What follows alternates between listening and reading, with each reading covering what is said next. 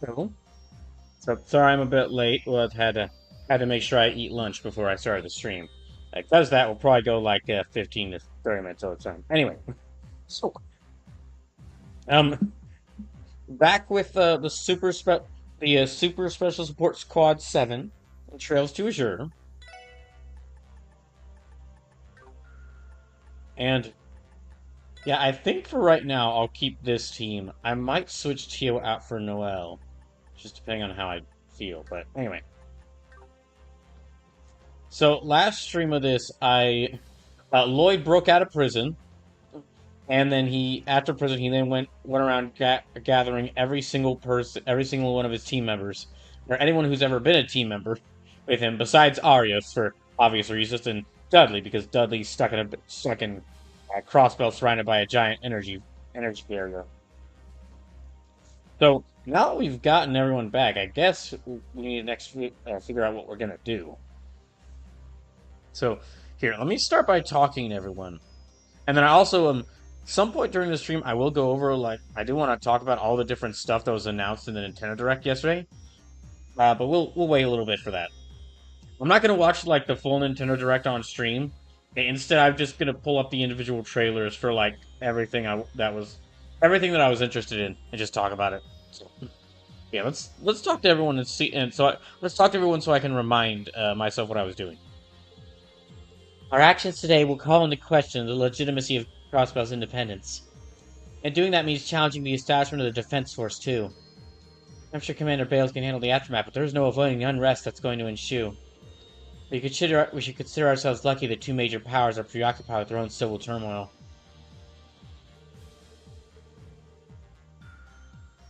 As we broadcast a declaration of invalidity, the CDF should pull back to see how things play out. Red Constellation, though? They're in Dieter's pockets. They're not going to give a rat's ass one way or another. Hell, it might even give an excuse to start playing hardball. But that's saying something compared to what they've already done. Point is, we gotta be on guard for anything.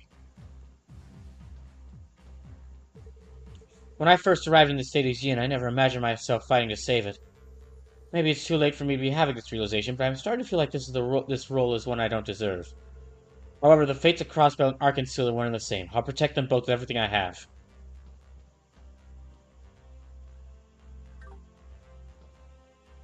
Oh, let me check everyone's orbaments.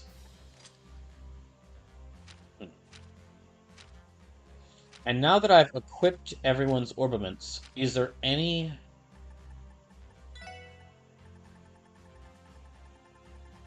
That's right, I should probably get her like a cast 3, but anyway.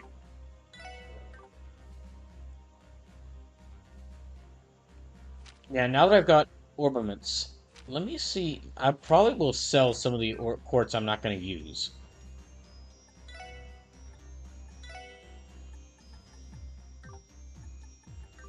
Alright, I have to go back out here to sell that quartz.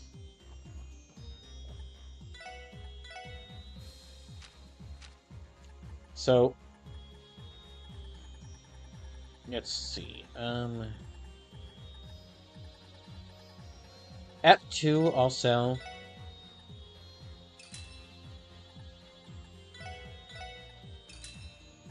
Mine 2, I'll sell.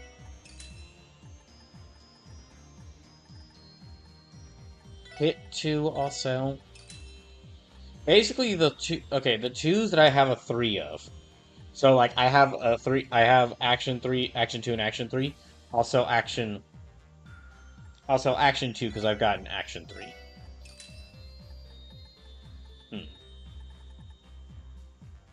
Increases chance of running away from battle. I'm going to sell this one as well. So that doesn't... Then leg breaker. 50% chance. I'll keep those two just in case I need them, but... Evade 2 and move 2 would both be good. Well... Okay, I'll sell one of the evade 2s. Sue says, I am finally home.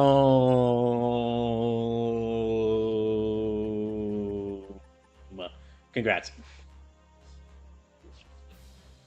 So I was just saying before you got in Sleepless, I had to start the stream a little late, so we'll be going a little bit later to compensate. I'm not, and also there's a lot to talk about with the Nintendo Direct that happened yesterday, but I'm not gonna watch the full Direct because it's like an hour long. Instead, I've just pulled up the trailers for the. We're just gonna rewatch through the trailers for all the things for all the things I was interested in. Hmm. Gonna wait a little bit for that though. I guess I'll sell this attack too as well. H- HP 2 and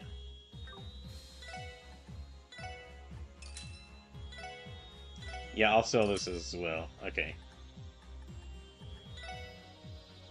Yeah, that as well.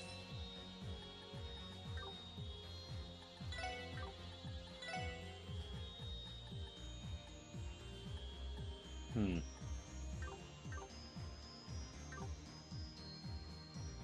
So it says, I like the direct. I need to give it another once over to really settle in on any announcements I'm really gunning for. Top of my list though are new Effie and Dragon Quest VII remake. Yeah, well, actually, we might go ahead and well, yeah, I set it as like trailers, individual trailers instead of the full direct because there was also some stuff announced outside of the direct that I'm interested in. There we are. With that, your treatment should be complete. I am once again in your debt, Tio. Zai, were you injured while we were in Michelin? Yes, by those red constellation fools, no less. The wound itself should heal quickly, but that I was hit at all came as a shock. You mustn't underestimate them. In any case, the ambush served its purpose as a diversion, but they are unlikely to fall for it a second time. Noted. Still, you're a big help out there. Thanks for everything, Zai. There's no need for gratitude, as you should well know. Now then, seeing as you recovered your comrade's Lloyd, it would seem there is no need for me to accompany you any longer. I remain on reserve as I did before. Remember, you can always call me if you need assistance. By generating orbital waves for my staff, you mean? Understood. Furthermore, should I come to your aid in battle, know that I will be doing so in my doing know so that I will be doing so in my Garurumon form from now on. The roaming monsters out there will be no more than helpless prey before me. I bet it'll be a welcome sight having it our side in Holy Beat and Garurumon form again. Thanks, Sight. As always, I look forward to working alongside you. Sue says, I got my Star Force collection, mate. Yeah, that's the big announcement I was gonna mention. Actually, we might just go ahead and watch through the trailers right now, since we're going ahead and talking about it, and then we'll just keep bringing it back. I'll just keep bringing it back up as people come in. But hold on. So yeah, first thing, hold on. Well, for that, I'm gonna minimize this. But yeah, this we won't go through the full Nintendo Direct because there's quite a few stuff I'm just not interested in, and just I don't want to watch a full hour long Direct to just be sitting there and like sarcastic and just to be like, I'm not interested in this. So we'll just talk about the things I thought was interesting or the things that I'm interested in. Where is it? There we go. So yeah, first things first.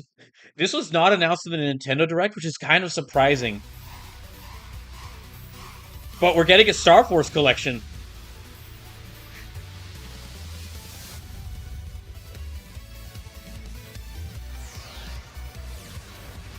This is really the only. It was really just an announcement. Yeah, it was really just an announcement. Mm. Sleep says so. Extra bonus scenes here. Every character you've done at least two combo crafts with has dialogue, including Rishia's and Cecile's on floor 2 of Saint Ursula Medical College. Sleep says that trailer was actually in the Japanese direct. I always forget about the Japanese. I always forget that the Japanese directs have different trailers. I should know to pay more attention to the Japanese direct because of that's how we found out that Japanese direct in April was how we found out about Super Robot Wars Y. But yeah, I'm actually very excited for the Star Force games. Okay, so like Battle Network was the series I have nostalgia for. However, my younger brother really loved the Star Force games, and I've played a little bit of one of the Star Force games. I don't remember which one, but I've never fully played through the Star Force games. So that's gonna be like Mega Man continue with Mega Man Legends and going just playing through all the Battle Network games are the Mega Mans I want to get to next when I get back to more Mega Mans. However, after I play through the remaining Legends games and the Battle Network games, yeah, Star Force will definitely be the next. Will probably be the next one I get to because that's basically like a sequel series to Battle Network, and I just never got and I just never got to play them. So yeah, Star Force Collection was announced. That's cool. And then just continuing with that, or just starting from where I remember at the very beginning.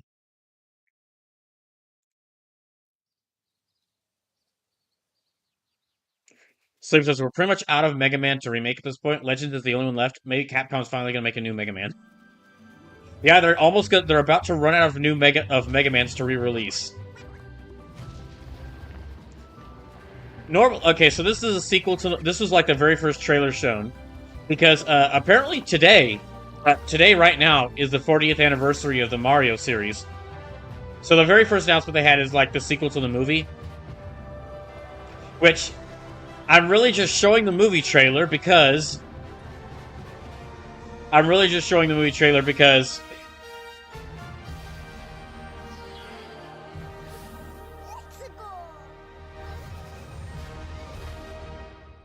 it happened again. It ha- it happened again, and to add to that, yeah, as right after that they also announced right after I beat Mario Galaxy. By the way, now to be fair, Mario Galaxy was already on Switch because it was part of that Super Mario 3D All Stars collection that they only sold for like a limited time, which was still one of the still just one of the stupidest things. So I guess they just decided, hey, we already sold. Why not sell the exact same game again?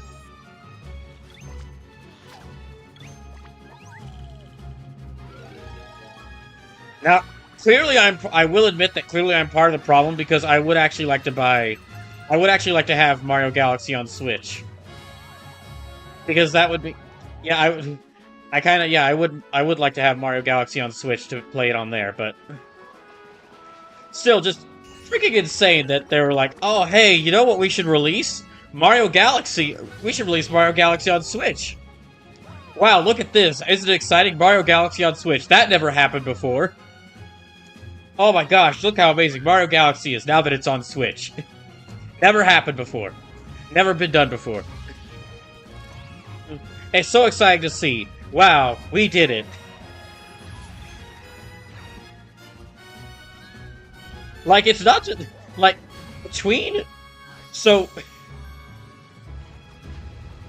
what this tells me, though... What this tells me, though, is that we're gonna get Mario Sunshine as part of the GameCube, GameCube Switch Online collection. Because it also tells me that, in retrospect, the Mario 3D All Stars collection was one of the biggest scams this company has ever pulled. That's saying something. That's saying something. Like a limited time collection of of three of Mario's big 3D games, and then they were like, "Ah, well, no, you can only buy it for a limited amount of time." And then they're like, "But now, and then now you have to pay." Now you have to pay $50 a year for two of the games, and you have to buy another whole collection for the other game. Gosh dang it! Nintendo really are a bunch of assholes at times. Yeah, at times they really are a bunch of assholes. Because again, on the one hand, seriously, on the one hand, I'm excited that this is like I could get this on Switch if I could ever get the money to. On the other hand, it's like what the hell? But also, yes, I part of me had to mention this because it's another case of I beat this game less than a month. I beat Mario Galaxy for the first time less than a month ago. and already they only a few weeks later they announced that something new released for the game. So I did it again. My weird game prophecy powers worked again. Anyway, moving on. Slave says, at least this collection can be bought separate in case you already got Galaxy one way or another. Okay, so next thing. Gotta mention this one because this one was kind of interesting. The Yosh. One day, on the island where Yoshi and his friends live, Who are just other a Yoshis. talking book named Mr. E suddenly falls from the sky. You say this one. You say Yoshi and his friends Looks like his the friends book aren't has just all called information Yoshi. within its pages about unusual creatures. But it can't actually see what's written down. So Yoshi jumps in to help investigate. First, let's study So this game, I'm flowering not sure. creature. Like, this is what I'm interested in. This game I'm interested in just because of We how found it right gorgeous away. its style looks. It's like this 3D It storybook. tastes kind of sweet. You can carry this creature It's like on this your back. 3D, like storybook Touch style. buds with it, and they'll bloom. As she Yeah, it's like this wanders 3D through the storybook style with like you'll limited make all animation that sorts of looks discoveries absolutely about the creatures gorgeous. you find. And those discoveries will be written down. Hey, we found some dandelions. Touch them and they'll scatter in the air. Oh no, that creature is stuck. It seems like the dandelions can absorb nutrients. Oh, they can even cause rocks to crack. Thanks to them, we were able to. Although break looking the at rock. rewatching through this trailer, it almost makes it look like a It also makes it there look like are a still puzzle lots of platformer. unusual creatures residing within the book. Yeah, this whole game looks like almost like a puzzle platformer, but the thing that's immediately got me interested in it is just how gorgeous it looks. Yoshi and the Mysterious Book launches on Nintendo Switch 2 next spring. Say that one was also pretty interesting. Then going back to okay, so now going to was easily the biggest announcement of the entire going to what was easily the biggest announcement of the entire direct.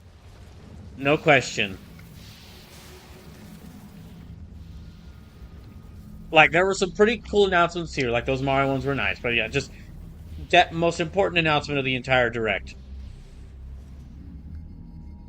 Samus is a biker girl now.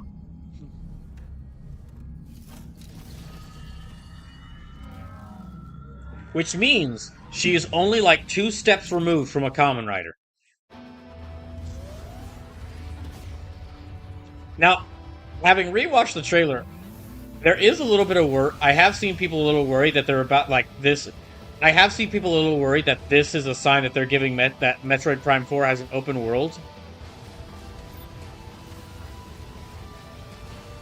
Yeah, this this is like apparently a sign it's giving Metroid Prime 4 an open world. I don't really know I don't really know the case how much that is the case. It kind of feels like that would really take away from like the whole Metroidvania aspect of these games.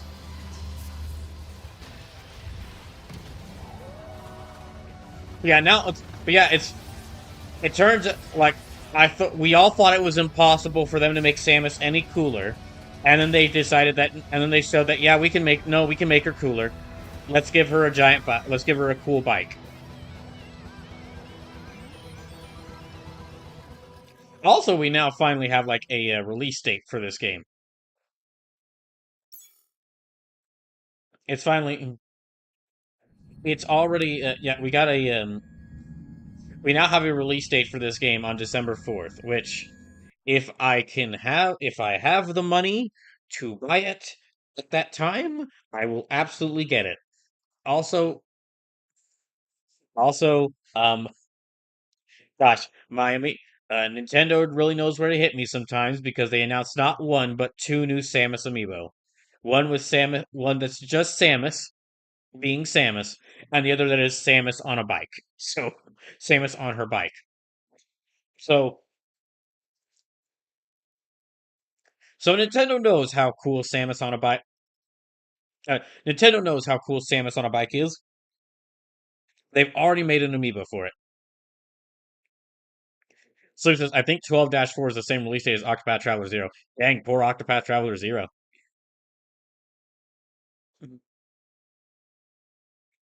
I mean, I'm also excited to get Octopath Traveler Zero. I'm also excited to get Octopath Traveler Zero at some point. However, I should probably play through Octopath Traveler 2 before I do that. Because,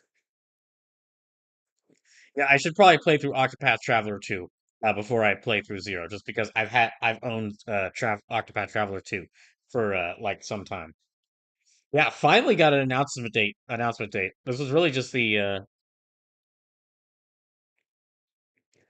is really the first of these.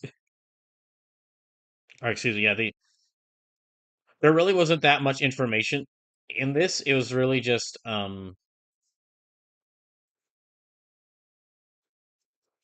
there really wasn't just there wasn't that much information in that trailer, just showing us that Samus is now somehow even cooler. But but however, but it is really cool that she's got a bike now. Oh hey Brad, welcome in. Oh yeah, and then going on from like the coolest announcement to the just most what? What? Just the most if this Nintendo Direct yesterday was very interesting because there were some really cool, were some really good game announcements mixed in with Nintendo showing that they could be really stupid sometimes. Case in point,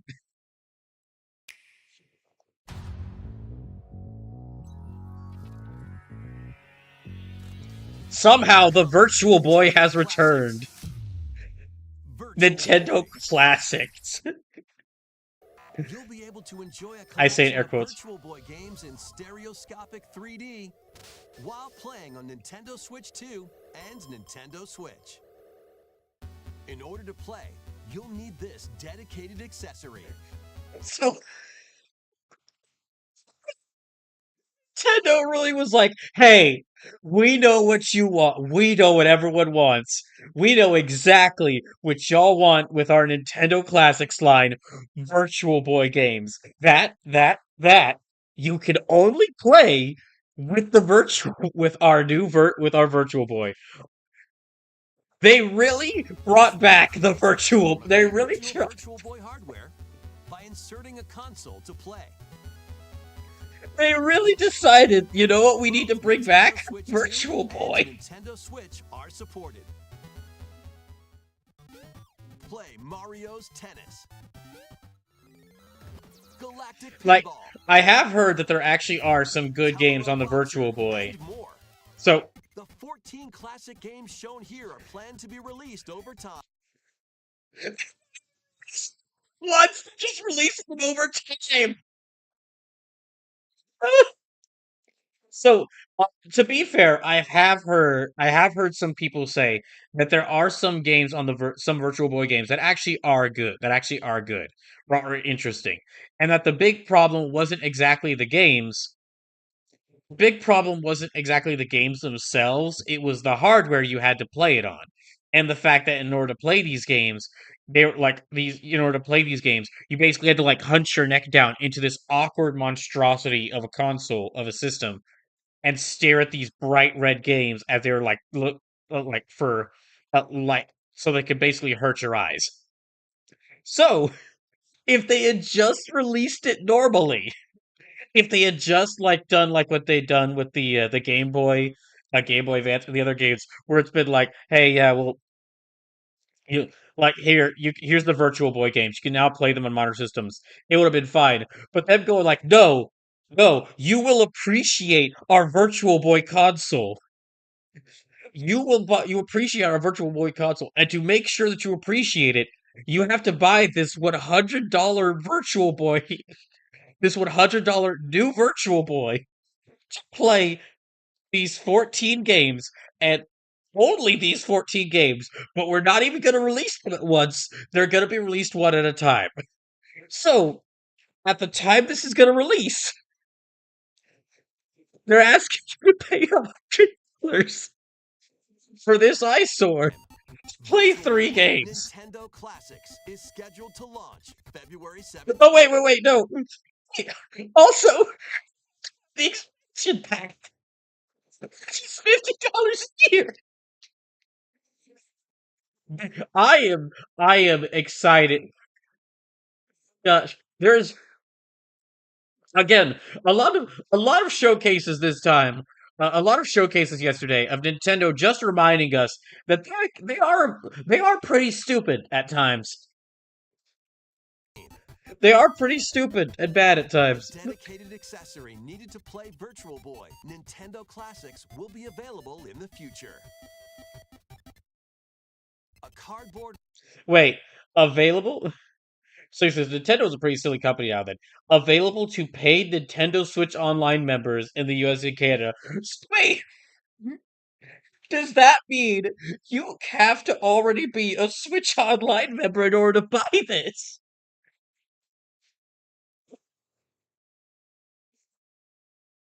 This is this is not. Oh, and they also made a cardboard version because this is what they're gonna do with Labo now.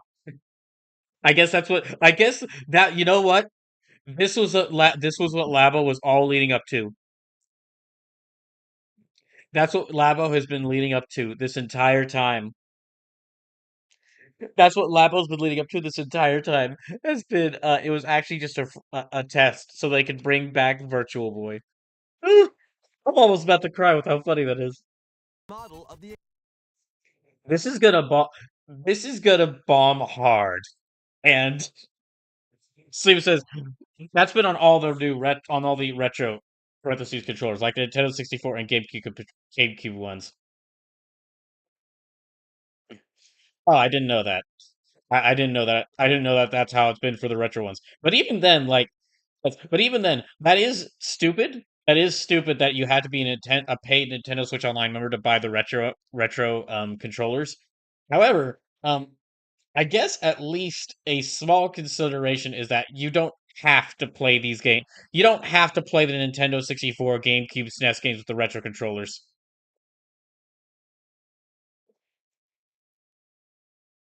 You don't have to play those games with the Nintendo controllers.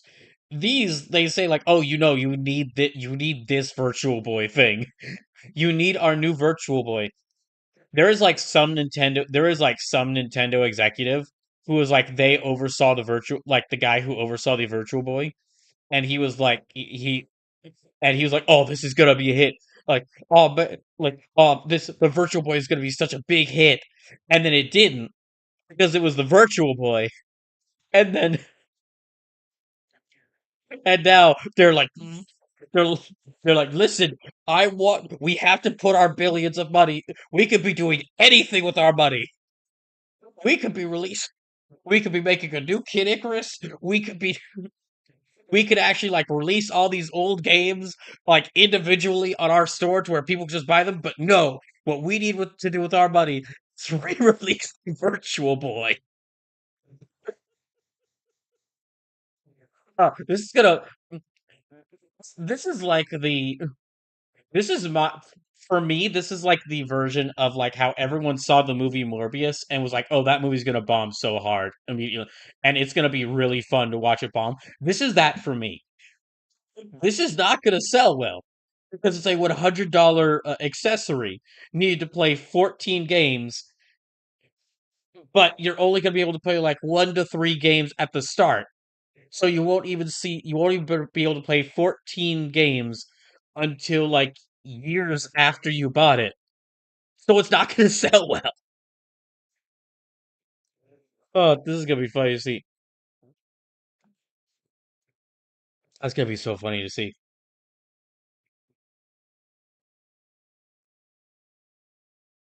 Nintendo just saw like all the other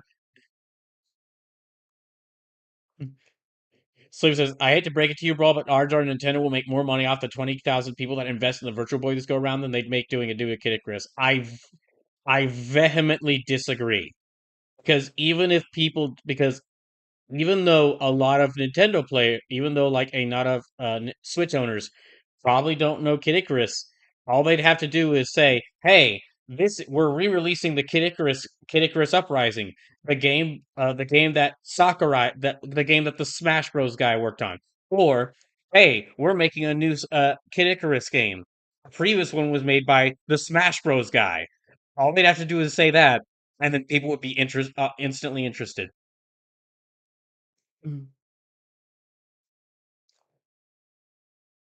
Also consider there's still a cult fan base. There's still a cult fan base for Kid Icarus.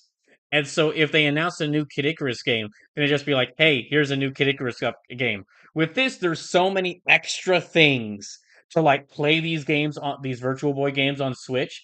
That yeah, no.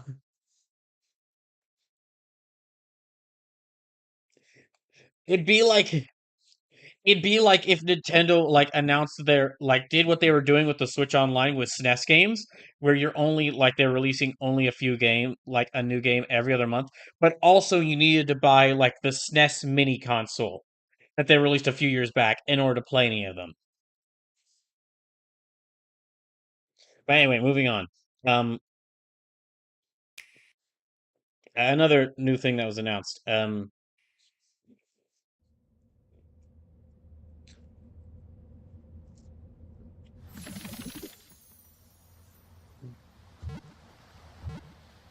So there was a new Pokemon spin-off game announced about Ditto.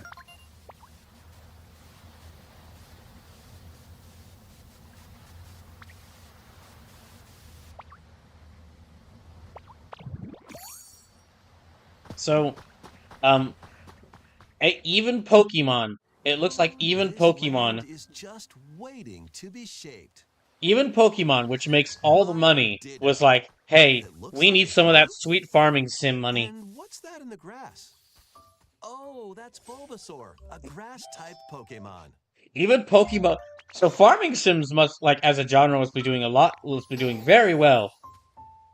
Because even, yeah, even Nintendo is with, even Looks like Pokemon is like, Ditto's got an hey, idea. well, here's what we need, some of that sweet farming sim money.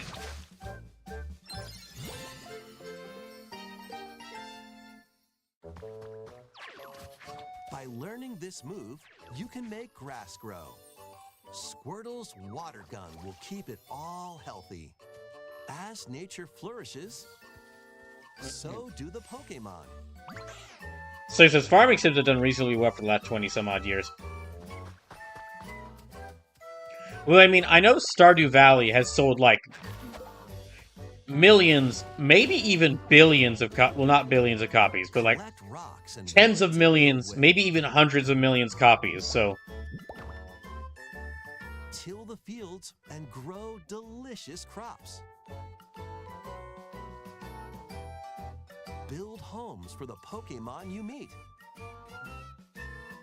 There's and of course, so before much to Stardew do Valley, here. Harvest Moon series was really, and of course, but before Stardew Valley, like Harvest Moon, Story of Seasons, and Rune Factory are also like pretty No popular need series. to rush And also now. Dragon Quest. Well, Dragon Quest Builders isn't like Go a at your own farming sim. pace. It's a game similar to Minecraft. And But you'll have a wonderful space before you know it. as far as the indie, as far as the indie like farming sims, I'm not sure. I'm curious how many of those.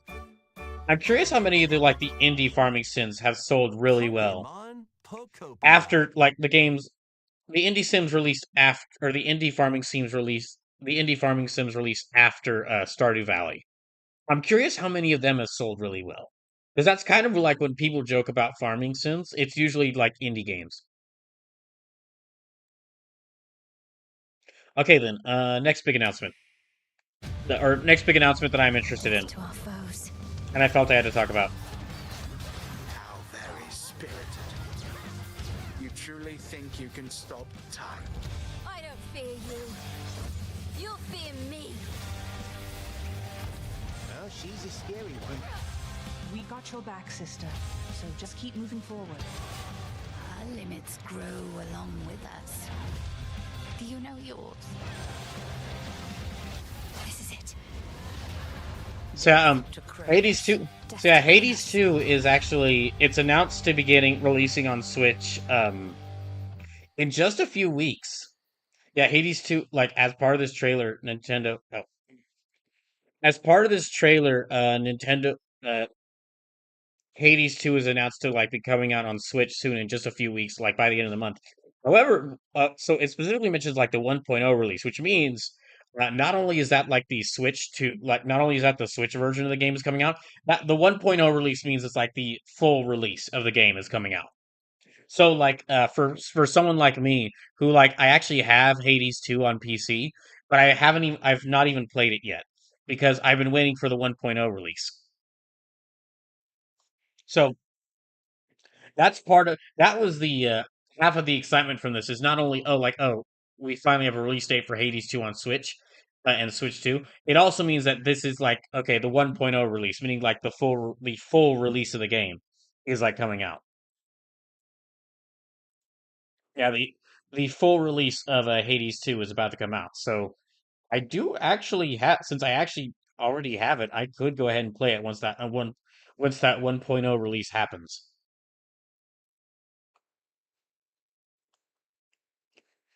Vegetarian says, can't wait for Ditto to learn Fire Breath from Charizard. I personally cannot wait to learn Cosmo Impact uh, from Dialga, or Roar of Time from Dialga. So yeah, the Hades 2 trailer was just exciting there because it means that was basically full confirmation that the full release for Hades 2 is about to happen in just a few weeks.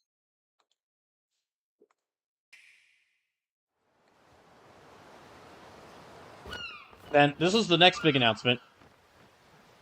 Our fourth Dragon Quest remake in less than a year.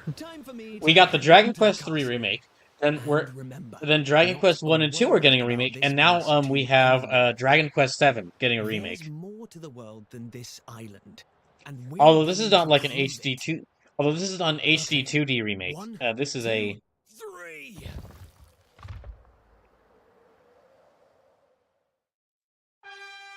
yeah, this is not an HD 2D remake. This is like a very a very different style.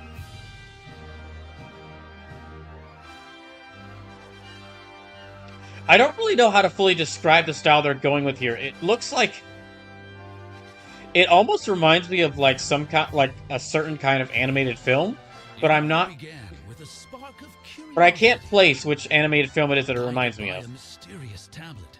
A group of young heroes embark on a journey. Sleepless, where's Dragon Quest 12? Where's Dragon Quest 12?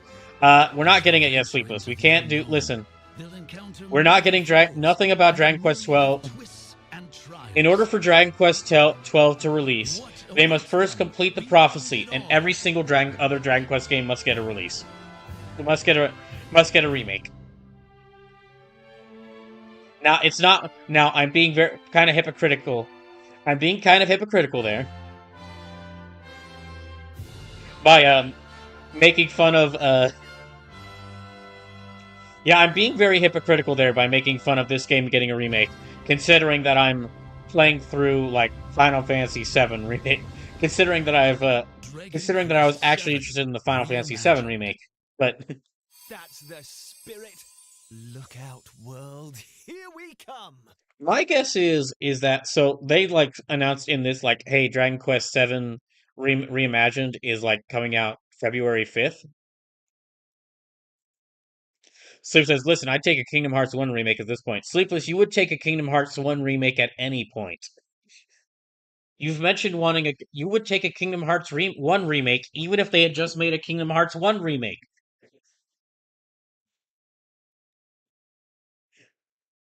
You would take like a Kingdom Hearts 1 you would take a Kingdom Hearts 1 remake even if they had just already released a previous Kingdom Hearts 1 remake. But yeah, I guess so the Dragon Quest 1, 2 and 3 remakes, those are kind of like those were like expected slash yeah, those were really expected when they were announced because like Dragon Quest 1, 2 and 3, they were only available before the remakes, they were only really available in like the NES or like uh not really well made like mobile phone versions. So the Dragon Quest 1, 2 and 3 like HD 2D remakes really helped like to it really helped to make those games like playable in on modern systems. But Dragon Quest 7, Dragon Quest 7 is one of the games I don't really know much about, so no clue. I don't really have much information about. I don't really know much about how a remake of that game will be compared to the original. But that there is something like going into like what Sleepless said about like where's Dragon Quest 12. I'm guessing what happened was when they announced Dragon Quest 12, it was like very early in development. Like sort of the case where like with a couple other games that were like highly expecting, like being like highly anticipated, where like they were announced as to it was announced to have like something big to announce at that big Dragon Quest anniversary event. However, when it was announced, it was like barely like they had just started development on it, or like it has not been that, or it has not been that developed for that long. Whereas this, they announced this like this Dragon Quest Seven reimagined, and they announced that it's like, oh, it's coming out in February. So yeah, and they announced that it's coming out in February. So this must be like they were. That's kind of like their oh, it's only coming out in a few months. It's basically done. It's almost fully done. So it's been like 6 years since that announcement. And anyway, okay, last big thing to talk about. Since we are already going into a bunch of RPG discourse, it's time for the game for RPG discourse.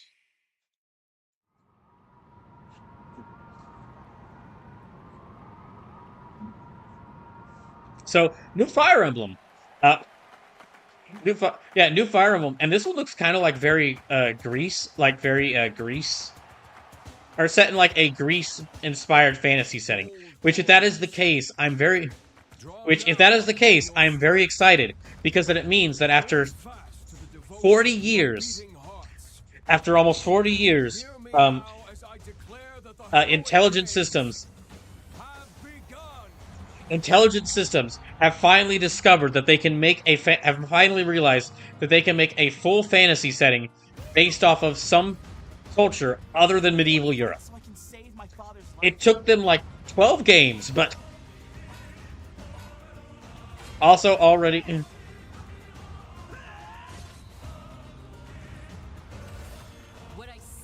I am really interested in this game just because it looks like already they're kind of changing up a lot of the designs for units. Like the main guy there being like a like being a bird cavalry, and then like the chariot, or like that chariot cavalry. Also, Alucard here is here for some reason.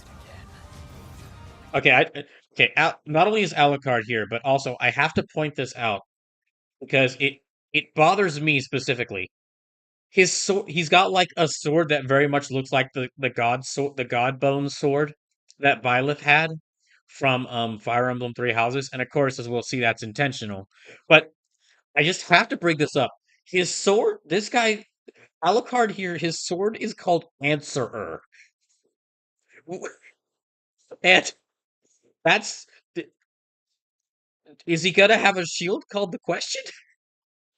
But I just I just had to point that out because I don't know why, but that just makes me laugh.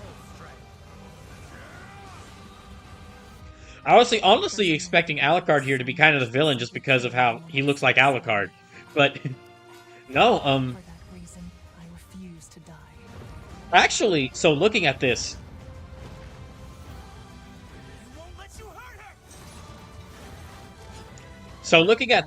and there's something from just going if I may spend too long analyzing a trailer that doesn't really tell us much.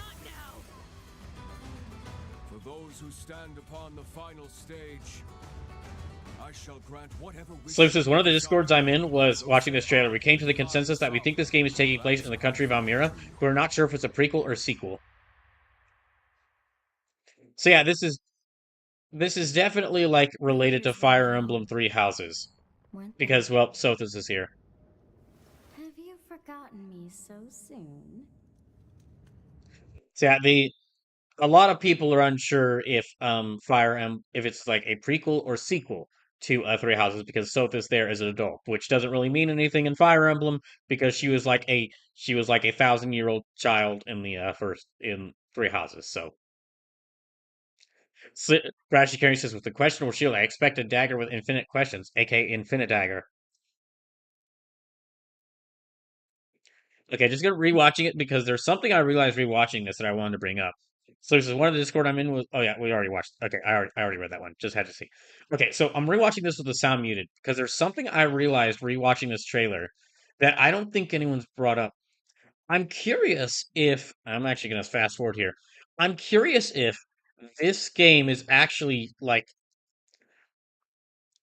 not like it's from the perspective of like four different characters.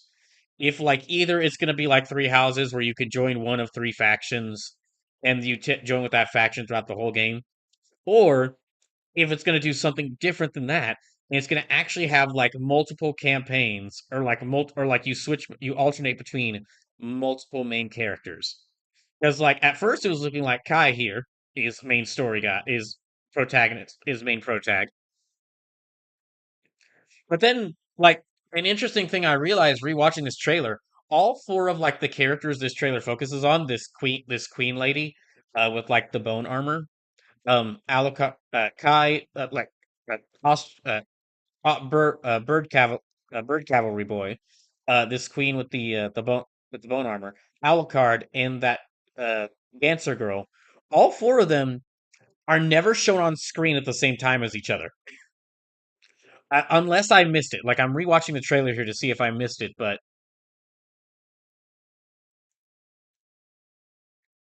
wait, hold on. Let me go back a little. So yeah, the yeah, so I'm curious here if they're gonna actually have like four different like maybe not campaigns, but like you alternate in between different story chapters with different characters. And you play through like yeah, four different characters like story through this. Which would be really cool if that's the case, because that's something Fire Emblem to my knowledge. Oh wait, there was like okay, there were some Fire Emblems where you played like a future and a past campaign. So there might be another Fire Emblem game that I just don't know about where like you do this. But to my knowledge, hmm. So it says I think they'll have us play specific chapters as specific armies, a la Echoes, and they'll weave them together in a story that pulls all together at varying points. That's what I was thinking as well. I know they've done games with like two different armies that you control, like two different armies you control, but I don't think they've done four before. So that's what this makes me think is that yeah, this is an entire this is gonna be like a cool thing where you actually get to see like the perspective of four different protagonists and their four different armies, which would be really cool to see. But yes, so they technically did four armies and three houses. Well, yeah, but for that case, in that case, you could only really play as like one army at a time. Like you played through the campaign, you played the game from beginning to end as like this one army with like this one army, and it really just changed the story, but mechanically it changed your starting unit. It changed your starting units, and you could still get every other character or almost every other character that you could get. And I mean, Sleeps is sure, hence the technicality. And also, to be fair, they did do the same. They did do a similar thing in Fire Emblem Fates where you had like you could either join the army in Birthright or in Conquest. However, because like they didn't show like a like they didn't at least right now they haven't shown a creatable main character like with Byleth or Robin or Corrin. Here it looks like this game could actually focus on these four characters here. Also, Kai was the guy who was like running around in that overworld city that we saw. And Sleep says Hoshido slash Nor. Yes. Also, this is because I'm not going to be able to get. Of course, I want to play that new Fire Emblem game, but I'm not going to be able to get it until after I get a Switch 2, whenever I can get that. So what that does tell me is that I might have to bump up. I might have to play. It might be time with. It might be time to finally revisit Fire Emblem Three Houses at some point next year, before Fortune's Weave releases, and finally go through and play through all four paths, because well, it has already started. The Fire Emblem Three Houses discourse has already started. Seriously, I as soon as this trailer dropped, as soon as this new Fire Emblem trailer dropped, as soon as this new Fire Emblem trailer dropped, immediately just in many of the discords I was just in the many of the discords I was in, just immediately, like people who played Fire Emblem, people who haven't played Fire Emblem, doesn't matter. Everyone had an opinion on Fire Emblem. Everyone had an opinion on Fire Emblem, specifically Three Houses, but like other Fire Emblems related to that. People who hate it, people who loved Three Houses, people who didn't like Three Houses, but liked Awakening, people who were like more fans of the older Fire Emblems, but weren't fans of the newer Fire Emblems, and of course the people who've never played Fire Emblem, but they sure do have opinions on Fire Emblem, even though they never played it. So, yes, that's if you're wondering, if you're wondering why, when I went over I did like I did post in the Discord a little bit about some of the game announcements that happens, because if you're wondering, well, I did post a little bit about some of the announcements that happened. If you're wondering, like, why did you post about like a new if you're wondering why did I not post about the new Fire Emblem game, it was to save us. It was to save our Discord from the Fire Emblem Three Houses discourse. Like say because I knew that I could get and because I knew that I could get a joke out of haha, I predicted a game release again. Me and my game prophecy, they did it again. Apollo sure did bless me with Mario Galaxy getting a re-release. And I knew that and I mean Sam and posting the trailer about being a biker girl now would probably fill your social media with tons of posts of biker girl Samus art. You're welcome. But I wanted to spare us from the Fire Emblem Three Houses discourse because even as someone who really likes Fire Emblem Three Houses, there is way too much Fire Emblem Three Houses discourse. I'm even talking about it right now, so I am contributing to the problem because I am having a discourse about Fire Emblem Three Houses discourse. Seems as this also means we've got a new Smash Ultimate update with a new Fire Emblem character added to the roster. Oh gosh. Oh. Oh no. No. No. I Please Lord no. And I'm not saying that because I think there's too many Fire Emblem characters in Smash. I'm fine with the number of characters in Smash. I'm just the whole point were just so many people decided where so many people who don't play any Fire Emblems suddenly decided they hate Fire Emblem, and also that Fire Emblem is apparently like way too like it's given way too much attention by Nintendo, was when Corrin was added in Smash Bros 3DS, because Corrin was added to Smash Bros before their game even came out. And so if I know you're probably joking there. I know you're joking there, Sleepless, but even as a joke, no. I'm not ready. I'm not ready for another I'm not ready for like another few years of people who don't even play these Fire Emblem games just suddenly like yelling about how much they hate Fire Emblem, all because a new Fire Emblem character has been added to Smash when and they don't even play Smash. Like I've been so soured over Fire Emblem discourse.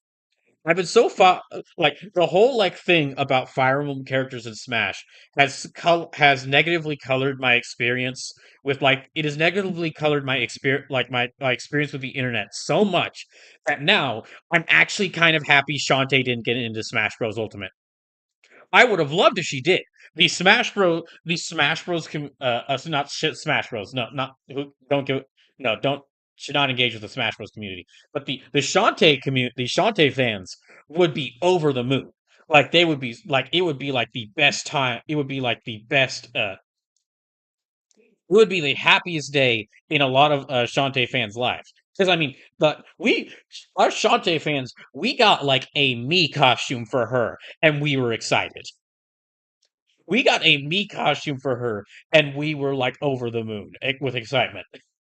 But no, I know as someone who's both who's a Fire Emblem fan, I know I'm actually a little glad Shantae didn't get into Smash Bros. Ultimate because considering what has happened to the Fire Emblem series because of like really just because of Corrin getting in, that was like the linchpin for all of this. No one was really complaining about there being too many Fire Emblem characters in Smash until Corrin got in. But yeah, ever since Corrin got in, damn you, Fire Emblem Fates. I have a sad feeling that if Shantae did get into Smash Bros, there'd be a lot of people who don't play Shantae, yeah, like talking about how much they hate Shantae.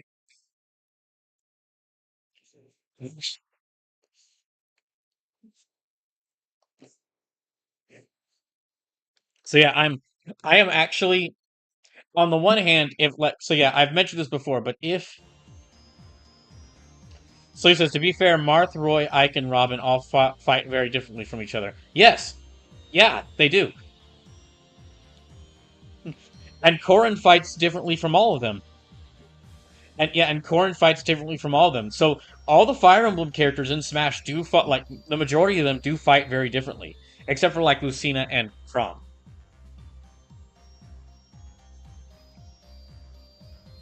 It's just it was a case of where they put a a Fire Emblem character into Smash before their game even released. They put a Fire Emblem character in Smash before their game even released, and because the game didn't wasn't received well, like Fire Emblem Fates is kind of one of the most mocked Fire Emblem games that has ever released, and now because of that, suddenly everyone thinks a lot of people think Fire. A lot of people who don't play Fire Emblem think Fire Emblem is awful.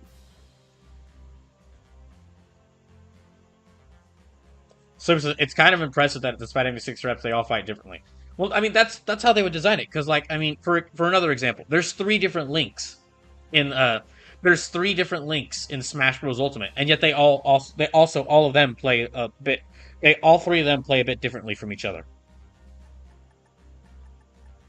So it says deservedly so. There's a lot of issues with Fates, including the weird waifu petting minigame. No, Fates deserves the criticism. Fates definitely deserves the criticism. Fates definitely deserves the criticism.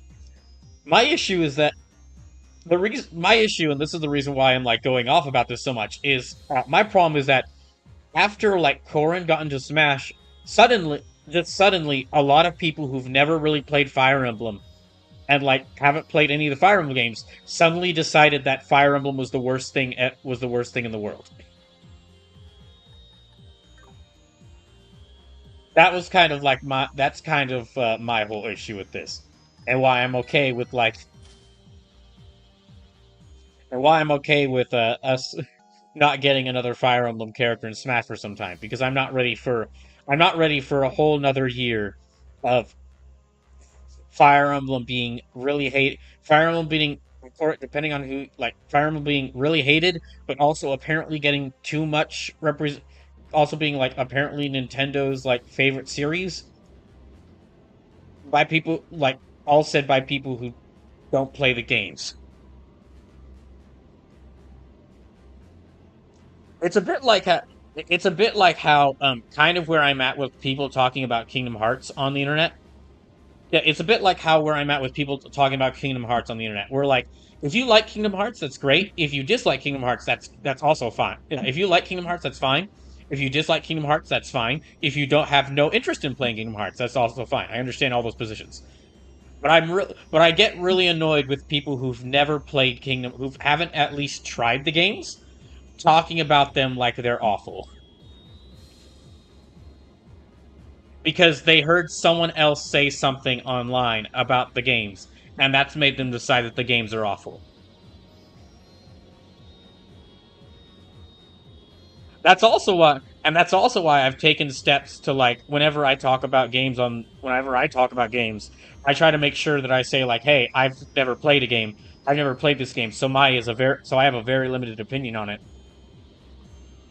Because I'm trying to get more into a state where I just talk about where I don't fully talk about a game, or I don't try to I'm trying to get to a point where I don't try to give an informed opinion about a game when I haven't even played it. Anyway, let's get back to these characters here. Let's get back to enough about that. Let's get back to Trails du Azure. We're about to hack the orbital net and formally declare the independent state of Crossbell invalid. In the end, everything will come down to timing. It's not like me to be this nervous. Well, I can understand why you would be. But we're planning on the temporary peace that Crossbell has right now. That's a fact we can't contend with. It makes me wonder if what we're doing is really the right thing. Uncle and the others have provided Crossbell with protection against Ereboni and Calvert. So many innocent people benefit from that. And here we are trying to wrest it away from them. I know. But this so-called peace is only possible because President Croy and the others are exploiting Kia for it. The people have no clue what's happening. The cost of their newfound freedom. There's no way we can let this continue. You're right. I could never accept a peace that was obtained by sacrificing Kia's happiness and well-being.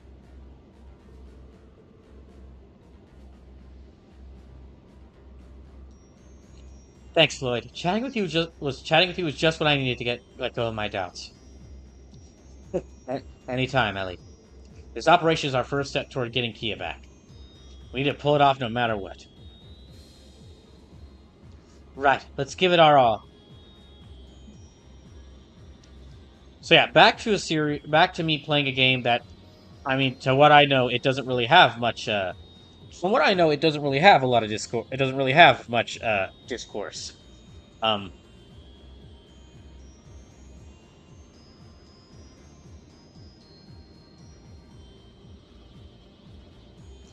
what I know, these games don't really have a lot of people arguing online about them. So says, "Oh boy, howdy." Well, I say that, but I do see quite a few. I say that. However, whenever someone who has played Trails comes into the chat, it's usually whenever I see someone, whenever someone who has played more of the Trails games comes to the chat, quite a few of them will say that. Quite a few of them will say, "I like this series. I don't like this series. I hate this series." Like, I clearly I have no. Okay, this is one of those cases where I will admit I have no idea what I'm talking about because clearly there is a lot of discourse about the Trails series. I've just been shielded from it.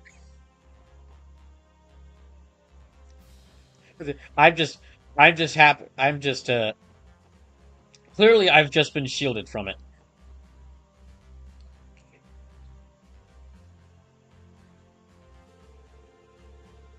Took some time, but we're all set to get this declaration of invalidity thing going. Now that Speaker McDowell's statement in order, all that's left is to get him on the airwaves. Oh boy, I'm starting to get nervous. Maybe I should go do some vocal warm-ups on the deck.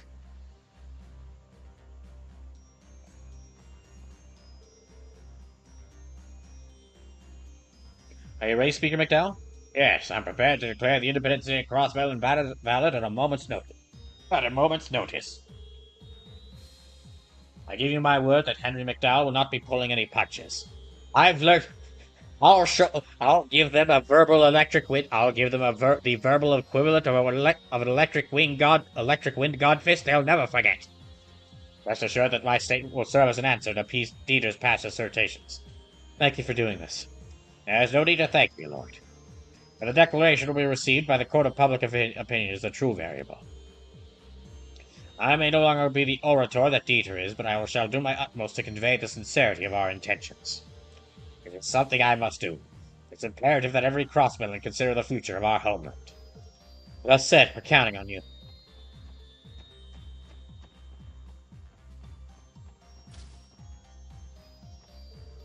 There isn't much security around the booster site, fortunately for us. It's completely outside the CDF and Jaeger's patrol routes. If we head straight there in the Mechabush, we'll be able to finish with no interruptions. As for how this declaration of invalidity will change things and shape the future, the goddess only knows. Click clack, click clack. Testing 1, 2, 3. What are you up to, Fran? What are you up to, Fran? Oh, hey, Lloyd. I was just making sure the camera and microphone are working. We're going to be sending audio and video from here with the Micrometer screens all over the place via the orbital net. Hello, my name's Fred Seeker, and I love my big sister Noe more than anyone in the whole wide world. Yep, it's picking everything up hunky dory. Even in times like these, you can always count on Friend to help ease the tension.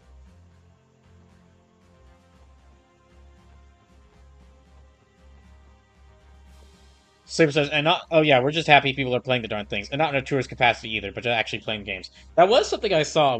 That was something positive I saw when like the Trails in the Sky remake was like when some people I knew were when some people I follow were talking about like playing the Trails in the Sky remake or the original. There was like a bunch of like fans in their comments saying like, oh well, this is the benefits to this is the benefits of this, but you can really do either. Hey, is it time to start the operation yet? Just say the word and I'll get to hacking. Somehow I feel like you're a little too fired up for this. I gotta get back at those creeps for locking me up for so long without an orbital net connection. Just you wait and see. I'm gonna send that old geezer's voice to every terminal in Crossbell. Please don't, please don't call him a, please don't call him a geezer. Even during times like this, you need to address him as Speaker McDowell. It's only polite, Jonah. Okay, sheesh, get on my back already. No wonder you became a cop. Now, quit being such a killjoy. Let's get this show on the road.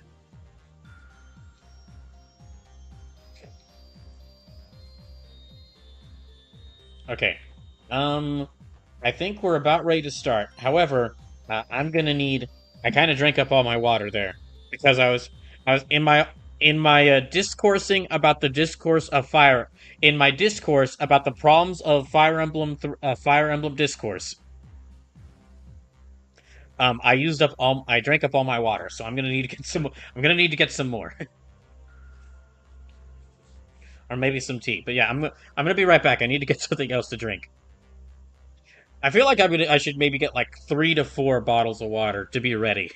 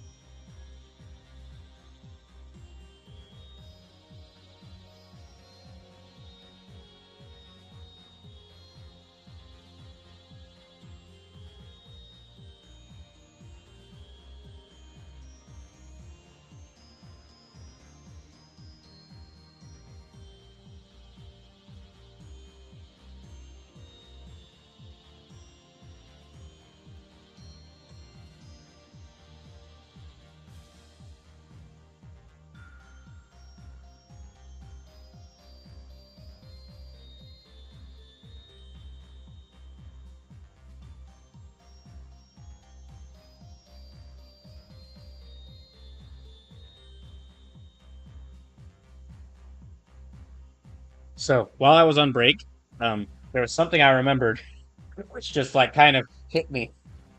Uh, but basically, okay, so we got the donation duel going on between Valkyria Chronicles and XCOM 2 right now. Well, while I was deciding that, I was basically for this. Each of these donation duels has kind of like a connective theme between the two games. In this case, it was like strategy RPGs that I've been talking constantly about playing. Well, um, there were a couple of games that I like narrowed it down to before I decided to do these two, and there were at least two different Fire Emblem games that I was also considering for this donation duel. So I could have, if I had if things had gone a little bit differently, I could be asking y'all to choose between one or more Fire Emblem games, one or two different Fire Emblem games to have me play right as a new Fire Emblem game was announced. Anyway, just something funny I thought I should bring up. Okay, let's travel. Let's travel.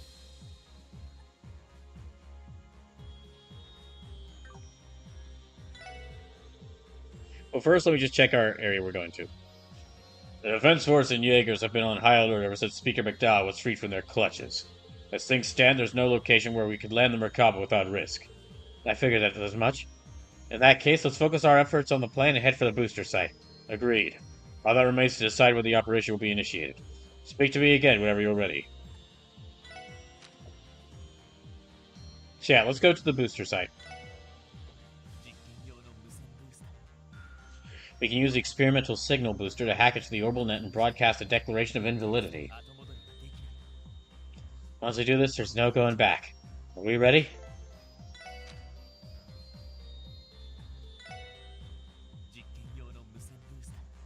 Yeah, I just accidentally pressed continue preparing there. I think I got everything ready at last stream, so let's go ahead and go.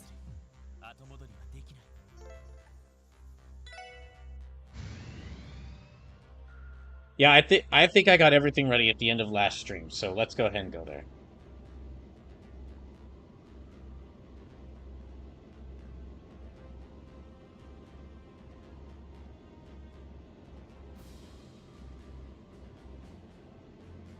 I also just want to take a second to say, if you can, please consider donating.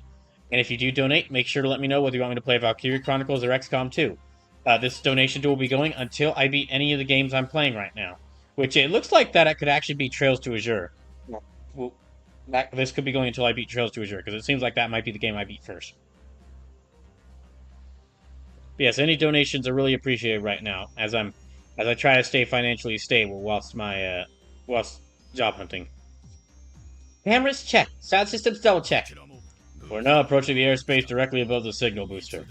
You may begin whenever you see fit. Okay, here we go. You ready, Speaker McDowell? Yes, let's begin. Here goes nothing. Establishing link from booster to orbital net. Let the hacking begin.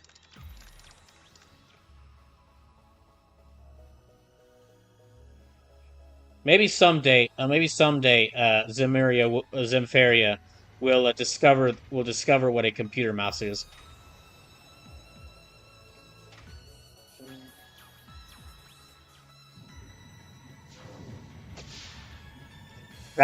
This reminds me so much of Mega Man Battle Network Cyberspace.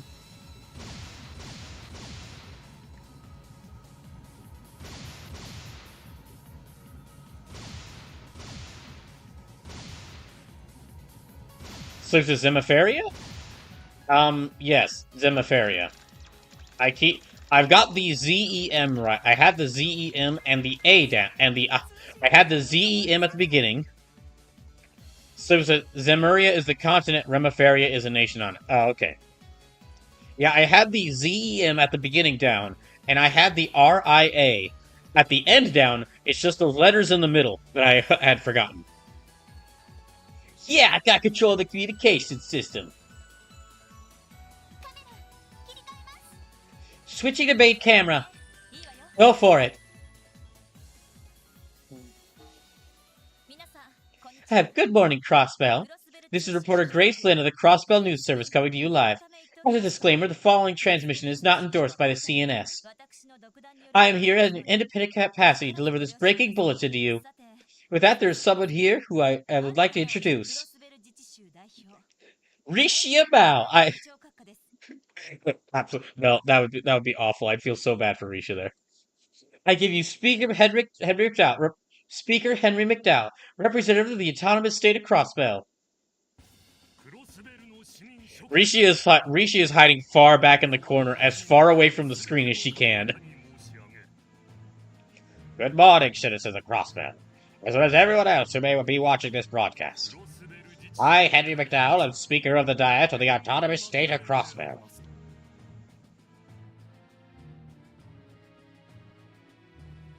Hello, child. As I'm sure you are all aware, former Mayor Croy has recently declared the founding of the independent state of Crossbell. Moreover, he established a military organization known as the Crossbell Defense Force. Already, some Crossbellans have come to welcome both. Sleepless as Rishi isn't even in the Merkaba right now. She's actually hanging on under the airship.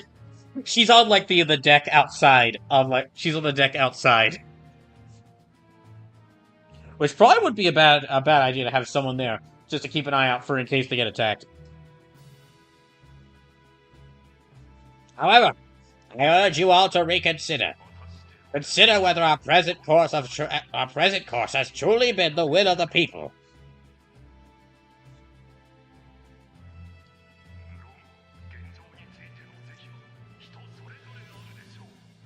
Naturally, each and every one of you has the right to decide for yourself the ethicality of our independence.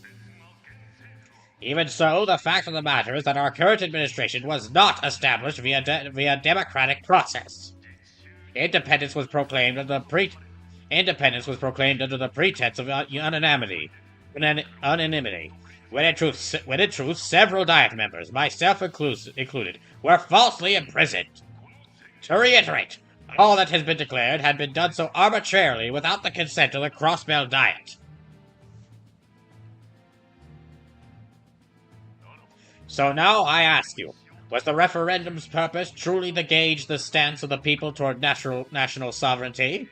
No, it was but a validation of our former mayor's declaration of intent, a pretext under which to pursue his own whims. The Defense Force, the independent state of Crossbell, and even the President himself, they are all founded on illegitimate grounds.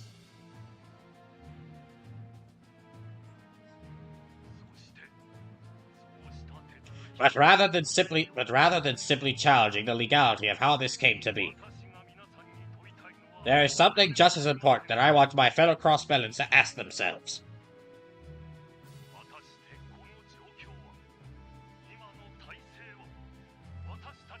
Is this state of affairs, this administration, this life they have created for our state and all the continent, truly just?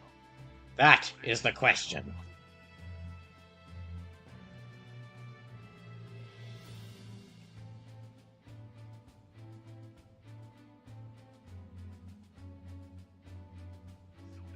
And so I wish to present to you all the opportunity to come to your own conclusions.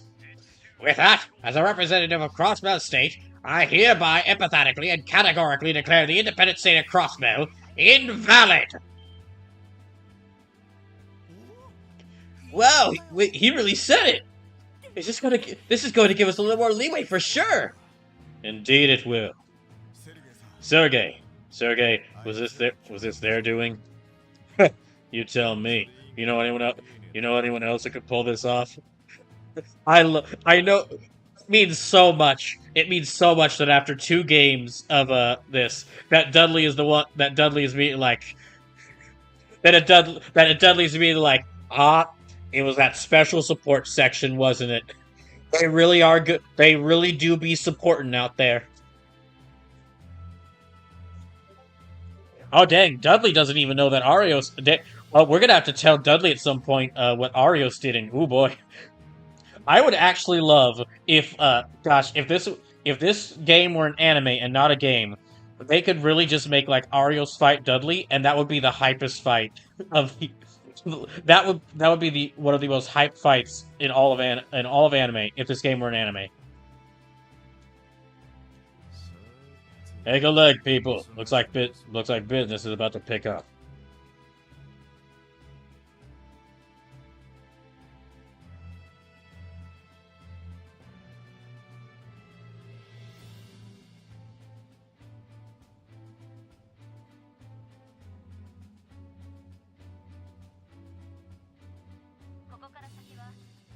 And there you have it. And there you have it. From here, I would like to disclose the truth behind the events leading to this day.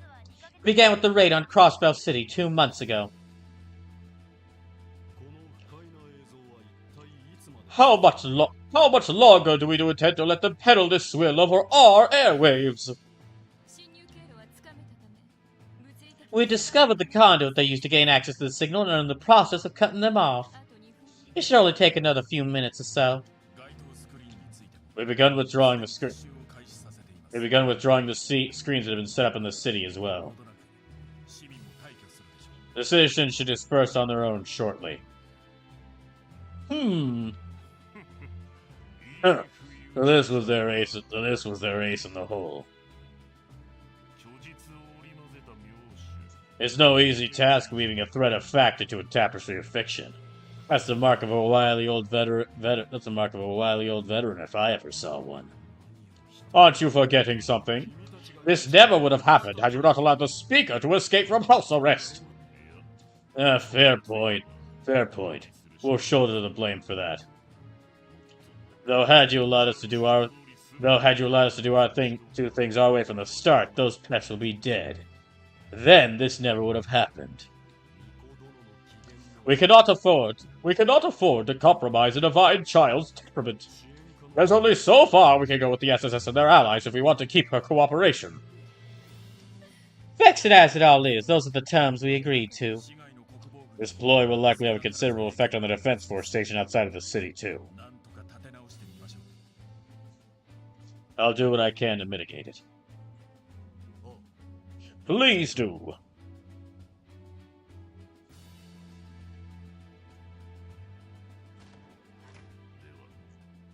I'd say it's about high time we got down and dirty ourselves. Hey, you and the Resistance are still out there. Let the hunt begin. In the meantime, I'll get in touch with our associates at Ouroboros. Something needs to be done about the SSS, not to mention the church's airship. If you would.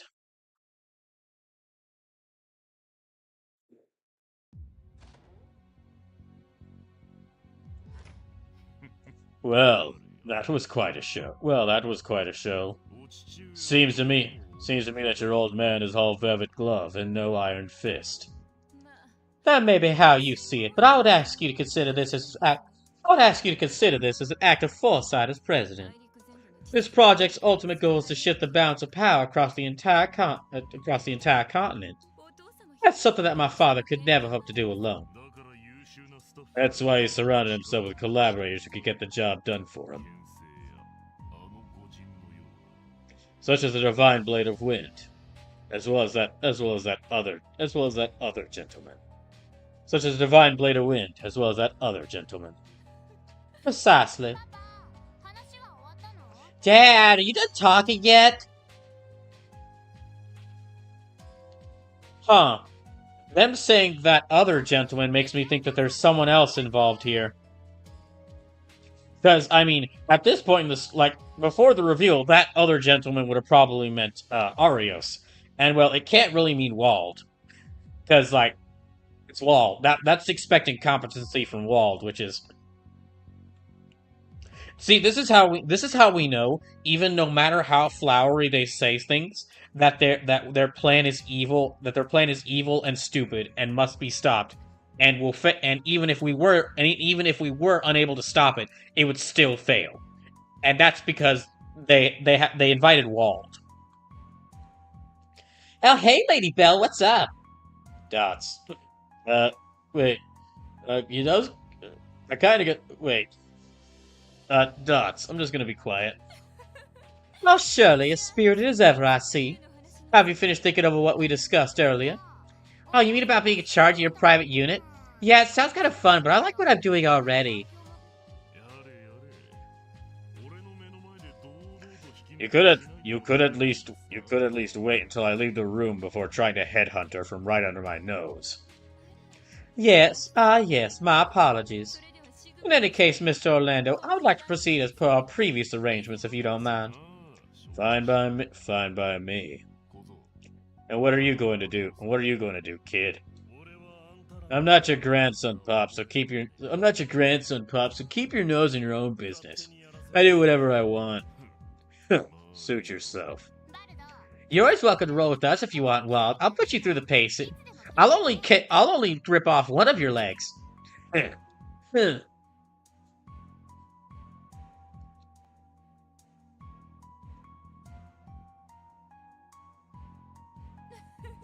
Such a thoughtful pair, aren't they? You think that deadly little daddy's girl is thoughtful? Then again, I guess you'd probably relate, wouldn't you? No wonder you all click so well. Oh, haven't second thoughts about taking me up on my offer? As if. I finally got the power I desire thanks to that drug you gave me. Power no one but me can handle. That's for certain. No one could hope to match you in physical strength when you demonize, Wald. Could ask for a better test case. What am I, some kind of lab rat to you? Not that's any skin off my back. As long as I get to crush that smug son of a bitch. I'm gonna put him in his place for good.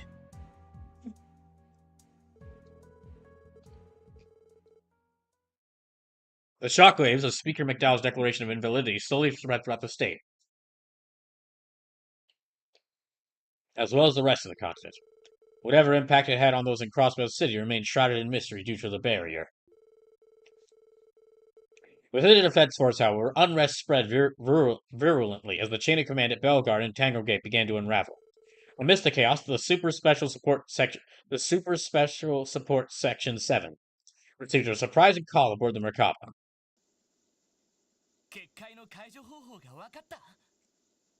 You figured out how to bring down the barrier? Yes, and in turn a way to suppress the power of the three Aeons. The key lies in the Great Bells. Great Bells? Do you refer to the ones at Stargazer's Tower and the Moon Temple? Are you suggesting that they're empowering the barrier and the Aeons?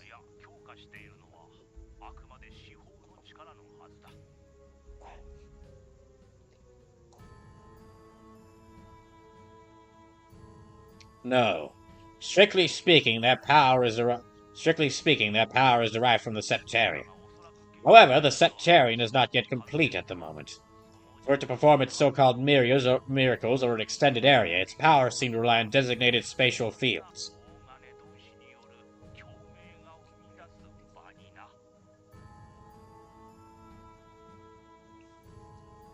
Said fields are specified by the resonance of the bells. I never realized they were capable of that. So if we could just stop them from resonating, then you may be able to release the barrier. I wager that would also suppress the power of the White Aeon that destroyed Garelia Fortress. At least in theory.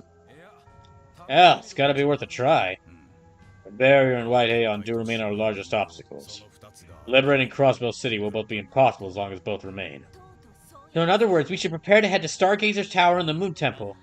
Yes, as for the third bell, it was used at the ancient battlefield and then taken back to Central Square, according to Sal.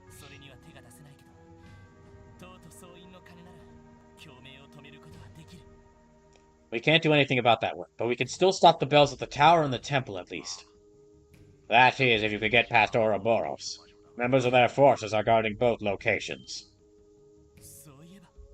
Well, shoot. We had another problem to account for. Campanella is stationed at the Moon Temple.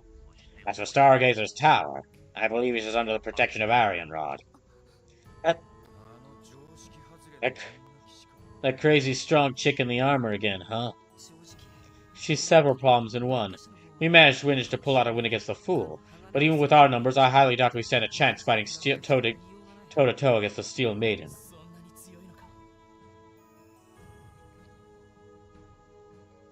she really be that powerful? She is. Granted, the society has its fair share of heavy hitters regardless. But she surpasses even the mightiest warriors they can muster. Her strength is inhuman. There may not be a man alive who can defeat her. But that's absurd! But Wazi, you're one of the Septian Church's dominions. A role like that isn't given without reason. Yet still you're saying that even you wouldn't be able to oppose her? That's right. I wouldn't even trust my stigma's power to put so much as a dent in her armor. If anyone could challenge her, and that'd be a big if, it'd be the commander. Yes, however, the entire continent is in a state of emergency. As things are, Commander Selnos is in no position to come here. I know. We'd at least have a puncher's chance if Kevin were here. It's too bad time is a luxury we can't afford. We finally have an opening that could allow us to break this deadlock. There's no other choice. We have to take this opportunity. Hell yeah. Agreed. It doesn't matter how powerful she is. No one is invincible. They're right. If we falter here, we'll never reach Bell and the others. I'm in. Let's head to Stargazer's Tower and the Moon Temple. I wish you the best of luck. I would also advise that you save Arianrod at Stargazer's Tower for last. Unless you be unprepared to face her knights, let alone the maiden herself.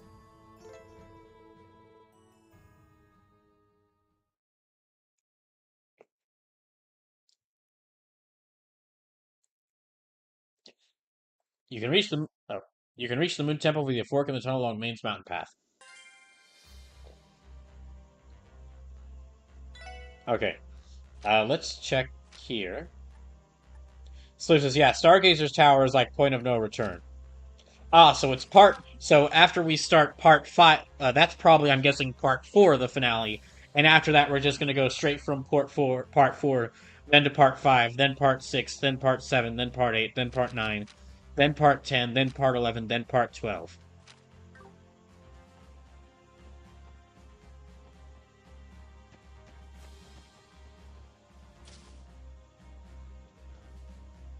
So it says, now you're getting it. Well, it's not really like we can explore around and do much either. The only thing I'd really like, there's no new side quest open, so the only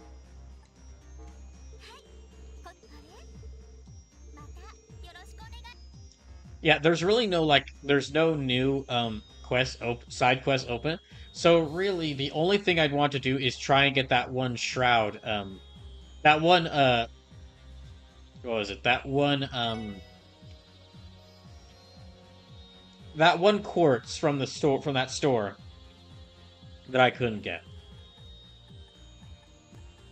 So you said you could go see Cecile at St. Ursula's. I mean, I could, but we saw her just a little bit ago, and we saw her a good portion of the last stream. And if I were to go there, Rishia couldn't go in because she doesn't want to go into St. Ursula's. So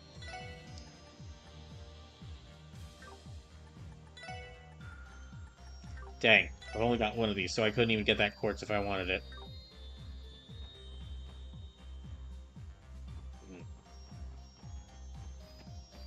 Yeah, I guess let's just go to the Moon Temple.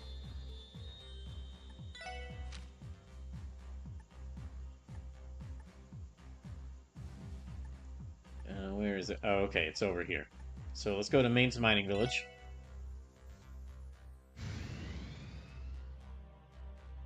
So it says, tell Rishi to blow it up. I don't think that's gonna work. She already said no.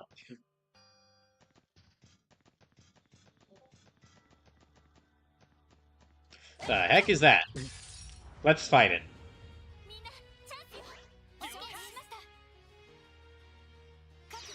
Here. You know what? Yeah, let's go and use these to fight this thing.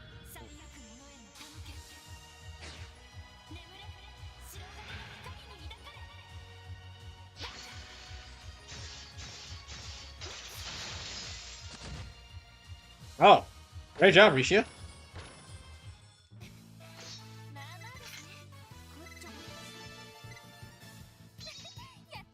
At least Cross Mirage has been upgraded to Cross Mirage 2. Cross Mirage 2.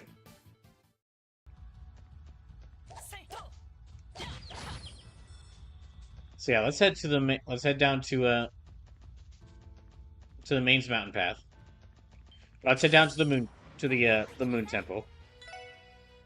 And I'm guessing that's going to be like the first of that's going to be the first of several dungeons in this chapter.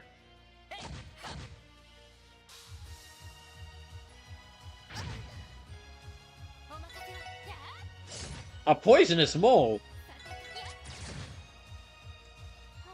Okay, well, let me, like, cure her poison.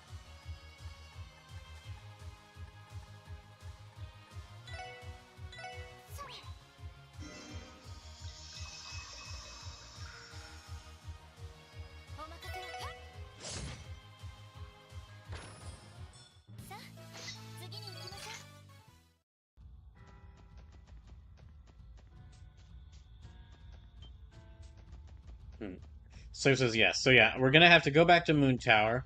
Stargazer's Tower is like that's part 4 of the finale, which will like after we hit part 4 of the finale, we're just gonna have to go straight into part 7 from part 4 to part 17.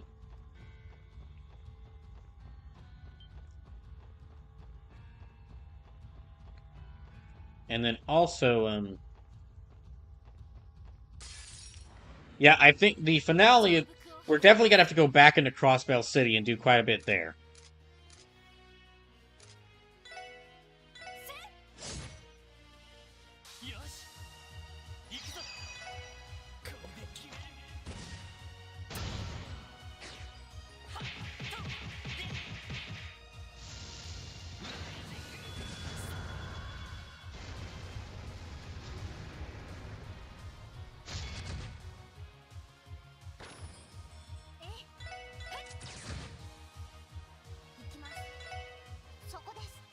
Okay, that's 2 of the moles dead.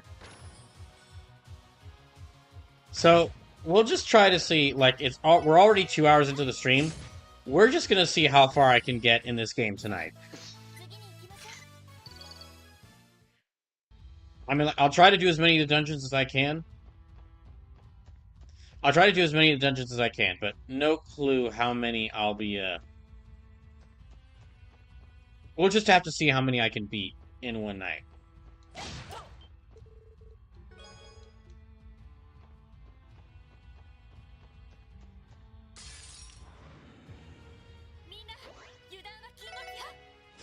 Because, I mean, we're gonna have to have a boss fight with...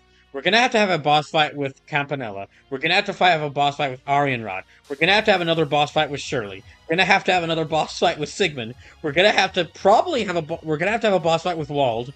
We're probably gonna have a boss fight with Maribel. We're definitely gonna have at least one, if...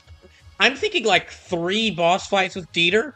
Either like 3 separate phases that are such big phases they are their own separate boss fights, or we fight Dieter once, then he runs away, or like someone comes in to save him, and then we have to fight him later. So, and then I'm guessing I'm also gonna have to fight Novartis in some way. And we're gonna have to fight Arios. So that's like 12 final boss fights.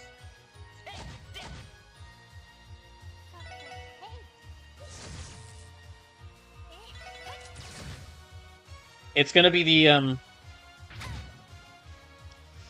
yeah, it's the super special support section 7.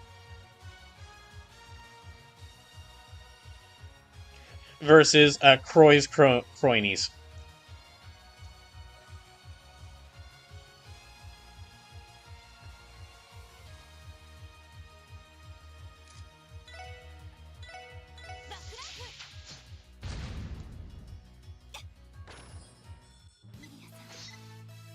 Even though I'm using 6 of them. Yeah, even though I'm using 6 of them, it's still, we're still gonna call it the Super Special Support Section 7. Is there another one of the giant moles? Okay, it's one of these things. Alright.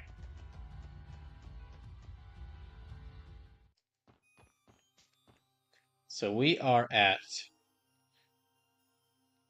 Okay, that should lead to the Moon Tower. See, I'm guessing this means that it's basically going to be a new version of the Moon Tower as a... Yeah, a new version of the Moon Tower as the first of these big dungeons I have to go to. Which probably means there'll be even stronger monsters. And I'm going to probably have to fight... Yeah, I'll probably should fight as many of those monsters as I can. Just so we can get more Sepith. In case there's any new quartz we can get. if at all possible. I'm not sure. Besides that one quartz I could get from, well, actually, even if there aren't, the only quartz I can think of that I would really want to get is that one quartz from the exchange shop in the downtown district. But I don't have the items for that, so it might be worth just, if we get to a point of no return, and I have, like, no new quartz to get, I might just get, yeah, if we get to a point of no return and there's no new quartz to get, then I might just, I might sell all my Sepith to, get more money, and use that money to buy more, use that money to buy as many items and equipment as I can.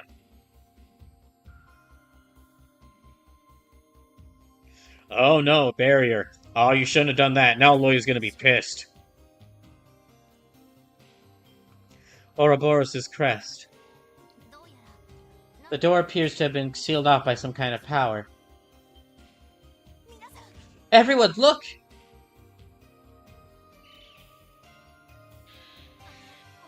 That bell.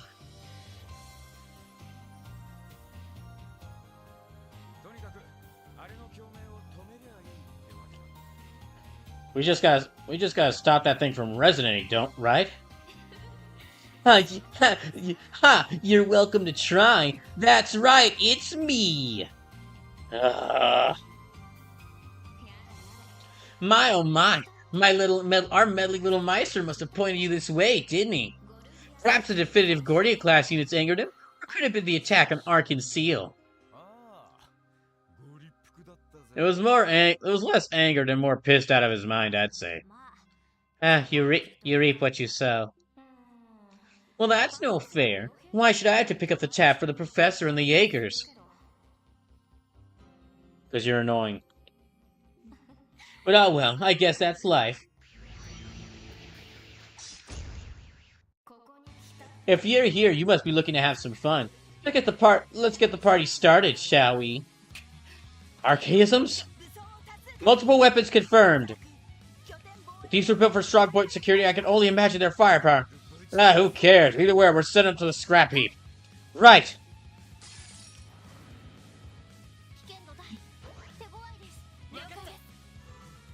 Okay.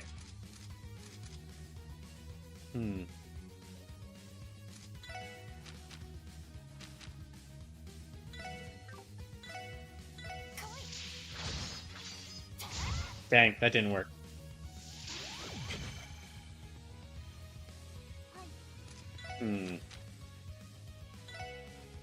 No, that's not gonna work. Okay.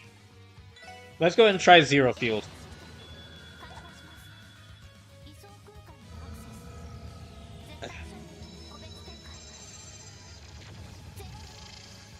Okay, Sleepless, if you're still watching and you don't mind telling me, without telling me the names, how many big dungeons are there that I have to go through to get? How many big dungeons do I have to get through from now till the end of the game? Counting, basically, as we start like the big push towards the finale, because like we've got everyone together, and now we're gonna start slowly dismantling Croybell's Croinies and all his plans.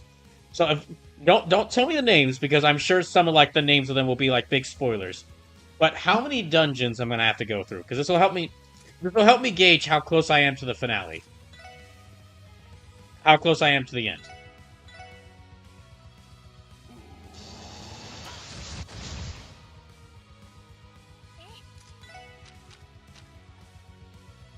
Fires a volley from ornate black and white orbital guns. Yeah, let's try this one.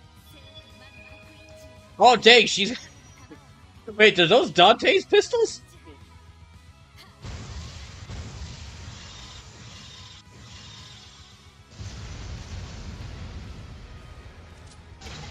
She's now got... I guess she just grabbed those guns off of Dante. Now I'm a little sad she can't use those in regular combat. Oh, that barely did much. Darn.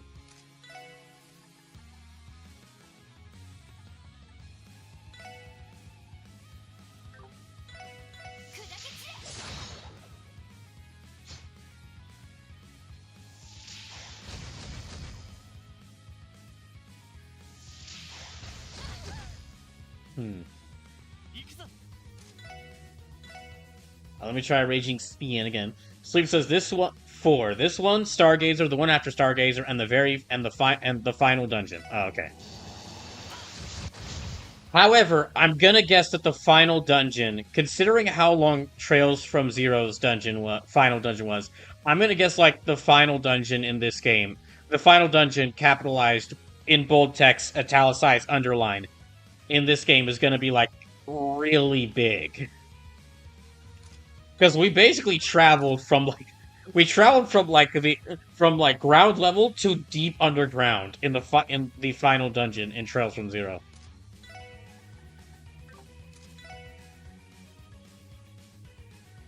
I need to check these things' weaknesses. So it says, yes, the final dungeon is quite large. I figured.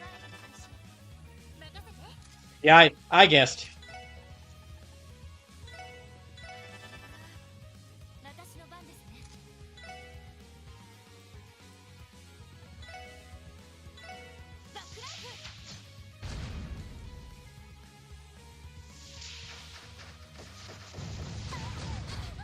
Oh, jeez.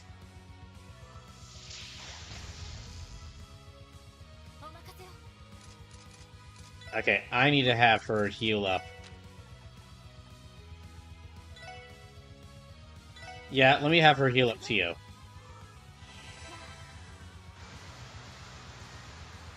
So, depending on how this stream goes, it's already 6:15, but I might be able to get through this dungeon, Stargazer, and then the dungeon after Stargazer.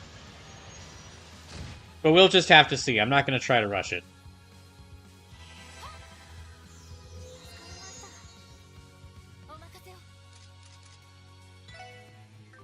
Also, I'm going to go ahead and... I feel like it's worth mentioning now. September will probably be the final month that I'm able to do these 8-hour-long streams. Just because I still haven't received back from any of the job. Well, I've either received word back, or I either haven't received word back, or I'm waiting for some time, or I've been waiting for some time from jobs that said they would get back to me. Like that job in the Minneapolis area that said that they were going to have an interview through me. They told me that on last Wednesday. And even though I messaged them and asked, "Hey, I haven't received an email from y'all yet. Was anything going wrong?" And they said, "No, we're fine. We'll email you soon." We sent those messages to each other on last Friday, and they have not messaged me at all since then. So I don't know what's going on with that. So because of that, I'm probably going to have to get a job in the town I'm in. I'm probably going to have to get some kind of job in the town I'm in so that I can have enough money left to where whenever I do get an actual job, like a full job that's out of this town that I would want to go to, that I would want a full job that's in a different town that allow me to move out of this town. I have enough, I can afford moving there.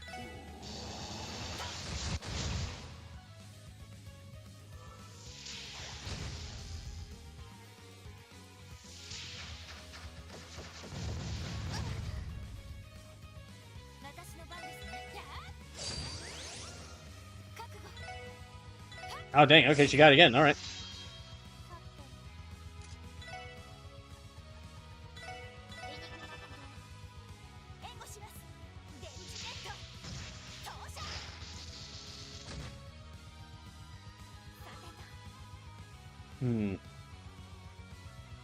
She's got to have... Okay, she's good. She's got breath.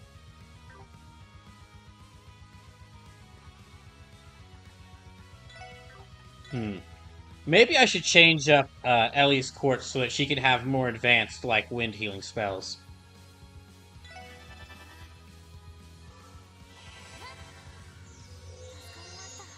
She's got breath, but...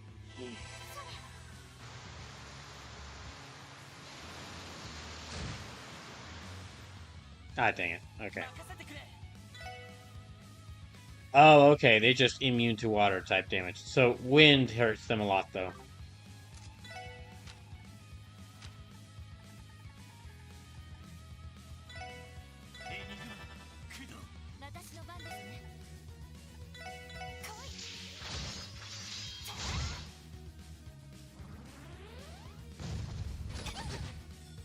Oh, that self-destruct hits all of them. That sucks.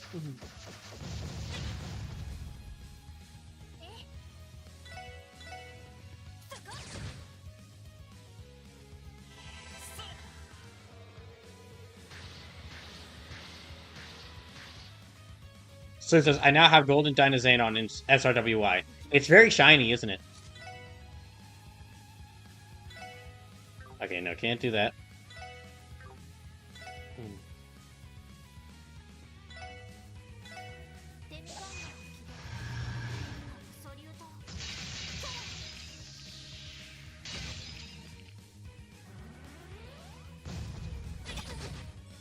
Jeez.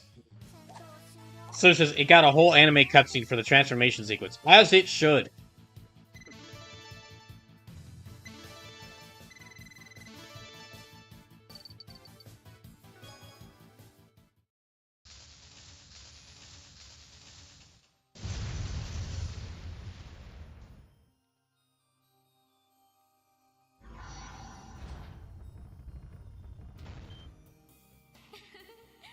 Standing ovation, all of you.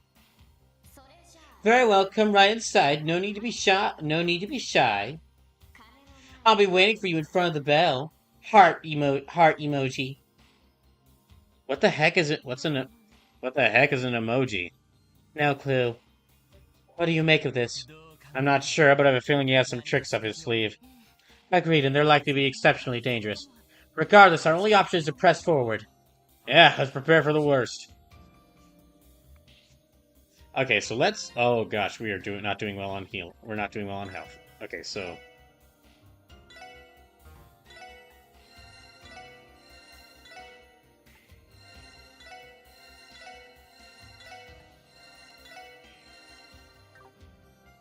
So, let's check their chords.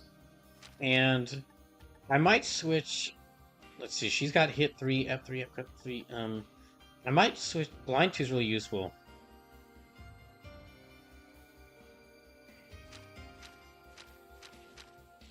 Yeah, Blind gives her, like...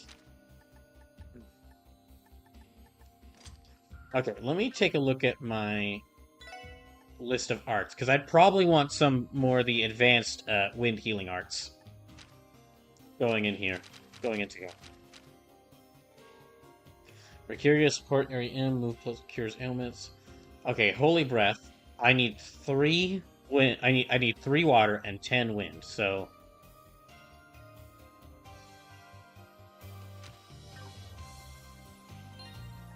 yeah, let me check her orbament.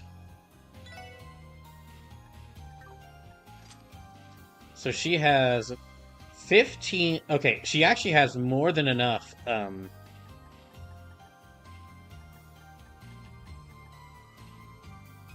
She has more than enough wind. It's basically, I need to just move this water one right here. So switch out. So let me try switching out these and see what happens. Spark, Aerosickle, Sparkdyne.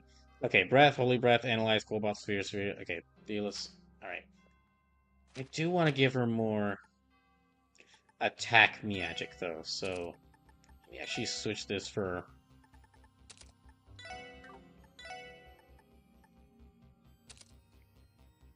Okay, that's better. Yeah, that's a bit better. Maybe then what I should actually do is check everyone's...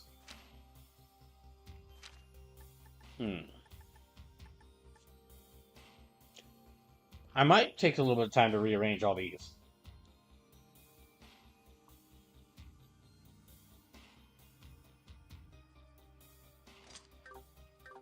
Because it's going to be really good for us to have as many healing spells as possible. Okay, Water 1, Hydro, Diamond Dust, that's 160. I don't know if we're going to get I doubt we're going to get Diamond Dust. Well, maybe.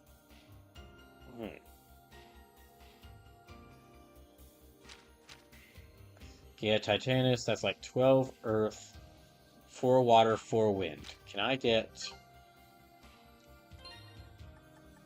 No, he doesn't have enough water or wind.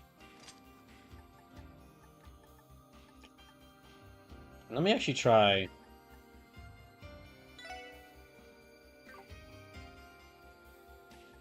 So it's got attack 3, 17 main, Saturn Belt. Okay, let me put all these on 2 different lines. So put all the fire ones on one line, all the earth ones on another line, and then all the, then maybe. We'll see how this looks. So attack 3, switch that, yeah, put that here. Put Saturn Belt here. Okay, Titanius, Flare Butterfly, Crest, okay. He won't have that many healing spells, but that's okay. Sleep says, this game's been kind of weird. It has full anime intros for some units, like Raideen and Golden Dynazenon, but it didn't have one for Burning Gundam or Gurren type special, at least not yet. Yeah, I think it really comes down to, like, what they have available. Because, like, I think it comes down to what they have available, because some attacks, some mechs, they don't have good quality, like, some mechs, I guess they may not be allowed to use footage from the actual show. But I'm not sure, like, what the specifics of it are, to be honest, so. Okay, Saturn Bow, Heaven's Edge, 15 minutes. Okay, what if I replace this with this? Slipsis says, no, I mean, like, when they were introduced. Oh, okay. Oh, yeah, no, that's what I assumed you meant. Like, when the form was first introduced, it showed off, like, a cool... When the form was first introduced, it showed off a cool, anime cutscene. Okay, Emerald Gem, Heaven's Eye should go here. I think I like this better. For him, okay. Then for her... Oh, she's got to have Mirage, so let me put... Let me check her Mirage spells. Well, spells aren't really going to matter much for... I can at least try and... Okay, I can at least try and give her some Mirage spells, but spells aren't really going to matter much for Rishia, because she's going to mainly be using her crafts. Slip says, which honestly would have been neat to see for Gurren and Lancelot, since they have new forms in this game. Art, okay, Analyze, Saint, Holosphere, Zodiac. Support all strength plus defense. Confuse, blind. 100%. Does she have Gal? So he says, sorry for a spoiler. What, in Super Robot Wars? No, it's fine. I would have been, considering that I'm probably going to be playing, I'm going to try to watch as many of the anime being featured in that game before I'm able to play Super Robot Wars Y. I'll probably find out. So I'll probably be spoiled on, like, nearly everything.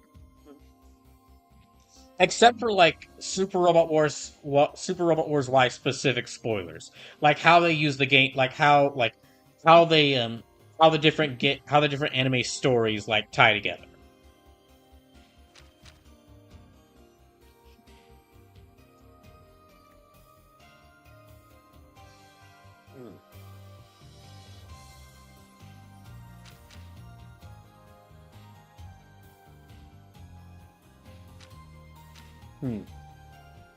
Okay, so...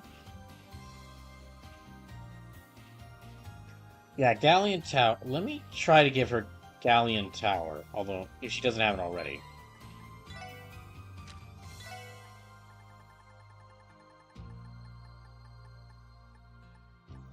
Okay, she's got Galleon Tower, so that's fine. I guess for her, yeah, the way her court's set up the way her courts is set up is fine. Because Rishi is going to be doing, like, Lloyd's mainly going to be doing physical attacks, but I've given him a good set of, like, of arts in case he needs them, in case I need someone else doing attack magic. Rishi is going to be doing, like, unless the enemy, like, unless they reflect or absorb physical attacks, Rishi is going to be doing physical attacks. And she's got them all in a line, so there's no way there's no real way. That's one of the great things about Tio. There's no real way to set up her forts incorrectly, because it's all in one line. Like, so it doesn't matter. It doesn't matter which space I set these courts in, as long as I set these courts. I guess, actually, okay, let me move attack 3 down here. And let me move poison 2 here.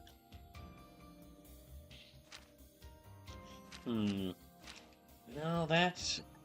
Okay, actually, let me move these back. So, Poison 2, Water Gem. Okay, that's a bit better. And I think Randy's will be fine as well, because I'm not going to use them. He's all. Sleep says Tio is designed to be all the Magic. Yeah, on the one hand, I really like Noelle, but I also really like Tio in battle because both in and by I mean that is both in battle because I like Noelle's like ranged normal attack and like all her firearms crafts. However, I like that Tio just has all the Magic. Oh, there's just a healing point right here. Yeah, I'm taking Randy on my party against my will. The game is forcing me to have Randy here, but if I'm being forced to have Randy, then he's going in the support. Then he's going in the support party, and it's never going into the main party.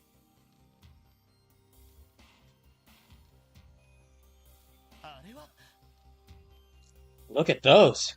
Look at those! So it says it's either him or Wazi. I would have absolutely preferred to take Wazi on my team, at least in the support team.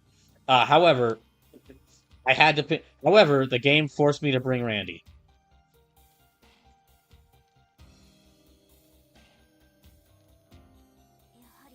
Whatever spell was used to seal the entrance is being employed here. Whatever spell was used to seal the entrance is being employed here as well. It would seem that they come in different varieties as well. Two on either side have Ouroboros' mark on them. Well, the door above seems to bear the crest of the cult. Yeah, what in the world's the fool playing at here?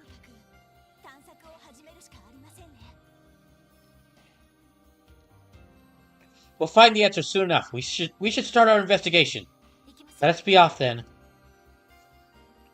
No, so Sleepless, what I mean is that like you can set up your party with like 4 main party members, 2 support party members, and then an extra party member who stays, like an extra person who stays behind on the ship.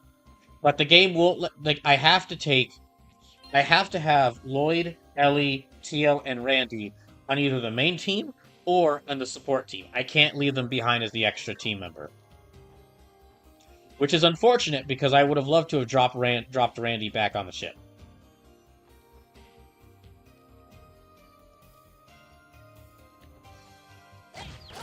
Aha! Oh, wait, I'm actually strong enough to kill those things. Okay.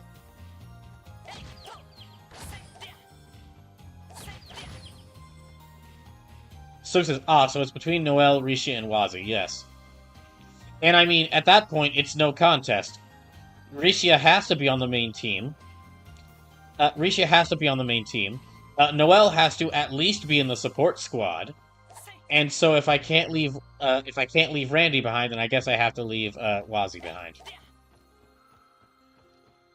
Which is a shame. I would have loved to bring along all 7 team members, even if I was only going to be using 4 of them, but even if I was only ever going to be using these 4, I would have, well, these 4 to 5, because I might, depending on how what the battle is, I might switch Tio out for Noelle.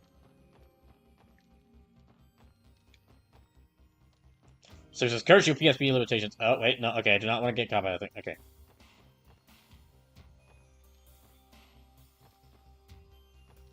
We're just going to run around here until... Aha, there we go.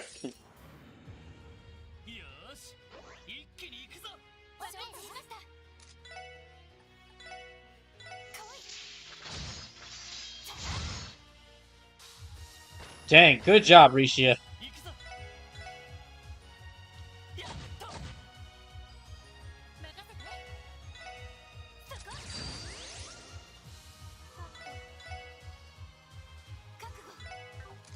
Okay, I think, yeah, she's got... Dang, seriously, her 2 basic scraps that True Dragon Talos, her 2 basic scraps, or not scraps, just the craft, not even the scraps, just the crafts. Yeah, her 2 basic crafts, the True Dragon Claws and the True Exploding Talisman, are both so powerful. I can't imagine not having her on the team. Like, even besides, like, how much I like Rishi as a character, I just couldn't imagine not having her on the team when she's got... Those are her 2 most basic crafts.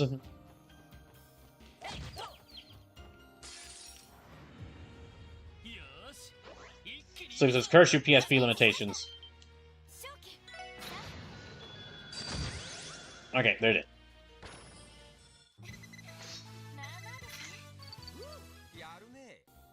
Hmm.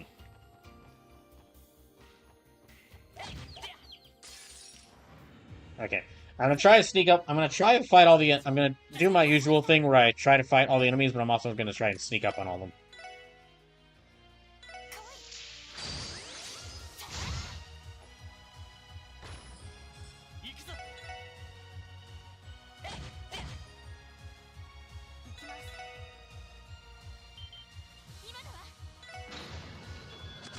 There we go.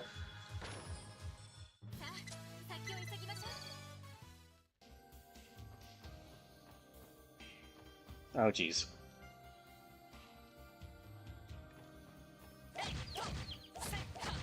Okay, that one's not strong. That one's too strong for me to just kill it with 2 hits.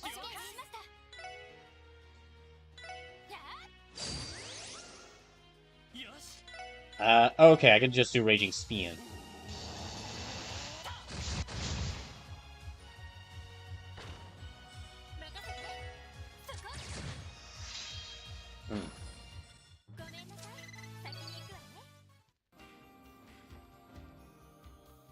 Oh, jeez, what the heck are those things? Are those robots? Oh, it's a boss fight. Okay.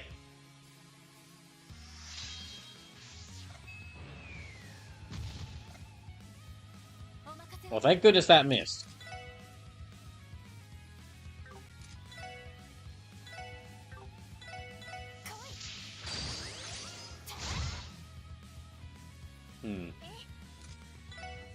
She's got her Scraft, so... Yeah, let me go ahead and use her Scraft.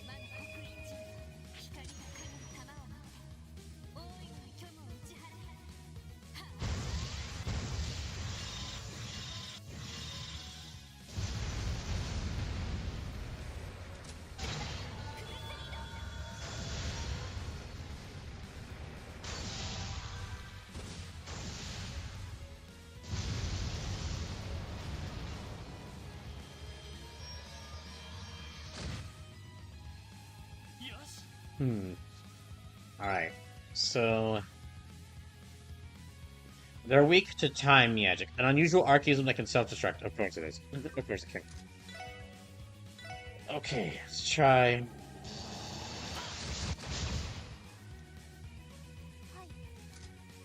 Alright, then let's go ahead and activate Burst so we can attack before those things attack.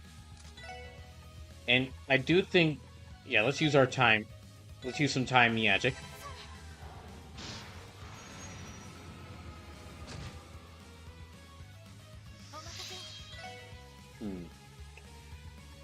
I guess Soul Blur will work.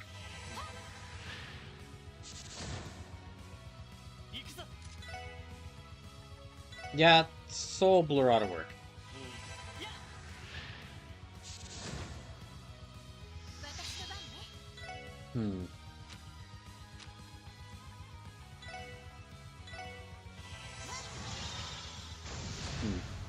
So yeah, it looks like this this stream is mainly going to be like fighting through dungeons.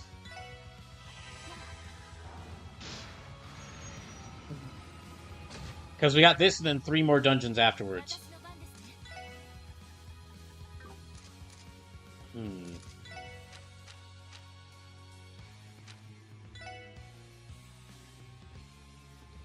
Yeah, let's go and do this.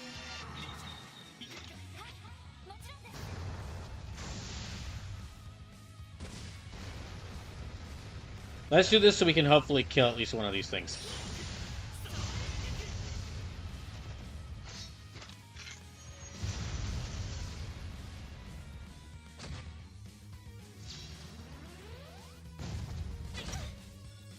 Oh, good. It doesn't... Okay, it does... At least... Well, it's not good. It still self-destructs, but at least it doesn't strike everyone.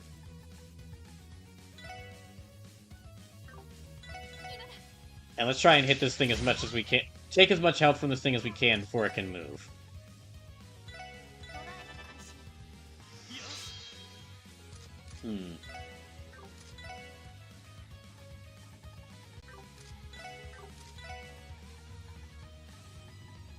No, I'll just do his normal attack.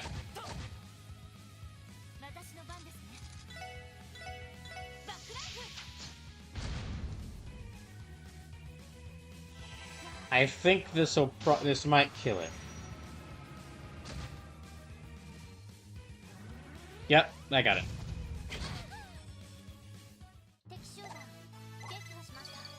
Okay. Ow. We're not doing great on health. The seal has been released.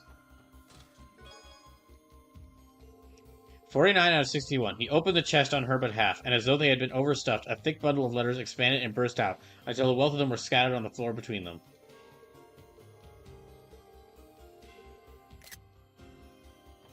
Okay, let's...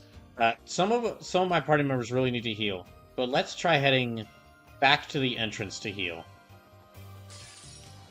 Dang it. Okay, never mind.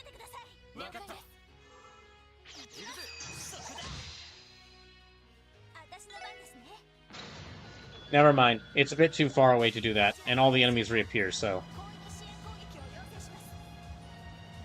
I was gonna see if we were close enough to... I thought we were close enough to that rest point to, at the beginning of the area to heal up, but no. Let me get my way out of this fight, and then... Then we'll have to heal up.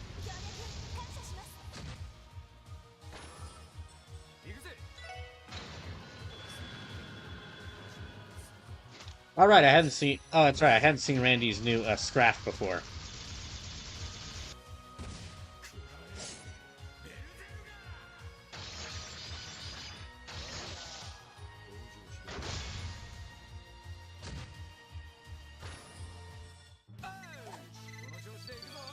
Okay, let's hope they don't stay in that formation.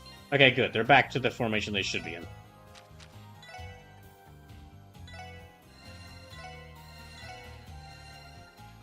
Yeah, let me just use basic tier and then heal everybody up.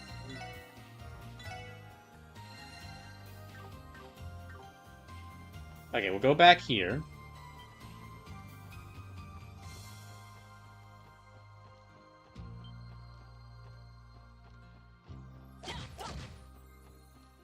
I think. Okay. Yeah, I should fight as many enemies as I can.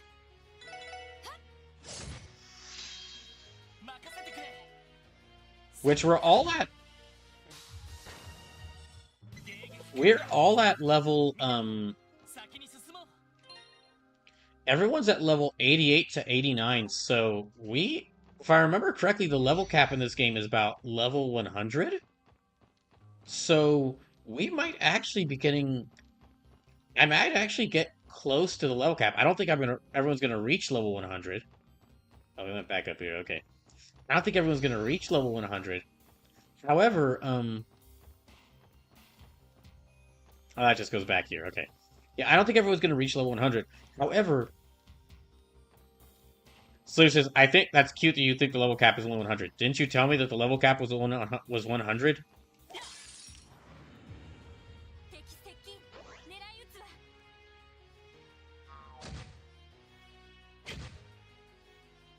Okay, let's try... Slue says, no. But you did tell me that... Okay, then what's the level cap, then?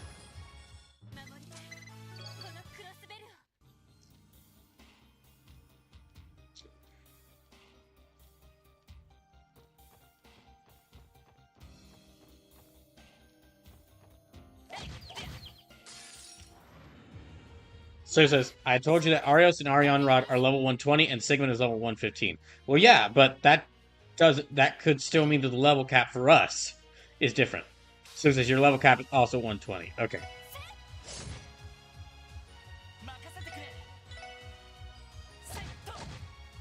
Like, there could be enemies who are higher than our level cap.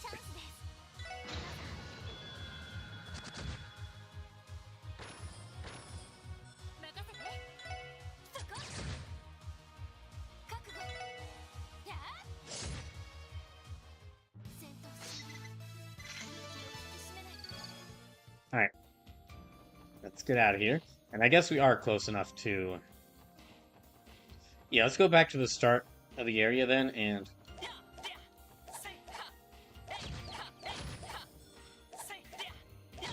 Let me go back to the start of the area and, like, heal up.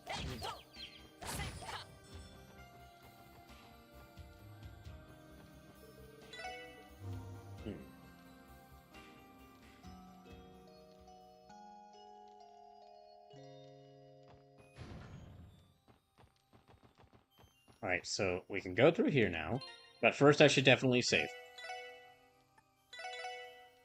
Sleepless says, realistically, you could get to level 150 with perfect 9.90 tactical bonuses on every fight in the game by your 5th playthrough. Wait, I thought you said the level cap was 120. Perfect 9.9 tactical on every fight in the game by your 5th playthrough.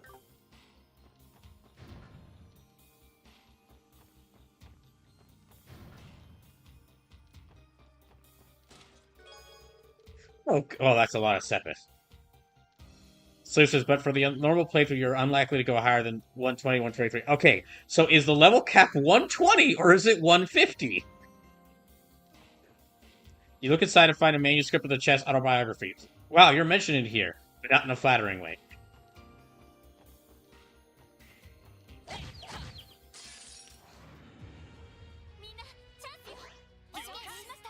Sleep says 150 seems the upper limit. Okay. Oh.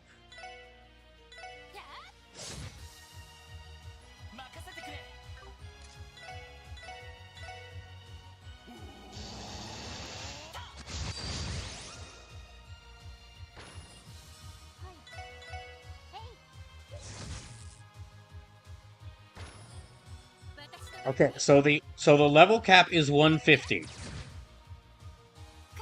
You know what? Let me just look it up. Here, let me just look this up.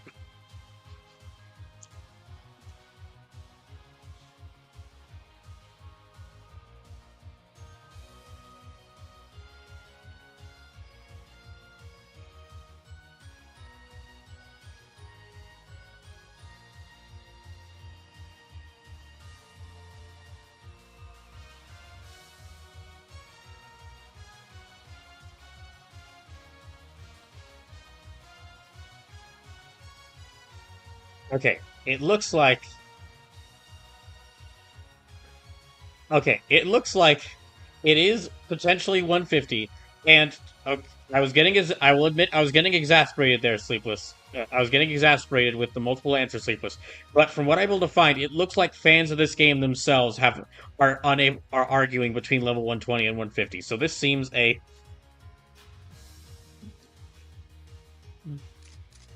So it seems like this is a thing where just people think it's 150. The general consensus seems to be 150, but there was some arguing back and forth about like whether it being one. But there were some answers that said 120. So it says, yeah, there's a trophy for getting Lloyd, Ellie, Tio, and Randy all to level 120. Ah, okay.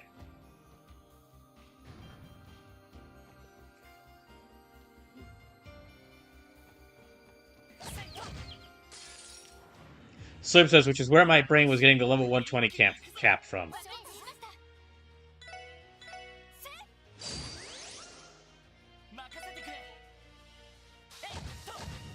Yeah, if I ever do revisit these games on stream, like Trails from Zero and Trails to Azure specifically, I'll probably try to do like a New Game Plus run of them, and maybe in a harder difficulty, but we'll see. It'll depend on what I decide whenever I eventually get to replaying these. Definitely, like, it's gonna be a few years. It would be a few years from now. This and Trails from Zero and this will probably end up as one of my favorite, as like the two of them together will be in contendership. Like Trails from Zero and Trails to Azure combined together I would say would probably be in contendership for my favorite game of all time. However, this is really long. So it says, I think I had Lloyd, Ellie, and Tio at or over 120, but it was because, like you, I had Rishi in the main party the entire finale. I mean, yeah, it is Rishia.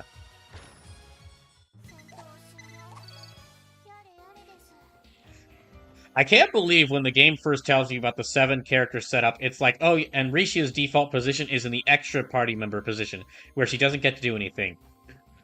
Like, that is insane to me, considering it's Rishia. Like, really? You really want me to have Randy on the team when I could just have Randy on the team when I could just have Rishia? Okay, then.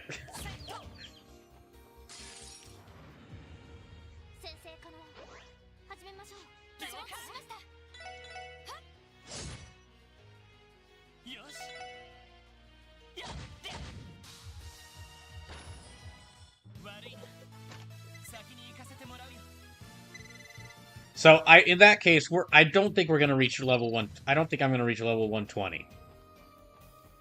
I don't think I'm gonna reach level 120. But we might reach level 100, maybe. But if that's the case, but I'm still curious, like, how the heck is this team gonna beat, like, Arianrod and Arios? Because the game's... And Sigmund. Because, like, the game's made it very clear up to this point that we are really out of our depth in fighting those 4.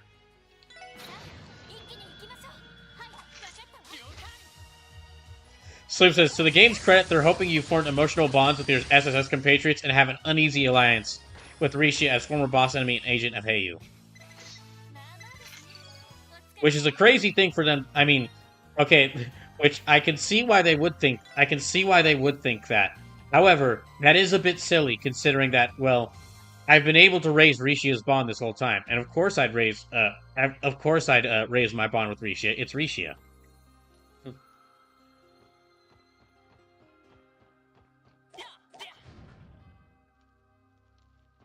Is there rooms here? Okay, there's some rooms here. Let's go back out here then for a second.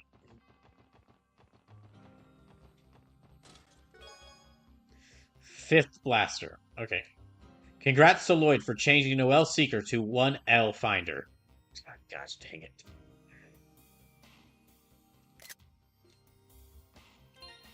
Sleep says, some folks don't know about the in-game rewards tab wall. I find that's kind of surprising, because the game does tell me when I get achievements. Yeah, I do find that a little... I mean, to be honest, though, I didn't know about it at first, so I can't really say something. But I really should have But, to insult myself, I really should have guessed that there was, like, a record for in-game achievements, considering... Yeah, I really should have guessed there was a record for in-game achievements, considering I am... Considering that I've seen these achievements. I'm kind of surprised, though, I don't have... Yeah, I'm kind of surprised I don't have this right here. Although maybe I don't get...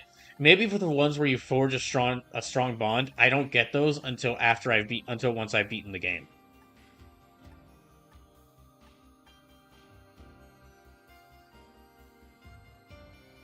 So there's a point where it unlocks. Oh, okay.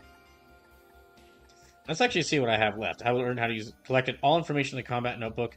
Completed all quests. Collected all volumes of Sunshine Agnes. Oh. That's what that's for.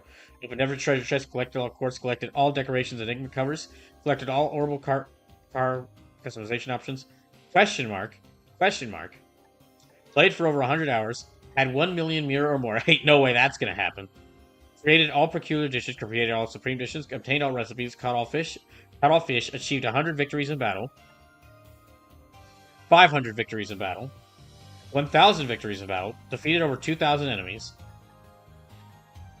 canceled 100 enemies' arts and crafts, won a battle with a tactical bonus of 4 or higher, raised Lloyd, Ellie, Tio, and Randy to level 120, became able to use each element's strongest art at the same time, gained access to all 7 master arts. Oh, okay.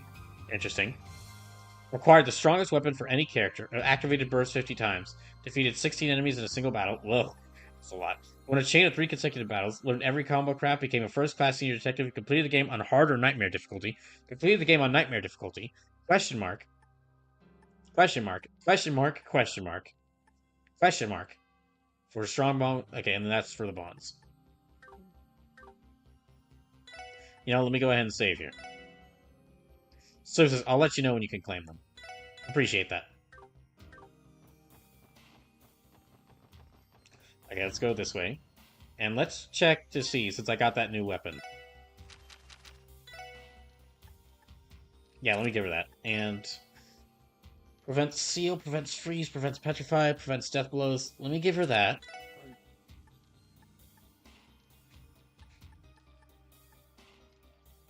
Protective helmet. Mishy tail, stellar pendulum.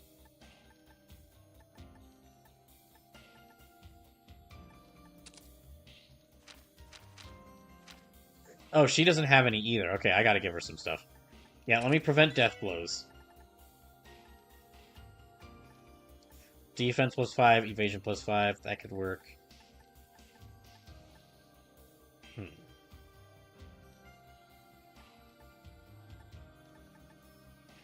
Might give...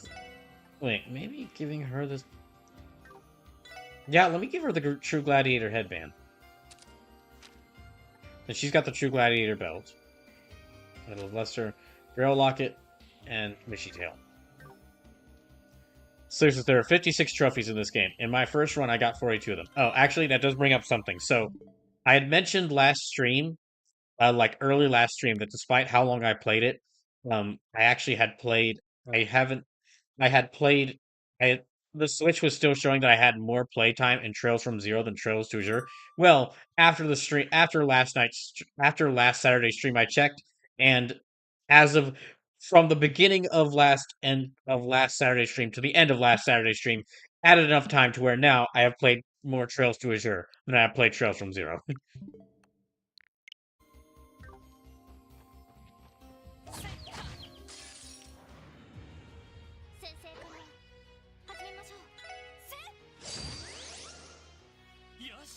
You see, yeah, let me use Raging Spin.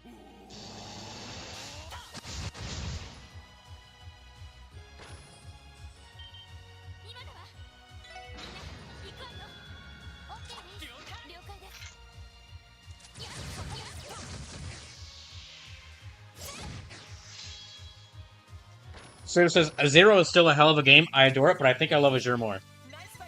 When it comes between which of the ones I like, but when it comes to which I like more between Trails from Zero and Trails to Azure, I really don't think I can separate them.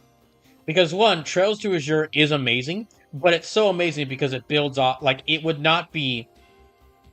It just would not work if it didn't have Trails to Azure building off of, to build off of. And also, admittedly, while the game, like, okay, the gameplay in this is fun, but it's almost the exact same gameplay as Trails from Zero. So there's really, like, the main addition here is just the Master Quartz. The main addition here is just the Master Quartz. Okay, Astral Lament. 48 out of 61. Cyril stood and carefully reached for the chest with both hands, only to make her hug it more tightly. He paused and waited with patience. A moment later, she relented, understanding that they meant no harm.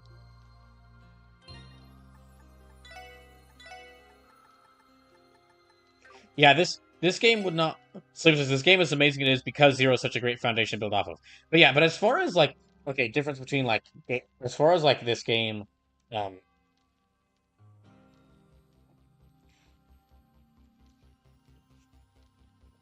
Sorry, excuse me. As far as, yeah, gameplay-wise, but really the only addition this game adds gameplay-wise is, like, a couple more, it adds a couple more, it adds a couple more to, like, crafts and arts, but the only major addition gameplay-wise is the Master Quartz. That's really it.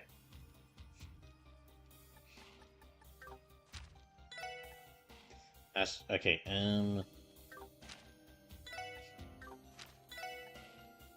yeah, let me not give her this, then... Burst defense... let me actually give this to her.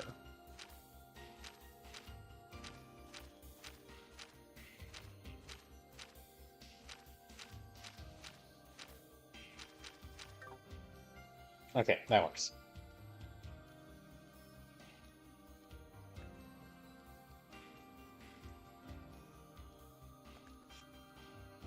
And also, story-wise, this game's story is amazing. Like, it has so... Like, I am really glad that I somehow managed to, like, not see any of the... I'm really glad that I somehow managed to not get any of the spoilers for this game before I started playing it. Because of how fantastic its story is. However, there is some character writing that is worse in this game compared to Trails from Zero. Like... It's kind of insane how this game, like, focuses more on Randy. This game focuses more on Randy, but also it also writes Randy worse. Like, I actually enjoyed Randy much more in the game where he wasn't being as focused upon. Ooh, an orb. Okay, found a moon orb. A morb, if you will. Slip says, there's some stuff like the burst gauge, and they change up certain scraps to help further define characters. Additionally, having more guest and permanent party members offered interesting options for combat encounters in the early portions of the game. True. But I meant, like, that's really all just expanded upon stuff. That's really just stuff expanded upon, stuff that was already in there. Like, more party members is like an expansion of stuff that was in Trails from Zero. And really, those are just, like, the same party members like we've had in previous games, but they were guest party members there while they were main members here. So really, the only main things added are, like, Burst and the Master Quartz.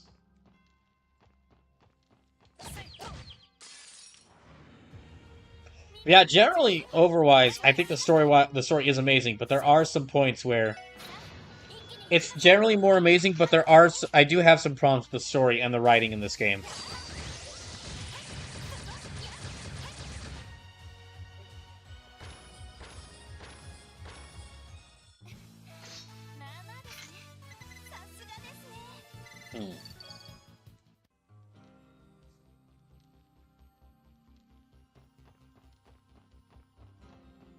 No. See. Slave says, it wrote Randy worse for you. I really liked his character breakthrough at the end of Chapter 4, Day 1, and I think their issues with him are a critique on the trophy and bodies at times, and you're blown out of proportions at times. I would offer a response to that. However, I'll just wait until However, I will wait to do so until the next time we reach a cutscene, and Randy just suddenly starts hitting on it, and Randy just suddenly starts hitting on a girl, and and everyone tells him, Randy, shut up, and then he just keeps doing it.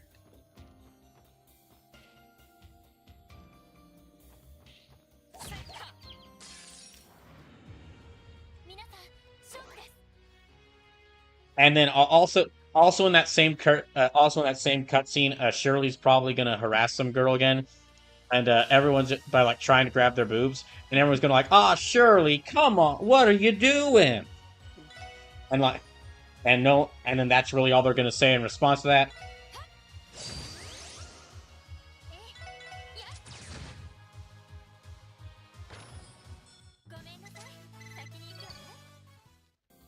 So Shirley 100% is a fair thing to hate. I'm not going to defend her. Well, she makes a great hateable villain. It's just that they also, in addition to making her, they already had, like, a really hateable villain, like, a really well-written hateable villain, and then they just added this one other thing onto her that's like, also she's a pervert. Because and she grabs girls without, and she grabs girls without their, grabs girls' chests without their, she gropes girls without their, she gropes girls in a, she gropes girls. Isn't that funny?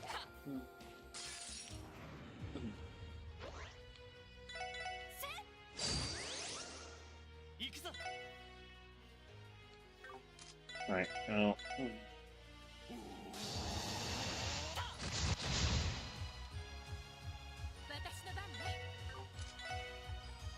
Yeah, Cross Mirage.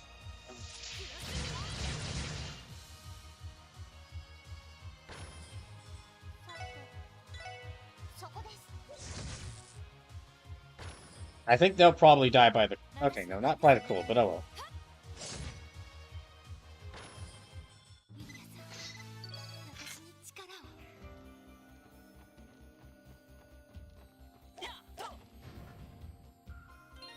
Let me go ahead and save here.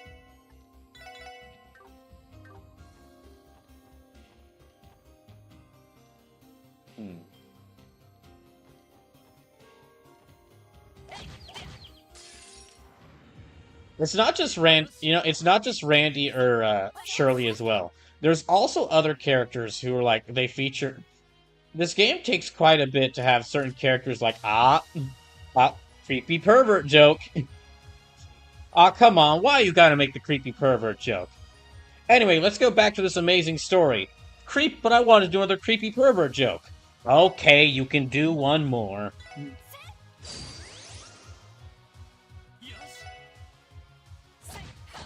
Like, it's not just Randy and Shirley, like, this game does rely on that quite a bit.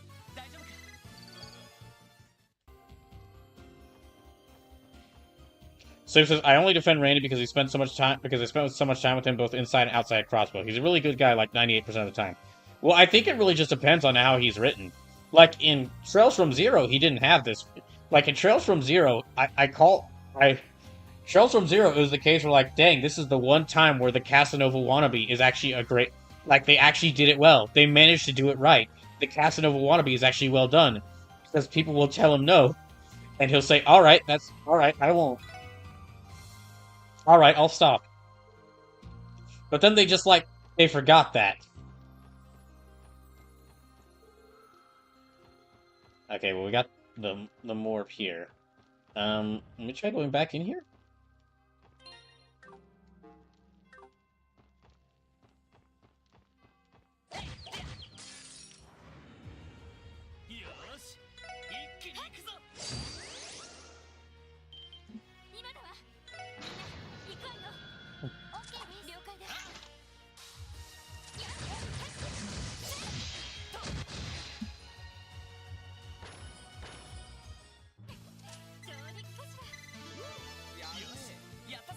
Oh, wait.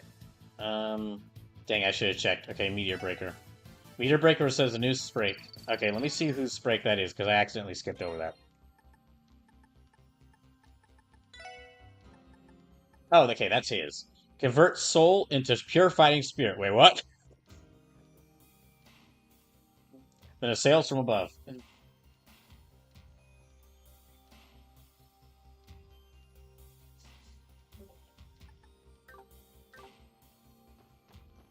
Yeah, we'll still have that as his craft. Or his break. His sprake. I will say I am curious to see how Randy is in the other games that he's in outside of these. Where he's probably going to be written by different writers. Because, I mean, I don't... Well, he might be. I'm not sure if it's like the same team who's been... I doubt it's like the same team has been making every one of these Trails games. It's probably been like multiple, like... It's either been an ever-changing team between all the different games, or it might even be like multiple teams.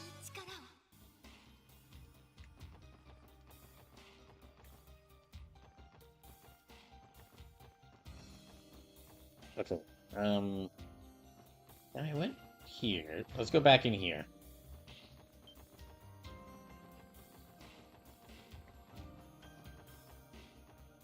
Then I went through here.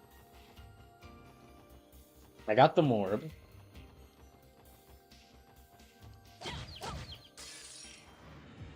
So it says, pretty sure it's more or less the same team that makes each trails entry. Oh, okay.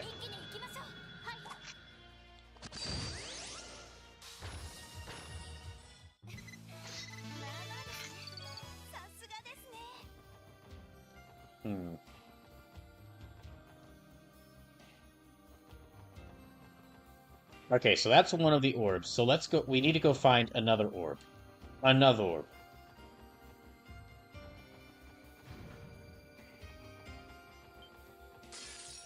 Dang it. So says, pretty sure there's a Trails team, Wise team, and then there's a resting department that makes weird one-off games like Tokyo Xanadu.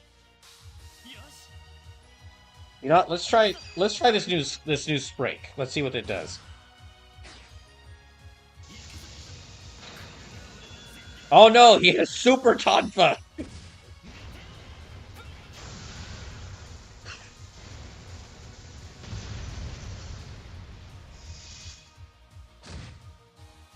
You know, now that I think... Okay, but they... Look, that was a really cool attack. That was a really cool attack. However, if they really wanted to keep that... If they really wanted to make that Lloyd's final attack, they should have named it Barrier Breaker.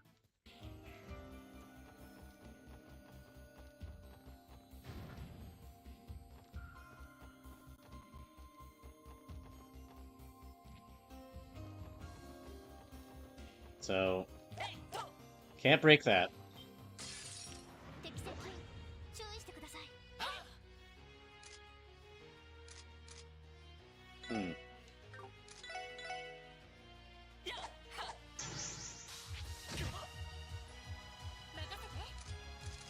I guess... Yeah, let's use...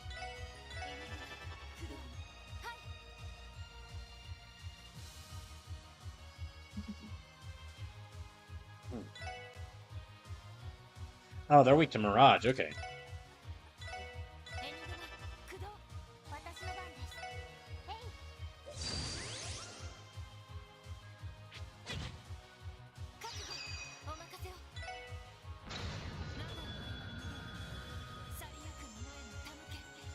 They might be resistant to all physical attacks now that I think about it.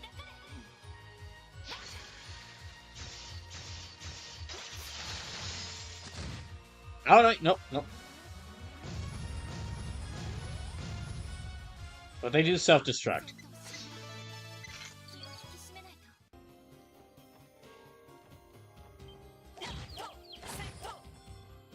So I've got the Morb. Let me go rest up right out here. I know we've got, like... It's like a resting station that's right here, so why not go ahead and use it?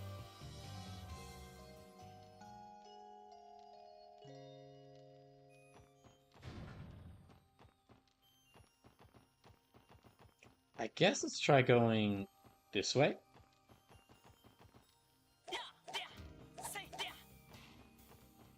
See if there's anything along this pathway.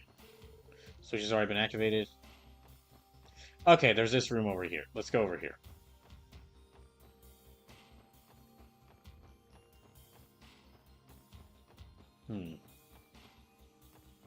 Nothing here, it looks like. Yeah, I guess I can't go through... Oh, wait, yeah, we can. Okay, we could go around.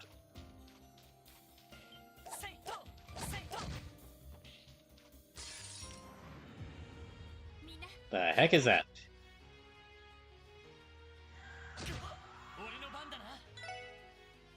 Evil-born, spirit-born from darkness and people's hearts. Seals foes' movement with breath. Okay, and it's weak to Mirage.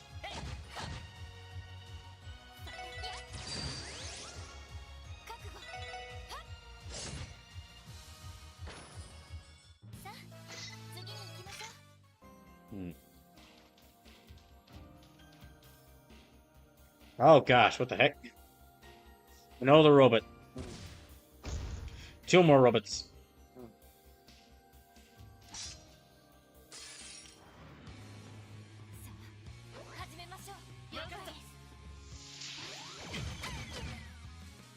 Ah, dang it. Okay, let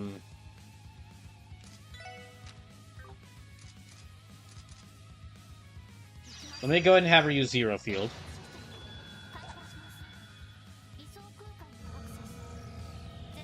That way it'll keep all of us safe from their attacks.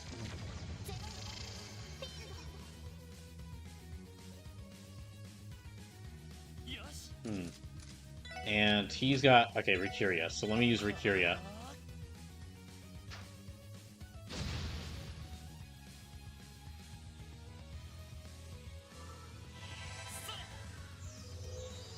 Okay.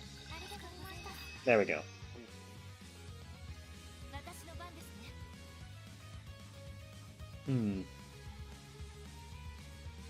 Oh, yes.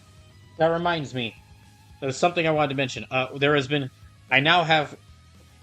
So, I came up with a funny name. I came up with a funny name for the period of fighting games we're in, where just every game... Where there's just a whole bunch of new upcoming tag fighters, or new tag fighting games. I now call this Tagoku Jidai. Because just suddenly... With thanks to the Marvel vs. Capcom collection releasing, and everyone remember, oh yeah, I was like, and then right after that, which led to a bunch of gamers realizing that, like, oh yeah, Marvel vs. Capcom is awesome, or like not realizing, remembering that Marvel vs. Capcom is awesome, and then like after that, in about less than a year's time from that, we've had the announcement / release of 5 different tag fighters.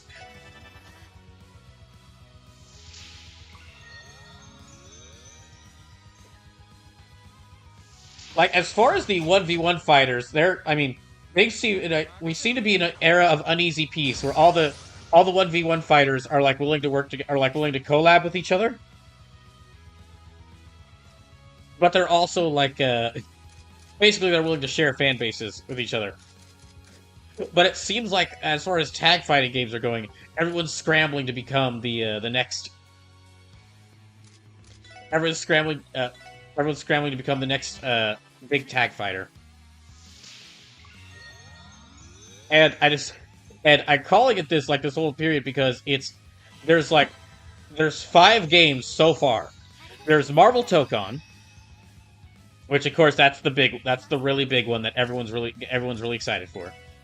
There's I think it's like their garage. Okay. There's Marvel Tokon. There's Hunter x Hunter. There's Hunter x Hunter Nen Impact, which has already released and did not. And Hunter x Hunter Nen Impact, it didn't exactly do well. It looks like a lot of it did not release in a great technical state, from what I have seen. Then there's the Invincible fighting game. Which is also a tag fighter.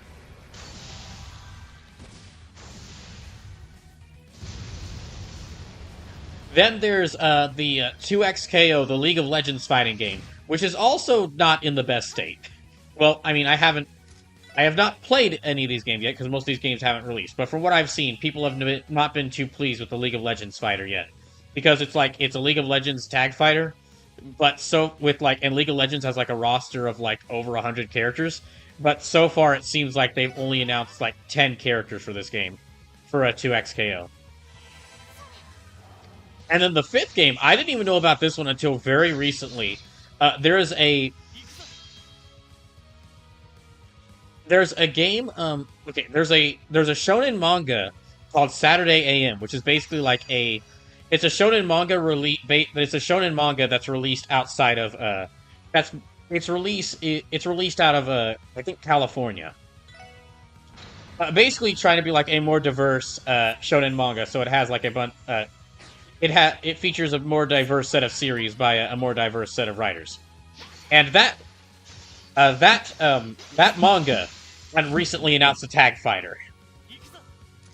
Basically, they're going to put characters from all the company that owns that manga is going to put characters from all these different manga into a tag fighter. So that's 5. Slip says, all I know is that the League of Legends fighter has a bad name, and despite being a 2v2 tag fighter, only has 7 or 9 confirmed characters. Yes. 2XKO is kind of the punching bag. The 2XKO is kind of the punching bag in the fighting amongst fighting game fans right now, which says something because Nen Impact released in a very not good state. Nen Impact released in a very not good state. And yet, everyone would rather mock 2XKO. Marziska fan says, as far as 1v1 fighters, they're all scrambling to become tag fighters? No. Also, hi, Marziska fan. Let's see. Also, I gotta say, it would be really funny.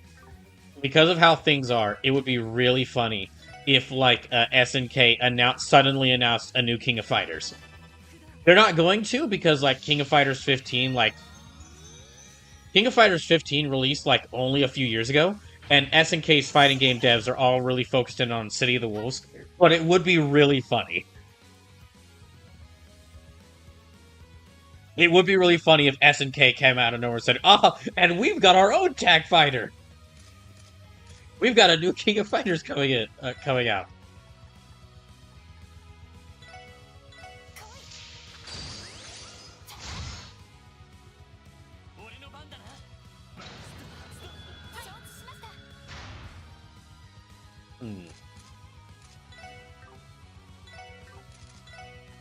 Okay, they're weak to... Actually, let me check this again. So yeah, they're weak to space magic. So, Photon Shot.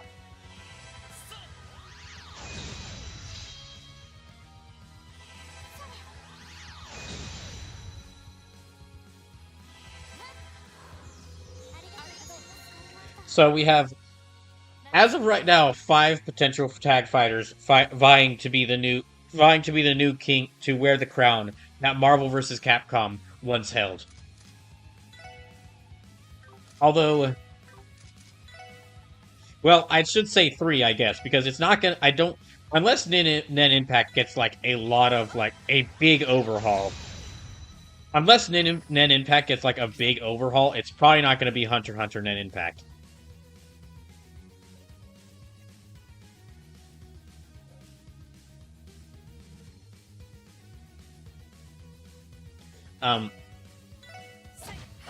And I don't know if 2XKO is going to manage it. I have heard from people who play. I've seen some people play 2XKO, and they say they liked how it's played. However, I don't think that game's going to be able to do. I'm not sure that game's going to be able to do well until it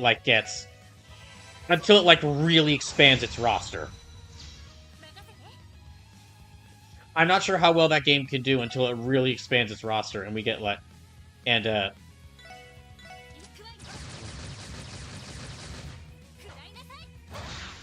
God damn it. Yeah, until it like really expands its roster and gets like a ton more characters in it. I don't really know how well that game's gonna do. So it looks like it's down to Tokon Invincible Versus, and that other manga, that manga Tag Fighter.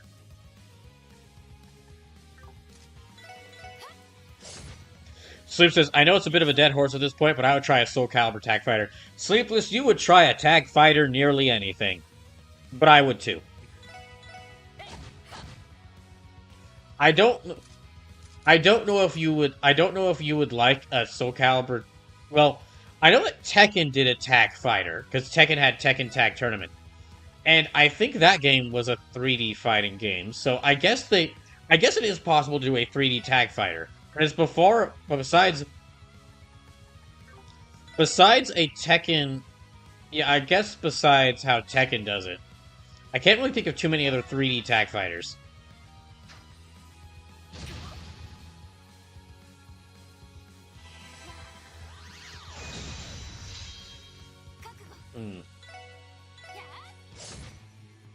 I didn't do much, unfortunately.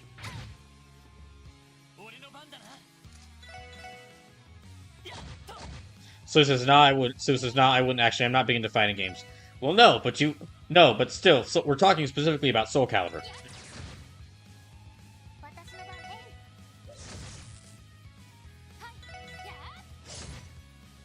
Alright.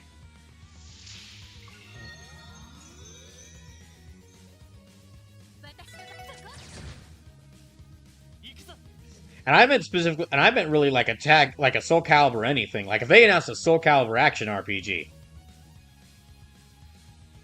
Heck, I'd play that.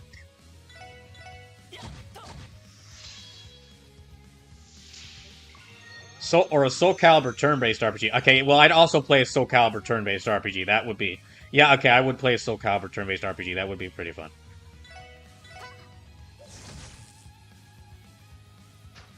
Soul Calibur first-person shooter, probably not that. I don't know how that would work. So says, oh yeah, I'm a huge Soul Calibur fan. I did play the Soul Calibur kind of sort of action game.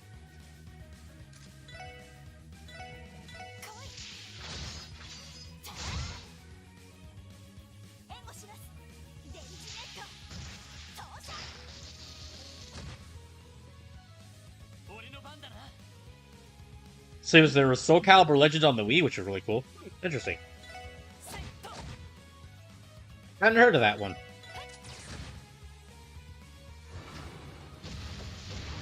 Ow, ow, ow, ow. Okay, well then. Well, let's just try True Dragon Strike.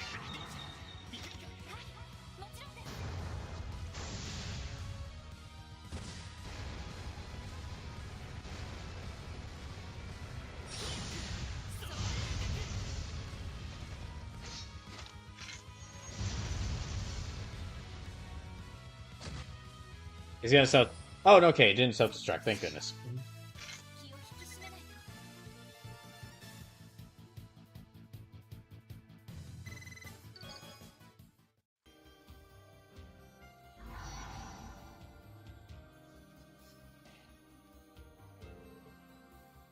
Unfortunately, see, Campanella thought he was smart by sending all these robots out to attack the SSSS7.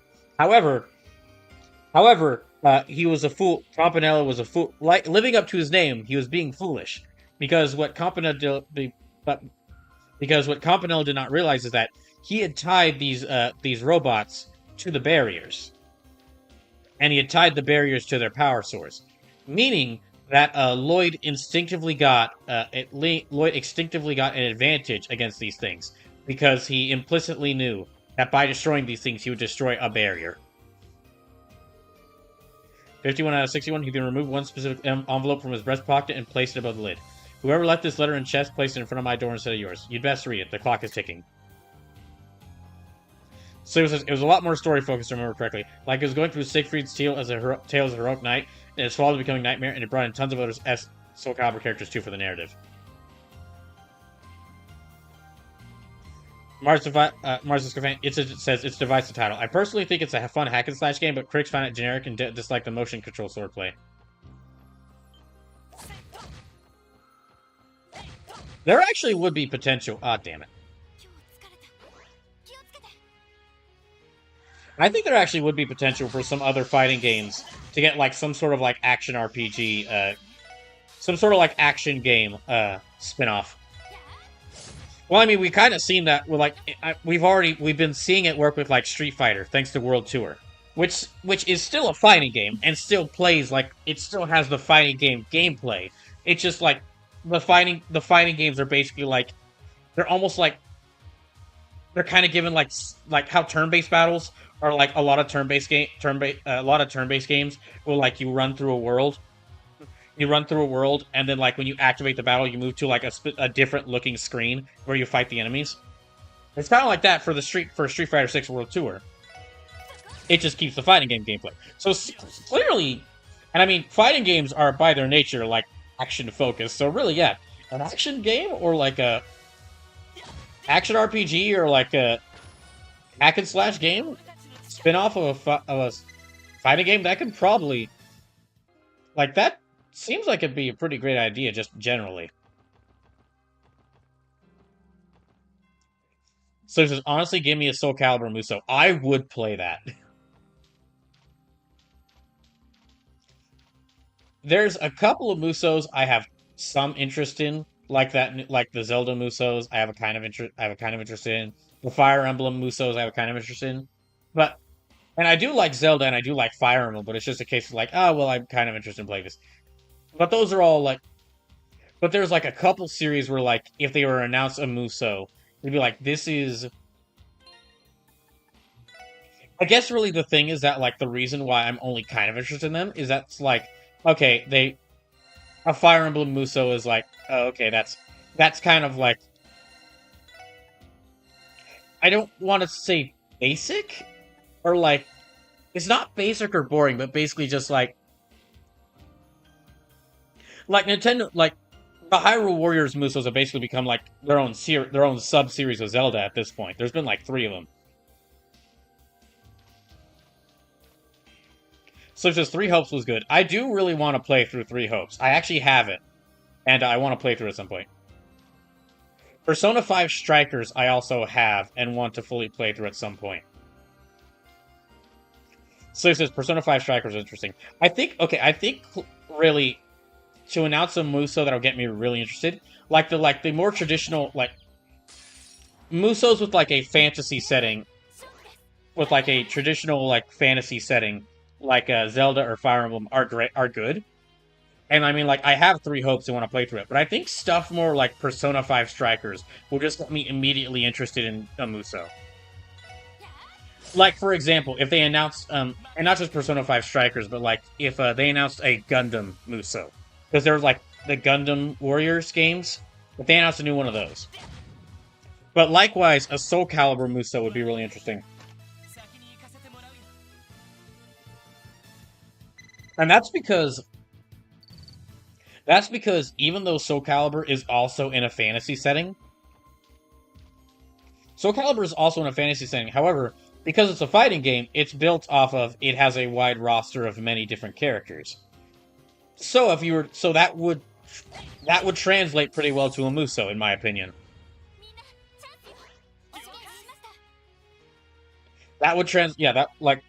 Fighting game to Muso would actually translate pretty well, in my opinion, because, well, again, wide cast of characters with a lot of varying focus on them.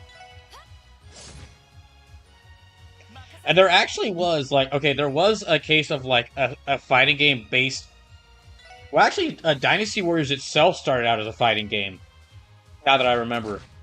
Because, like, Dynasty Warriors 1 was a fighting game. And then, like, Dynasty Warriors 2 changed it into a Muso.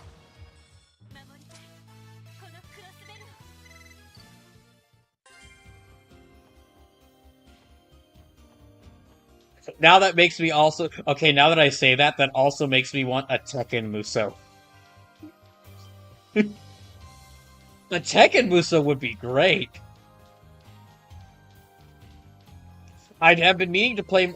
I haven't played as much Tekken as I want to yet. However, I could absolutely see a game where, like, I could absolutely see a game where, like, Jin Kazama just, like, punches his way through, like, 100 Tekken Force soldiers. Tekken already kind of has the very silly... Yeah, Tekken already kind of has a very silly, tone to it. Or, like, serious yet silly tone to it, so yeah, that would work perfectly. They did try to do, like, a spin-off Tekken game about Nina. Like, a spin-off action game about Nina called Death by Degrees. From what I've heard, it was not well, it was not good.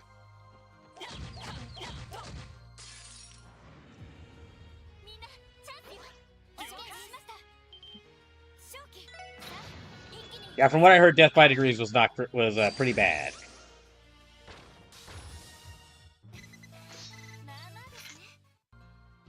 But gosh, now I'm just imagining like Nina doing her gun combos against an army of Tekken Force soldiers. Randy was first in line to buy the Epstein Foundation's first ever orbital pager. He's calling it the Red Beeper. Oh gosh. Well, that's a weapon for him. Vibrates at a high frequency to shake the air around it.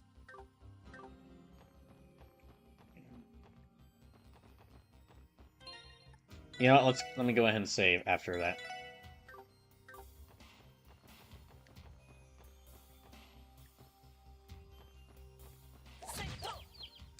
You know, I'm curious because we still don't know anything about that Samurai Showdown action RPG spin-off. What if that ends up just being a Muso?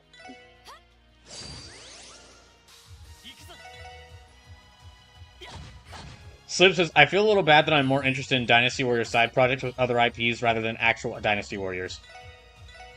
I'm kind of the same way, and it's really just because, like, with Dynasty Warriors, because the mainline Dynasty Warriors games are like they're based off of like the Romance of the Three Kingdoms. They actually are kind of limited in what they can do with that. Like they've made like 20 different games out of that, sure, but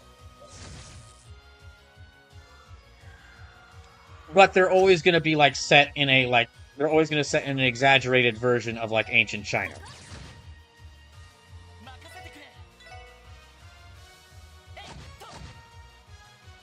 They couldn't suddenly shift to having like a Dynasty Warriors mainline Dynasty Warriors games that's like set in the far future, that's set in like a sci-fi world, or is like suddenly like you're fighting monster, or like suddenly you're fighting like monsters, like an alternate story, an alternate history version of the Romance of the Three Kingdoms, where suddenly monsters show up and like all the different Chinese generals have to fight these monsters. They couldn't really do that. They can't really be that experimental with it because, like, it's heavily focused on Romance of the Three Kingdoms.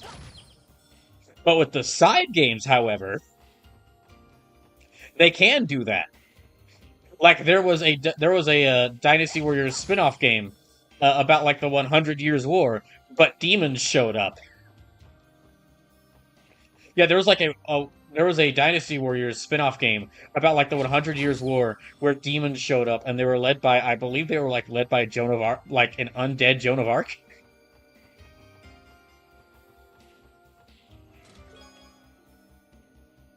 Before opening Trinity, Wazi's first cover job was becoming Morg's apprentice.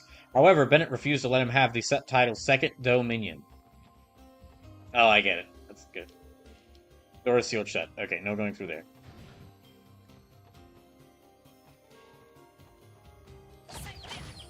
Or like there's other Dynasty Warriors side games where it's like the There's one that's about like the Trojan War, where you play as like multiple different Trojan and Greek Trojan and Greek generals, and that's sort of the thing where it's like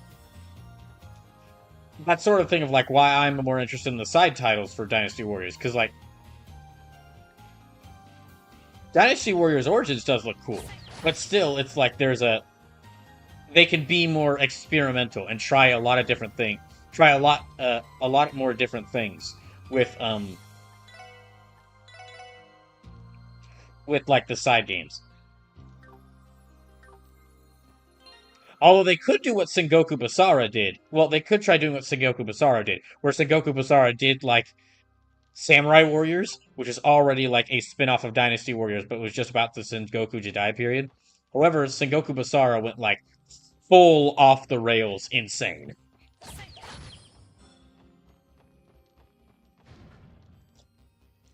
Marziska fan says Capcom already has its own Muso games, which make me wonder why they've never decided to go an all-star Muso game starring characters from Sengoku Basara, Final Fight, Devil May Cry, Mega Man Zero, Monster Hunter, Dead Rising, and of course Ace Attorney. So Project Cross Zone, but as a Muso game, I'm guessing. But well, without the other companies there, because it would just be Capcom. I see what you mean. It would be. I get what you mean. It would be cool to see like a.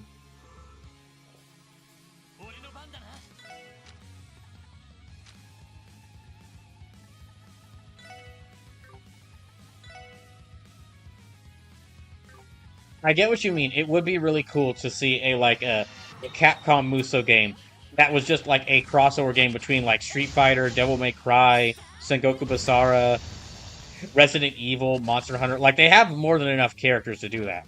They have more than enough franchises to do that with. Actually, now that I think about it, is Dead Rising a Muso game? You fight hordes of enemies in that. You fight like they're zombies, and you only have one playable character. But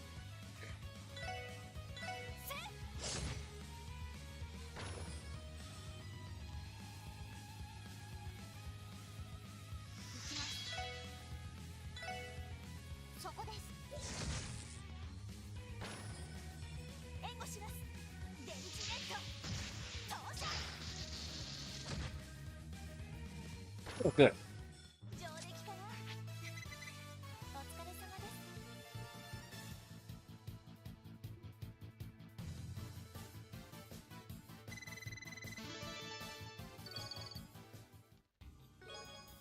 Ooh, okay, Sapphire Gem.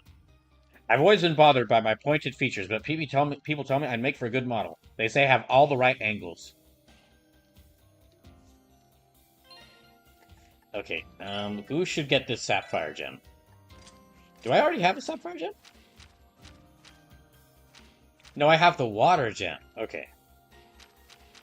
So, who gets this? HP slowly recovers on the field. Max HP plus 20.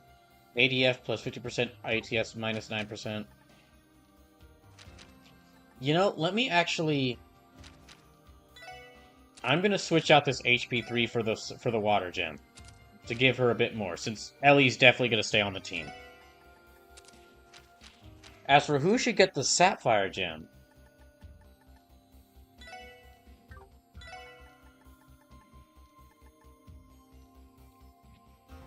Cannot stall 2 courts at the same time. ADF plus 50%, ATS minus 9%. Oh, okay, so she... Okay, the Sapphire is a stronger version of the Shield 3. So, let me give this to her. Because, yeah, this is a stronger version of this one. Okay.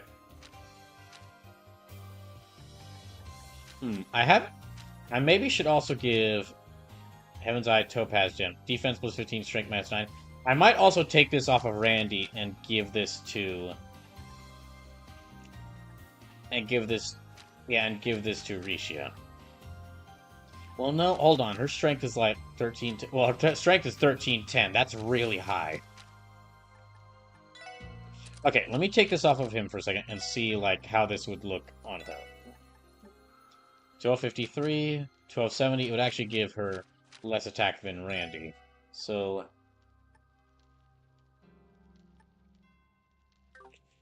However, it would increase her defense to be even higher.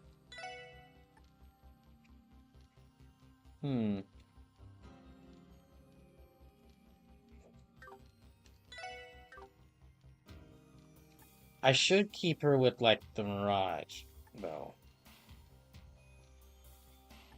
Evade 3, attack 3.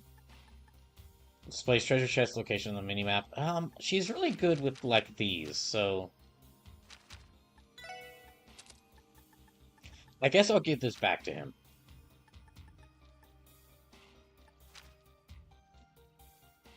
Yeah, I think she's really good with the one she has. I could try giving her... Wait, where is that? Dragon Wisdom, attack 3. Swordbreaker, seal 2. I haven't gotten the Ruby Gem. If I get, like, a Ruby Gem, that's either gonna... That might go to... Yeah, if I get, like, the Ruby Gem, or whatever that variation of it is. Let me actually check.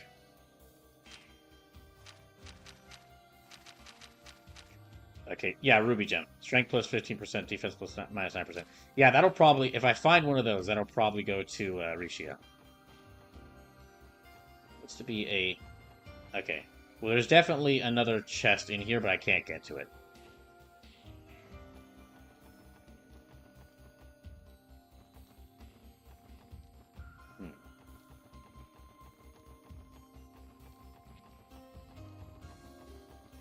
Okay, so... Door's sealed shut, so can't go in there.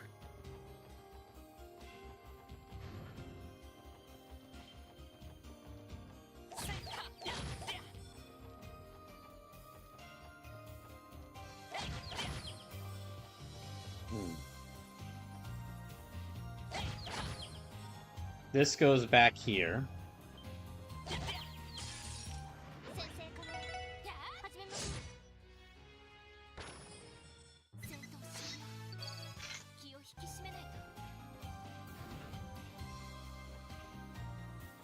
That goes, yeah, that goes there. I guess there's nothing... I guess this is where all I can go around here. There's gotta be, like, another doorway.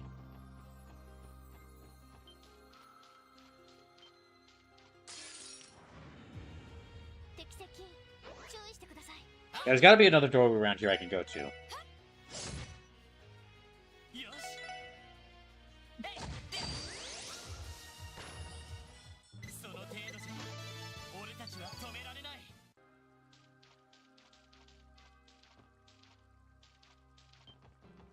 Okay, not there.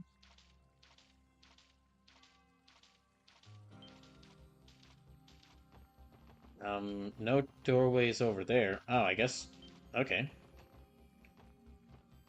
Sleep says, didn't fighting the bug guy, that bug guy up here, unlock the other door in the entryway?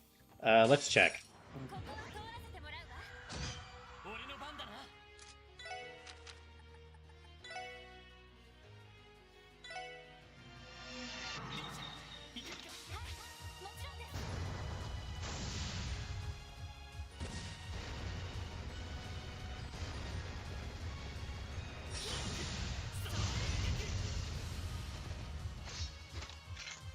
Oh, that's right. Fighting the lion robots unlocked the other doorway, so... Yeah, fighting the lion robots unlocked the other doorway, so I can just use that.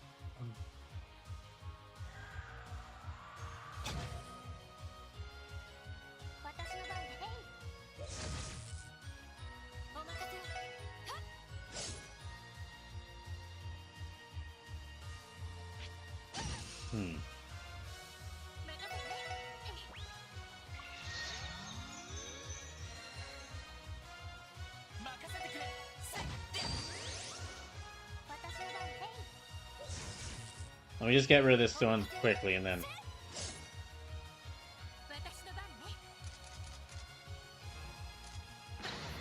Okay, I guess we'll go and use Burst. Let's just go and use Burst. I use Burst just so I can have Ellie attack.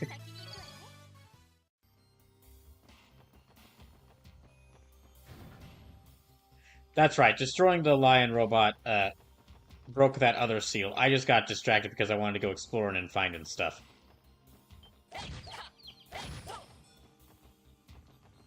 So let's go back here and save again.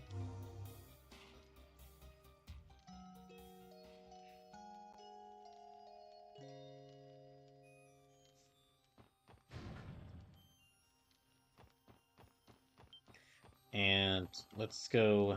Yeah, let's go through here. So... That's how much time... Okay, I'm at 101 hours in this game. My goodness. 101 hours.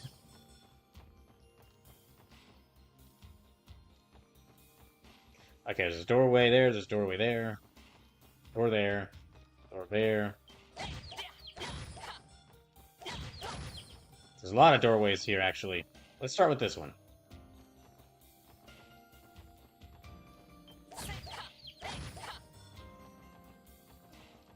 Okay, that goes up here, so let's head down this way.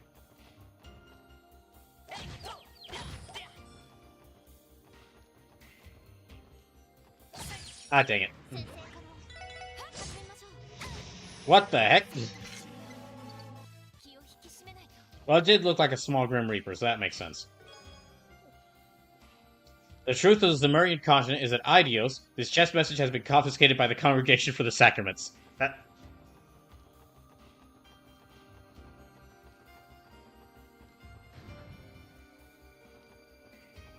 Okay. Let's go in here. It's 50 out of 61. These are all the letters Jubilee has written to you since our marriage, Cyril explained. I always kept them with me. I knew you would never come to me willingly, so in a strange way, I was the best hiding place. Okay, let's see what these are. Mysterious shining leg armor made from lustrous unknown metal. I guess, yeah, let me give those to him.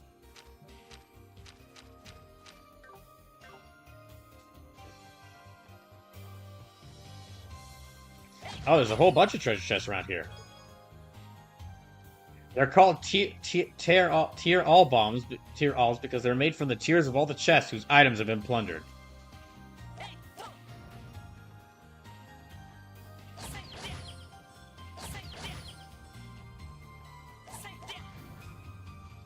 Oh, there's the orb.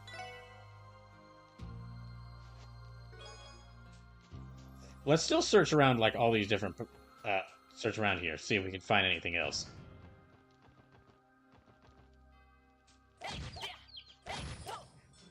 Not just a monster in there.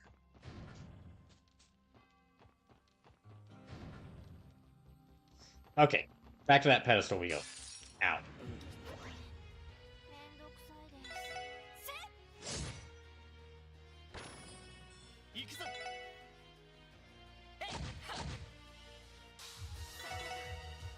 Dang, we're already almost halfway through the stream. Well, I did start a bit late at like 4:15 and 4:30, so actually we're going to go to like 12:30 tonight, so we're not there just yet.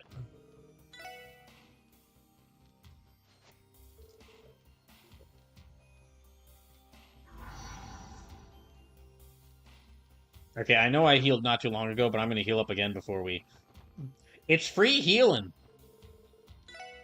Sleeper says, I am 4 pips away from having my second fully maxed out unit and swear why.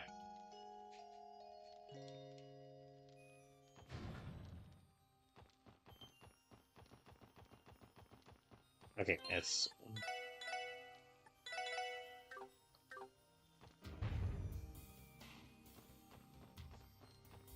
Oh, there's another healing place here. Well, let's heal again! It is free healing after all.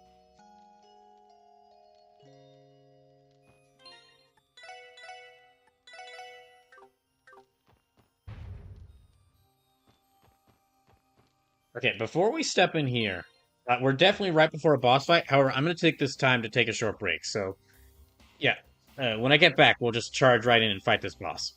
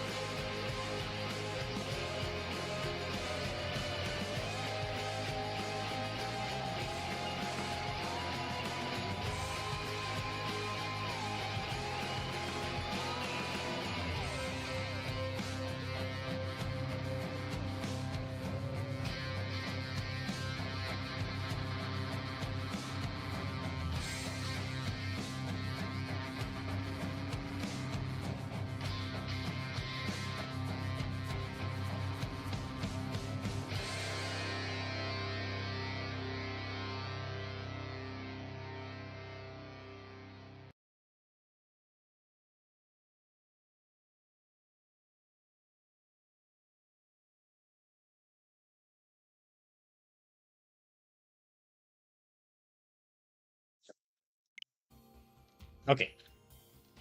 Alright, let's see what demonic horrors we're gonna have to fight. Okay. Was just expecting a big fight there. I guess we're just gonna go... Yeah, I guess we're just gonna fight right on the top of the bell tower. Oh, look, there's the brat. Let's get rid of him. Well done, boys and girls. So how did you like the dungeon? And what about the treasure hunt? A few cliches here and there aren't too bad every once in a while, right? I had a feeling that was your handiwork. You think you're slick wasting our time like that, huh? Wasting? Perish the thought. Where would the fun be in coming up here without a challenge? And a fool has to bring the fun, you know. It's right there in the job description. Heart emoji. Yes, fun. So much fun. Yes, fun. So much fun. That aside, seeing you up close, it's hard to believe someone your age could belong to Ouroboros. Are you kidding? You saw Shirley. Noelle, you saw Shirley. Children are evil in this franchise, or at least in this sub-saga, in this arc. Would that put you in a similar boat as Renee in that regard? Unlike her, my appearance isn't a very good reflection of my age. Anyway, how about that declaration of invalidity, huh? I swear, I was on the edge of my seat the entire time. Music as it was, though, I can't help but wonder if Crossbell's prepared to go down the thorny path you're setting it on. We're well aware of the consequences. Even if the path ahead is treacherous, it's something we must confront at some point. Well, is that what you think? Have it your way. What ends up happening to Crossbell is outside the scope of my mission. That sense I could leave right now if I really wanted to. But where's the entertainment in that? It's time to raise the curtain on my grand finale.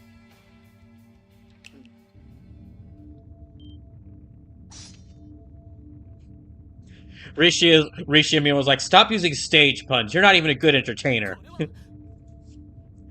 What is that? And Lucius, a space expansion? He's pulling us to a pocket dimension. It's just the footing is so poor here. I'll do you a favor, guys, to more appropriate set from my production. Have you ever acted a stage play? Risha, calm down. Enter Enforcer number 0, Campanella the Fool. Let's make this a good, clean fight. No promises, though. Dang, like first major enemy of this group, and we're fighting him in a pocket dimension. Okay, then.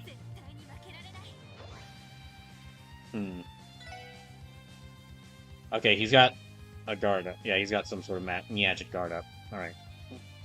Okay, this is gonna be tough. Let's see if I can pull him over here. Yeah! Okay.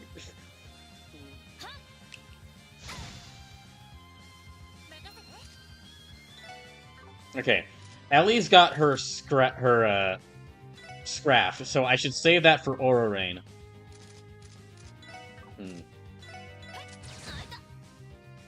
He's reflecting magic, so... Yeah, okay. Yeah, any sort of magic won't... Okay. Since there's strange flame of illusions to drop foes in despair.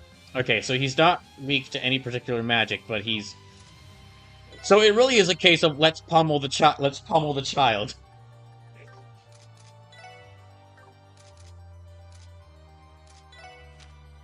Well, in that case.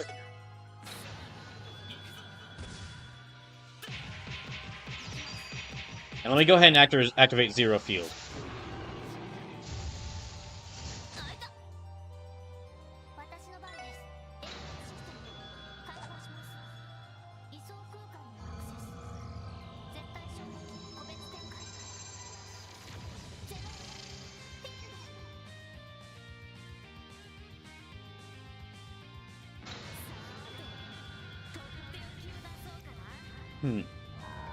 There's no time limit on that either, so it looks like he just reflects all magic attacks.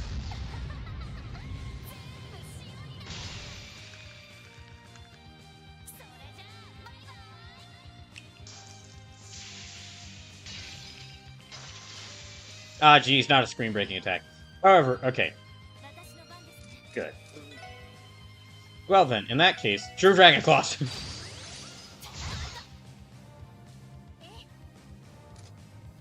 Yeah, let's go ahead and use Burst.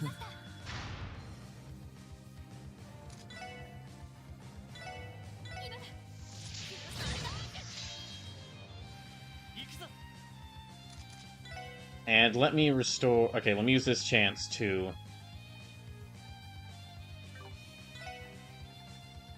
Let me use this chance to cure that ailment on... Okay, no, wait. No, we don't have to.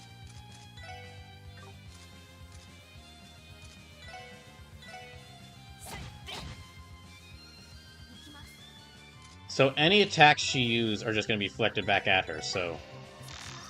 Well, like her as in her normal attacks.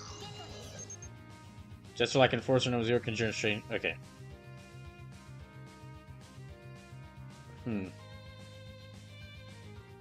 Oh, he's level 90. Okay.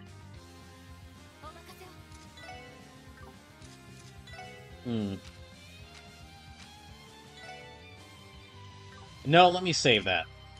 And let me use her True Dragon Claws, because that's being pretty effective so far.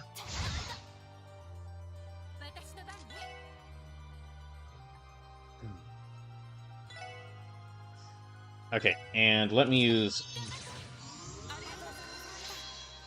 Yeah, let me heal up everybody.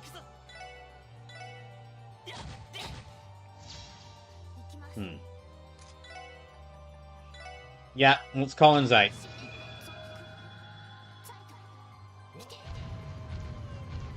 Yeah, get him, boy.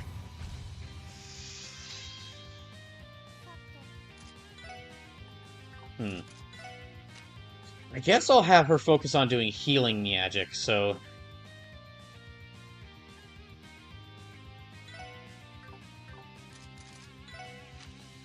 You don't have any attack dishes, so... And we're good on F, so...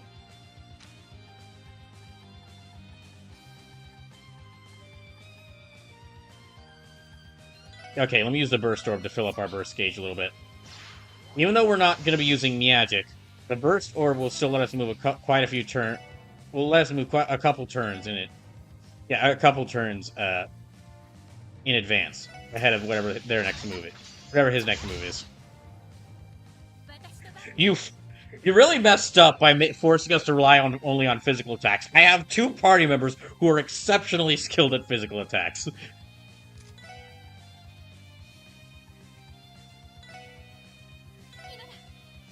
And really, if I had just switched to Noelle instead of Tio, we would have... Oh, okay. Yeah, so that's gone now. But he's still resistant to it, so... Yeah, he's still not really... He's still resistant to all the magical elements, so...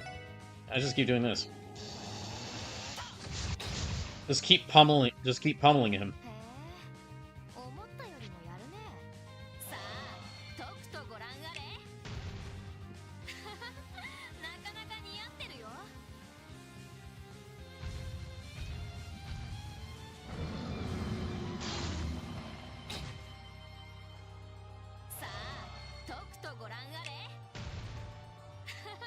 The heck? She's a pepper now? Okay.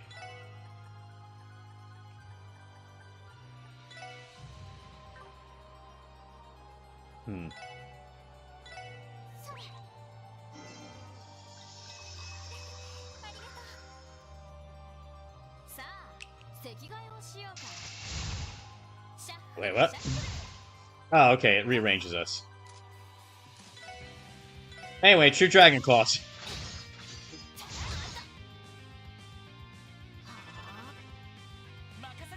Oh, no, you don't.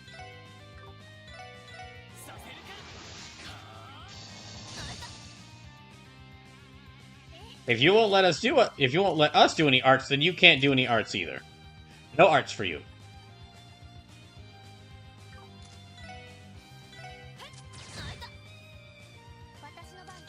Okay, so yeah, she's got no scraps. However, she can now use magic attack. So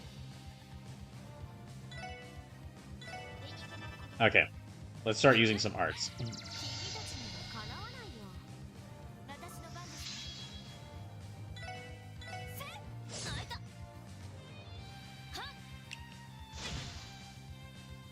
Okay. I'm guessing that attacks like a random party. He counter attacks a random party member. Yep. Looks to be that way. Well, in that case...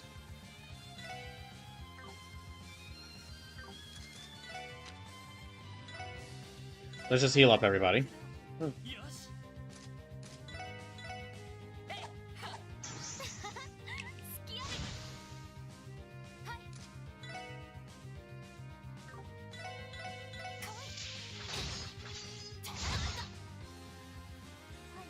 Okay, no, he doesn't just immediately attack people. I guess maybe that increases his evasion? Here, I'll use Death Spiral again.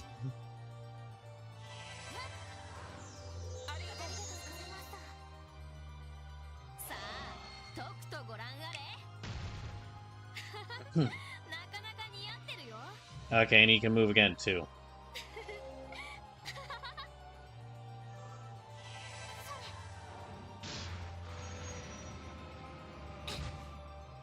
He's getting low on health, though. First things first, let me heal up Rishia.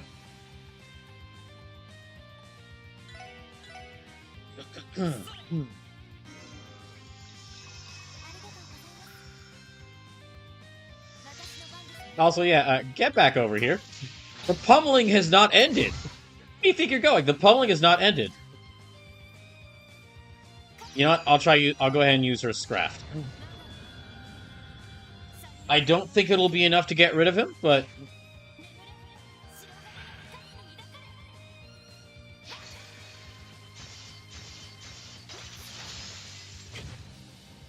wait, what the heck? Why did it attack Lloyd instead of Campanella?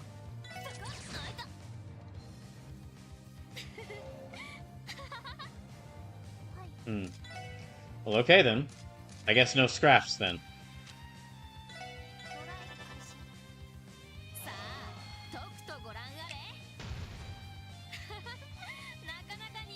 Yeah, let me clear that up quickly.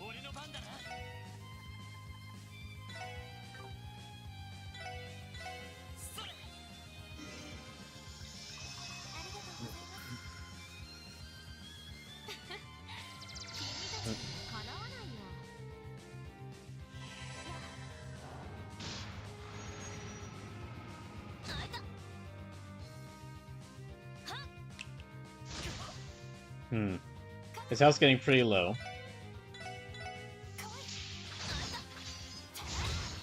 There, got him. All those fancy tricks and you're still no match for Rishia just pulling you with a chain inward and stabbing you.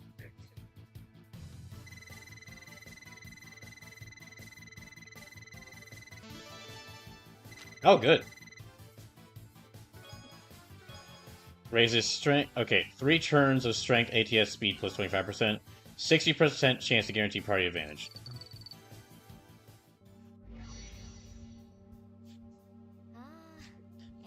Well, that's smart. This is what I get for moving. This is what I get for moving myself to the front lines for once. Oh gosh, had enough yet? You would do well to concede defeat. No objections here. Still, I wouldn't take this to mean you have any chance against the Steel Maiden. Mind your own damn business, pal. Fine, fine. It's about time I bid farewell to Crossbell anyway. How will this artificial septarian turn out, though, I wonder? I'd love to stay and see for myself, but there's work to be done in the Empire. The Phantasmal Blaze plan. So you really are planning to wreak havoc in Erebonia next? Who can say? Everything is according to our illustrious Grandmaster's will. When caught in the throes of fate, it falls to the children of man to offer up an answer, like always. All of you are no different. What? What is he talking about?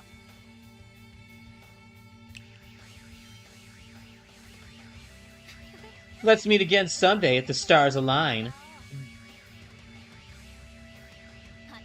What sort of answer will you offer in the end? I'd love for you to tell me all about it when the time comes. Music note emoji.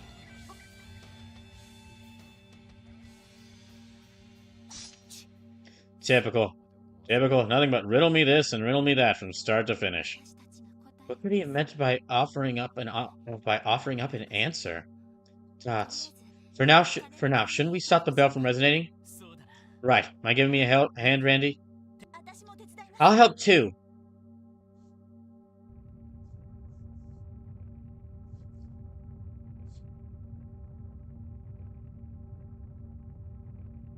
Do they need to, like, destroy the bell or just, like, stop it from ringing?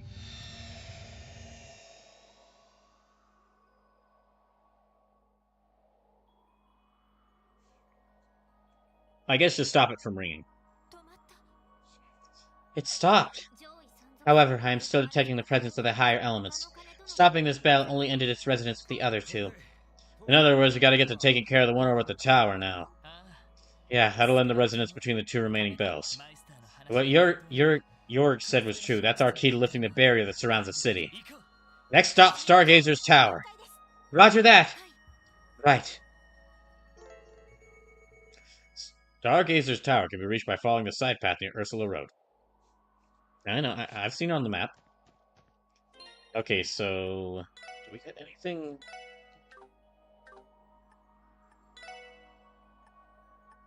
I don't think we got any new quartz from that.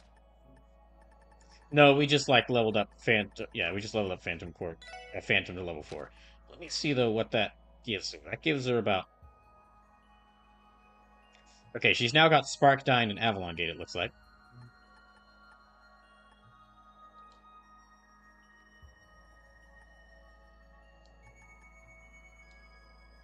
Although, I wonder why their names are green. Yeah, what is? Okay, let's get out of here. And we'll need to heal up and get more items at a... we'll need to heal up and get more items before we go tackle Stargazer's Tower. Which is probably... I'll just head straight to there, I think, after I get ready. Well, I'm going to go back to the Merkaba and make sure I'm ready, and then I'm going to probably head straight to Stargazer's Tower. I might check to see, since I'm not bringing Wazi along to any of the battles, I might check to see if there's any... if there are any, if there's any quartz he has that I want to take off of him. But dang, alright, last visit to Moon... that was the last visit to Moon Tower, I guess. In which case, dang. Awesome dungeon. Just like the previous time. Really didn't, like, going there didn't hit as hard as visiting the Moon Temple the previous time, but that's because, like, we went to, like, the Moon Tower, and then it was like, oh, it's like a Moon Tower, like the other tower we went to. And then we step in there and realize, like, oh, shoot, they're a cult. Oh, this was like a cult's hideout. Never mind, this is a completely different place. Actually, let me check to see everyone's levels. Okay, everyone's at level 90.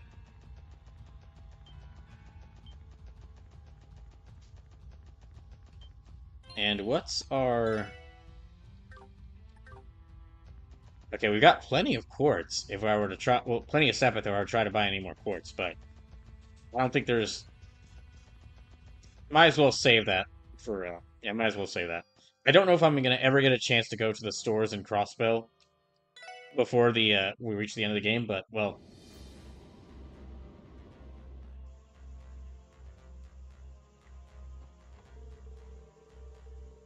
the Society of Ouroboros. I heard they were the ones behind those bizarre happenings in Libero last year. They haven't been making their presence felt very much in Crossbell, but they do have 2 key locations fully guarded. Makes you wonder what their ultimate goal in all this is. You'll be able to infiltrate the city once we do something about the barrier and that white Aeon. So Speaker McDowell's declaration reached Sheriff Sergei and the others too. They're probably already on the move. There's a final push, Lloyd, so you guys go ahead, kick some butt out there. Hacking the orbital net went a lot smoother than I thought it would. It totally blocked off access from the signal booster though, so there's no chance you're going to be able to use it again. Doesn't matter, though. Scaring the crap out of those chumps in Orcus Tower is more than worth it. Now hurry up and take back the city already. I've got me a base to reclaim. Okay, let's see. Let's talk to everyone, see how they're all doing, then I'll see if there's any upgrades I can get. The Steel Maiden. She was the one who shattered Yun's mask. Perhaps it would only be fair that I return the favor. I'm not sure how I'd fare against such an overwhelming opponent, to be honest. I will not yield. I have my own mission that I have to accomplish, no matter what.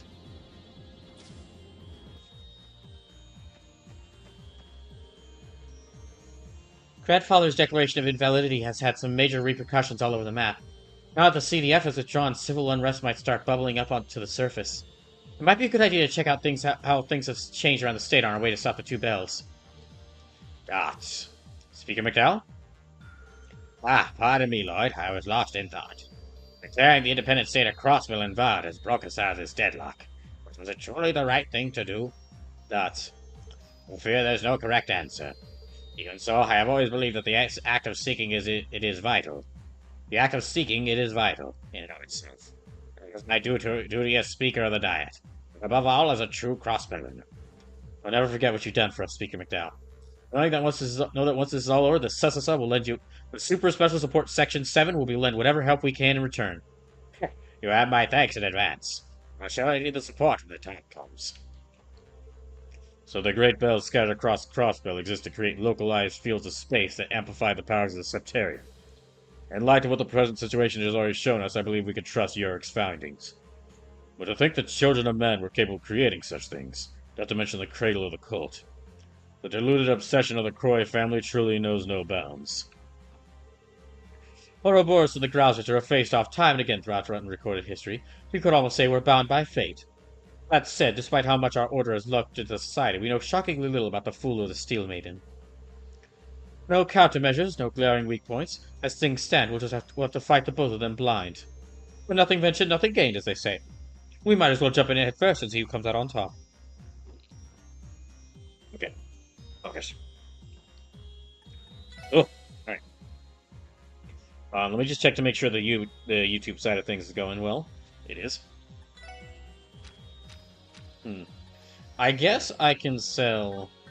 Well, let me check... Okay, let me check everyone's equipment they got, just to make sure they've got the best version of their equipment. And I'll probably sell the ones I'm not going to use. Yeah, their weapons they're not going to use.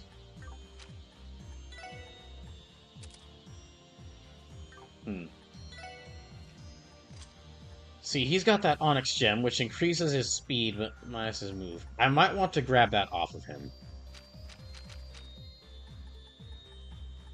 But if I do that, what should it replace it with? I guess let me set it to... Let me replace it with Action 3. And I guess let me... Epcut 3, let me maybe switch that out with, If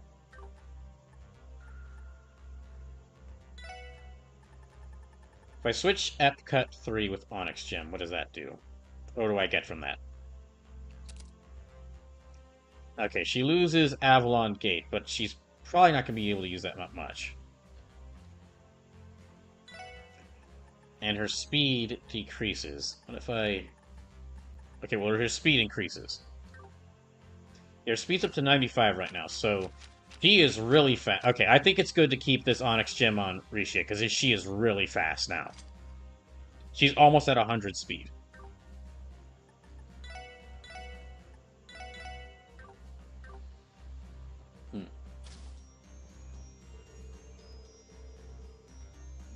Both the Moon Temple and Stargazer's Tower are once under the supervision of the Crossbell Guardian Force.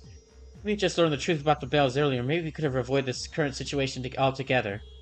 Still, dwelling on it won't do us any good. We have a lot of battles ahead, so I'll keep my head up and face forward. In terms of overall strength, the Red Constellation is probably tougher than Society. But the guys at Ouroboros have their archaisms, not to mention that insane Lance Master. It's gonna take a lot more than raw power alone to crack those nut jobs. Don't go soft on them for even a second, Lloyd. You got that? Seeing as we no longer need to locate any additional landing spots, I have passed my duties on board to Jonah for now. As for our next mission, we will be facing off against Ouroboros. There is no way for us to predict what tactics they may employ. With that in mind, I must ensure that my orbital staff and I are in perfect condition at all times. Okay, so... is there any... Okay, let's sell this.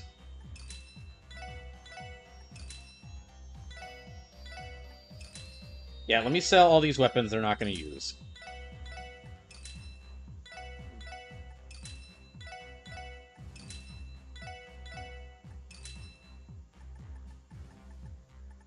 I guess I'll keep... Well, I might be able to sell these as well. I want to get a lot of items because we're gonna need them. It's Sleepless. If what Sleepless was saying is true, and we're about to enter into the if what Sleepless was saying was true, and we're about to enter into the end game, when I step in there, I'd really like to I'd like to make sure that I have plenty of items so that I'm ready. I might give this to her. Yeah, let me give her the Evil Guard.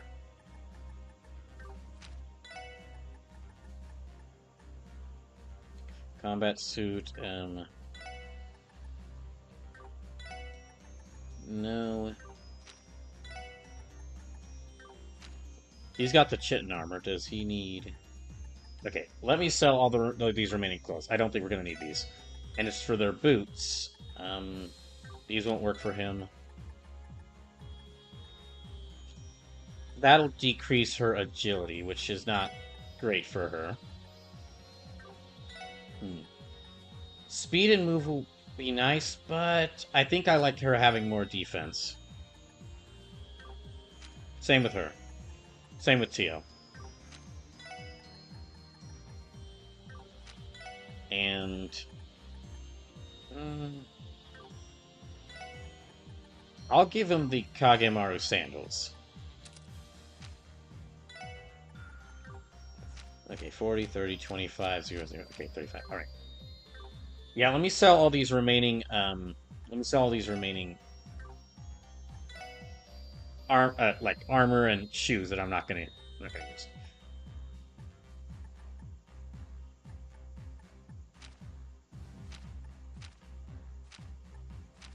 And I think, yeah, at this point, any weapons we're gonna find aren't gonna be as good.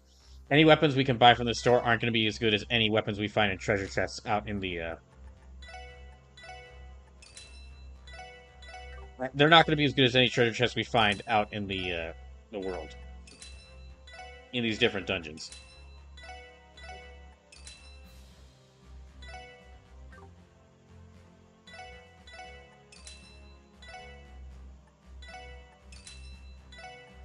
So yeah, let's sell all these. I'm gonna still keep these accessories, just because in case I run into a boss who really uses like certain status effects, having accessories that blocks those status effects could be really useful. Okay, and let me see what items we can buy. We have 4 of these. I could buy like, well, no, I can't buy 95 of them. I guess I'll buy 6 of these. We have 19 of these, 10 of these. Okay, 11 EP charges 2. Can I buy like 9 more?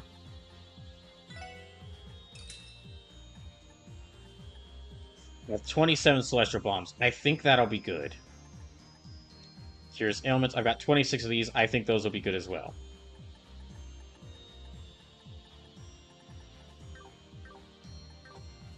There might be... Okay, Ellie mentioned something about some quests being open. I guess that's all the quests we could get. Alright. Well then. I think that's about everything I can do. Which is, I know I didn't really do a lot, but I think that's about everything I can do. So let me go ahead and get to the Stargazer's Tower. Oh, you know, since I talked to everyone else, we'll talk to Abbas first. The second bell to silence is at the top of Stargazer's Tower on Ursula Road. This time, however, the Still Maiden and her knights will be the ones who stand in your way. You face a daunting task. Defeating them may very well be impossible. There's no other choice, Abbas. We have to find a way to win. An admirable mindset. If you're surely determined, then I will say no more. Okay, let's go.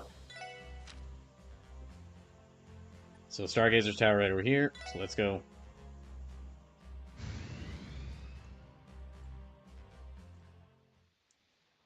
Okay.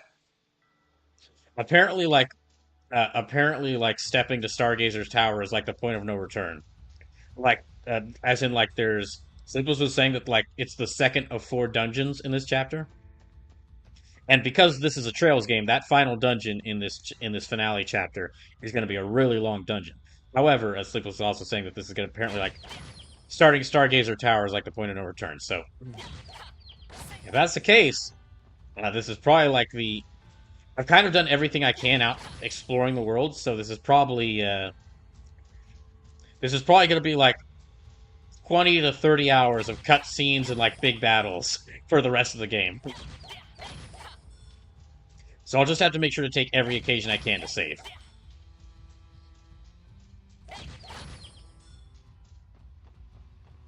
I'm still going to keep hold of all the Sepith I have, just in case. Just in case we get a chance to,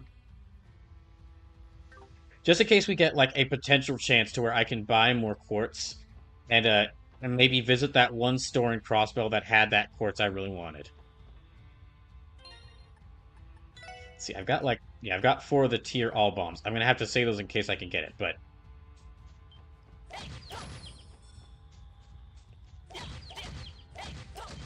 Oh, jeez.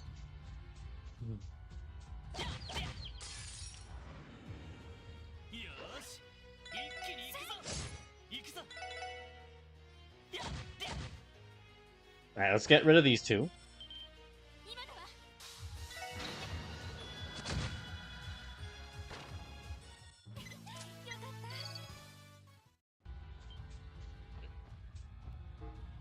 Okay, just Stargazer's Tower is up there.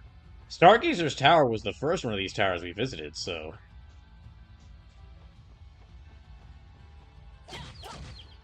Kind of interesting that, like, the start... Kind of interesting, nice callback at the start of the end... That, like, the start of the end game for, this game is gonna be, like, is at the same tower where we first, like... Is the first one of these big towers we visited.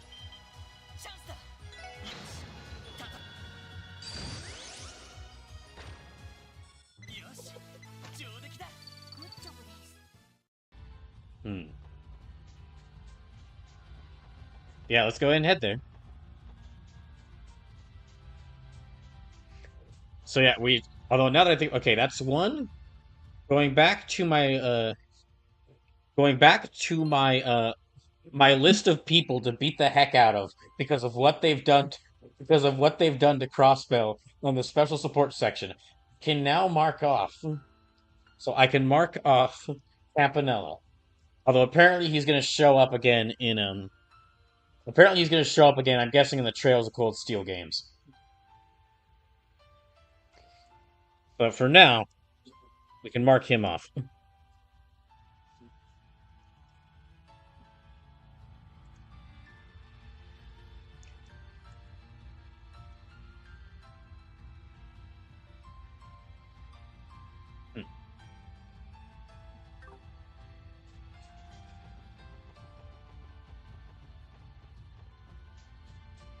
So I've still got to fight. Slim says I can either confirm or deny the existence of Campanella outside of Crossbell. Well, he said he was gonna go, like, there's stuff in Erebonia he has to go handle. So yeah, he said that he has to rush off to go, like, after we beat him, after we pummeled him. He said that he has to go rush off to handle stuff in Erebonia. So I'm guessing that means that there's something with him there in the Cold Steel games, but. It is going to be very interesting when any of these villains from this game show up in, like, Trails of Cold Steel after playing this game, because I'm going to be like, oh, it's you again! I'm going to be so enraged at them. It's going to be really funny, especially for, like, anybody who was, like, newer to the channel at that point, when I finally get to Cold Steel games. Whoever no idea how long that'll take. But someone's like, why do you hate this person so much? And they're like, I can't tell you, it's too long a story. So I've still got to I've still got to pummel Dieter Croy, still got to pummel Maribel, still got to pummel Novartis, and Sigmund, and Wald, and Shirley, and Arios, and then Wald again, and then Arianrod, and then Wald a third time.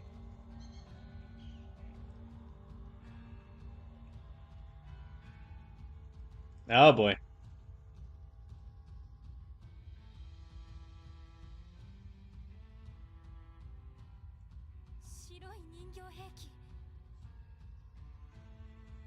White archaisms. They're no small fry either. I've never seen this kind before. They resemble a model I saw in the database, one the Society used during the Liberal incident. Judging by their armaments, they're going to be a real pain when it comes to hand-to-hand combat. Vanguard F3 Sleipnir. These machines have been specifically modified for use by my Star Ritter.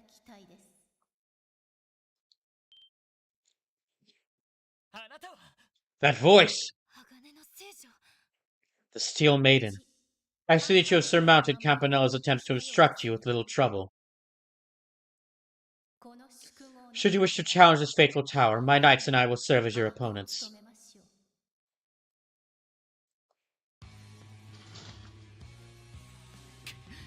But first you must demonstrate your might by breaking through these Archaism's defenses. And so we can take out the warranty on them we had. Do so and we will speak again thereafter. We're gonna break a lot more than their defenses. Consider your Vanguard scrapped. Alright, here we go.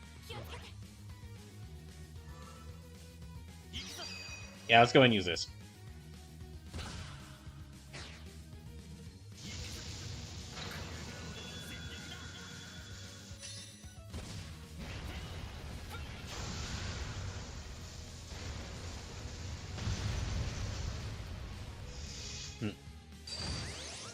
Oh, that didn't really do much to them. But we got burst. That really didn't do much to them, but we did get burst. Okay, I'm gonna start throwing out magic attacks against them.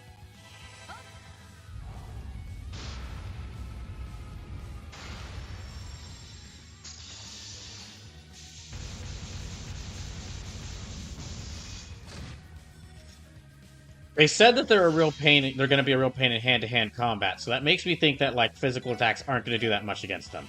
Sort of the opposite of the Campanella fight.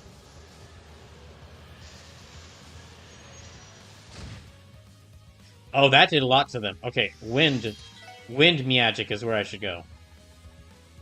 She doesn't have any wind magic. Okay.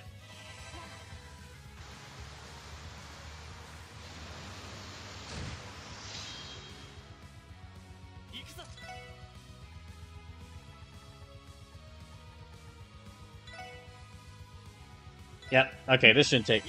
Dang, this actually went a lot easier than I expecting. Probably, really, though, that's because I activated Burst.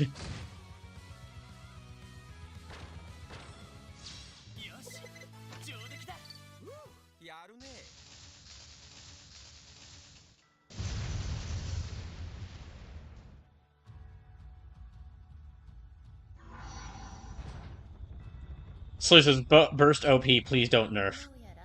Well, it probably will be once we go fight Arianrod. It seems like everything is nerfed whenever Arianrod is involved. Commendably done. You have qualified. Inside, the Star Ritter have been stationed at various key positions throughout the tower. Challenge them as you climb, thereby proving your resolve and determination. The Star Ritter? She meant those girls in armor that we saw before, right? I've heard that name passed around in society's underbelly. Each member is said to attain master rank in their respective combat styles. I can believe it. Those gals ain't just playing dress-up. They're the real deal. Ellie? You still have the dots speech bubble above your head. Something on your mind? Well, yes, but I'm not sure if it's relevant at the moment. I've been wondering who the Steel Maiden truly is beneath the helmet. I hadn't really thought about it, but that's a good question. It could be that she has a specific motive for choosing not to reveal her face. She's clearly not doing it to hide her sex the way I was. And somehow I doubt it's because she's trying to hide a criminal record or anything simple like that. It's a lot to consider. In any case, we may learn more about her as we challenge her followers. She asked us to prove our resolve and determination. We're going to do just that. Yes. Roger. Once you finish exploring Stargazer's Tower, you will temporarily be unable to freely travel to other areas of Crossbell. If you'd like to use the terminal or other functions, make sure to do so before reaching the top. Even the game is like, listen. Even the game is like, look, the train is about to leave the station.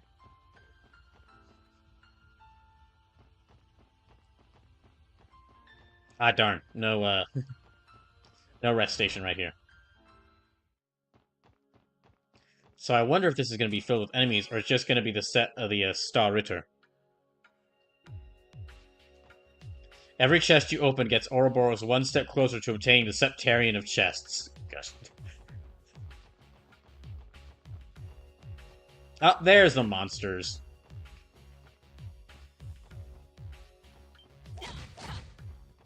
It's just an axe. There we go, okay.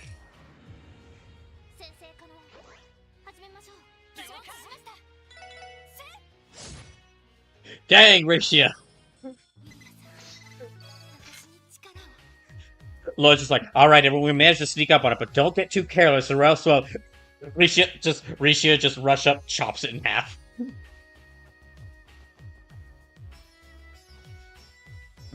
That looks like a slightly worrying enemy. I'm gonna definitely try to explore around here and get all these treasure chests.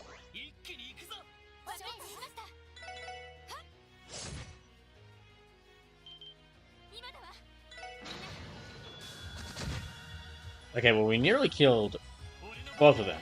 Killed one of them, nearly killed the other one.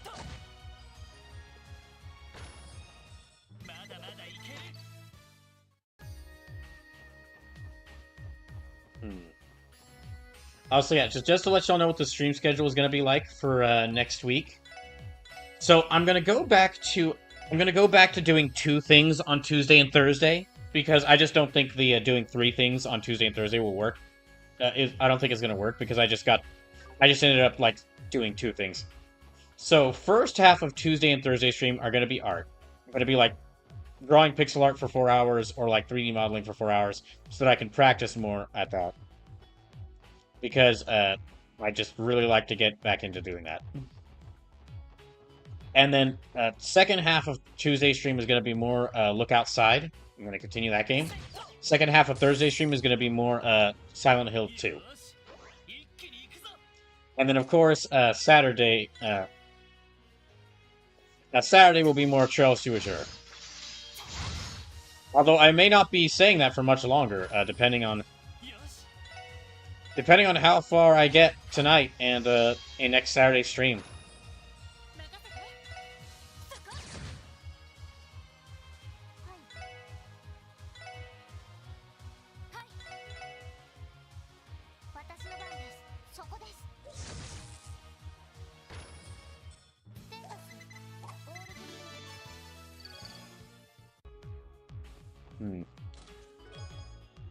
Lady... Okay, that's a new gun for Ellie. You fire what appears to be a botched attempt at Fierce Tiger fried rice. Ellie suddenly seems to be in a hurry to leave the area. Okay.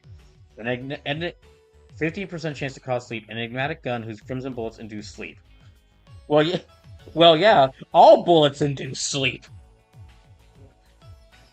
Well, if they die, they're gonna be sleeping forever.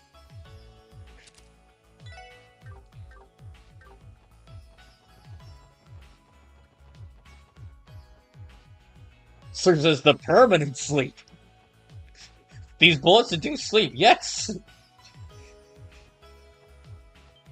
Oh. Let me see if I can just run around that thing. Oh no. Just gonna try running around.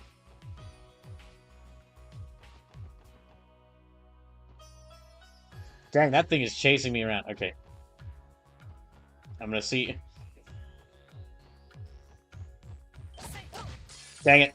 I was really hoping I could get a, I could stun it.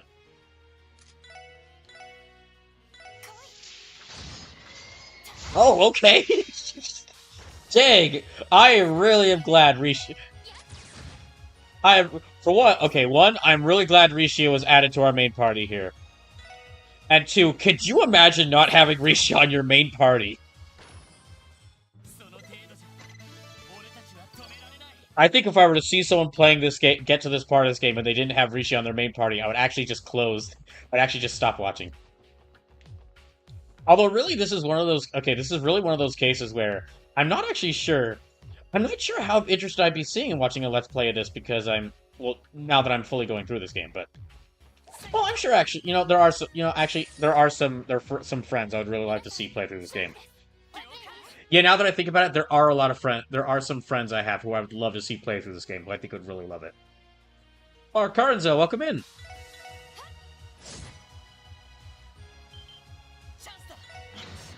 So we are in, like, part 2 of the finale of this game.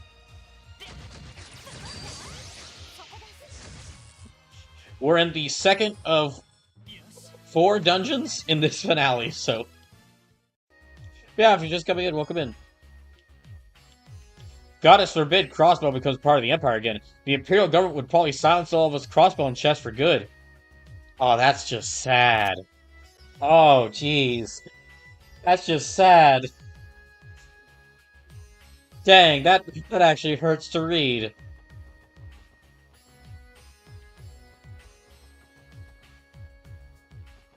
I'm gonna miss these chest messages. What? Oh, wait, who are we dealing with now? I've been expecting you. Hi. Got our first one. I am a faithful soldier of the Star Ritter, Ines the Stout. By order of Lord Arianrod, I shall be your first opponent. Well met. Lord Bannings of the Super Special Support Section 7. I don't suppose you'll let us pass without a fight. You assumed correctly.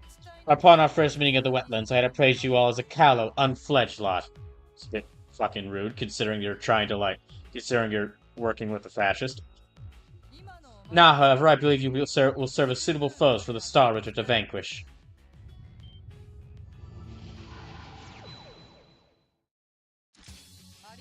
Show me you are worthy to stand in the presence of our Lord Arianrod. Let us see how you fare against the halberd of the Stout. Fine. You asked for it. The halberd of the Stout will fall to Yin's blade. Enough talk! Let's do this! Alright. First one of these fights. So, welcome in. Hope everyone's doing well. If you're just coming into the stream. Well, Euretia did say it would fall to her blade, so I mean, we gotta... Yeah, let's go ahead and do this.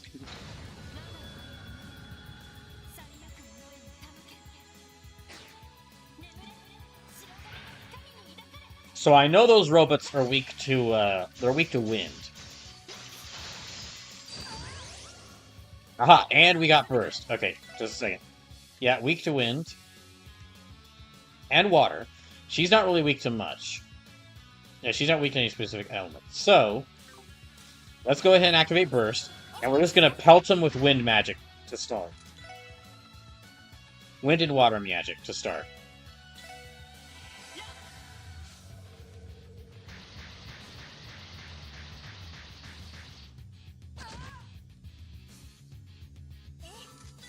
And yeah, she's got Thunder Cyclone, so we'll do that.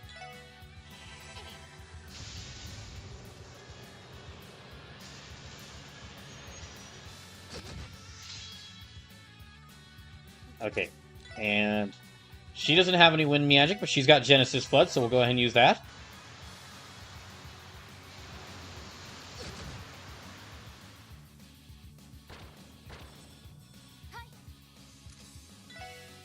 And I actually use... No, I'm just better off using physical attacks with Risha, so... True Dragon Claws. Get over here.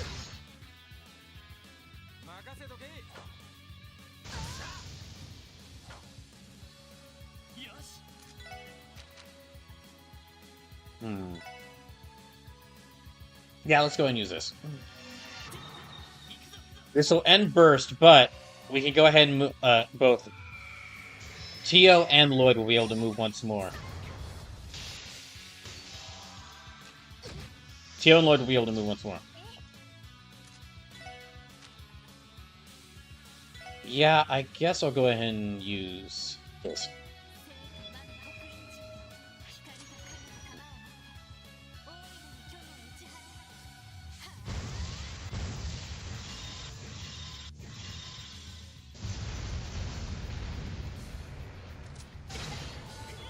I almost kind of wish that Ellie replaced her, like, her one pistol with these two. It'd be kind of a cool upgrade to give her.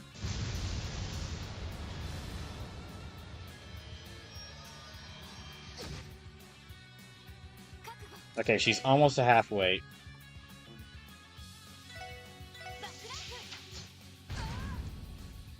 Almost to halfway. Let me go ahead and start preparing some healing magic. Well, not with Tio. Oh, wait.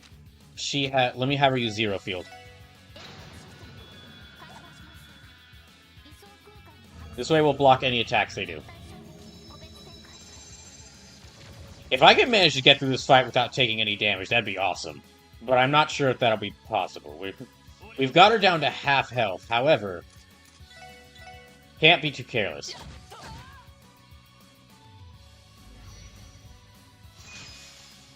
Okay, so she's got guard and HG regen. Okay. So this should actually... Yep, that takes care of 2 of her guards. And...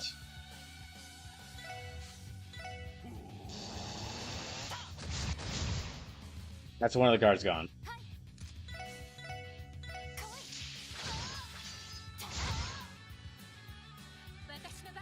Okay, let me go ahead and prepare... No one's damaged yet, so I think we're fine to wait. Instead, let me have her use... Accelerates time in an area. Prevents enemies from using arts for a few turns. I don't know if she has any arts, but let's actually try... Let's try to increase our strength. Or, okay, let's increase our invasion. Let's use... Since she doesn't have a particular weakness to any element, let me actually use...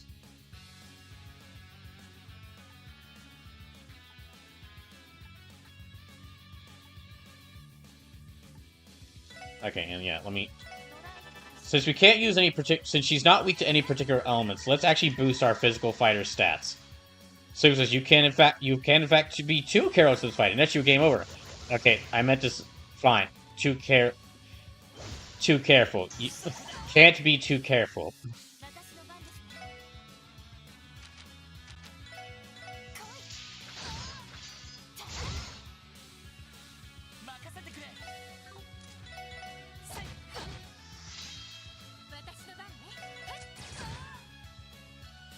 That really didn't do much, so... I guess Genesis Flood now.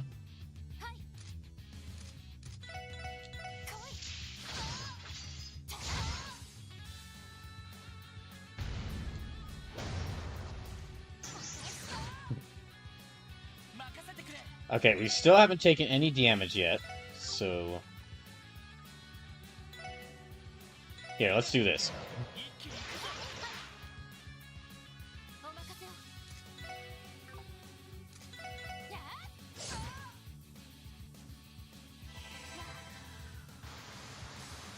We've got her down to like half health. She still has like 1 turn of regen left though. Okay, Thunder Cyclone.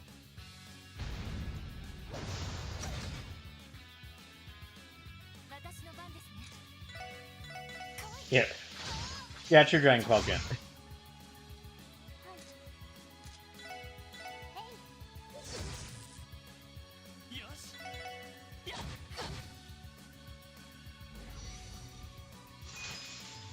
Okay, she's using guard. I see.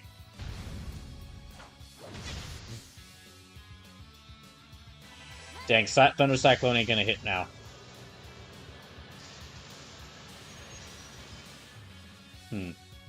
Okay then. However, this should take care of the rest of her guard.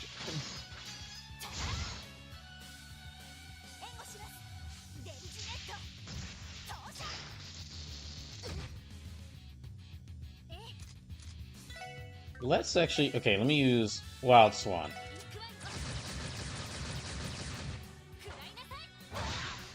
I just realized, okay, between Ellie's main pistol, that small pistol she uses in some of her crafts, and then the 2 pistols she's got that she uses in that new craft she just obtained. She's got like 4 handguns on her. And that one rifle she uses in some of her crafts.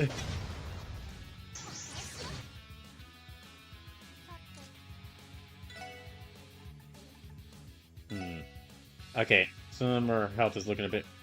Yeah, our health's looking a bit worrisome. Let me go ahead and attack her with Meteor Breaker.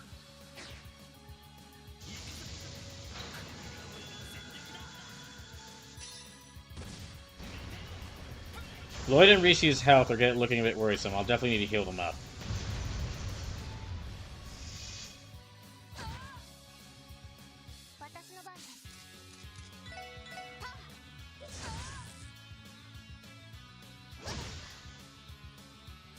Okay, let me have her use Holy Breath.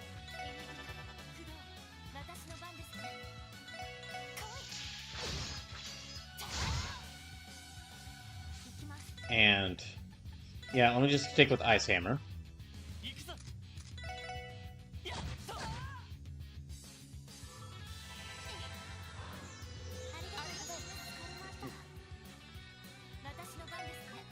I think, yeah, she can still use True Dragon Claws, so...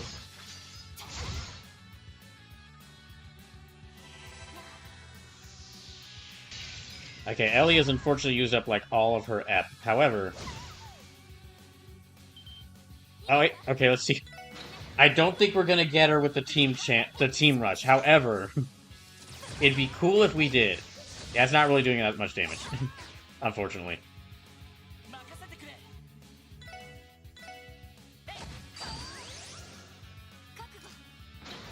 Okay, we've got Burst, so let's use that. And let's prioritize using physical attacks with it.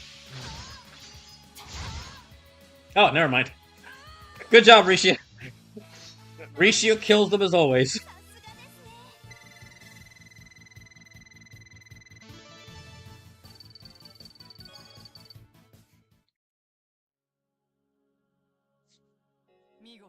Admirably done. You have braved my halberd and emerged victorious. As promised, I will clear the path ahead. 2 trials yet await you. Be aware that my fellow knights are also master of their crafts. I'd advise that you not get too comfortable.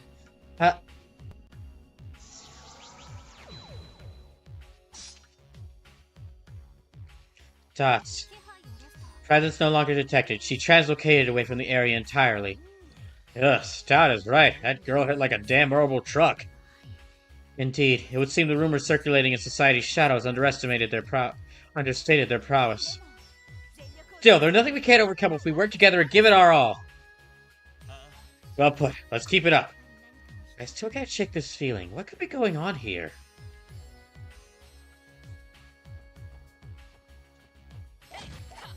Uh-oh. I thought that would be weak enough to kill. I thought that would be weak enough to where I could kill it easily. No, that one's not either. Is there any treasure chests around here?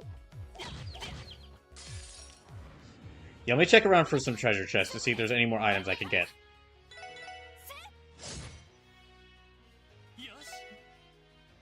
Unknown otherworldly life form, those who see the gleam of its gaze are driven mad. Also, it's really weak to Mirage, however, most elements don't affect it.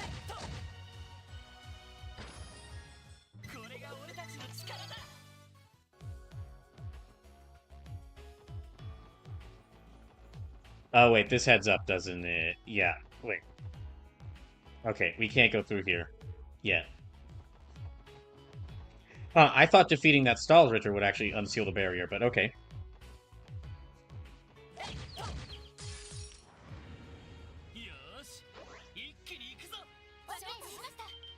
So, yeah, let's just get rid of them.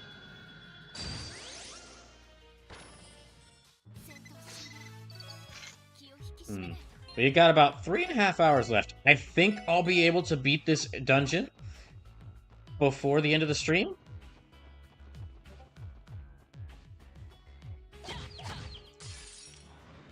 Yeah, I think I'll be able to beat this dungeon before the end of the stream, but we'll see. I don't know where I'm going to end up by the end of the stream, though, because apparently, like... Yeah, because apparently after I beat this... After I beat this tower, we're just gonna rush forward into the end game. Or excuse me, into like parts 3 through 17 of the end game.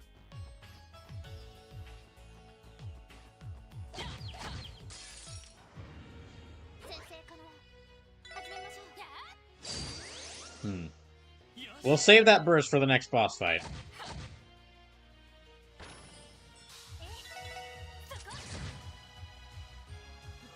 I think we can kill most of these enemies if I can sneak up on them. If I can get a sneak attack on them, I can kill them before they can make a move. Yeah, just another reminder. If you can, please consider donating to the channel. Please consider donating. It'll help me with it'll help me stay financially stable whilst I search for a new job right now. And if you do donate, either through direct donations, bits, subs, or gifted subs, make sure to let me know whether you want me to play. Let me know whether you want me to play either XCOM 2 or Valkyria Chronicles. Whichever game has the most money donated towards it by the time I beat any of the games I'm currently playing, which at this rate might end up being this game, is the one I beat first.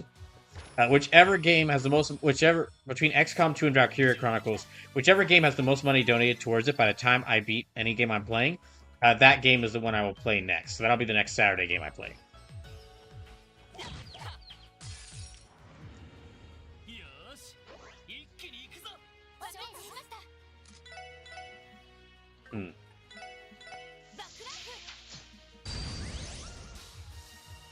Okay, that's one dead.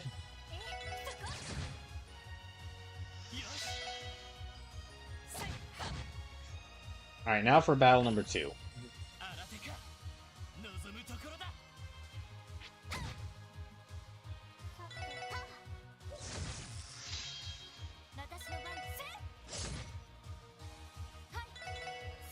Oh, she gets to move again? Okay.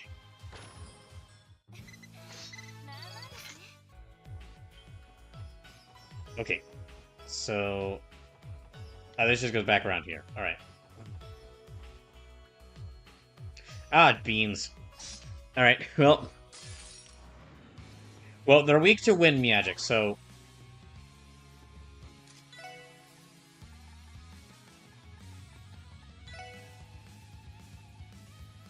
Now, she won't be able to move until there, so...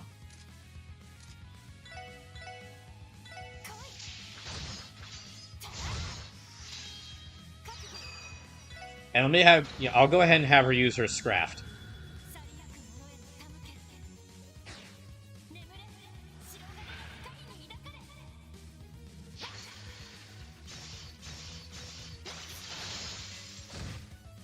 I'll need to set up some water and, I'll need to set up some water and wind arts in order to deal with them.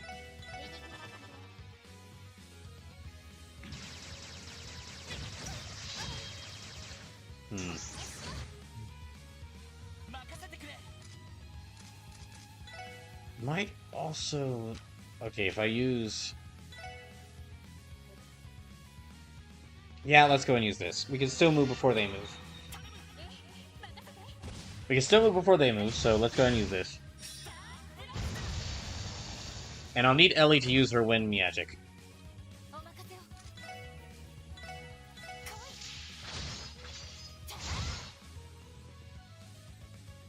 This might destroy one of them?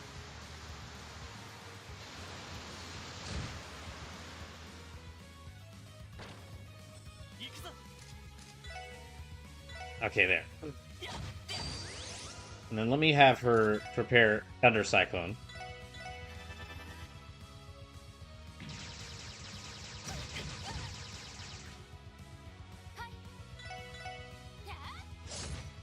Okay, not much health left. Defeating these should probably unlock that seal on that other door. They could all use some health, though, but...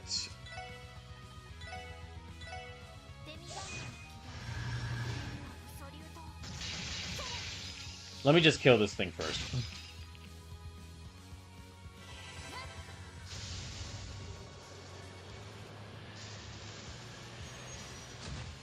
There we go.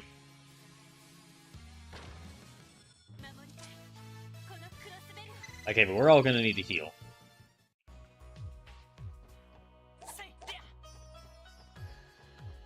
No, wait. Take the orb. Yeah, take the orb.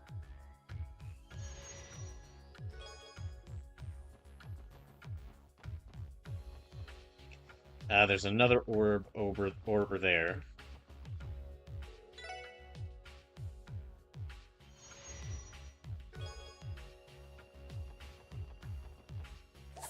This thing's still shining, though. I guess that's all the orbs here. Don't really have a map that we can look through to see. No, okay, that seal's still up, so we need to find another way to get it. We need to find another way to, take that down. Oh, let's try...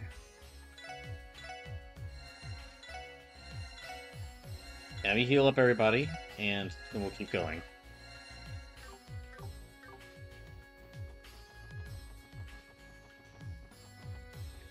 I guess let me head out of here and then keep searching around.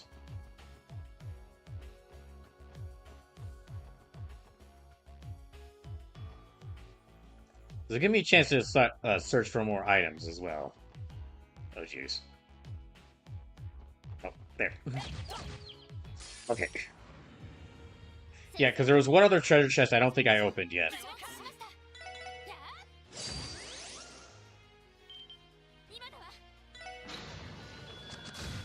Alright, that's both of them destroyed.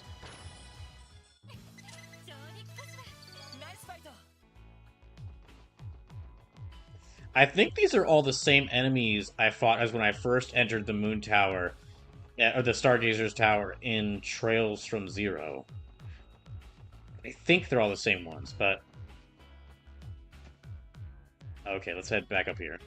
And there's a path over here. Well, if they're all the same ones...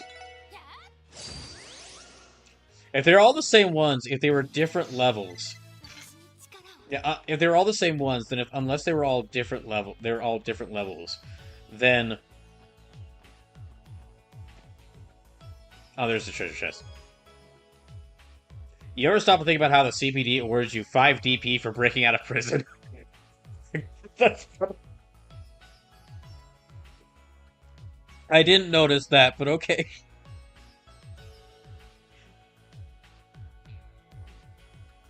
Slip says they are in fact the same monsters, but they have been empowered by the mystical magical hootenanny.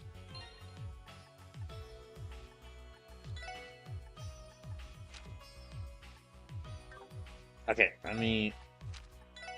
Toledo boots. Defense plus 200, move plus 3. Those actually wouldn't help her out much. Okay, yeah, those would help out her a little bit more.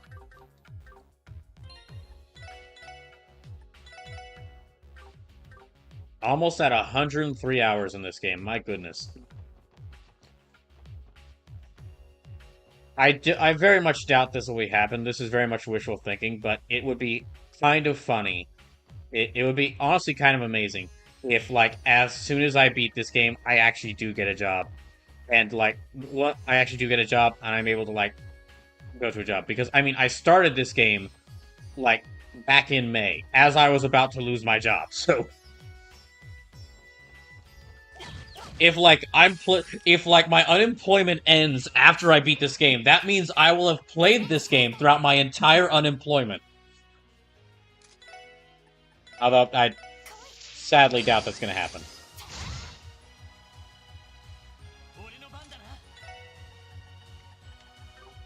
And if that does happen, which it won't, but if that does happen, this will definitely end up as, like, this and Trails from Zero will definitely end up as one of my favorite games of all time. If, like, me beating this somehow gets me employed. So it says, but it could, and it would be funny.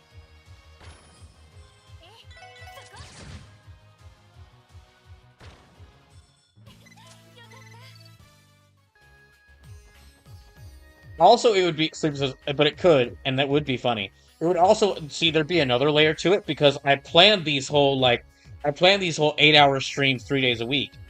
But, so that I can play multiple things while I'm unemployed, while only streaming 3 days a week, so that I can have most of the week to do other stuff. However, specifically Saturday, I set aside to play only one game on Saturday, so that I could get through the really big RPGs I've been meaning to play while I'm unemployed. So, if I get employed right after I beat this game, if I get employed right after I beat this game, that means that I will have these 8-hour-long Saturday streams where I only play one game that were planned so that I can play through multiple big RPGs will only have ended up being used for me to play through Trails to Azure. Trails... For those who haven't been here since the start, I've been playing this game since May. Okay, well, I've got these orbs. Do I need to put the orbs in different places?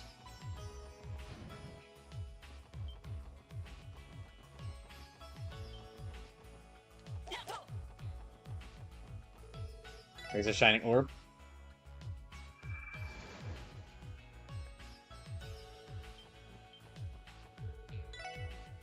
Yeah, let's place an orb here. Okay. That's how we unlock that.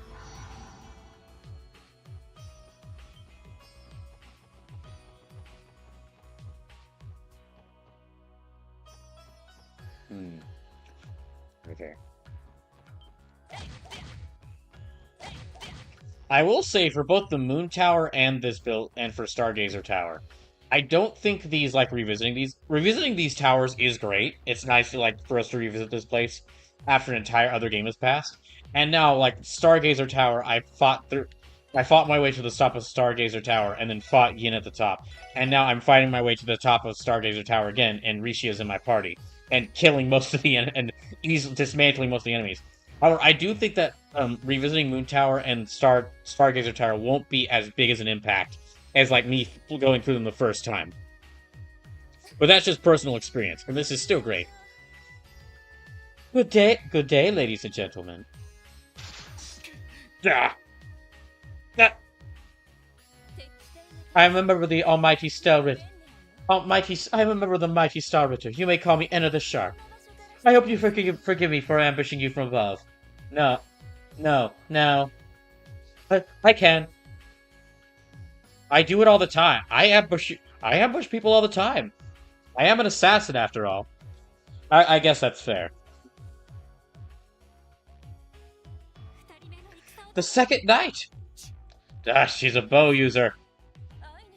You must be quite skilled to have emerged victorious against Ines. Perhaps I won't have to go easy on you after all. We wouldn't have it any other way. If you try to stop us, we're just going to break right through you. Like a barrier. Well, what the heck? What? That's that's what we do, isn't it? Breaking barriers is my thing. Sorry, I didn't realize you were so hung up about it, Lloyd. Delightful. That mindset will serve you well here.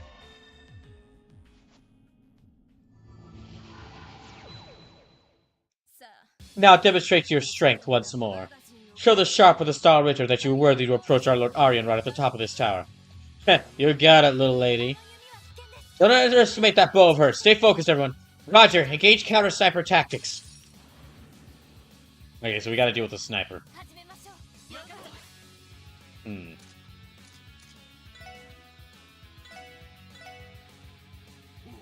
Let me pull them in together. And burst.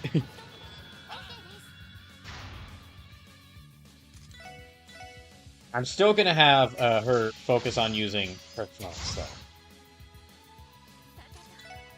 And okay, Thunder Cyclone.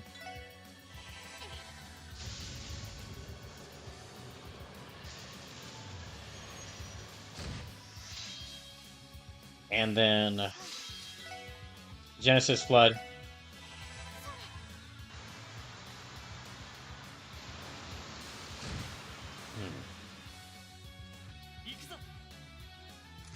Only pull them in again.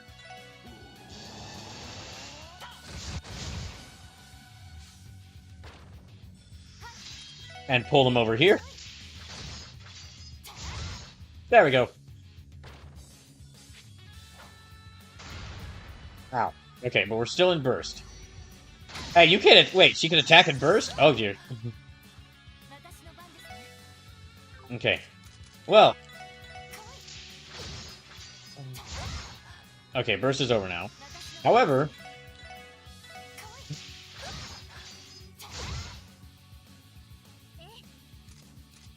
What? Ah, dang, I didn't mean to use that, but okay. I meant to use Teos Craft.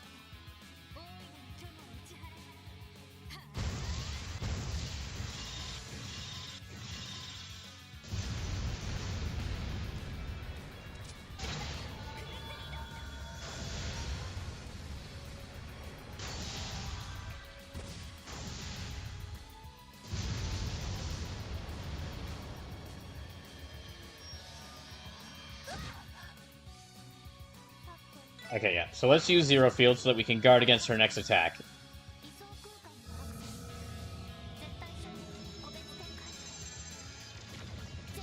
And...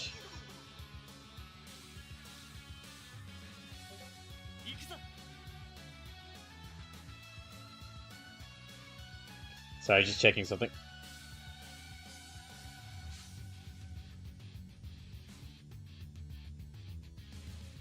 Okay.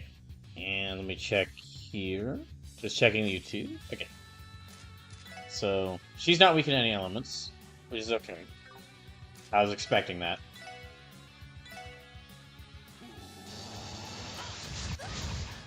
He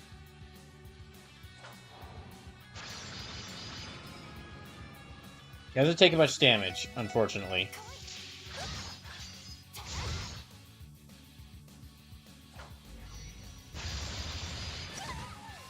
Oh, geez, she's got status effects. That's not good.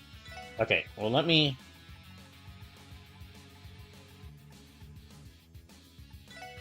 Yeah, let me heal up Rishia's ailments.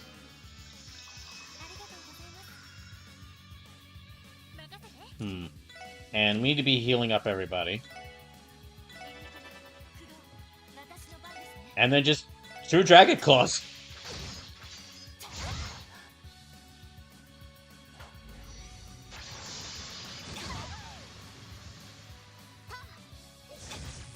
Gosh dang it.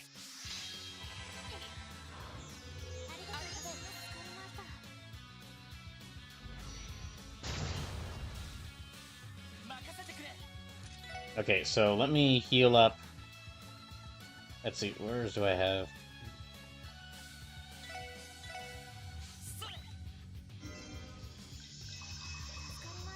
Okay, that's better. Instead of using her Scraft, I'm going to just keep using True Dragon Claw.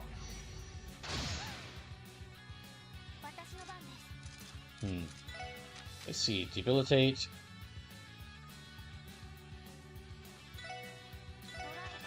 Okay, let me try reducing her speed.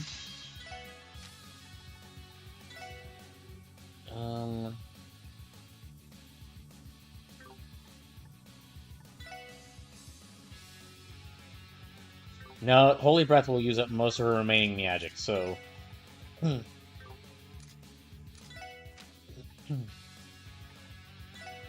me go and use Aura Rain. And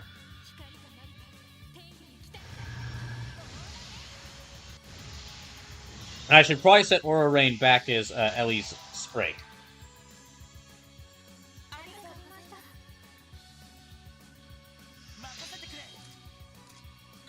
Alright, there. Okay, she's down to like half of her health. True Dragon Claws again. It is amazing how useful that is. How multi-use that is. Like, oh hey, you guarded for 3 turns? Okay, this one attack will break 2 of those guards. Oh hey, you're trying to snipe us. You're trying to snipe us from a distance. Let me pull you in.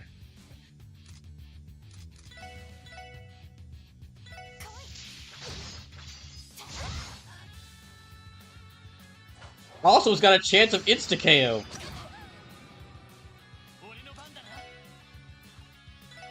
Alright, let me try... No. I'll try Raging Spian. Need to heal up everybody, so this might be a good chance to use. Yeah, let me call in Zyte.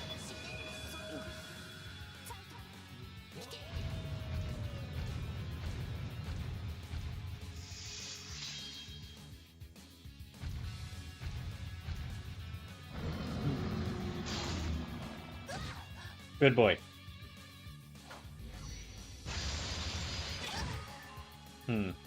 Now she's confused, so...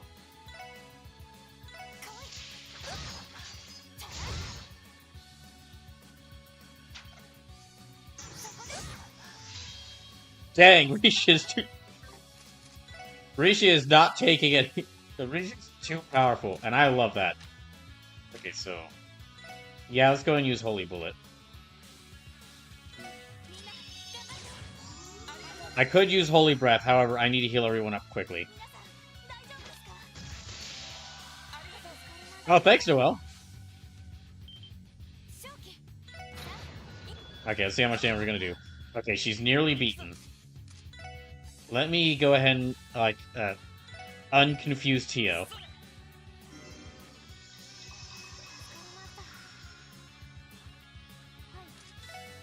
Okay, so... No, let's use... Okay, let's increase everyone's strength.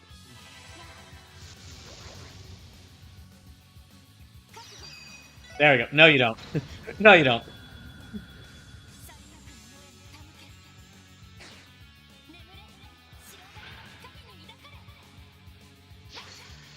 At the rate this is going, Rishi's gonna just like...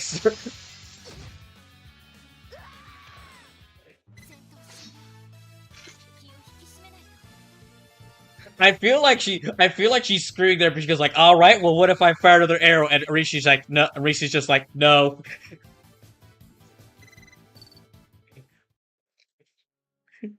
I feel like that was almost a scream, not like a scream of agony, but a scream of frustration. That just any time she was like, oh, but what if I fire another arrow? And Rishi's just like, no. Dragon Claw. Goodness me, I could see defeat. Rivali isn't going to let me hear the end of this later. Well then, no matter, only one knight stands in your way now. Don't underestimate her, she is the head knight of the Star Ritter, and her strength is undeniable. I'll be seeing you later, in Trails of Cold Steel. Wait, which one? Yes! I wouldn't arrive unprepared.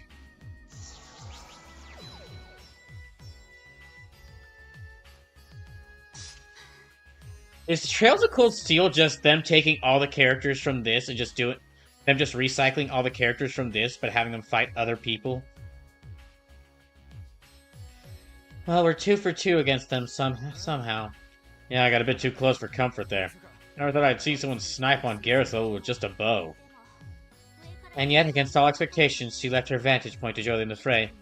An honorable act on her part. I sense pride in the way she fought. I think coming down to Faceless was a show of that. Right, they fought with etiquette. That's not common in this day and age. Their behavior resembles that of the chivalrous knights of the Middle Ages. Yeah, that's a good way of putting it. Sleep says, in fact, the Star Ritter have nothing to do with Cold Steel 1 and 2. Marzeska fan says spoilers. No, that's not really spoilers, because they show up in, like, the very opening of Trails of Cold Steel 3. Like, the opening cutscene is like, hey, the Star Ritter are back! Makes it hard to believe they're Ouroboros. Honestly, the more we learn of them, the less I understand. Oh, kidding. But hey, on the bright side, we've only got one more of the Steel Maiden's minions standing in our way. Gotta take what the Sharp said seriously. Last girl is probably gonna be the strongest of the 3. Right. Sloop says, a game Brawl has played a demo for us is entry into the franchise. What an entry, huh? Oh, that actually reminds me, because of something that was tied to that demo. This will probably mean nothing to most of y'all, but, for the few that remember this, Switch 6-pack is just fully dead. For those who were here when I did that, y'all probably guessed, but yeah, that ain't happening. Onward. Actually, wait, I started this game as part of Switch 6-pack now that I think about it. Because, yeah, this is one of the games that was considered one of the best games on Switch. And so, yeah, this came out of me. Yeah, this one of the reasons why I started this was that. So I'm not really surprised, to be honest. It was a really big Yeah, for those that don't know, back when I was celebrating 500 followers on Twitch, my original idea was to, like, try to narrow down the, what are the 6 definitive games to own on Switch? Like, if you had a Switch, I could only own 6 games, what would be those to have? Slim says, I'm not real. It took a lot longer to finally death knell than I expected. Well, actually, to be honest, it death knelled like half a year ago. It was like at the beginning, like as soon as the Switch 2 was announced, it was like, okay, that's it. Actually, no, even before that. As soon as I started committing to developing my own video game, like as soon as I started committing to developing my own video game, I was like, okay, that's it. I won't be able to do this. But yeah, for those who don't know, I had like an entire list of like 300 Switch games that I would play through and slowly narrow down until I had like the definitive 6 games. And that was the original. That was originally going to be the 500 follower special, and I did work on that for like months on end. However, I came to realize that like I would not be able to afford buying all the remaining games that I needed to get, and it would take me like years to do that. So yeah, that's that whole thing is kind of gone. Won't be returning to it. Now I've gotten... That's way too big a project for me to handle on my own. And I could only really handle that sort of project on my own.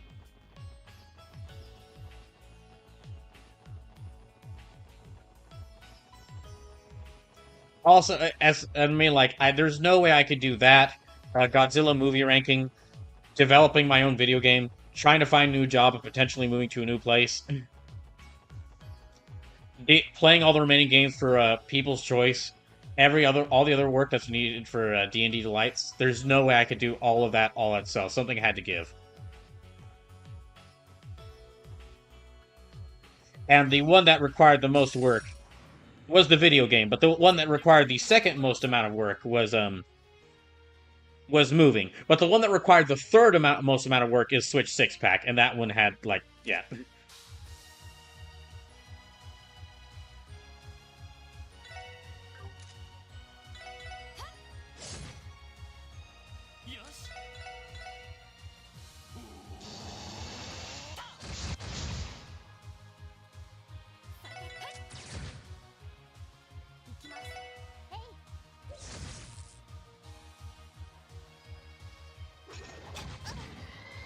What?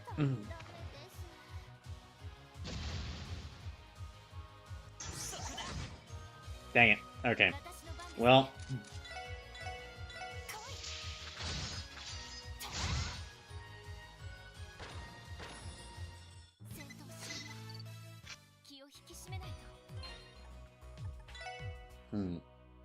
Let me revive her.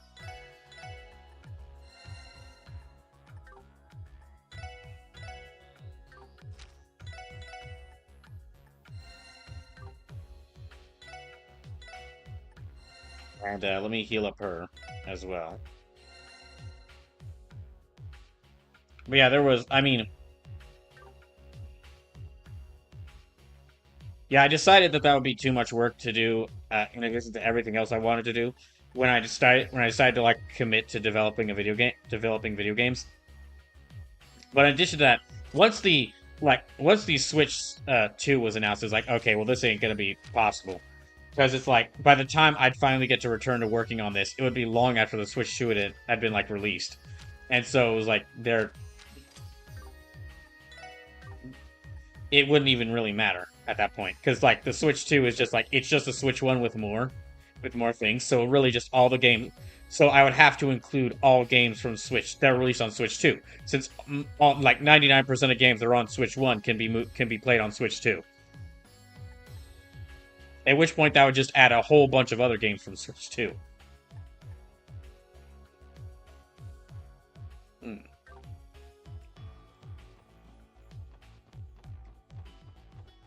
Okay, so... Goma Shiranui. Keep an eye on that Rishi Mao. I have reason to believe that she's engaged in thespionage. I like how for each, like, special weapon, the chest joke is related to the character for the weapon. Also, dang, that is powerful. That's 1,300. That's almost 1,400 damage. Now she's even more powerful.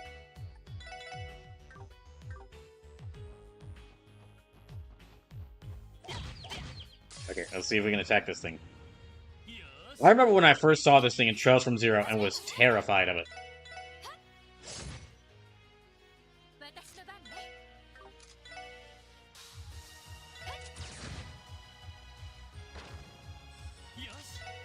Okay, yeah, Raging Spian.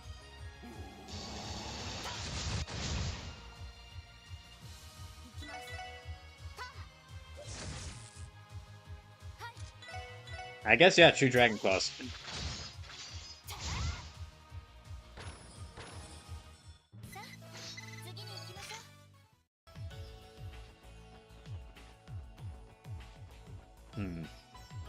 Oh, there's another one of those chariots. Dang it. I was hoping to sneak around it.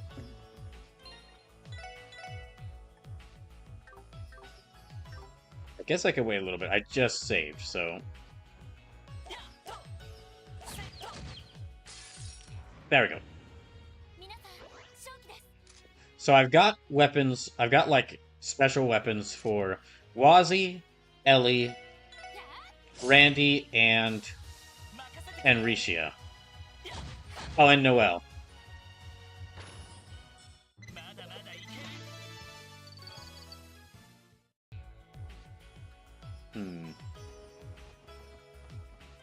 Sleep says, also, Brawl, I hate to break it to you, but realistically speaking, the Switch 6-pack would have wound up being 6 Nintendo games. Because otherwise, you're looking at any multi-platform game on Switch where it's just a worse version than any other version, a la Witcher 3. You're looking at a game where, like, this is where the only benefit of the Switch version is the portability of it. Not true. There's, in fact, a couple reasons why there'd be, like, other games that are not just Nintendo first-party games that would be included in that list. One is that Nintendo first-party games actually have a major handicap on the Switch, because they're still all $60. Because that severely limits it compared to other things. Also, there are other games like, for example, Hades, where the Switch version is just the best version of that, because you could cross-save because it has cross-saves with all the other versions. And meaning that you can carry your progress over to all the other versions, except for PlayStation, because PlayStation apparently doesn't like that. So you could really just, because of the portability, you could really just play Hades on Switch anywhere you want, and your progress would transfer to any other version.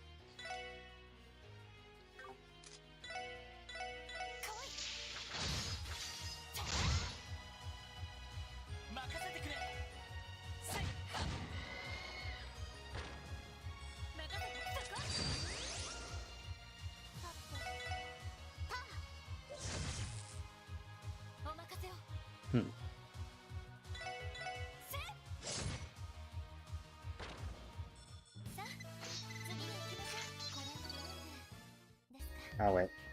Should just check to see what I just got.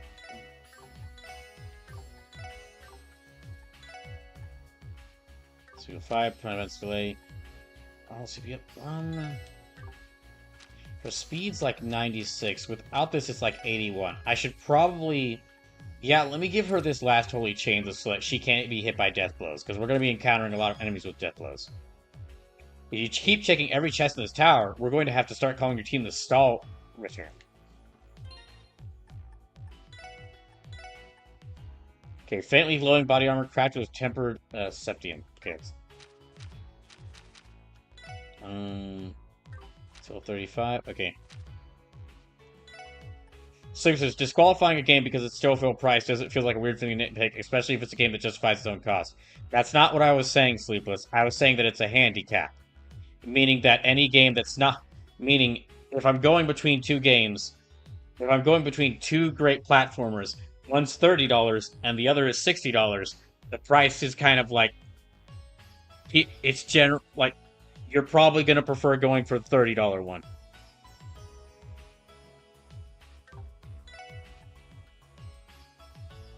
I guess I'll give this to Randy.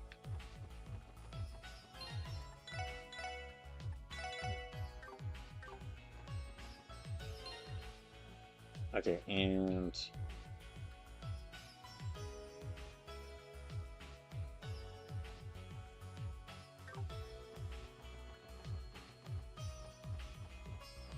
Oh wait, we still got one Star Ritter fight. Okay, let me check. Yeah, let me just restore our app.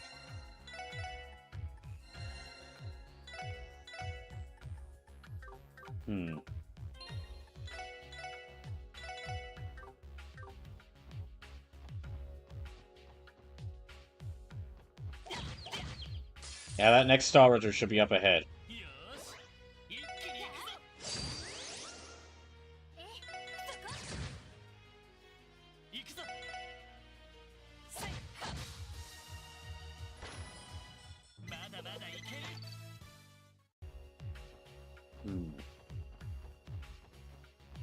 Oh, we can't even go this way. Okay. Well, alright, let's just keep climbing.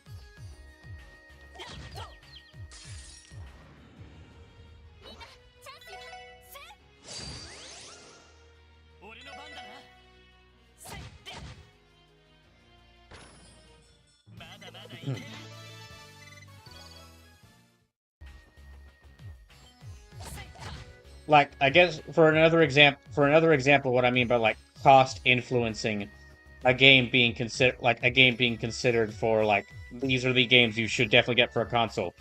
Just look at like Silksong.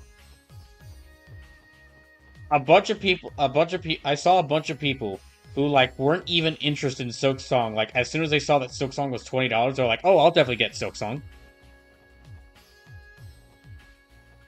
Like there is for a lot of people who buy video games, there's just something where like there's just some sort of like for a lot of people who buy video games, there's a thing where like if it's $60, it has to justify the price. If it's like $30, like it has to justify the price. But if it's $20 or less, then they'll be like, "Oh, I'll just get that."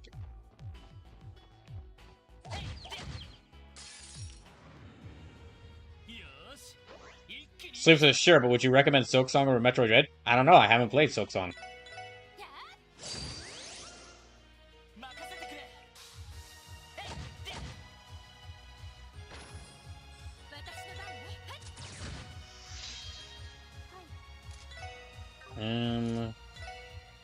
Okay, yeah, we're just gonna kill him like 1 or 2 hits.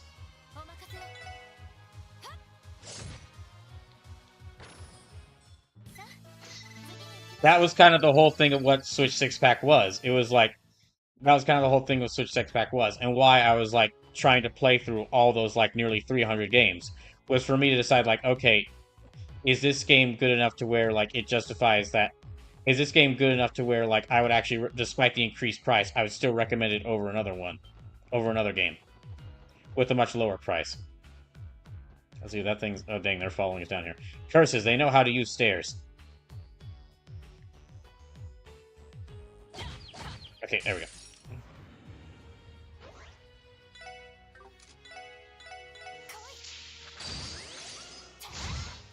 Well, I got one of them.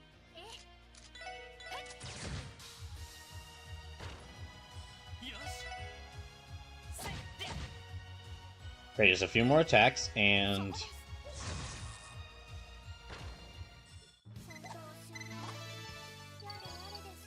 So I think everyone's about level 92. Oh gosh, there's a... Okay. Attain Dark Impulse. Our realities exist as we observe and interpret them. As such, Mishi is the greatest. Plato's allegory of the stave. That is absolutely something Tio would say. Let me save up before... Oh. We can't go here. Okay, well then... Never mind.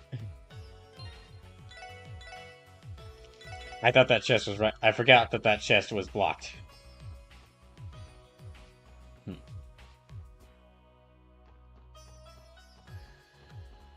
Yeah, Switch 6-Pack is not going to happen. And I will not do anything like that ever again. That was simply way too many games for me to play. And way too much work to go into that.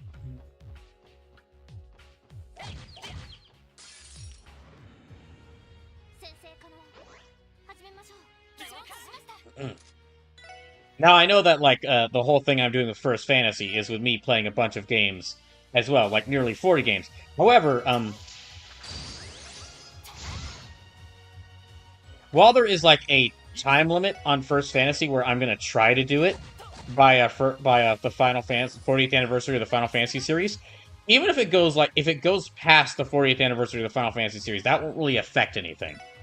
Like, if I'm still have a couple of Final Fantasy games left to play by the time of like January 2028, that's still like that won't really affect anything for much. I just think it'd be really cool if I'm somehow able to beat 40 Final Fantasy games before the 40th anniversary of Final Fantasy. In Switch 6-Pack's case, that was like 300 games, and it was kind of almost all my work was invalidated upon like the Switch 2 being announced.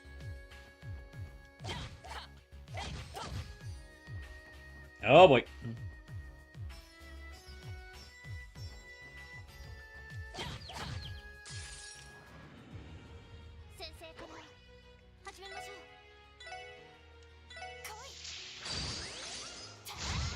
I think. Well.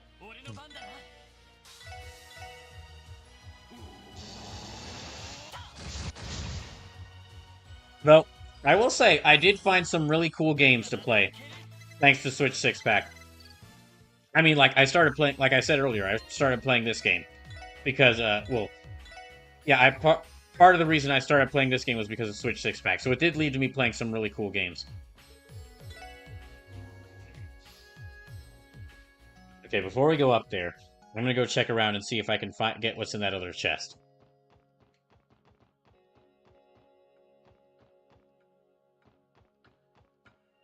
Like, as far as if I had not played this game as part of Switch because of Switch 6-Pack, I guess I would have started with Trails in the Sky. However, I don't know when that would have happened. Like, I don't know when that would have started.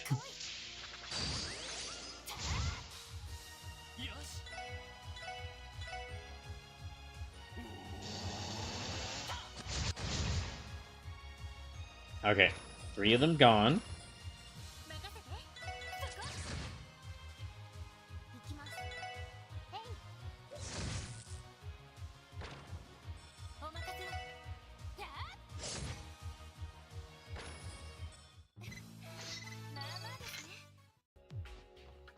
Okay, I think this chest is down. Yep, it's down here. Okay. Oh, there's like so many of them.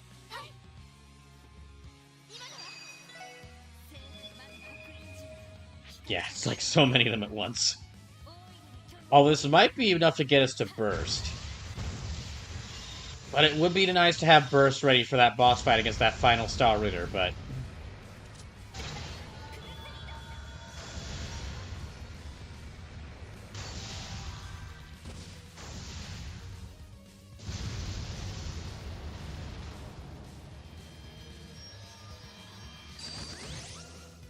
Yep, okay.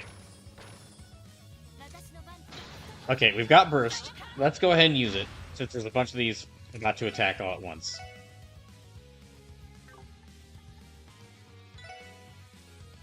No, I can only hit 2 of them at once, so...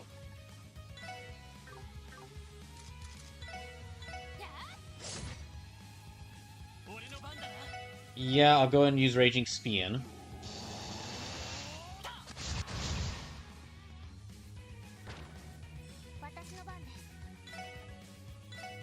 Yeah, Absolute 0-2. Let me use their trash for now. Save up their ep for that fight.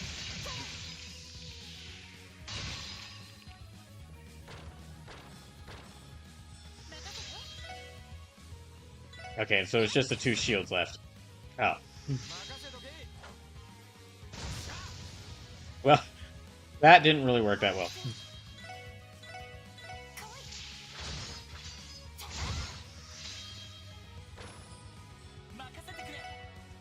Okay, there. Well, that's the end of Burst. However, we did do a lot of damage to them. There's only one of them left. Can I just use True Dragon Claws again? Yes, I can. Thanks, True Dragon Claws.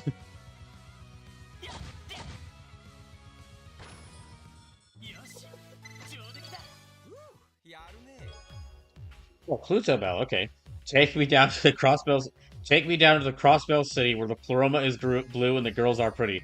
Oh, won't you please take me home? That's okay, that's some kind of reference to include there. So let's see what Pluto Bell gives us. Can act immediately after using time arts. Okay, that's really good. Should definitely give that to whoever has the most time arts.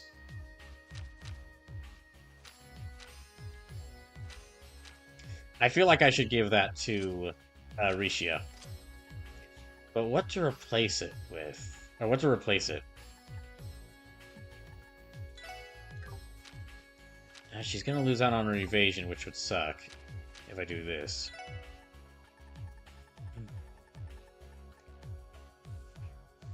But our defense is gonna be increased even higher.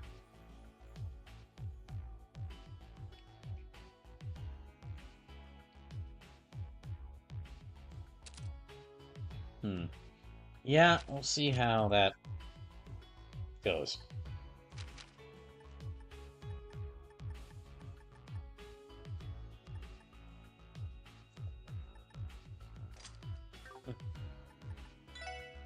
Because having both of my physical fighters able to move immediately after they use certain arts would be really helpful. Oh, jeez. Okay, we're just going to run past that thing. Gonna heal up again. And we're gonna go with that boss fight.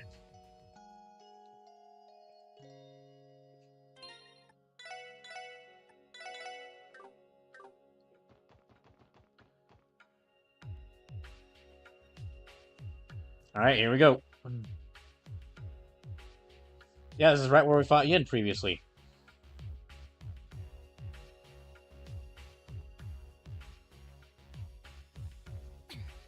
Huh, I never expected you to make it this far. Honestly, how much does one have to muck about to lose to louts like you?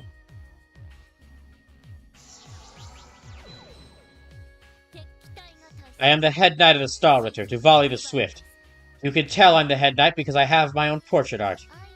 I congratulate you on getting past Inez and Ania. However, your triumphs end here. On my honor, this is as close as you will come to Lord Arianrod. Prepare yourselves and face me. Alright then. I appreciate that she doesn't waste any time, but this is a little... Why are you looking at me like that? Sorry, we were trying to reconcile our conception of the Star Ritter's head knight with reality. I think it's adorable how into this whole shtick you are. Or maybe quaint's a better word. That's adorable! What nonsense! Dare you ridicule me, Baka? Very well. Mock as you please. I'll strike you down in return.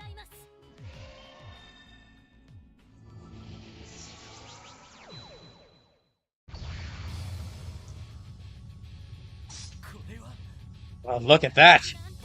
He's emanating sheer power! I am the Swift, she whose swordsmanship rivals even the Blade Lords. And now you'll witness it firsthand! Here she comes! Don't hold back, everyone!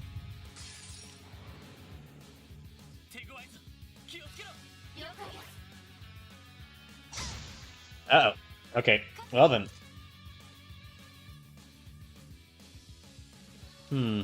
Well, in that case... Yeah, let's hit everyone with this.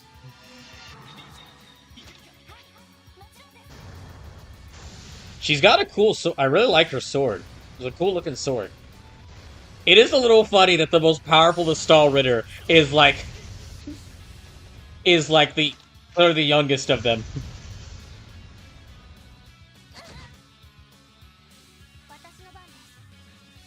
Okay,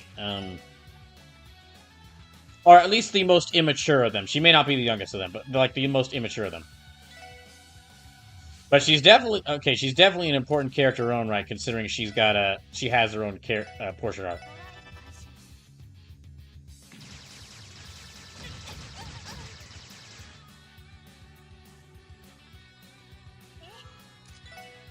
Okay, I'll have her use. So just be clear, Duvali is dangerous. Well, I mean, I kind of figured, but yeah, I'll take note of that. Let me go ahead and use Holy Breath to heal up everybody.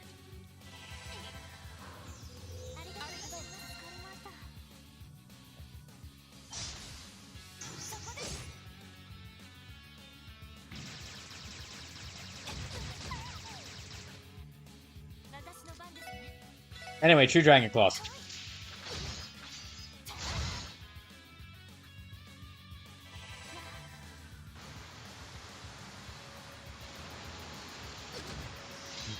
Alright, so one of the robots down. And... oh good, Raging Spian will hit both of them. Okay, I'm gonna actually go ahead and activate both of their scraps. We'll probably be able to get rid of the robot. I don't think we'll be able to get rid of Diwali, but we'll be able to get rid of the robot with this. And, thanks with Tio's scrapped, I can block her next attack. I gotta remember to switch hers back to Aura Rain, though.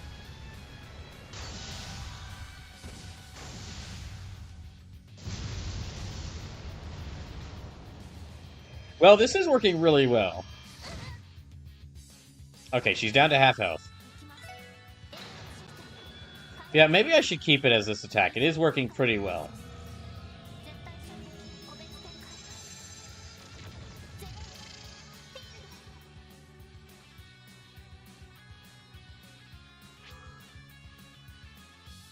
Oh, that's a problem.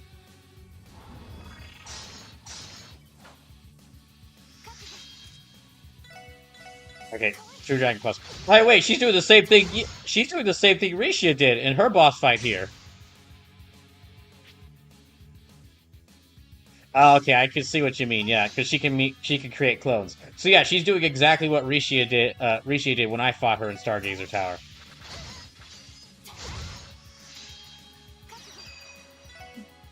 Here, I'll go ahead and activate this.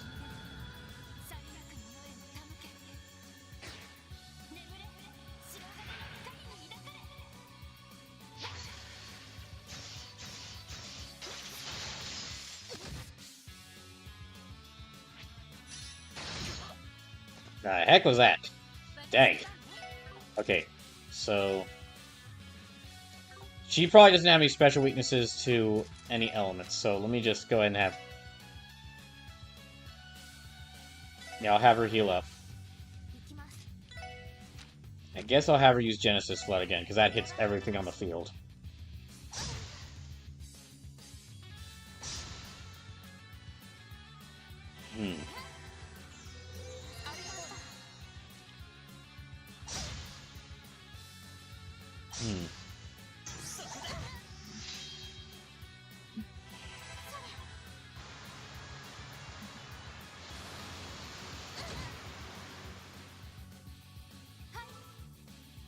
Okay, yeah, I'll hit all three of them again.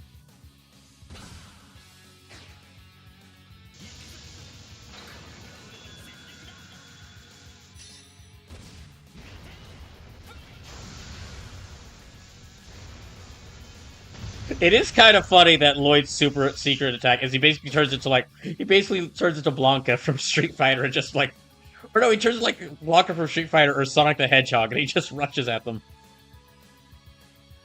I hadn't realized I had my webcam off. Okay, let me turn that back on.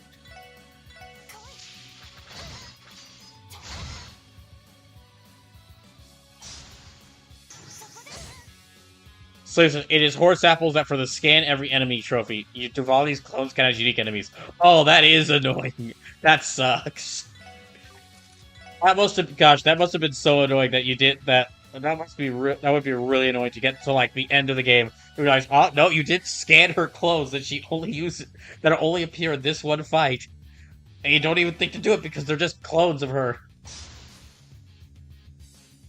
Okay, let's heal up Rishia and Ellie.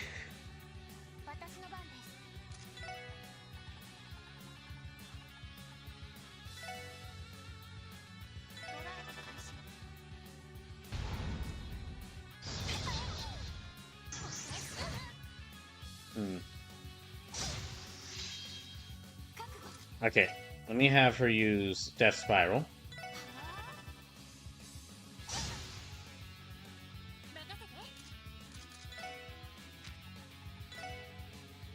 Then... we keep their health up. Okay, I need to keep their health up.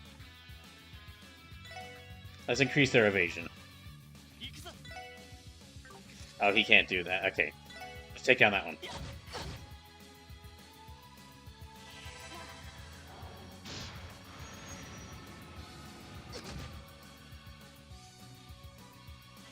Yeah, let's increase their evasion. Let's increase Ellie's and Rishia's evasion.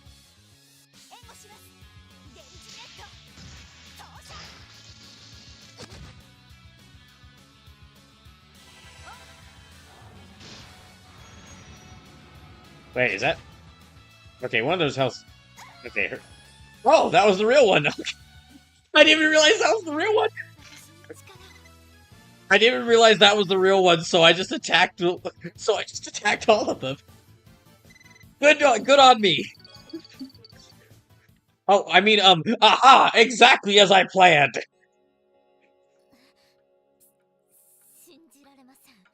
Inconceivable. How am I to face Lord Arian right after beheading such a humiliating defeat? Her speed is unbelievable. Even I can't move that fast. Risha, what are you talking about? You were able to easily dodge her. You're able to easily dodge her, Risha. You're selling yourself short. Damn, that pretty face ain't no pushover. The victory is yours. It is a great shame and regret that I'll let you pass. Wait! The way all of you carry yourselves, could the Steel Maiden actually be... Dots? The one who awaits you above is the strongest opponent you'll ever face, the embodiment of knighthood itself. Whether you survive will depend on the resolve and determination you place in your armaments. You do well to remember that.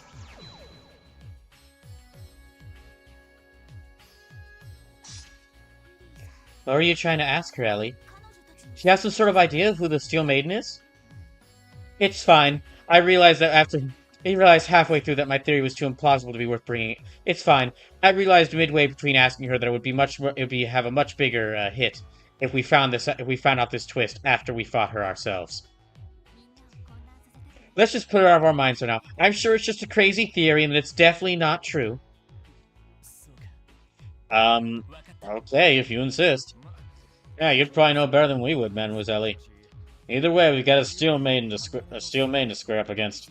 Right, she must be waiting up by the bell on the roof. Let's climb the stairs once we're ready. Right. Really funny. It is really funny that everyone was like, "Hey, Ellie, what were you about to go?" She's like, "Nah, it can't be. There's no way." Okay, let's heal up here. Slip says, Rishi is referring to technique. Rishi's fight, she summoned one clone, Divaldi summoned two clones. But she said speed. She said, even I'm not that fast. Which is like, that's not really a technique, that's just speed.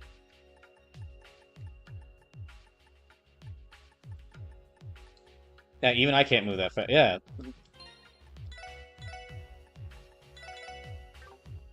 Actually, now that I think about it, it would be a really cool ability. So says the number of clones is related to speed. But, wow, it's like a magic technique where she makes clones. It's not like how the Flash can be in multiple places at once. That is actually makes less sense. Okay, in the case, like for the Flash, that makes sense.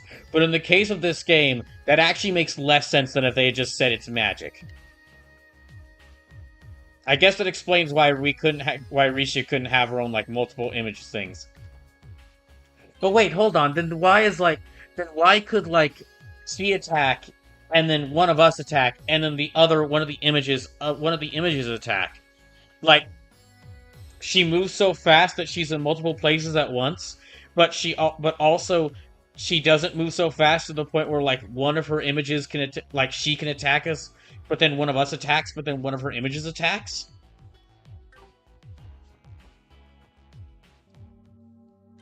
Yeah, that actually makes less sense than if it was like that. It was just like, oh, she used magic.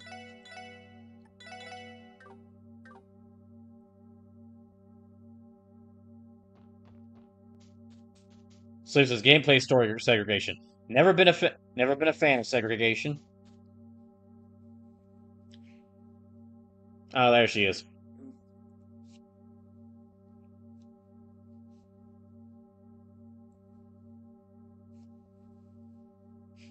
Maybe Arian Rod is about.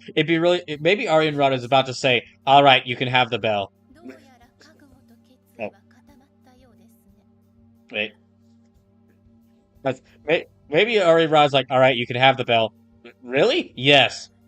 It is. This ringing is going to kill my hearing. It's like day in, day out, for weeks on end with the dang ringing. You've come. I take this to mean you have tempered your resolve and determination as I bade you. The Steel Maiden, who's definitely not who I think she is.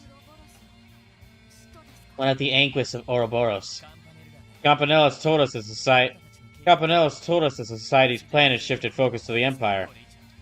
If that's the case, is there something you're still trying to accomplish here in Crossbell? Not in particular, no. We just thought it'd be a bit funny. We just wanted a good laugh. Funny chortle, if you will. The professor has his own agenda in observing the Septarian of Zero. However, whatever becomes of that is no longer relevant to our plans. What happens now is between the Croy family and yourselves. Then why are you even here? If it's all the same to you, why don't you just butt out instead of putting us through this whole... If that's all the same to you, why don't you just butt out instead of putting us through this whole song and dance? The answer is simple. The Divine Child, the Septarian of Zero herself, requested it of me. Dang, even Kia's betrayed us. What? Kia asked you to? Dang, Kia really said, hey, can you just hey, strongest person alive, can you just kill him? I know that's not actually what she said, but... Very well, I accept. The Grand Master did ask that we cooperate with the will of the Divine Child as much as possible.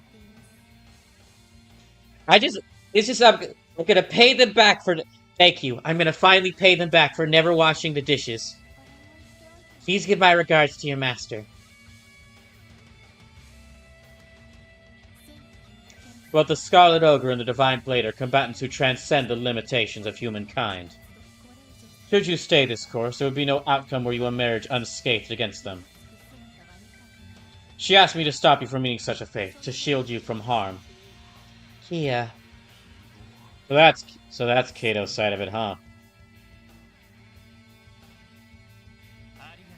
Thank you, Steel Maiden. That was exactly what I needed to hear to cast aside whatever doubts I had left. Now that I know that Kia has betrayed us, nothing's gonna stop me from freeing her. Very well. I told you the truth of the matter. How you respond is your own prerogative. Am I to understand that my words have only further spurred you to action? That's right. We're going to force you to retreat, no matter what. This challenge is simply one more barrier between us and our little girl. Dang, Lloyd and Ellie really are. Dang, Lloyd and Ellie, they're basically all but married at this point. They're both making barrier references. They're calling Kia their little girl. I couldn't call myself a man if I ran away from this fight.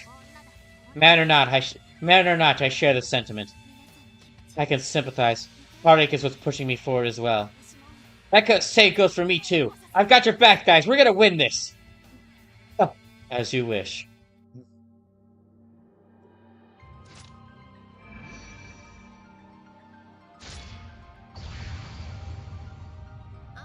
I am the seventh Anguist of Ouroboros, Arianrod, the Steel Maiden. At the behest of the Divine Child of Zero, I will stand as yet another barrier in your path. Oh, dang it, she did it! She messed up. Now we're definitely gonna win. Oh, wait, hold on. Stop playing the dialogue automatically, dang it, okay? We're trying to be funny here. She said the word. Now Lloyd's gonna one-shot her. Ah, now we're definitely gonna win. What? You just said barrier. Really? Should you hope to surmount it, then take to your arms and fight. Okay, here we go. Oh, good. We get a team rush right off the bat.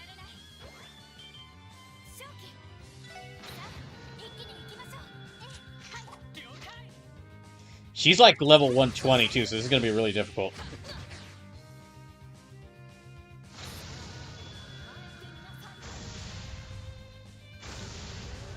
I'm not gonna like this.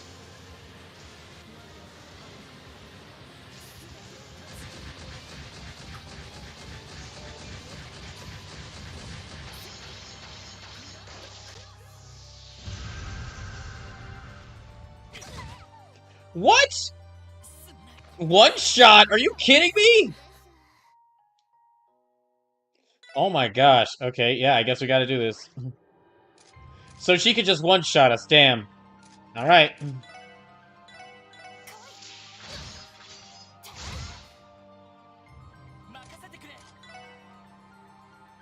7th Angus Aurora renders her foes powerless with her fearless spearmanship. Okay, she's got 57,000 health left. Alright, so...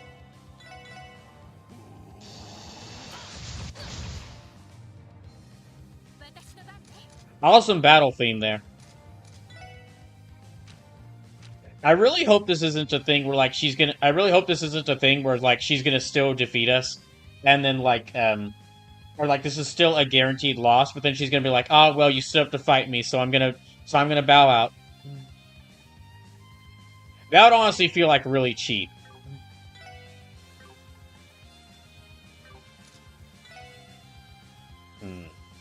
She's got no weaknesses, so...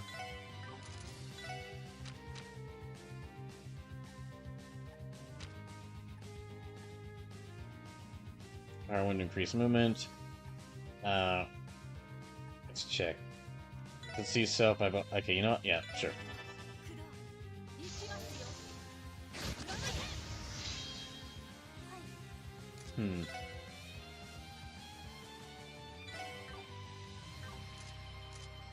Well, there's only one of her, so we don't need to focus on attacking multiple at once. Okay, let's call in Colin's Eye. I just need to pummel her with one of my strongest abilities.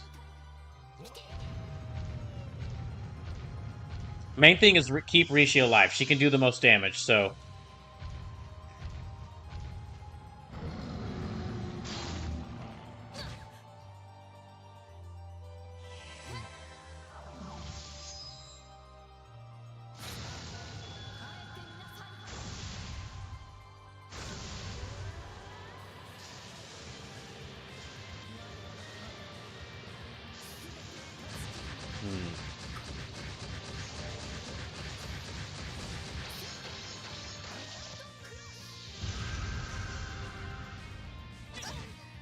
Jeez, okay. Well, it's a good thing I had her use stealth, but still.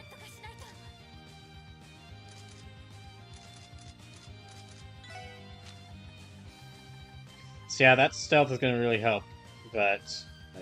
Okay, I need to heal up people as much as quickly as possible. Okay, let's start with Rishia.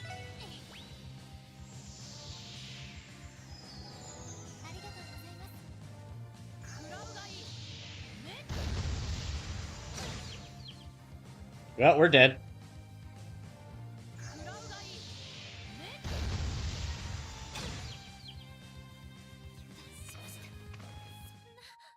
Okay, let's keep her trying. This isn't gonna do much, but here, I'll try this to start.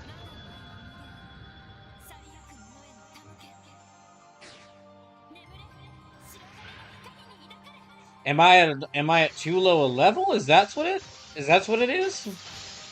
Please don't tell me I have to, like, grind to a higher level in order to beat her. That would really suck. We're, like, all above level 90.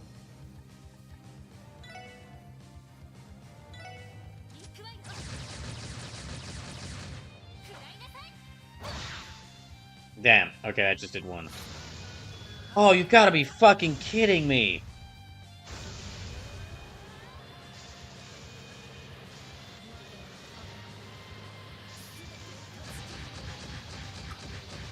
Yeah, this is gonna, like, insta-kill us.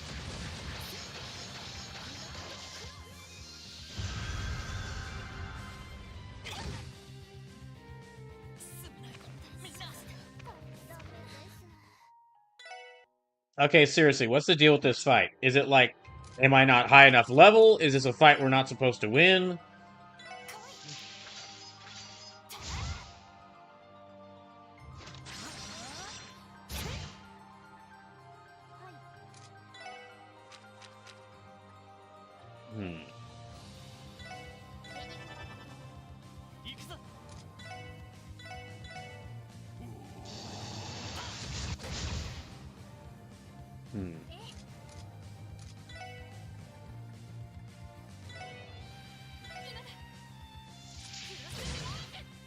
Okay, I did nothing.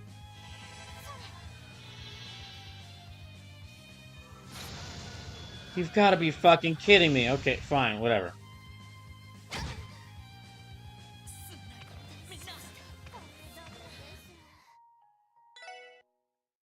Okay, so okay, I'm very confused about like, yeah. So that just insta kills us. Is it like I'm not?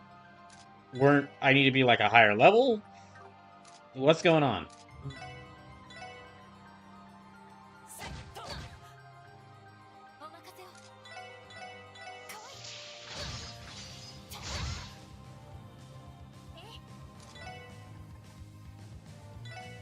Okay, I'll try this now.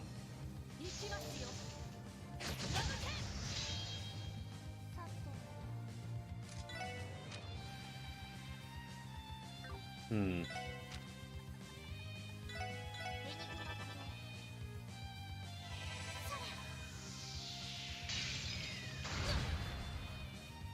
Alright. Well, okay, we'll just skip past that. What the fuck? No, I'm gonna retry it. Changing party members or things wouldn't really help here.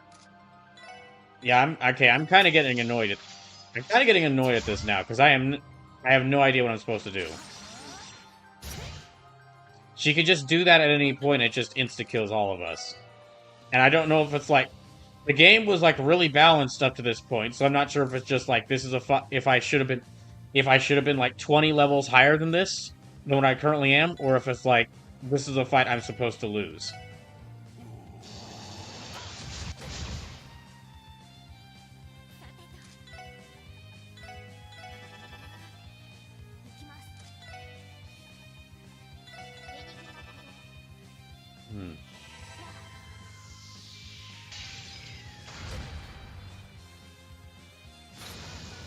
Oh my gosh, okay.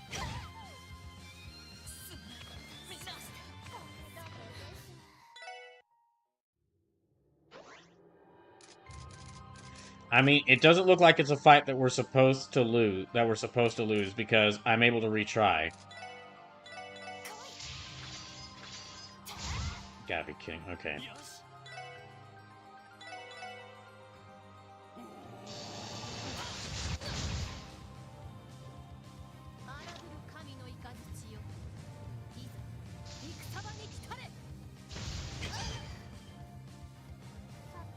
Oh, great. Okay, well.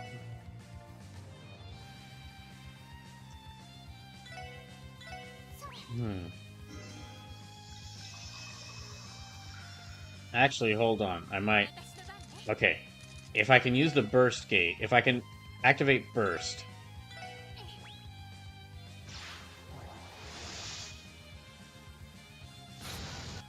Okay, that's gonna insta-kill all of us.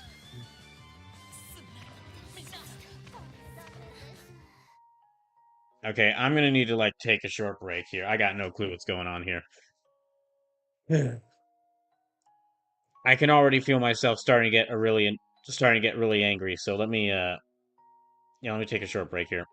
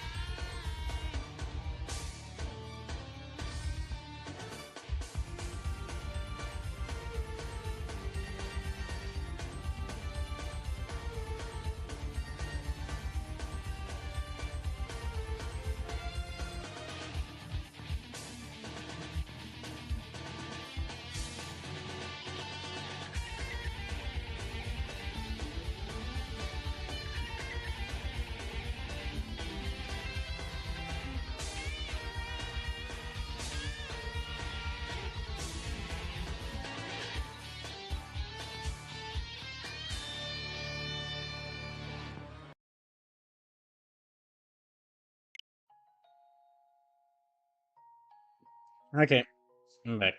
Mercy Chance, what's this Venus-inspired 80s rock? I'm guessing you're talking about one of the songs from the break. Which I'd have to check to see which song it was. Sleeper says, dang, I answered a call from my mom and I saw you getting thrashed by Aaron Rod. Yep. I have no clue what I'm supposed to do here. Sleeper says, would you like a tip or two? Yes. Is this just... Okay, so this is not a fight I'm supposed to lose. Is this gonna be, like, am I not high enough level for this? Or is this a fight I'm just supposed to fight? Is this just a fight where the boss is supposed to be able to just one-shot you at any point? All three are not good things.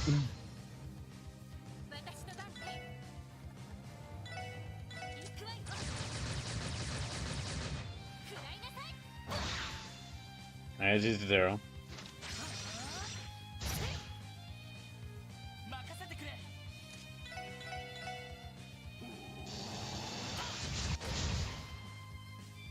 Okay, that only did like 200.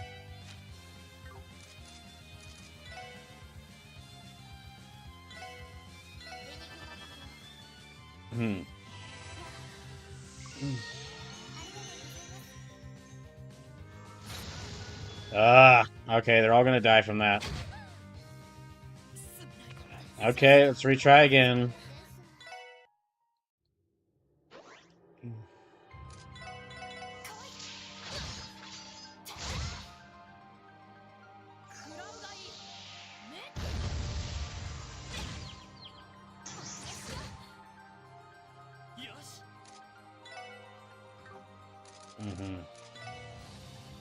Alright. Let's try. I'm gonna need to cure. Yeah, need it. Don't have any ailments for her.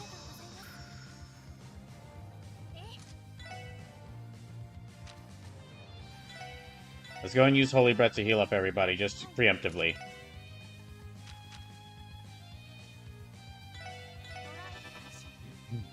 Sleep says, try to kite Iron Rod into a corner with Lloyd Ricia and keep Telly on the other side of the arena. Cast Evasion up and Defense up on Lloyd's Ricia and be ready with Ellie's Sprake as a response to Iron Rod's Sprake.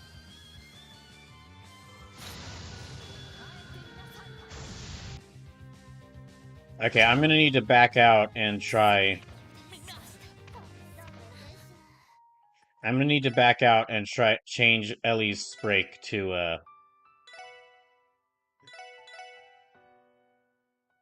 Dang, if Kia really hated the Super Special Support Section 7 this much, she could have just told them up front instead of going through this. Also, yes, even Kia has betrayed us. Really, only Heiyu did not betray us.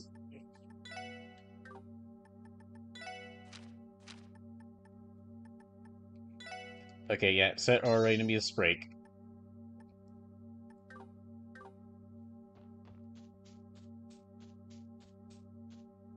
Let's see. Okay, yeah.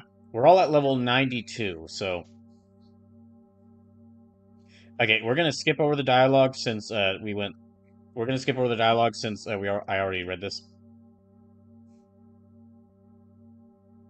So this is one of the hardest fights in the game. Yeah, but there's a difference between a really hard fight and a fight that feels impossible. There's a difference between a really hard fight and a fight where the boss just one-shots you at any moment. Or I guess I should say, there's a difference between a hard fight that feels like a challenge and thus feels satisfying, and then just a boss that can one-shot you at any moment. Okay, let's just skip.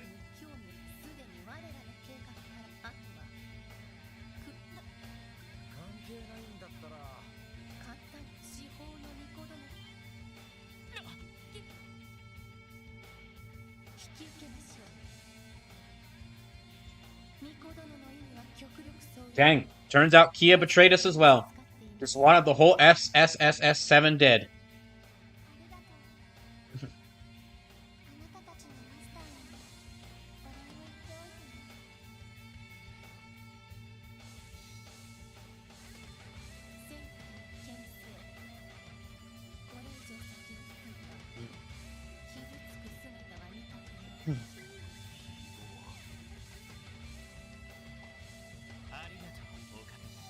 Okay, let's see.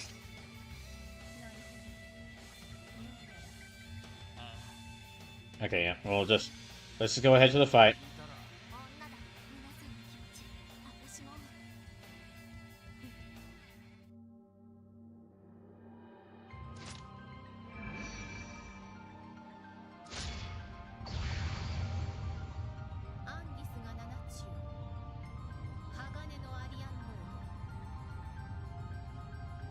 So it says, hardest fight in the game, in my opinion, is Arios on Chapter 4, Day 2.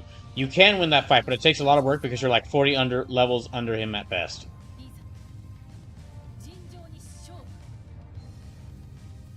I kind of figured this would be a I was really worried about that when we had like four guaranteed lost fights in like the space of 2 chapters in this game, and it looks like what I was afraid of is happening.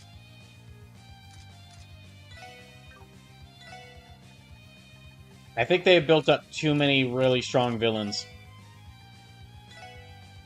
Okay, so let's try this again.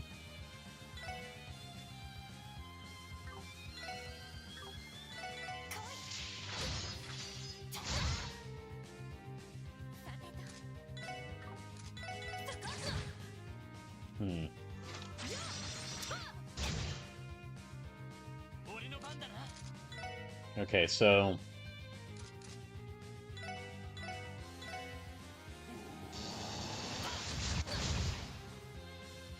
yeah, I can't really use status effects on her, because she's resistant to those.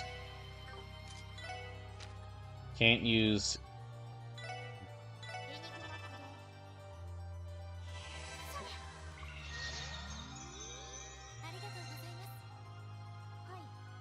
okay, let me move her over here. I need to start pushing Arian Rod to a corner. Never mind, okay, fine. Okay, let's try this again.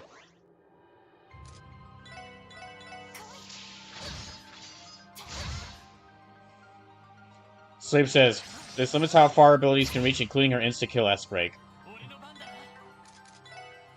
Okay, so let's try pushing...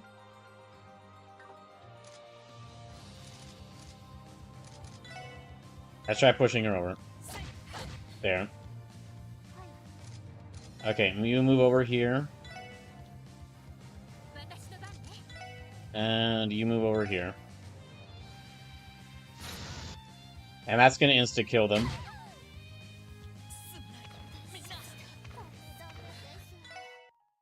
Okay. So... this guy pushing her over here again. Okay.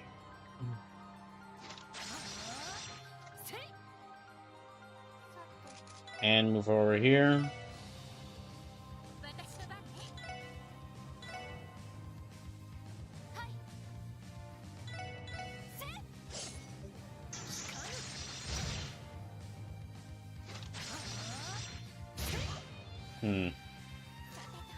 Okay, how far can breath reach? Okay, it can reach over there. Let me go and use that. Ice Hammer cannot reach her over there. Yep. Okay.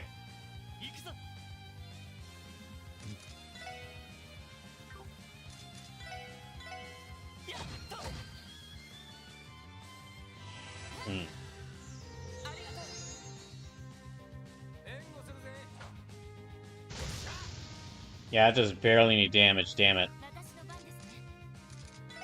Okay, so let me just keep pushing her back.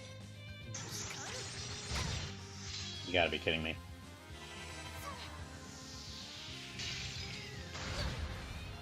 We've got about a little... I'll probably go to like 12:30 tonight, just to make up for lost time. But, I guess I'm gonna be fighting her for the next 2 hours, I guess. No, that's gonna hit... okay, that's still gonna hit everyone.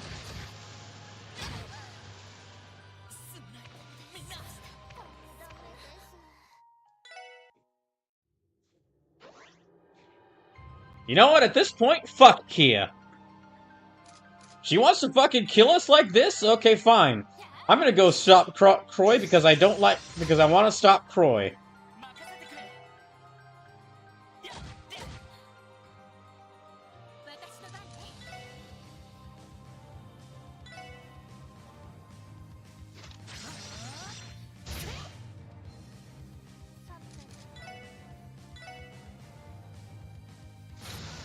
Okay, that's gonna insta-kill all of us. Oh my gosh.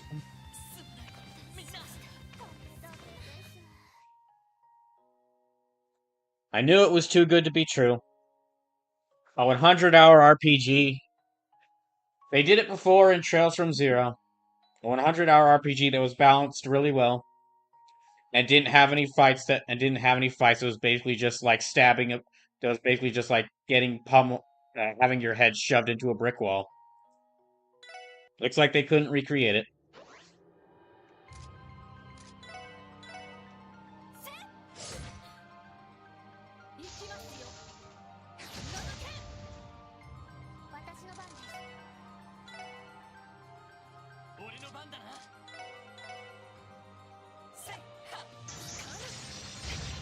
Hmm.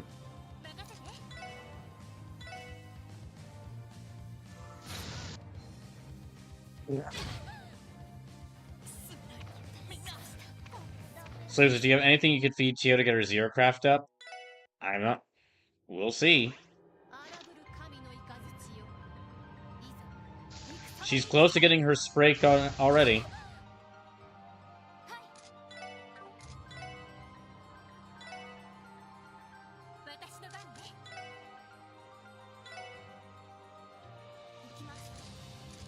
Okay, what can I give her?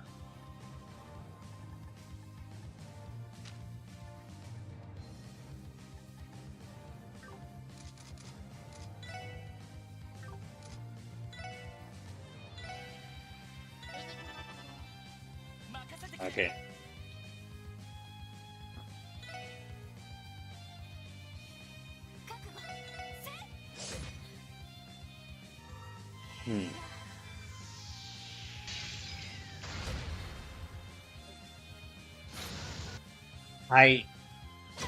That just hits everyone on the field and it insta-kills all of them.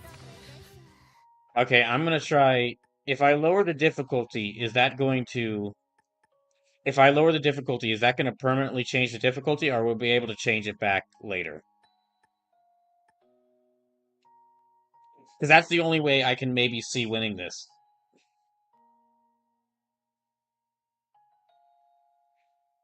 I am so... The level of disappointment I have in this game for pulling something like this.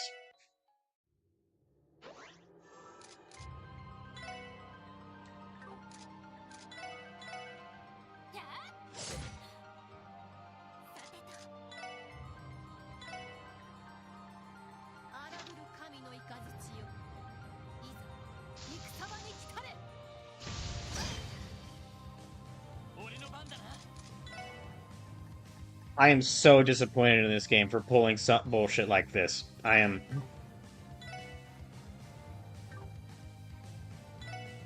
You could have done anything in the story up to this point to kind of... You could have done anything in the story up to this point to get us up to where this would not be such a one-shot... Like, she would not be able to just instantly one-shot us.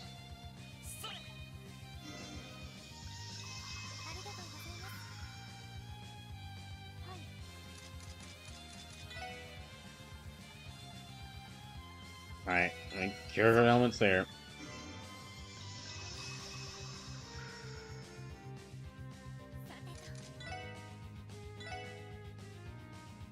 We're able to get through all the Trails from Zero without really, like, having some huge, giant, stopgap boss who kind of required you to, like, raise your... Who, like, in order to not get one-shot by them, you'd have to...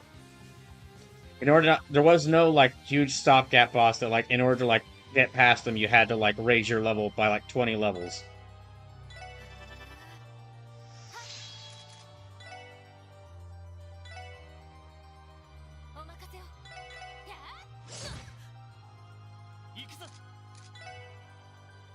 Okay. How much damage does it do? That just okay, that insta kills nearly everyone. You are fucking kidding me, game.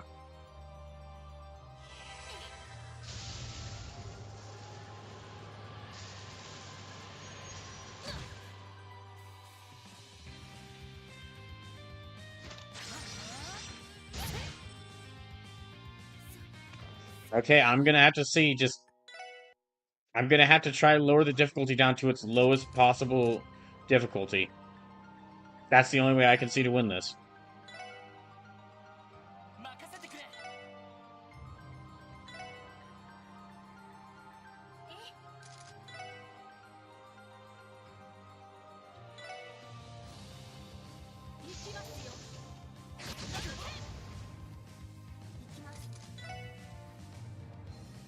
Let's move them over here.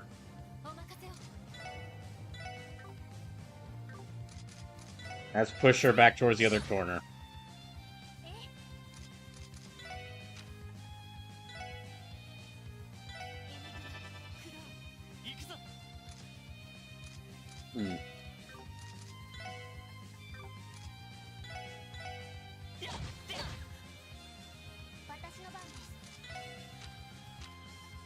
Okay, so I guess really just all I can do is just have Risha and Lloyd. Is that gonna kill everyone? Okay, it kills like 2 of them, but at least still alive somehow.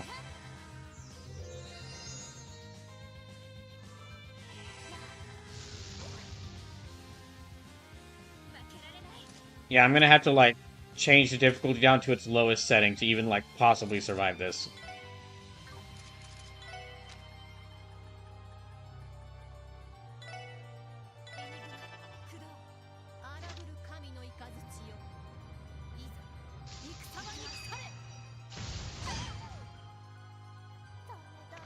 Gosh dang it.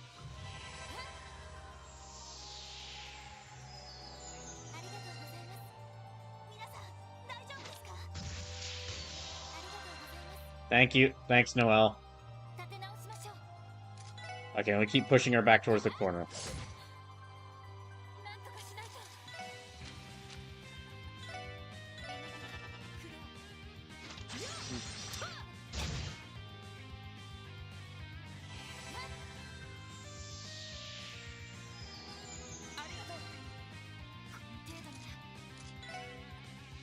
I know I'm being quiet for the most part, but I'm trying to not just get, like, rant. I'm trying not to just rant about this, but I really don't have any words to say about this other than how disappointed I am that the game would do this. You had over 100 hours to where you could have planned something else out like this, so it wouldn't be this annoying of a fight.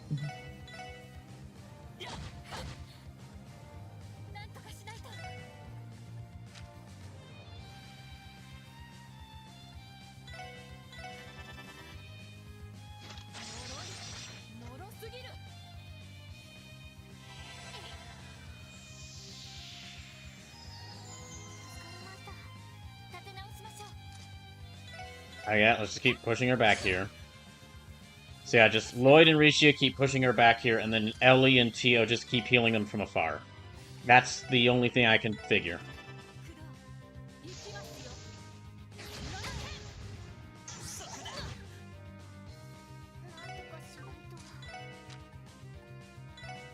Okay. Yeah, this is not going to be made... Yeah, this is... part of this is because, I mean, a lot of her moves have her move around a lot, where she charges forward. So...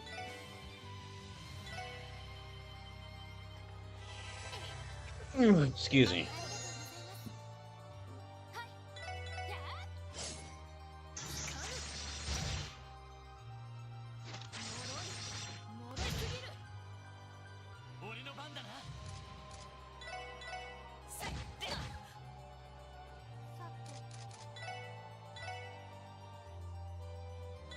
Okay. Yeah, watch this do like 1 damage.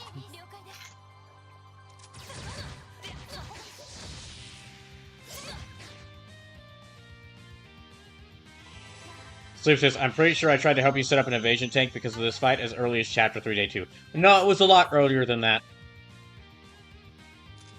That doesn't excuse it, though.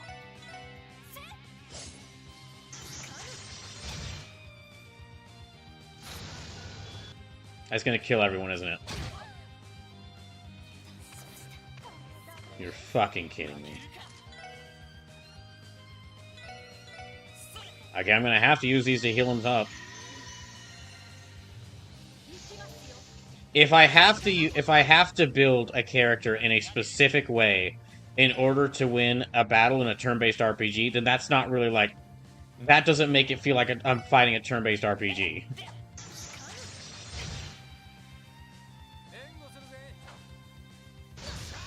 Or put another way, that's not really a good fight in a turn-based RPG.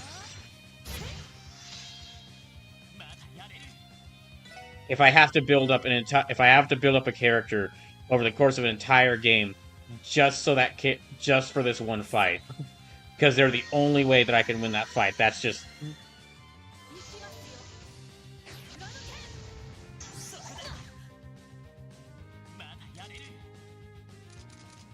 He doesn't heal any healing crafts. He doesn't have any revives. Ugh. So, I'm almost gonna have to use... Okay, well, here. I can revive her.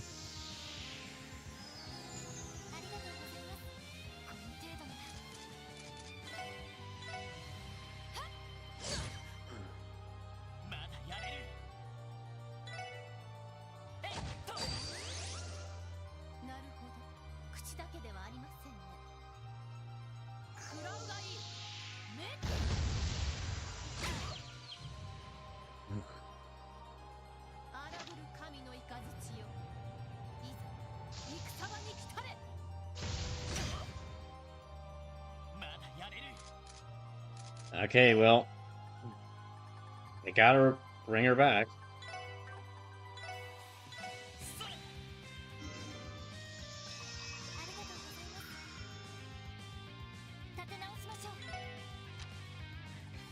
Okay, let's use Breath to heal up both of us.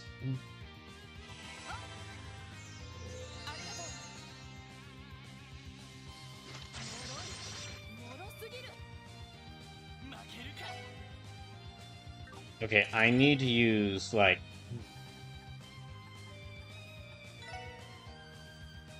Yeah, I need to revive Ellie.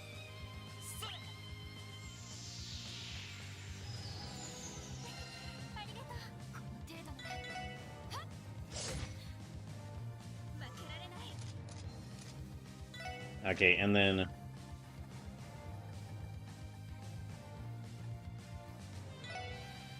Yeah, let me revive Tio. Okay, and then have him go back over here. And push her back in this corner.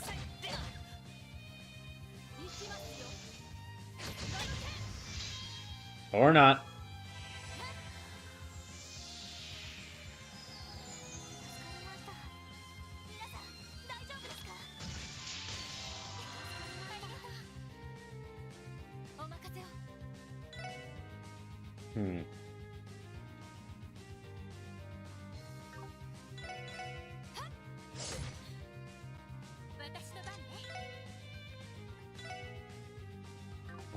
I guess, yeah, Breath.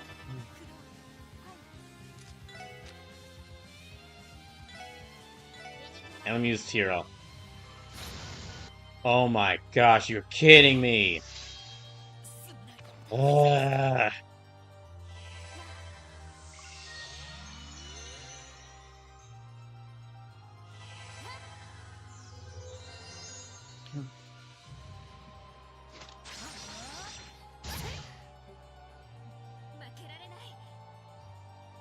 I don't think Aura Rain will revive anyone, so I can't. So it's not a good choice to use that. So is Ellie's S-Break heals KO? Okay, I thought it didn't, but I'll try it out. Here, I'll try it out. I thought for sure it didn't, but it didn't. But I'll try it out.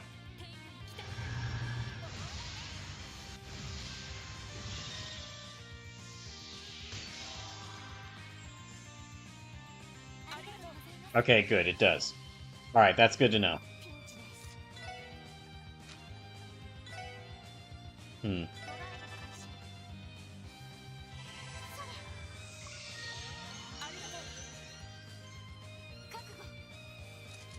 Well, now we have to... Okay, well, now we have to move... Push her towards this corner while everyone else goes towards the other corner.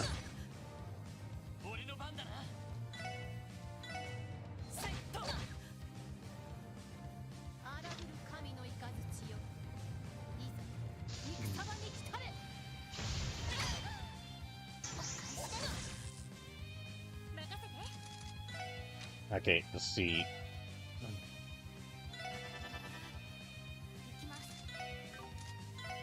I know I need to move them, but I also need to heal up everybody. Yeah, I know I need to move them, but I also need to heal up everybody.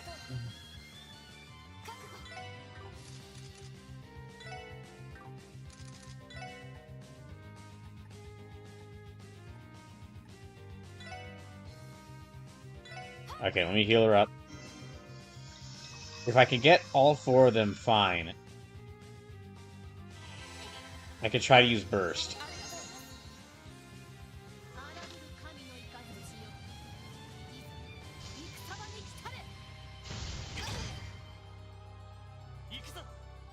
No, okay, we can't because they're stunned. Gosh damn it.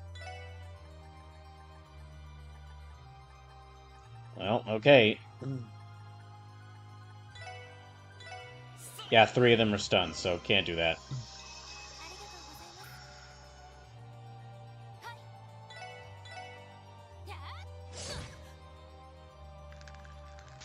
Okay, it's down. She's down to half health.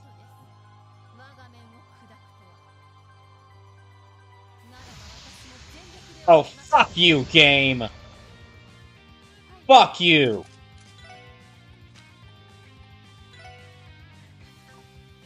I feel like I've been stabbed in the back by a close friend. Is how this battle feels. And not like in an interesting story way, no, like my best friend... No, like a good friend, I feel like I've been betrayed, like if a real-life friend of mine who I was close to, like, stabbed me.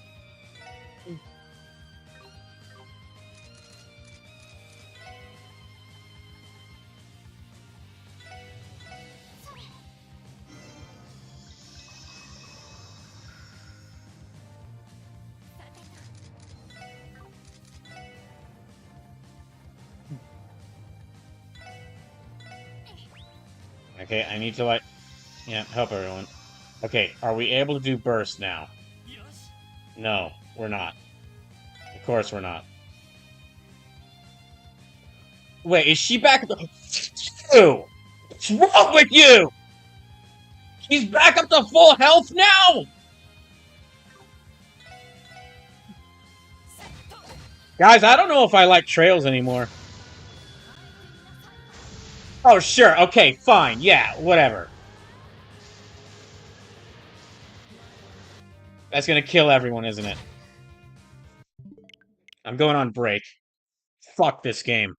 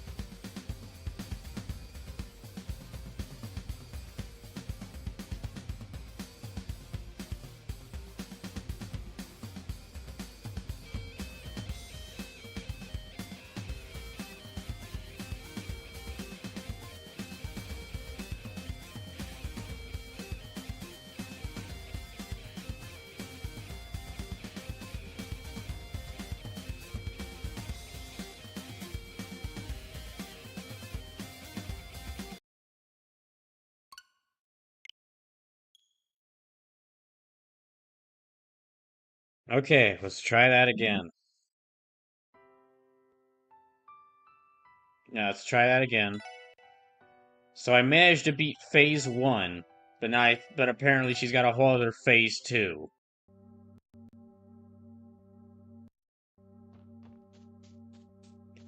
It's a good thing I'm not planning on playing Trails games for some time after this, because this one fight alone, like, I still want to continue playing this game, and I want to beat this game, but this one fight alone is so bad that I'm okay with taking a break from more Trails after I beat this game. Also, because of how long it took to beat this game. Like, I did have a great time. I have had a great time playing this game, but it has taken like multiple months on end.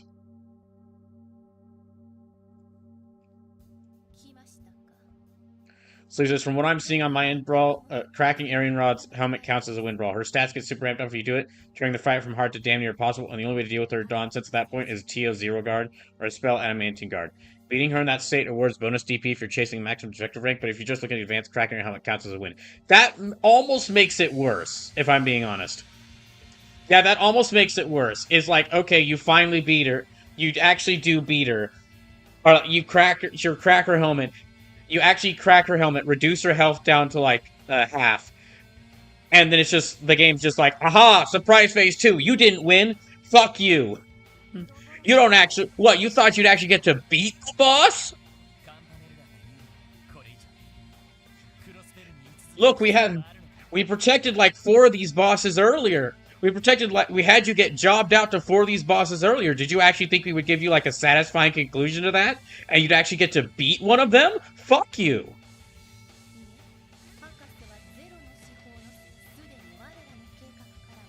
I barely know anything about this character, and yet due to this one boss fight, she's now up there as my most hated character.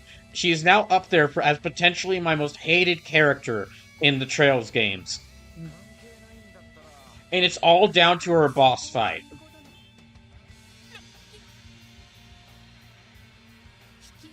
Also, I suddenly don't like Kia at all. Any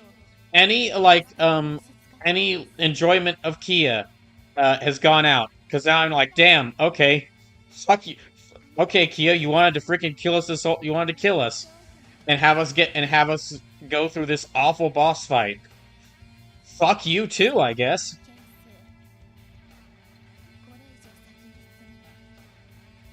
She is so grounded when we free her. She is so grounded, and we are taking back all of her toys.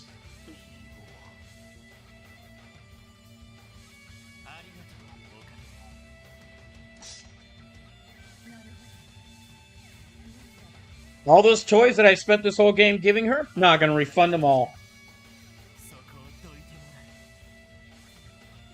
After putting me through this bullshit.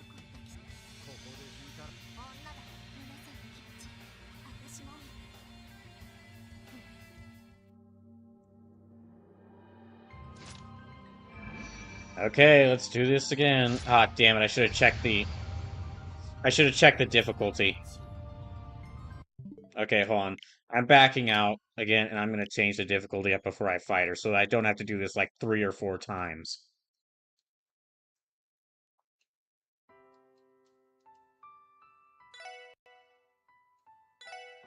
I sure can't wait to get to the other boss fights, the other big built-up boss fights, where after fighting Wald, after getting my ass kicked by Wald, we then fight him again, only to not fully beat him, and then after we like maybe I don't know wound his arm, starts a second phase where then he just insta kills us, and then after getting our asses kicked by Sigmund earlier in the game, we like destroy one of his axes, and then he just activates his super mode and insta kills us. Or after getting our asses kicked by Arios early in the game, he just gets a little annoyed and then activates his second phase and then insta kills all of us.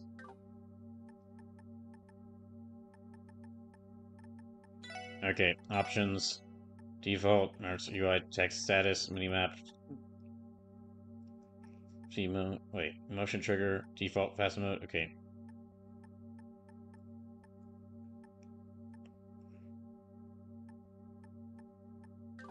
Maybe it's in tactics.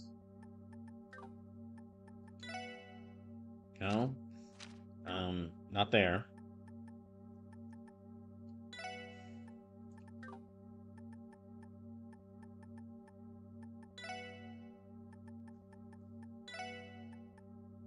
Our default autosave US scale auto text advanced status. So it says it should be in the system. Okay, let me check. Minimap, conditions icon, show BGM information, high speed mode, speed up factor in battle, speed up factor, okay, input, calibration, button prompts, button prompt style, figure button mapping, anti-aliasing, character code, watershare. No?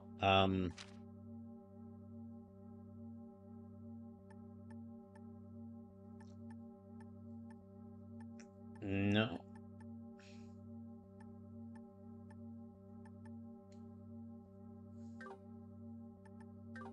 So in order to win, are you telling me that in order to have any slight chance of winning this fight, I have to decrease the game's difficulty down to a really low level, to where I have to permanently decrease the game's difficulty down to a really low level, and then even then I don't get any form of satisfaction from beating her.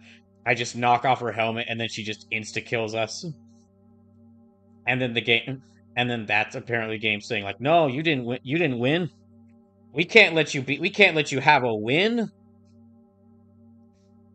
We need to build up this. We need to build up how strong she is. Strong she is for another. You thought that after getting your ass kicked by this person earlier in the game, you'd have a satisfying victory over them? I guess I'll just go ahead and challenge her. It seems like this is the only way I can change the difficult. I can only change the difficulty if I lose.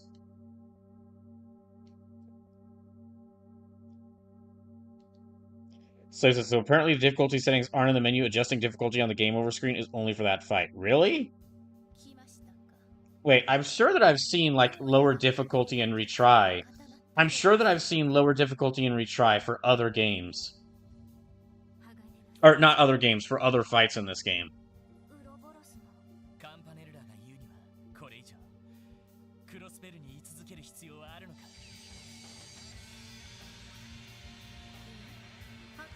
So that's what I'm seeing, at least. Well, okay, then. I'll take your word for it.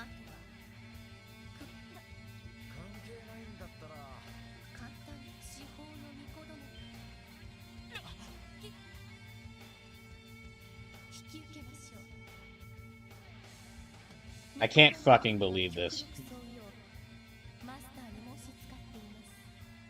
This isn't enough to ruin the game, because again, I had 103 hours of fun up until this point. But still, this is just... I definitely can't say that. I definitely cannot say that this game is better than Trails from Zero now. Because Trails from Zero was like really well balanced all the way through. That was one of the reasons I love that game so much. Is like it is a 100-hour RPG that is well balanced all the way through. That you don't need to level grind or deal with any like really annoying boss fights. And if you have a good strategy, and if you have a good strategy that you can use.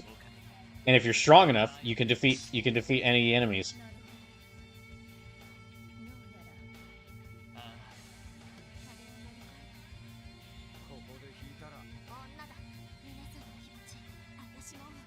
This is definitely the worst boss fight in these games I've played up until this point. I mean, I know this. I've only played Trails from Zero in this game, but yeah, this is almost definitely the worst boss fight in these games I've played up to this point.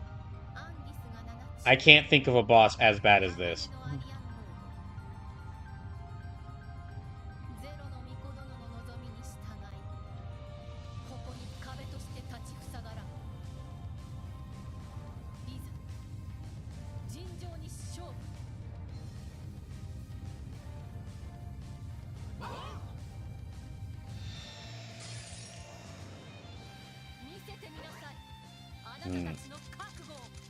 Okay, so we need to push her towards one end. So it says, like I said, the only one I felt was harder was fighting Arios that first time at Michelin. Well, again, that would have been fine because like the whole thing. Well, here's a big reason why why I dislike this fight so much.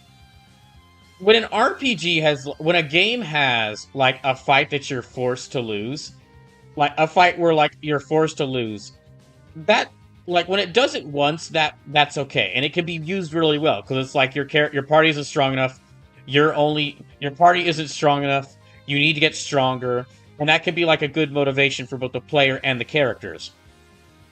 In this game, though, they really overplayed it. Like they had me lose to Wald, then they had me lose to Aryan Rod. Or like no, then they had like first they had me lose to Wald. Then it was Sigmund, I think they had me lose to. Well, Aryan Rod or Sigmund. I think it was Aryan Rod. Then it was Sigmund they had me lose to, then Arios. Like that's four fights in a row that we were not able to win. And now we're finally going back through near the end of this game. We're a lot stronger, and we're getting to refight all these different bosses. And with the first one of them we encounter, Aryan Rod, it's like, oh no, you still don't get to win. So I think it's Wald, Aryan Rod, Sigmund, Arios. And to be honest, I'm not sure if you ever if you actually fight Aryan Rod in a battle, or if you just fight, if there's just a cutscene where she nearly knocks everyone out. I kind of forget. But if it's a cutscene, it's still sort of the same case where it's like, we're not even able to touch her in that first cutscene. She just knocks us away with us not even being able to do a fight. Actually, if it's a cutscene, that's even worse, because it's like a cutscene. I don't even get to participate. I don't even get to have a fight against her and show that I need to get stronger. It's just we get a little cutscene showing this happening, and then we finally get to fight her, and then the game is just like, no, you don't get to win. Fuck you. No, you don't get to win. Why would you win? What do you think this is? You think this is the finale of an 100-hour RPG? And your party's gonna actually have you're gonna actually have a nice feeling conclusion to this, where you get to finally beat some of these villains? No, fuck you.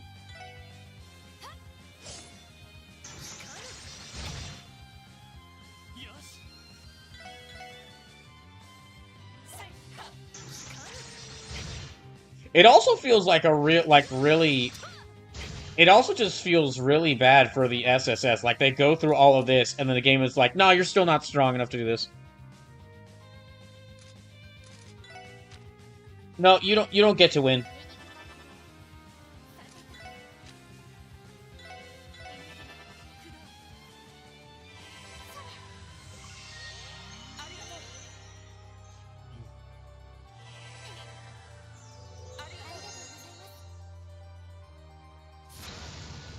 Oh, fuck you!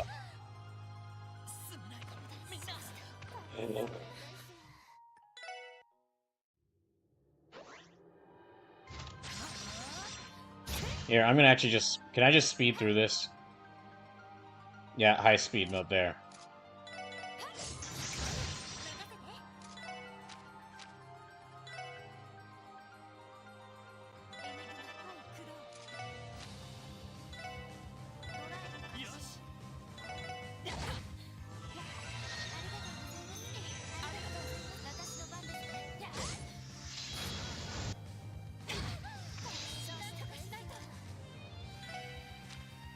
Gosh dang it, this game.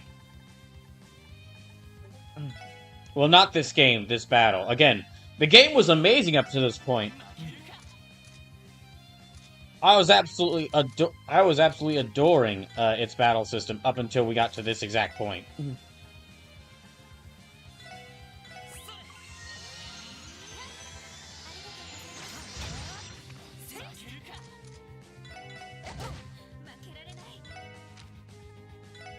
Yeah, I'm gonna speed this up because, I mean, she's gonna kill us like 30 more times.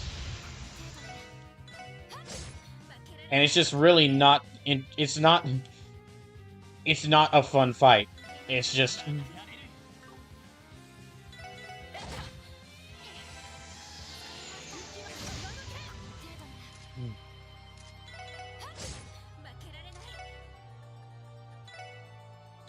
Okay, let's heal up everybody.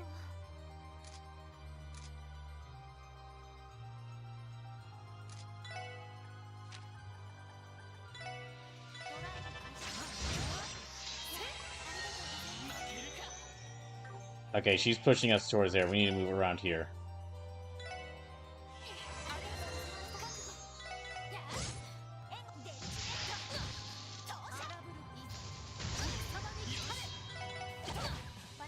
Oh my gosh. Okay, well, let's...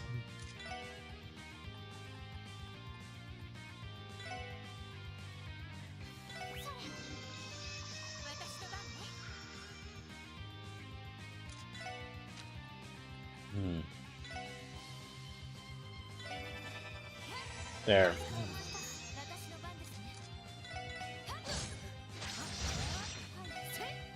No, okay, that was a mistake. That was a mistake on my part, because I'm getting too annoyed with this fight.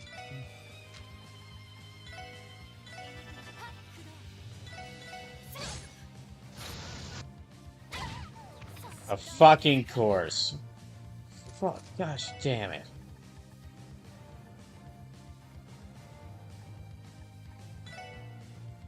Now it's going to be the case of when I do eventually, after years of waiting, get back to Trails of Cold Steel, and I see this asshole at the beginning of Trails of Cold Steel 3, I'm just going to be...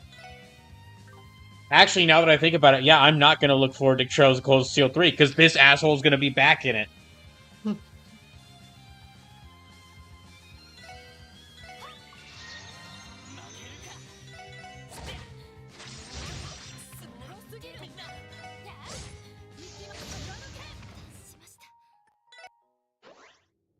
Okay, let me stop with the high-speed battle thing. That's just making me act too quickly.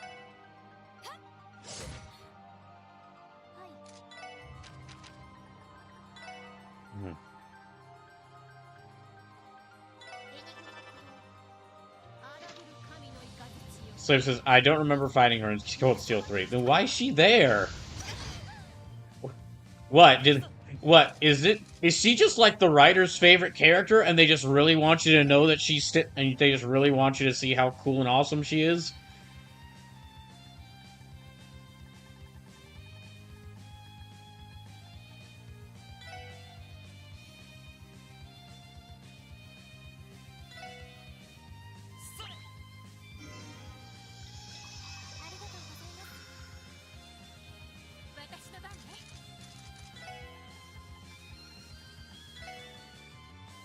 Okay, let me...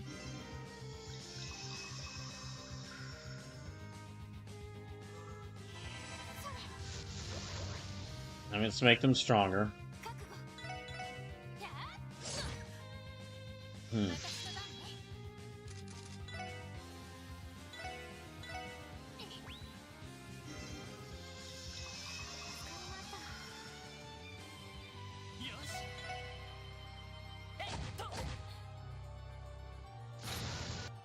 Fuck you. I guess that's everyone dead then. Okay. Wait, what? Why is her... No, okay, no, never mind. It has to be Aura Rain. Let me restart this again.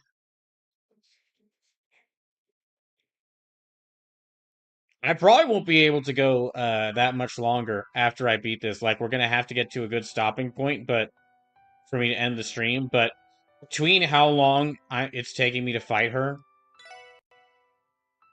and how unenthusiastic I am gonna be, like, I'm kind of going. I'm not sure if I'm gonna want to continue after for the rest of the night after I beat her, when I eventually do beat her.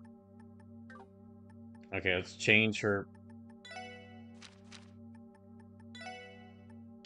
Yeah, set Aura Rain as her Sprake.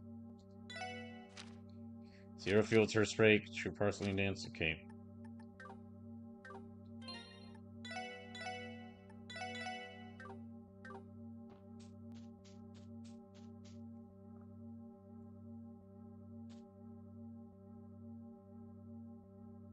Okay, let's fast forward through this again.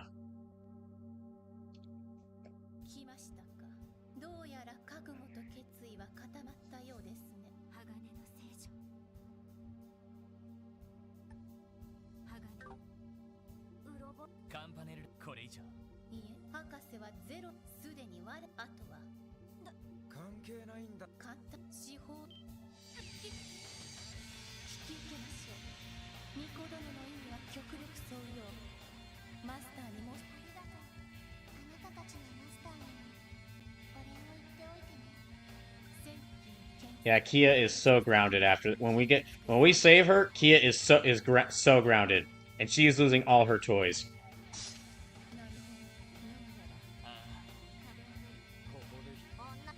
for putting us through this insufferably awful boss fight.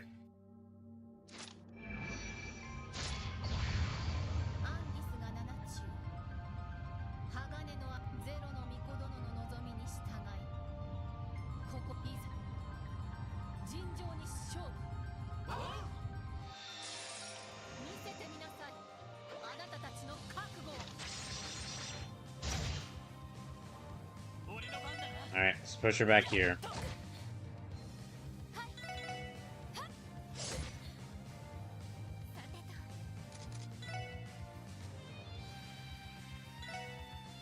Yeah, anytime I replay, if I do eventually get to replay this game, replaying through it is also going to suck, because I'm going to spend through it, because now I'm going to go through this entire game story, knowing that, like, with this character being built up as, like, with this villain being built up throughout the majority of the game, just to know that we're not, like, we don't actually get a satisfying fight with her.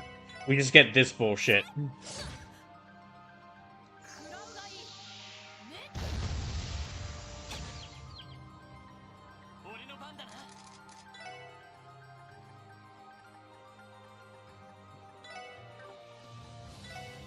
Okay, let me bring her back.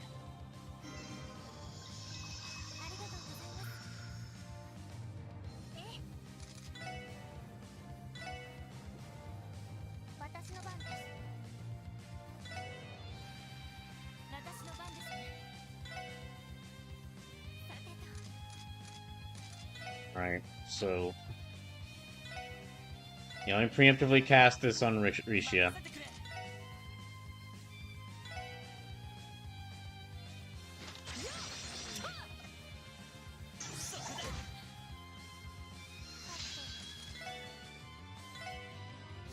Okay, move her back here.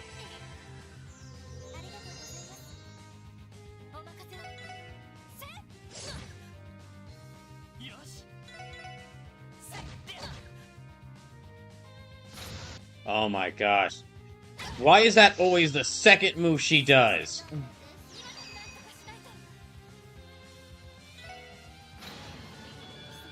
That's always the second move she does, damn it.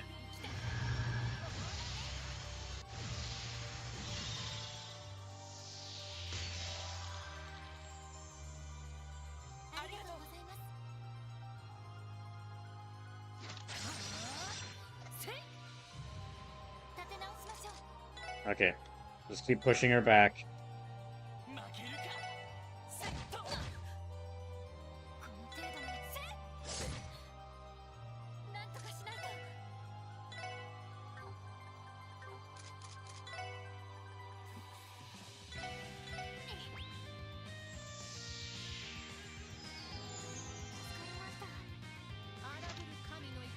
I'm guessing she's attacking these two in front of her.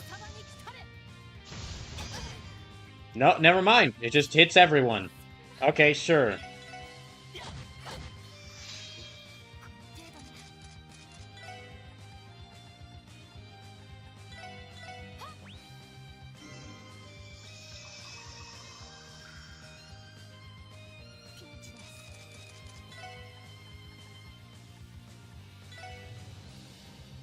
I genuinely wish this group I genuinely wish that one person from this group would get to kill her. After just how awful this boss fight is, just...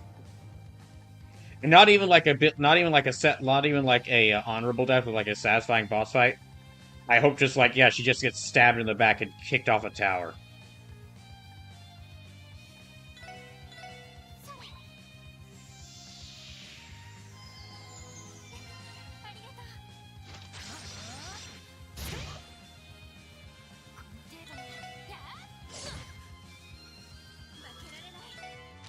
Okay.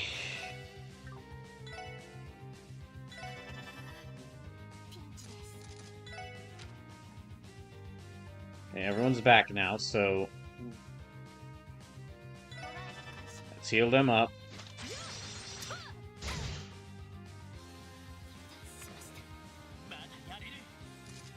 No, let me revive her.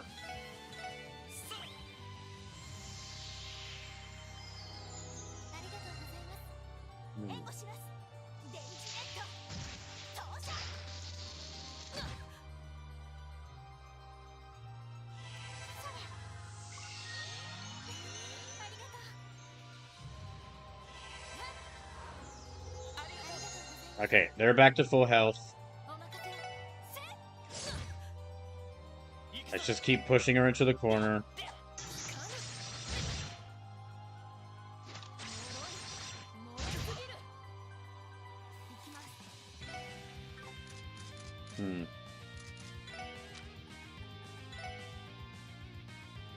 Okay, heal up Lloyd. Heal up both of these two.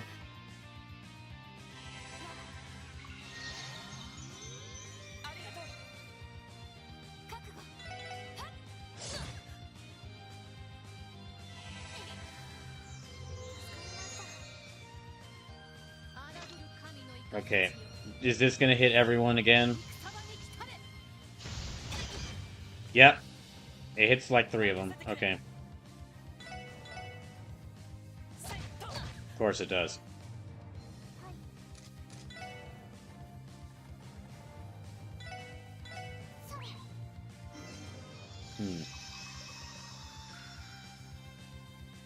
Okay, Ellie's up next. Let's heal both of them up. Or no, use Tear. Heal both of them. Heal up Tear with Tear.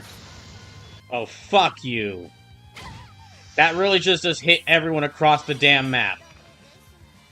Yeah, no, even if I separate them across, like, even if they're on 2 separate ends of the map, it just hits everyone.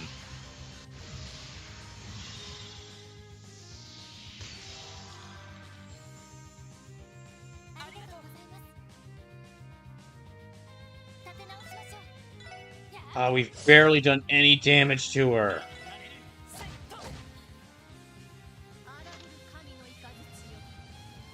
That's gonna hit everyone again, so that's probably gonna kill Ellie. Yep, that's killed Ellie. So now we need to...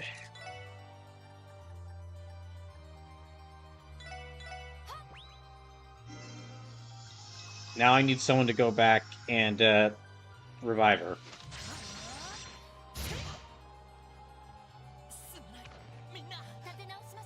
I hate this so much.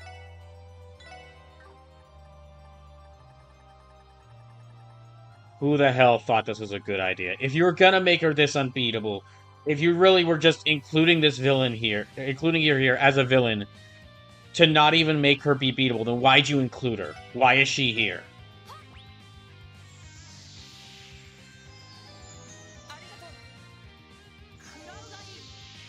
That's gonna kill both of these two, so that's... Oh wait, no, he dodged it. Okay.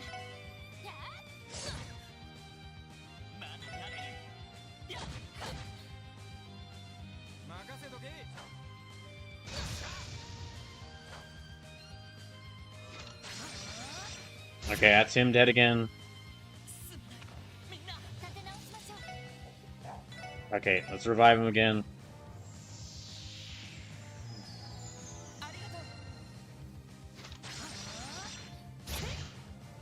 Now she's dead.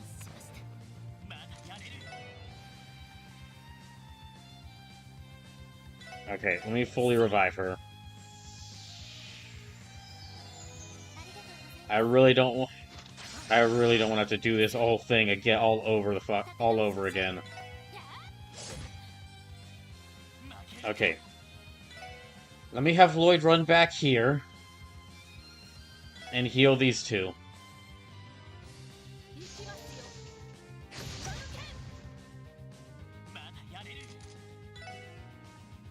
Okay, here, let me heal up himself up fully.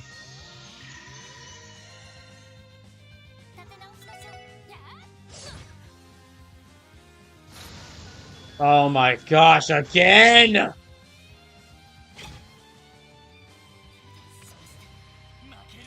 gotta be fucking kidding me!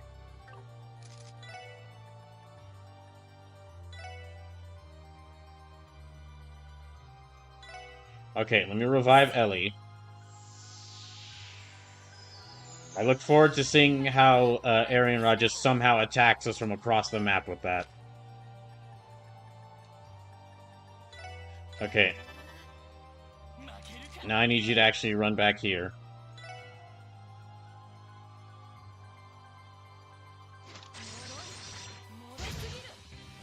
And he's dead now. Okay.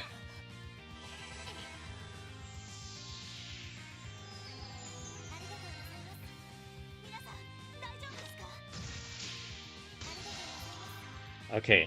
She's up to full health now. That's good.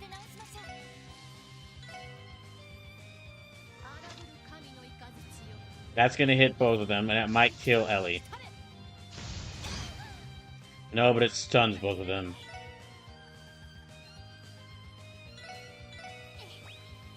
Okay, revive Tio.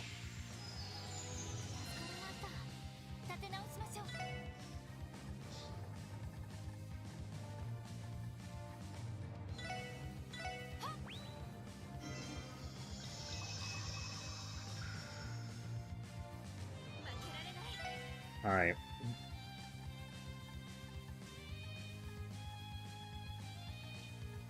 Okay. We heal that on her. Now we need to revive Lloyd. At least until... Well, she's probably about to kill at least some of us. Never mind. We need to deal with this.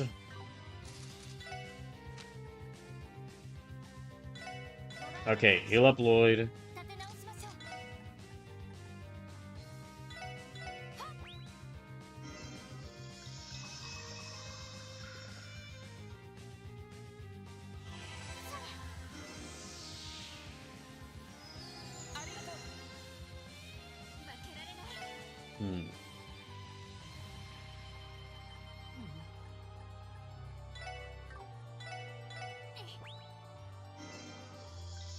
Okay, we'll do that.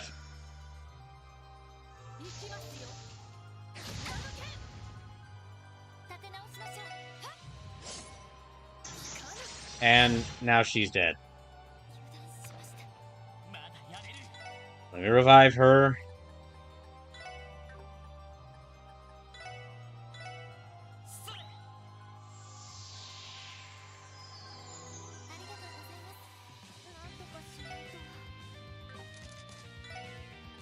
Okay. Let me heal her up. She's got breath, so yeah, we'll heal her up.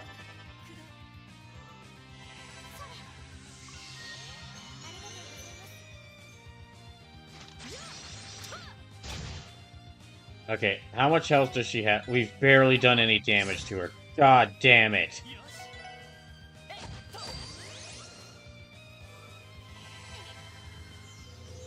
Well, normally we would do burst, but she's about to attack and insta-kill one of us, so... Okay, let's use burst. Try to bring back our health.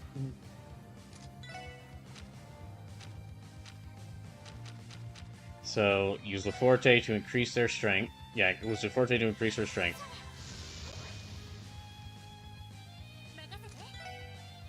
Then use... Okay.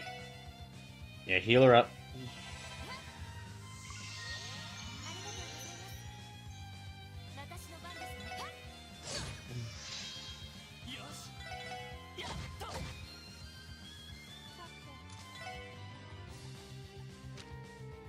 This isn't really going to do much, so let's... Nah, just keep boosting their strength.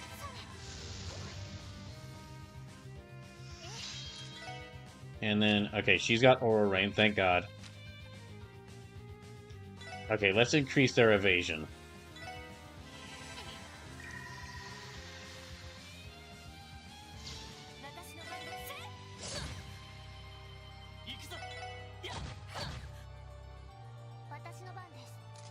And increase her evasion as well. Wait, actually, no. Let me do... Yeah, increase defense. There.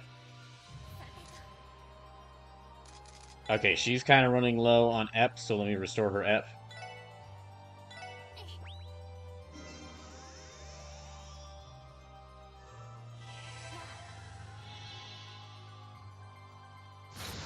Oh, come on!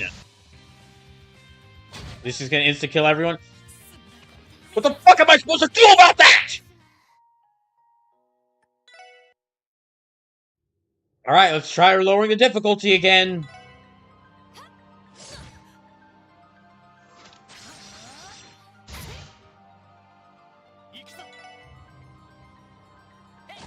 I guess I was too naive to think they could do it twice.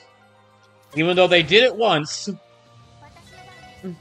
Made a 100-hour RPG, turn-based RPG with no bullshit boss fights. That was really well balanced the whole way through. I guess I was just too naive to think they could do it again, even though they did it once, and it worked really well. So I'm not sure why they decided they need to do this for this time.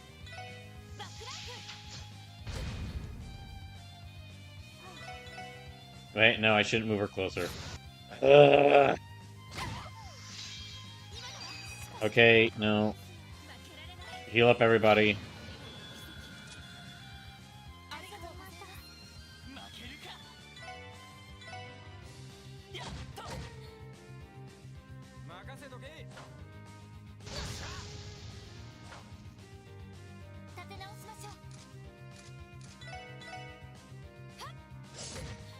Is there any way I could use status effects against her? I'm guessing not, because that would actually give me a chance. And for some reason, these game designers just really don't want to give me even a chance against her.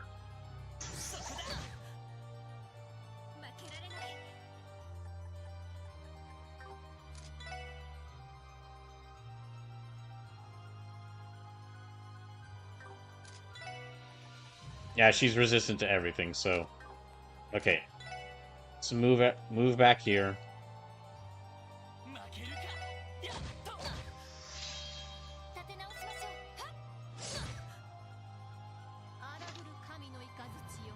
That's gonna stun like most of them.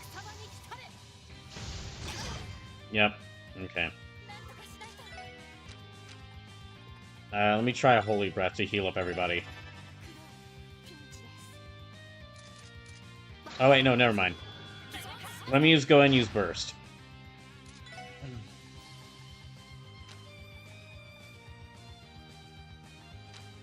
So, Laforte, increase their strength.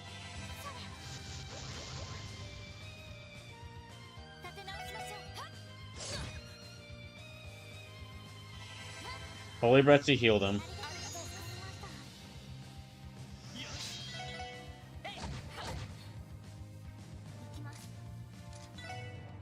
I know this is kind of a waste of a turn, but yeah, I'll move her back here.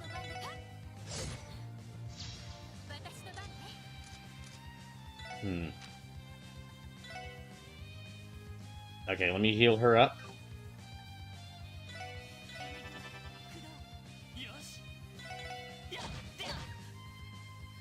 Okay, we have a couple more turns where she's not going to attack, so let me... Laforte, increase their strength again.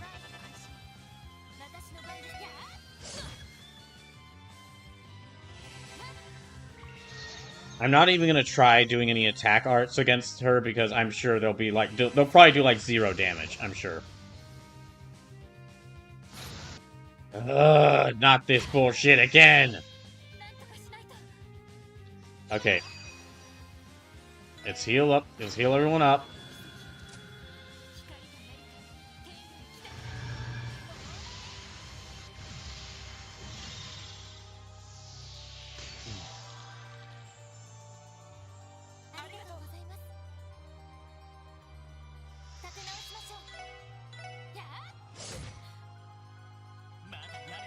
Okay, they're healed up, but they still need more healing, so...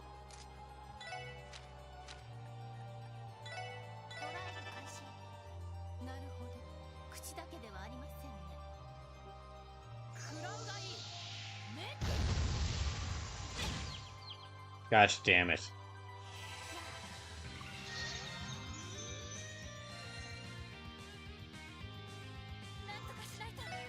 Okay. Okay, she's got Recuria. Well, she really needs to heal, but... Yeah, I guess I'll use Holy Breath. Yeah, I need to, like... Confure stats down, cure elements, yeah. I need to use that on her. Alright.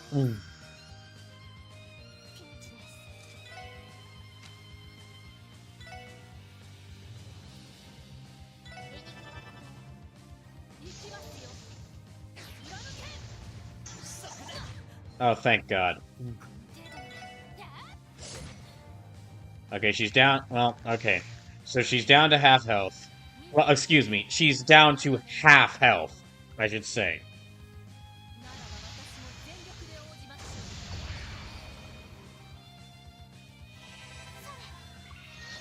This is just so stupid. I guess they just do. If y'all wanted to just make it to where she couldn't win, if y'all want to just make it to where the player doesn't get to beat her, why even bother making her a boss fight?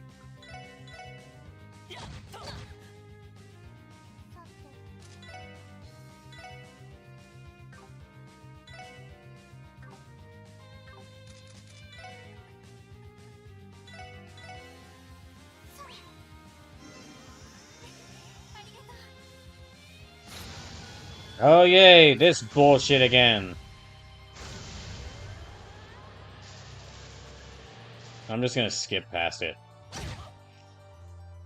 Yeah, just everyone's dead, I guess. What the fucking hell, game? Seriously? We're in the final chapter! We're in the final chapter! We're in the final chapter of this arc! You're nearing the end with these characters, and you decide to just have them, like, fight a losing boss fight here? What, so you could pay it off, like, 12 years down the line? With an entirely different set of characters? What is wrong with you? What the hell was that bullshit? Ah, god damn it, we didn't come all this way. Are you telling me we came all this way just to have an impossible to win boss fight in Chapter 5?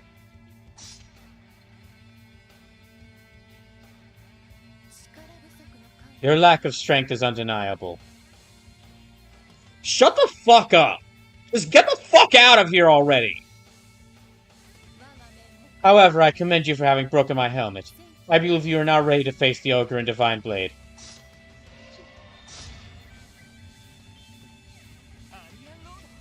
Arian Rod? Does this mean you're withdrawing? But I've proven that hope yet exists for you to cling to. You've proven that hope I just needed you to lose to... the writers just needed you to lose to me to show off how awesome I am. So that I can be revealed to be the secret main protagonist behind this whole series in 12 games from now. As such, it would be fruitless for me to continue. It is regrettable that I cannot fulfill... It's regrettable that I could not fulfill the Divine Child's request to kill you, but I expect she will be that she will be happy nonetheless, that she at least beat the hell out of you, and gave you the worst boss fight in this entire arc. Man, what the hell, Kia? Seriously? Before you go, may I ask you a question, Steel Maiden? Have you and my father ever crossed blades? Yes, about 10 years ago. I won, of course. He didn't I also destroyed his blade. Ripped off all his limbs, and left him a crying, pathetic mess. Because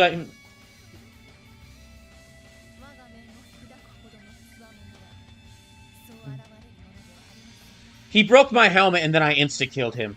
As I always do.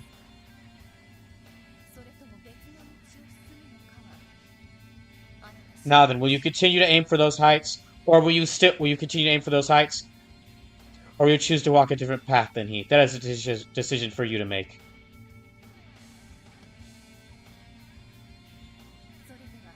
With that, I bid you farewell. At least until I appear in another game, where apparently I'll give you another hopeless boss fight.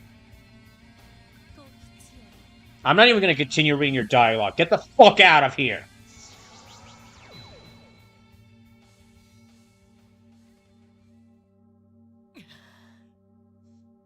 I'm going on another break. I am too frustrated at this shit. I'm too frustrated at what the hell that boss fight was to continue.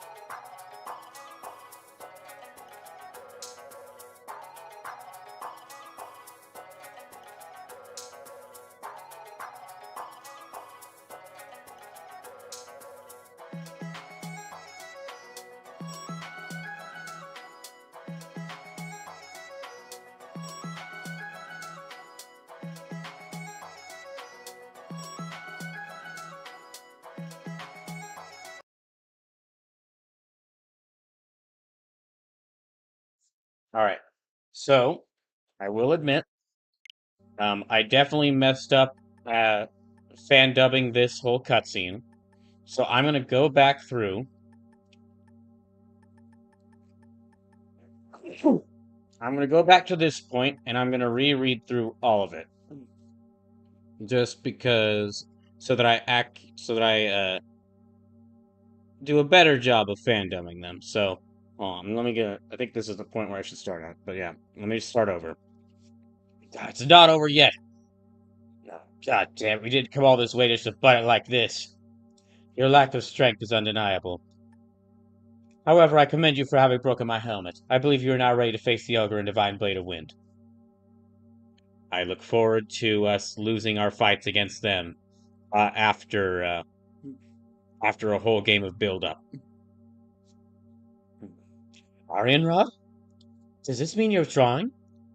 You have proven that hope yet exists for you to cling to. As such, it would be fruitless for me to endeavor. It would be fruitless for me to continue. It is regrettable that I cannot fulfill the Divine Child's request, but I expect she will be happy to accept this result. Ah. Seriously? Before you go, may I ask you a question, Steel Maiden? Have you and my father ever crossed blades? Yes, about 10 years ago. I will never forget an adversary strong enough to reveal my face. Will you continue to aim for those heights, or will you choose to walk a different path than he? That is a decision for you to make. That's... And then she disappeared. Okay, now continuing. Ugh. I've never been so exhausted. Man, she is one hell of a maiden. Worst part is, she's just my type. I didn't even make a pass. I'm gonna kick myself for the rest of my life over this. Remember? Hi there. This is This is me. Recapping. Reminding you of that time I said a couple hours earlier in that stream. A couple hours earlier in this stream that Randy would make a really weird comment some point later in the game, which would kind of prove my point as to why I don't like how he's written in this game. There. Here we go.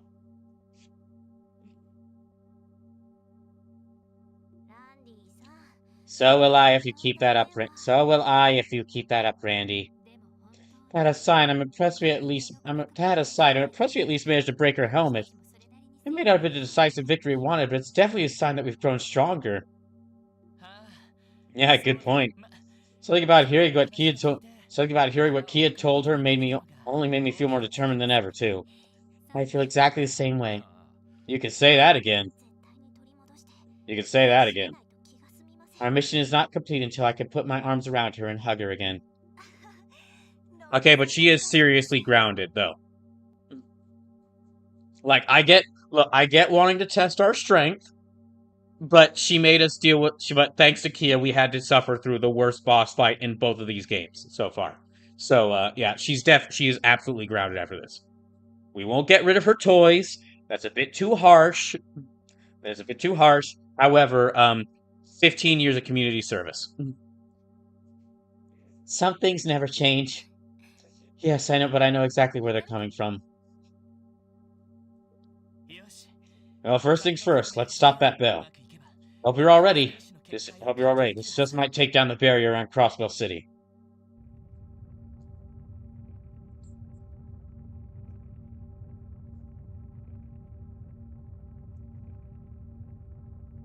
Okay.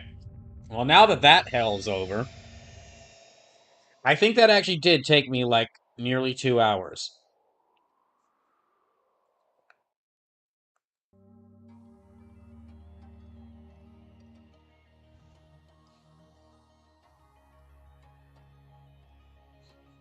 Well, at least Lloyd will be happy because the barrier's down.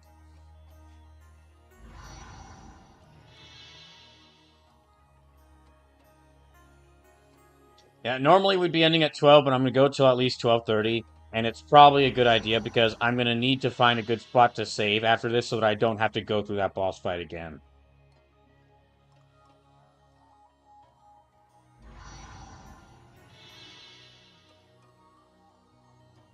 It almost did it again.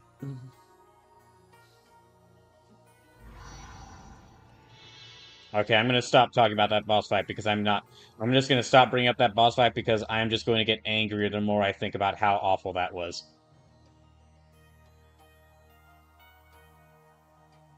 Oh, hey, Dudley.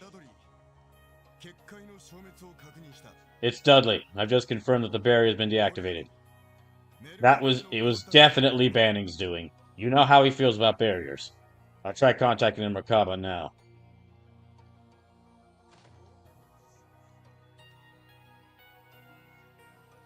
Oh, that's right. They did say that there was that one gentleman who was, Freud did mention that one gentleman.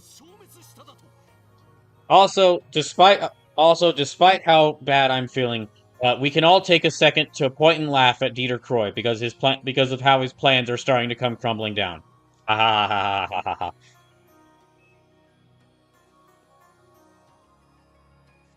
The barrier's vanished! Why do we even bother with those fools for the society?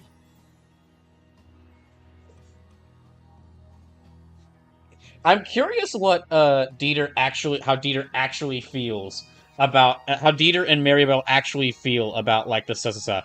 I know that I guess I was a little right. I guess I might have been a little right on the money with like there was a joke I made, or not a joke, but there was a thing I said earlier where that Maribel could have been involved with Guy's death because Maribel just really hates Lloyd, and we'd always taken that as just she has a thing for she's jealous of Lloyd because Ellie likes him.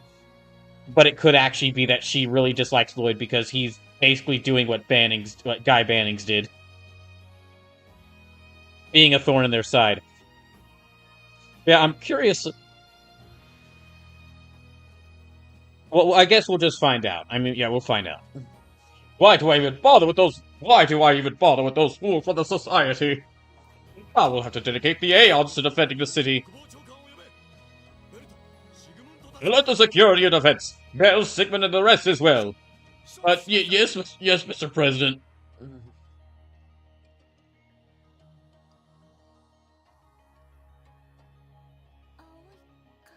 That blue wall went away. There's nothing to worry about. No one's going to hurt you, Shizuku. You can rest easy. He says, as he leaves her in a tower controlled by by one of the people who would definitely hurt Shizuku.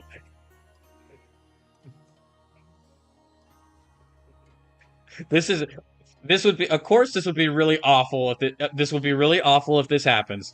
But it would also kind of be I don't want to say comedic because that would be pretty awful to say, but it would be a good case of poetic irony if after all this, which Arios is saying he does to protect Shizuku, at some point Dieter Croy threatens Shizuku's life. Because of course he would threaten a kid's life. Meaning that by doing all this, Arios has put Shizuku in more trouble, greater danger than before. Don't have to say anything about the story, we'll see if that happens. I'm not worried about me. You're the one I'm worried about. Why are you doing this? What if Mother could see you now? It would break her heart. You're right. I can imagine the look on Saya's face. The lecture she'd be giving me right now. Shizuku. Your father has a favor he'd like to ask of you.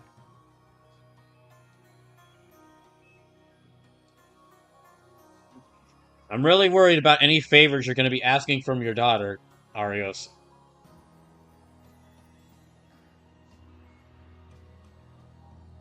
That's right, Kia. That's right, Kia. Arianrod didn't kill them like you wanted her to. I'm still angry at Kia for it. Yes, I'm gonna be this petty about this. They simply adore meddling with us, don't they?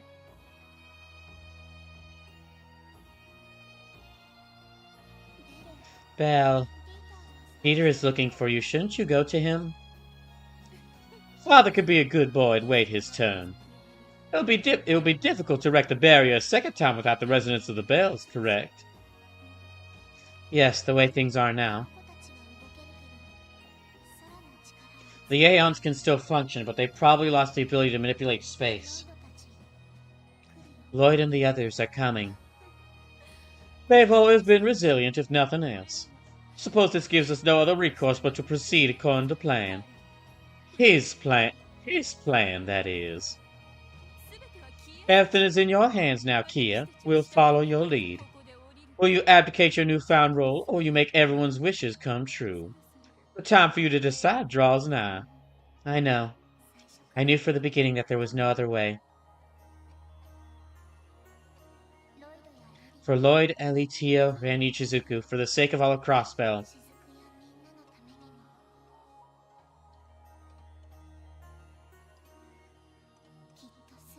I'll make everyone's dreams a reality. I'm a little worried about that. Cause, I guess we got like chapter end card thing. Okay. Chapter 5, Part 1. Just like that, the once impenetrable barrier surrounding Crossbell City disappeared. Lloyd contacted Sao Lee of Heiyu as well as Muriel, the leader of the resistance force, to relay them the news. Additionally, Commander Bales gave her word that the Bellegarde and Tangram units would remain neutral for as long as they were able. Then later that evening, Father Kevin made a call to the bridge of the Merkaba.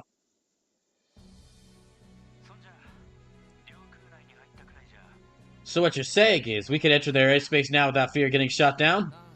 Yes, all the Aeons are focused on municipal defense at the moment. As long as we don't get any closer to Crossbell City, we should be in the clear. Gotcha. Alright, thanks for catching me up on the situation. I'll be back tomorrow by dawn. We can sync up our schedules then. It's a date. Make room for me, Kevin. Reese. Ellie, thank goodness you're okay. I'm glad to see the rest of the SSS is alright as well. We're still in one piece. Oh boy, I was looking forward to meeting you again, Reese. But I kinda hoped it'd be less of a work thing. You'll be assisting us with the infiltration plan, is that correct? Yes, we'll be using Merkaba Unit 5 to play decoy for the Aeons protecting the city. You'll be on your own in dealing with the defense force in Yakers, however. That's fine, you're doing plenty already. We owe you for this. Please, Father Kevin, I don't know how we can ever repay this debt to you. Sucks, if you want to thank us, you can pull off this operation without a hitch and make it out safe. We have a plan for giving you guys some extra backup tomorrow. Thing is, it's going to be pretty rough for us to do more while handling those Aeons. Understandably so. Be careful yourselves, don't do anything too reckless, got it? I will try. Talk to you tomorrow morning, Wazzy. I'll be waiting. Have a good evening.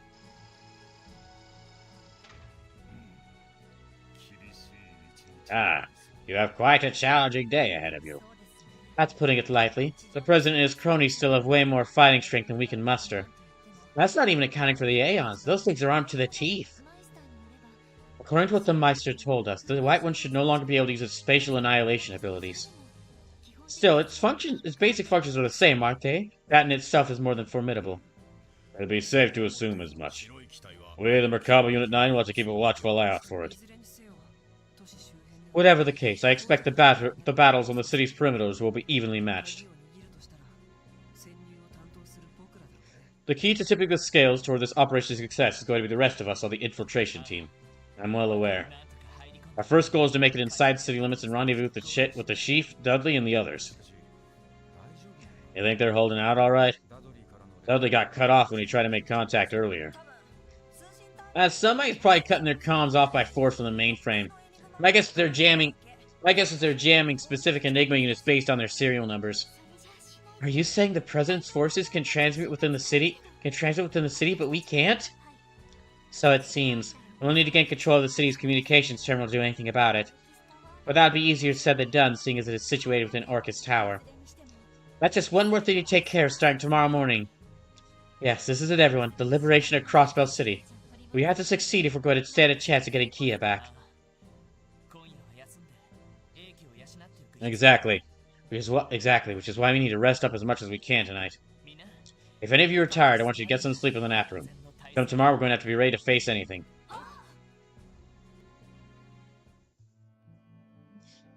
Okay, we got about, 15 minutes left. Let's see what I can get done before, Yeah, let's see what I can get done before before I have to end. Gosh. I had hoped to at least start that third dungeon, but that boss fight took me a long time. Okay, let's catch up with everyone. Hey, Noelle, Fran. You two seem surprisingly calm considering tomorrow's agenda. Oh, do we? Actually, I was in the middle of triple checking my weapons until Fran came in. Don't sound so annoyed, Noe. I came down here to give you some emotional support. Besides, I'm already done with all my preparations for tonight. Dependable as always. But operational support is what we're going to need more than ever tomorrow, so make sure to get your rest tonight, okay, Fran? Don't worry. Don't worry, I will. In fact, that's the real reason I came down here. Nothing recharges my batteries like spending some quality time with Noe. I'd say you're exaggerating, but knowing you, you're definitely not. You could stay, but at least let me get some work done, Fran. It reminds me, Lloyd, I think I'll try to get in contact with the commander again tonight. We can reconfirm our strategy with her one last time ahead of tomorrow's operation. Sounds like a good idea. Remember to get some sleep once we're finished up with everything, okay? Yes, sir! Hey, sup, Lloyd? Hey, Randy, you guys doing some maintenance on your weapons? Yeah, tomorrow's operation's gotta be the turning point in all this, you know?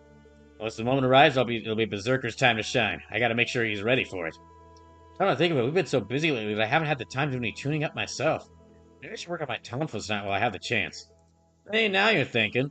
Luckily, your tonfas don't have small bits that need tweaking the way a rifle does. It might be good just throwing on some polish and giving them a good rub down. Yeah, I guess you're right. Thanks for the advice, Randy. I think I'll do that later. I guess Lloyd didn't show him the giant jet boosters that are in the back of his tonfas. Okay, let's talk to everyone else. I might go a little past 12:30 just because I want to reach a good distance, again, at least a good point away from that, I want to move, like, a good distance away from that boss fight before next Saturday. That boss fight really took up a lot of my time. Hey, Wazzy, Albus, are the two of you drinking? Why not? We're both finished with a little bit of prep we had to do. Care to join us? Honestly, are you going to be alright? The operation is tomorrow, you know. I can't help but notice the several empty glasses you've already racked up. Sleep says, I think this is the point where you can talk to folks and get the awards for bonding with characters. Oh, okay, cool. You need not worry. These are Ventil's special virgin cocktails made to order. Rest assured they will not interfere with our faculties come tomorrow's operation. If you say so. I can at least take your word for it, Albus. Like you'd have a little faith in me when I drink on my own, too. On a more serious note, there's something I should have told you all earlier. We have been given approval by His Holiness the Pope to participate in tomorrow's mission. Ah, straight from the top, huh? Generally, the Merkaba is a church secret. Our policy is to avoid using it during large-scale encounters. However, given the state of chaos across the continent, some exposure is no longer avoidable. That makes sense. Either way, I'm grateful for the church's verdict. Tomorrow's a big day, Wazzy. Hope you're just as ready as the rest of us. Oh, I am, my good leader, believe me. You have the full support of the Merkaba's crew as well, Bannings. Sleep says, might take multiple talks to trigger the meet-up before bed dialogue. Well, I have maxed out Bond with both Risha and Ellie, so will I only get to do one scene, or will I get to do, like, one for each character I've maxed out my Bond with? An arduous day lies ahead of you, Lloyd. That you and your young friend should be made to bear the burden of Crossbell's future. Well, there's simply no excusing it. As one of our state's two highest-ranking representatives, I can only hang my head in shame. You have nothing to be sorry for, Speaker McDowell. If it weren't for your willingness to make the declaration of invalidity, we'd have never gotten this far. You've played your part admirably, but from here on out, this is our fight. This is something we have to do. Thank you. Well, I hope you can at least accept my apology. Still, if that is how you feel, then I have faith you will succeed in liberating the city. In the meantime, I must plan for what comes after. So it says you get one per character, and I think you need to have 60 to 70% of the bond meter filled. Oh, okay.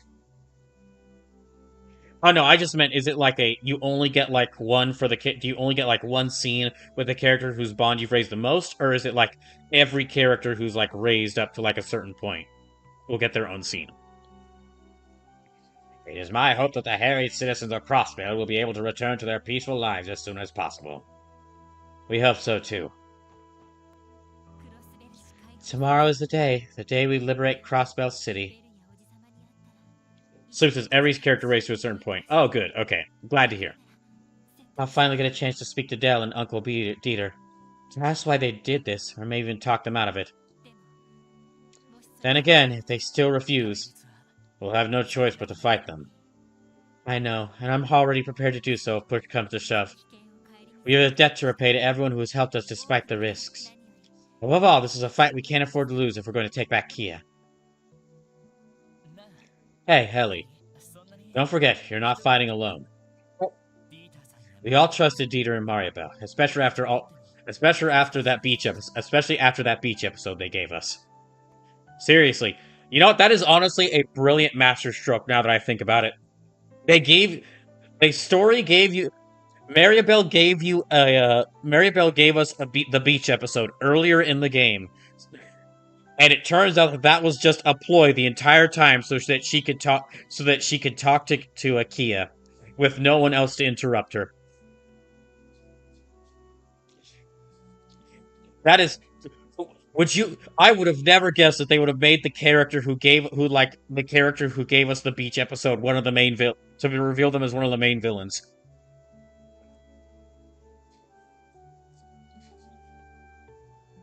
We all trusted Dieter and Maribel, especially after all they've done for us. The weight of facing them isn't just on your shoulders, it's on every one of ours. Lloyd. We're all in this together, Ellie. Tomorrow will be our day to seize. You're absolutely right. Thanks, Lloyd. That makes me feel a lot better. Oh yeah? Glad to hear it.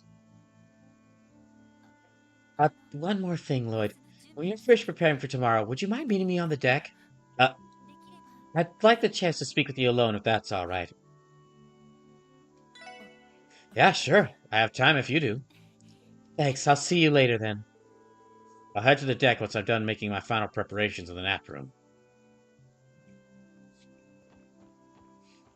Grace, meanwhile, right next to them, just leaning in to hear what they're saying. So, you guys are really going to try to liberate Crossbell City? You're putting your lives on the line to fight the new regime. If this fails, the narrative is going to be that the president was right all along. Hope you realize that. History was written by the victors, remember? Looking back, we're told the ends justify the means, just like in Calver's Bloody Revolution. I know. Everything comes down tomorrow. We know that better than anyone. My bad. I'm not trying to put even more pressure on you. It's just, as a journalist, I have a responsibility to see how Crossbell's fate plays out and relate to the people. But beyond that, I'm still my own person, and I'm rooting for you from the bottom of my heart. The Super Special Support Section 7 is Guy's legacy, after all. You're the living embodiment of everything he ever fought for. Grace, I don't know what to say. Hey, you can promise to give it all you got tomorrow for a start. Do it for Kia's sake, too. Right, we will. On a side note, don't say anything if this happens or not, but I'm kind of hoping Arios is the final boss fight. Of course, I'm expecting it to be Dieter, because he is overall, he is the there's a whole bunch of main villains, but he's the central main villain. But I think it actually just for the personal story of some of these characters, and because, how much Arios has been built up throughout both of these games as a strong fighter, I think actually, Arios, it'd be really awesome if he was the final boss fight. But, I mean, even if he's not, looking forward to, our boss fight with him.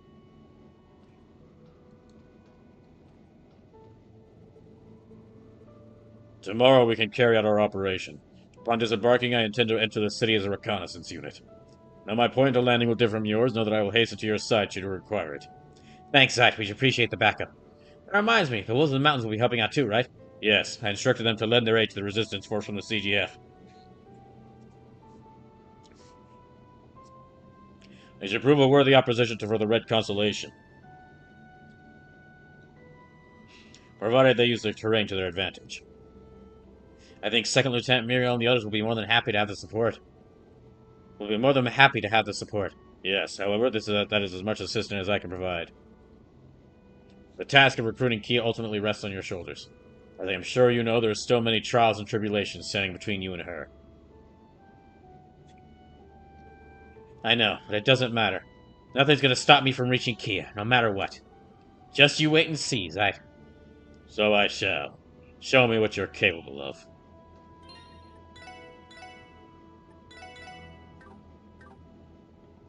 I'm saving right there because I'm still worried that I'll only be able to accept one person's invitation. What are you doing out here, Risha? Oh, Lloyd. Just finished preparing for tomorrow, so I came out here to clear my head a little. Tomorrow's the day. We'll finally be infiltrating our way back into Crossbell City. It was only a short while ago that I left, and yet somehow I feel as if I've been missing it for ages. I know what you mean. The Aeons have refocused their attention on defending the city now that the barrier is down. Even so, it's hard not to wonder how everybody at Arkansas is holding up. I imagine they're still practicing even now. The show must go on, after all. No matter the circumstances, the troop is always perfecting its craft and looking forward, not behind. That's the way Ilya always did things. The spirit of Arkansas itself. Guess I can't argue with that. If you don't mind my asking, what comes next for you after we liberate Crossbell City? I intend to see Ilya again and continue my time on the stage dancing with Arkansas. But although that desire does burn within me, I have no idea how to carry it out. I don't even know what I'm going to say to Ilya and Sully the next time I see them. The words escape me. Next time she sees Ilya, Ilya's gonna be like, "You're telling me you could have used a sword? You're telling me you're a good, skilled sword wielder? And we could have incorporated your sword swings into the dances this whole time." Ilya, I'm a master assassin. I can't be throwing. I could actually kill someone if I throw knives. If we're just good enough to dodge it. I get where you're coming from. For what it's worth, I have no doubt that Ilya and everyone in Arkansas will always accept you. My advice would be to not think too hard about it. Be yourself, Risha, and I'm sure everything will turn out alright. Be myself. Lloyd, if it's not too much trouble, could I ask you to make some time for me later? Oh, I think I've been a little on edge lately, so I'd appreciate the opportunity to chat a little more before tomorrow's operation. Just for a short while. Zeit to the side, just like leaning in like Grace was earlier. Could I ask you to come back here and keep me company again when you're done making preparations? If you think it'll help, then yeah, I could do that. I appreciate it. I'm gonna stay here for a while and enjoy the breeze. There's no rush. Take as much time as you need to prepare for tomorrow. I should go apologize for Ellie for not being able to join earlier. I can only do it for one? Come on. What? Okay, okay, we gotta load back up. Hold on. Okay, let's load back up here. That's why I made a save right here.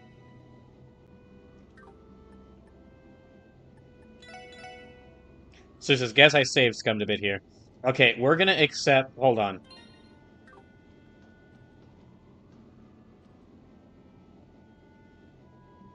Okay, I'm gonna go through this conversation twice, and we're gonna see both. Okay, we're gonna see both, okay? That's darn. I mean, I get it, but I'm still a little sad.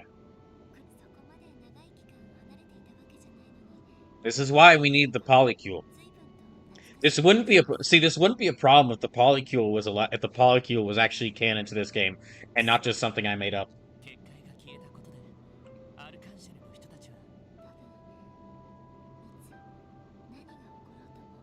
Okay, so we're gonna say yes here.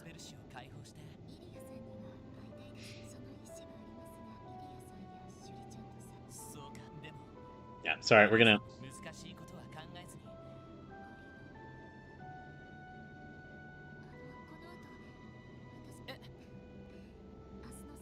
Yeah, we're gonna watch both of the scenes. We're gonna accept it this time.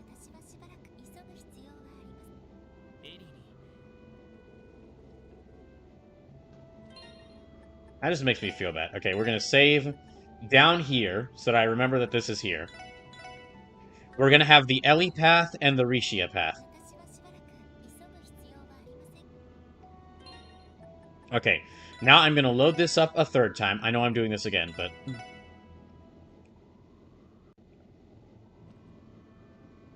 Okay. Sorry to make y'all sit through this a third time, but... Actually, I'm not. It's Rishia's heart-to-heart. We can sit through this a third time. I just won't be rereading it again.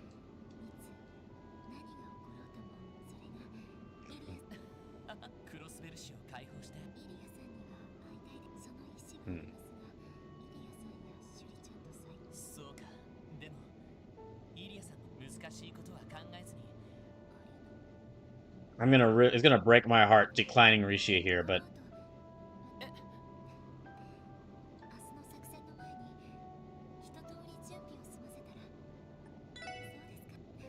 okay. Oh, I see. Well, if you happen to change your mind, feel free to come and speak with me again. Sure, I'll give it some thought. Okay, so I'm gonna have to be careful about this. We have the Rishia path and the Ellie path. So this is the Ellie path. So I'm gonna go through the we're gonna first do the Rishia path.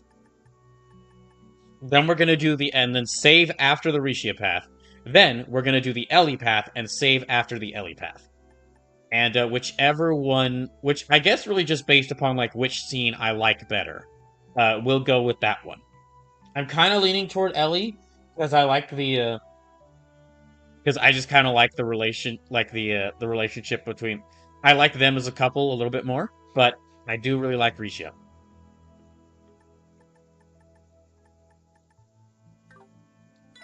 Okay, I'm gonna have to be careful here. So yeah, so this we're gonna go.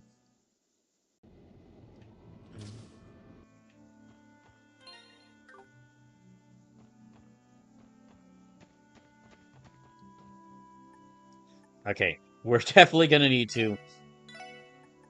Okay, there is no equipment for us to buy. Let's sell some of these weapons I'm not going to use. Yeah, let's sell these weapons I'm not going to use.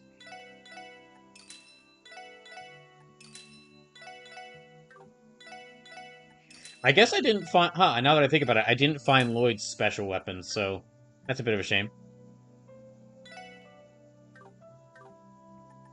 Okay, buy items. I might have missed it, I guess. Either it's like it's in the dungeon up ahead, or I missed it. Okay, so we got 24,000. Let's see how much we got here. 2, 3, 4, 5, 6, 7, 8. We'll go 8. Yeah, go 8. Then got 19 of these, so buy one of these. It's still got 30 of these. Okay, I've got 24 of these. I think we're good with those. I think as far as the, like, character... Yeah, as far as, like, character equipment and, character...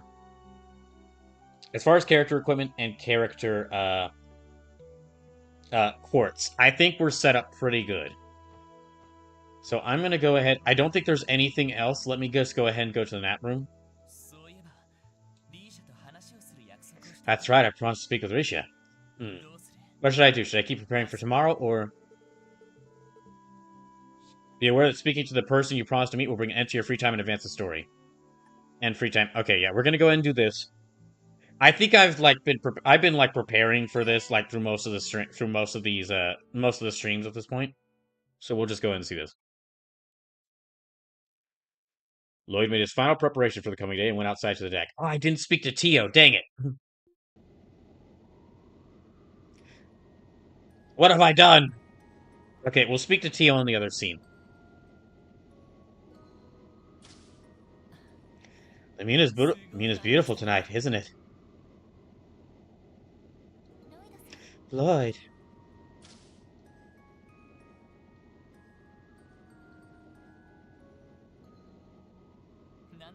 It feels like we have a habit of meeting up on moonlit nights like these.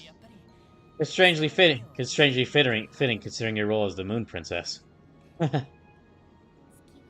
Perhaps you're right. The moon exists in both the shadow and the light. In some ways, the same could be said of myself. I've led my life under cover of the dark, barred from any place the sun could reach. You know what I realized? I think I realized why I love Rishia so much. Well, there's many reasons. There's many reasons. She has a really great story. She's a beast in combat. But also, I think also the reason why I like her even more I think a small reason why I like her even more in this game than in Trails from Zero is because she is Yunaka from Fire Emblem Engage, fully realized. That changed when you came to Crossbell. You stepped out of the shadows and into the light. Wouldn't you agree? Yes. I have no intention of denying that any longer.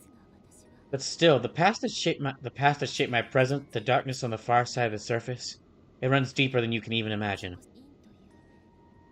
I refer, of course, to the legacy of Yin.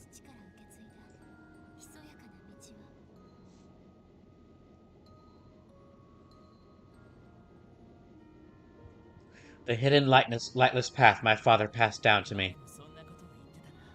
You've alluded to that before. If it's alright, would you mind telling me the full story this time? I want to know who you were before you came to Crossbell. I want to know the Rishi and Mao that I have yet to meet. Alright. It's funny, Lloyd, I've always had a feeling that I would end up telling you all about all this.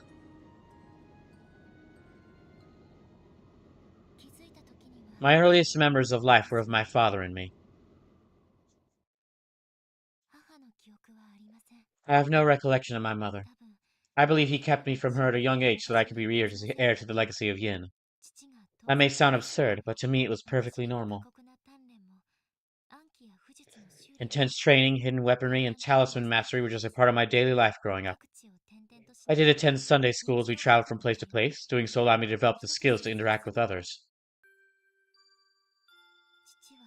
In contrast, life with father was neither strict nor kind, neither cold nor loving. He was there to teach, and my responsibility was to learn. After all, inheriting the title of Yin was an all-encompassing duty. There was simply too much to pass down to do anything but. The lives, skills, and wisdom of upon generations of Yin. How to prepare for any conceivable situation and kill any conceivable target. For Yin's storied history to continue, for the legend to live on, the successor must inherit everything from their predecessor. And so I did just that. I became exactly the kind of person Yin is, was, and ever would be. Essentially, anyway, the succession cannot occur while the previous Yin is still alive. There can only ever be one Yin. That fact will never change. In the meantime, I would spend many quiet days waiting for father to return home from his duties. Every time he did, he would outline his missions in fine detail to further prepare me for when I would take his place as Yin. In the public eye, I would assume the persona of a normal girl, but behind it, I was carrying the legacy of my entire world.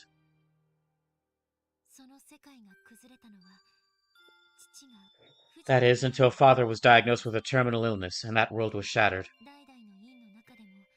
Father's strength was incredible, even compared to the generations of Yin before him. Disease, however, was a foe even he could not defeat.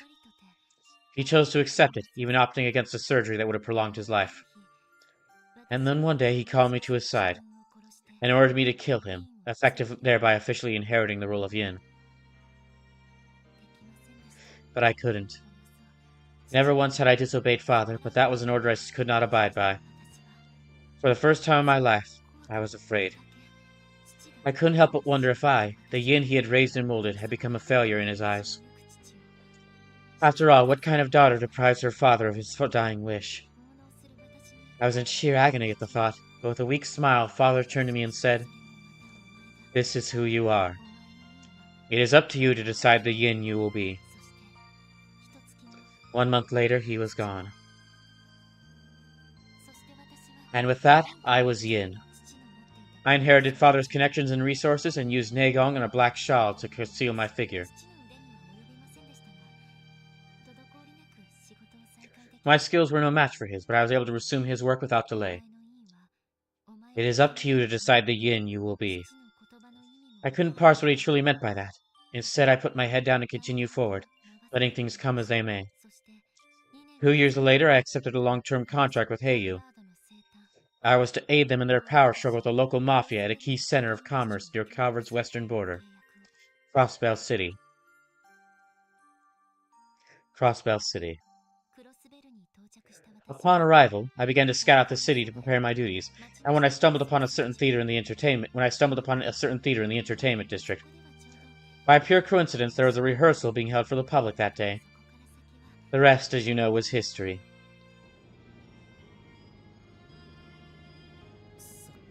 No kidding. That was the day that you fell into Ilya's clutches. Back then, I tried to come up with any excuse I could to refuse her offer to join the troop. But as you can imagine, Ilya just wouldn't take no for an answer. So I eventually surrendered, becoming the newest member of Arkansas.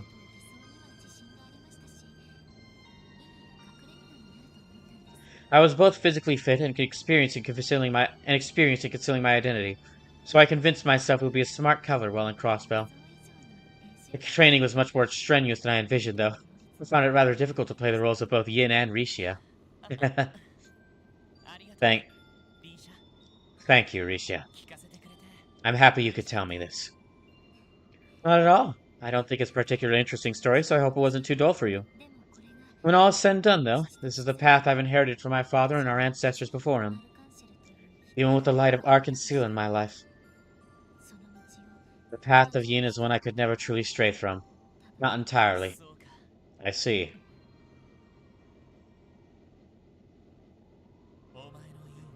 It is up to you to decide the Yin you will be.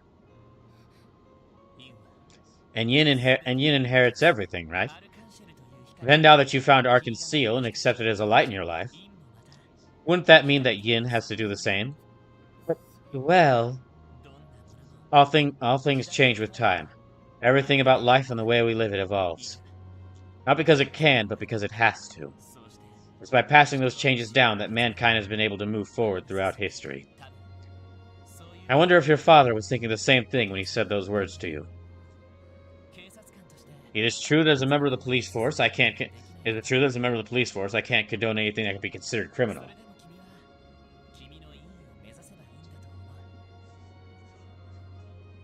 But I still think you should heed those words and strive to be your own Yin, the one you want to be.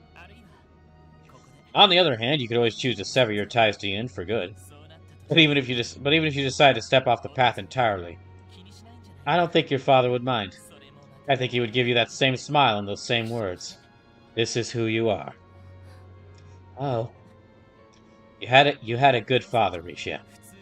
It may not have been in the same way as most other families, but he truly did love you. At least, that's what I believe. Father.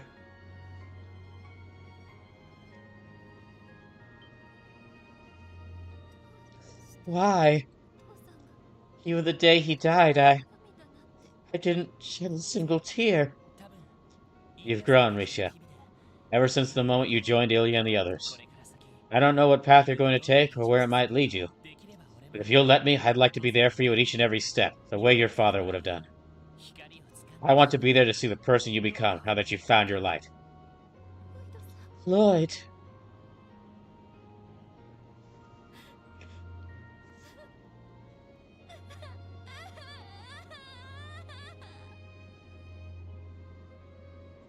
Damn, that was amazing. I think I'm a fan of guys. I think I'm a fan of trails again. Okay, they're twin strike combo strike. Okay, mouthing a feeling. Dang it, Gabe. Oh gosh. Okay. Okay, we're gonna get to the next day, 9 a.m. Okay, we're gonna get to a save point after this, and then I'm gonna go. We're gonna go back and we're gonna see what Rishi. We're gonna see what Ellie's big scene was, and then we'll decide which path I take.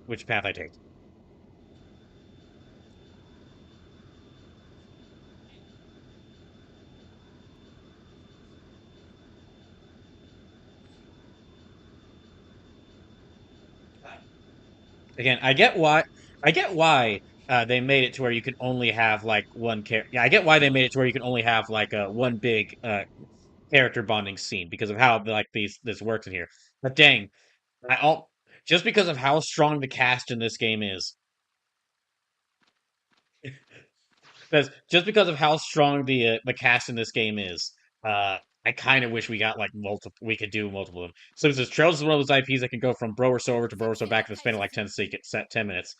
I mean, to be honest, I was joking I was joking when I was saying I didn't like Trails. I do. It's because I love this game so much that boss fight really hurt to go through. It was like because they did a perfectly paced gameplay wise.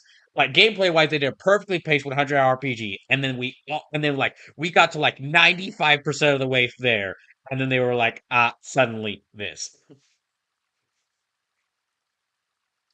Operation commencing.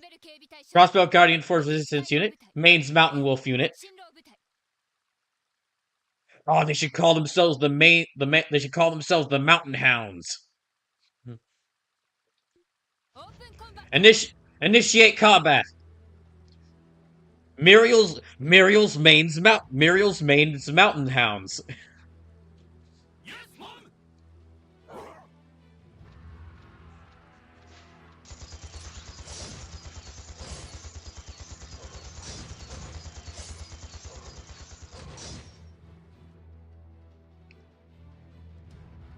Ah, it's you again. Here they come. Here they come. Dang. Dang. Just about Heyu just striding there with no weapons. Just like all of them walking out like they're about to go fight Arlong Park. Or like they're about to tear down Arlong Park. All units prepare to intercept. Remember, men, these are masters of close quarters combat. Have your cougars engage them and keep your distance.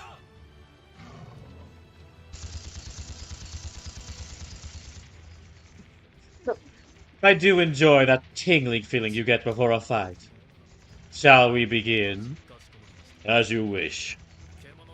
Maintain pressure on the Jaegers as you exterminate their beasts. Keep an eye on that sniper and tear them to shreds.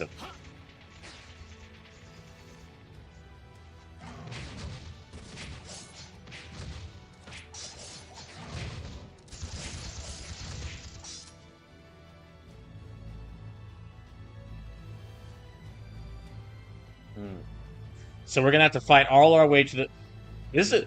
Whoever we end up fighting at the top of this tower, I'm willing to bet Orcus Tower is like the place where the final boss fight is gonna happen. And if that is the case, it's gonna be an awesome arena.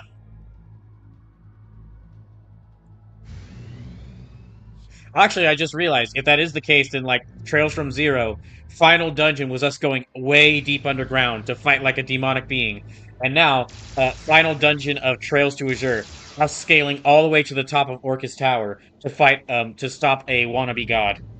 Well, well, not a wannabe god, because Kia actually has godlike powers, but stopping a guy who wants, like, a godlike amount of power.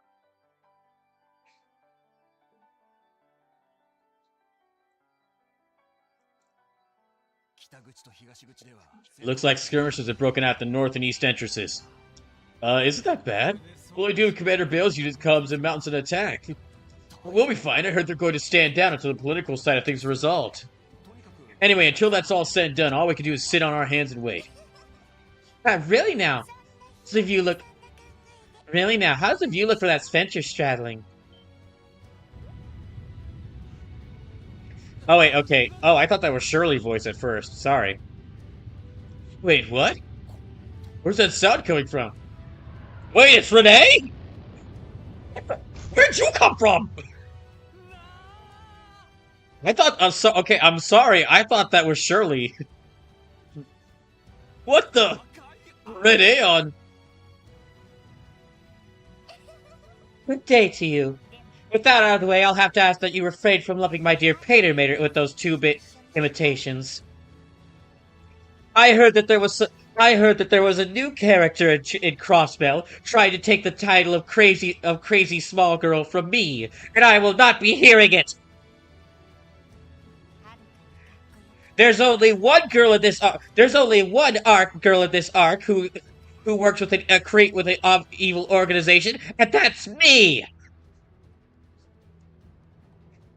Anyway, don't lump those knockoffs in with my Patermater. After all, they aren't nearly as kind, or smart, or capable. Are they with us? Or against us? Out of my way, silly billies. I didn't come here to play with you. If you don't want to get trampled, you should step aside. See? It's coming. Huh?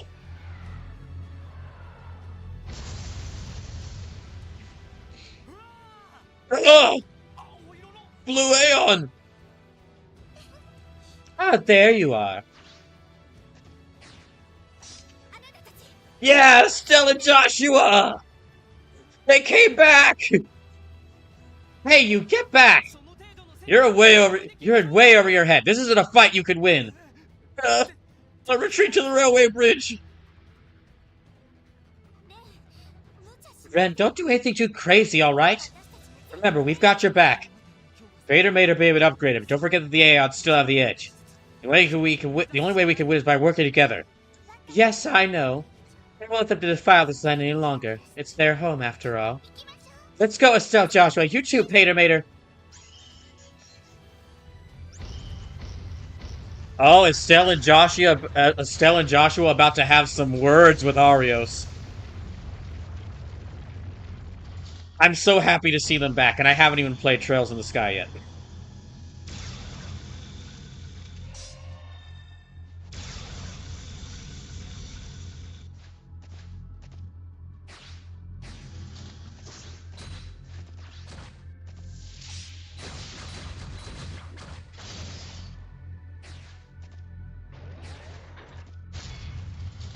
Like I said, I'm so glad to see them here. Oh, it really is big. Okay, the blue one really is bigger than Pater Mater. Incredible. So the backup Spiky Onion Priest was talking about. So the backup Spiky Onion Priest was talking about was the Bright Gang. Yep, apparently they asked him to drop by. They asked him to drop by LaBelle to pick them up. More importantly, now's our chance. Right. I will deactivate the optical camouflage and bring us down by the city's south exit. Disembark from the ship's hatch. Got it. We wish you the best of luck. May I, Dios, protect you all. Please be careful, everyone. I'll make sure to cover your heroics from above. And I'll do what I can to back you up for the net.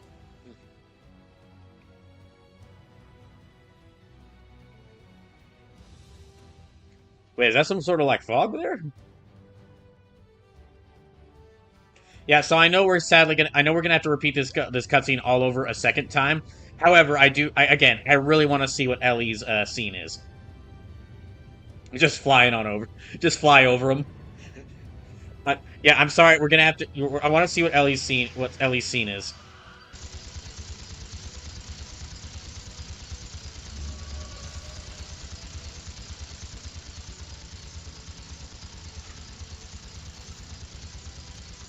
Is that a different shield?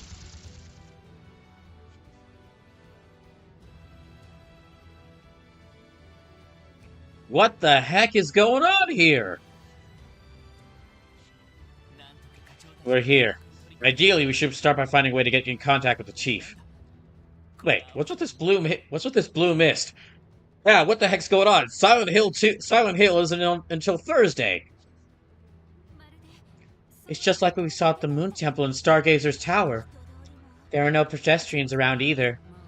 They may be taking refuge from the fighting happening just outside the city. Dots. Tia? Something wrong? I can hear something reverberating from Central Square. It must be the bell. What? Let's go see for ourselves.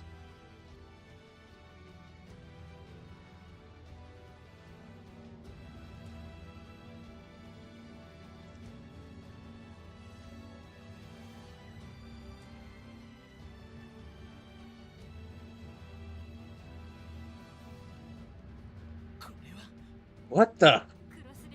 It's similar to the barrier that was enveloping Crossbell City. Similarly, they are of a similar nature on a fundamental level, which means that the bell's resonance is also the source of the mist. But why the hell would it be? What's going on? What's going on? Careful, they're coming from all sides. So would it be?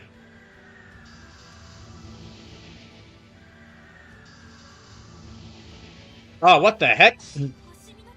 Magic golems!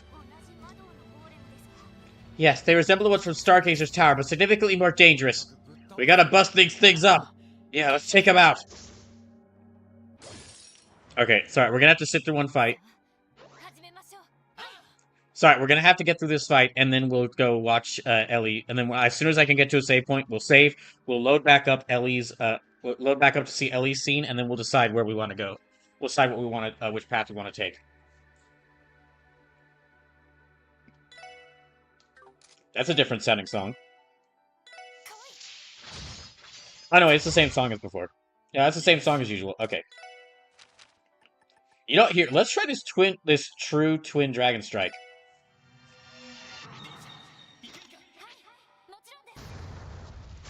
Is it just the twin dragon strike, but stronger, or?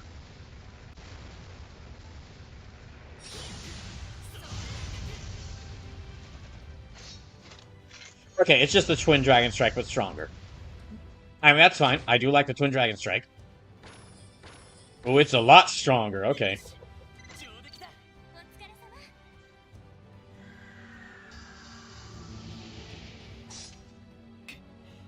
Damn, what are these things doing inside the city? I don't want to believe it, but Uncle Peter's the others might have released them. There's no way! That'd be utterly despicable! Maybe so, but it does seem like the most plausible answer. Not to say that this bell doesn't have anything to do with it, too. More incoming!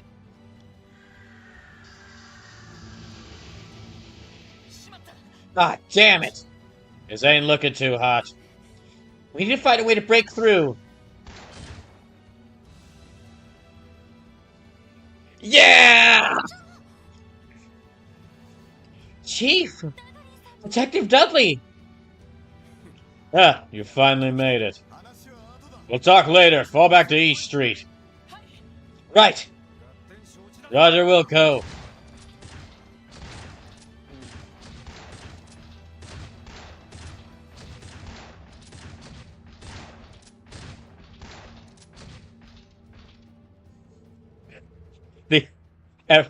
Like, they all fall back as like, oh, Betty, it's good to see that you arrived. And everyone's... Wait, is that Ricio from Arkansas? Wait, why is Ricio doing here? Lloyd and the others proceeded to follow a convoluted route throughout the Misty City. Eventually they entered the D sector of the geofront for the downtown district. The same day, 9:30 a.m.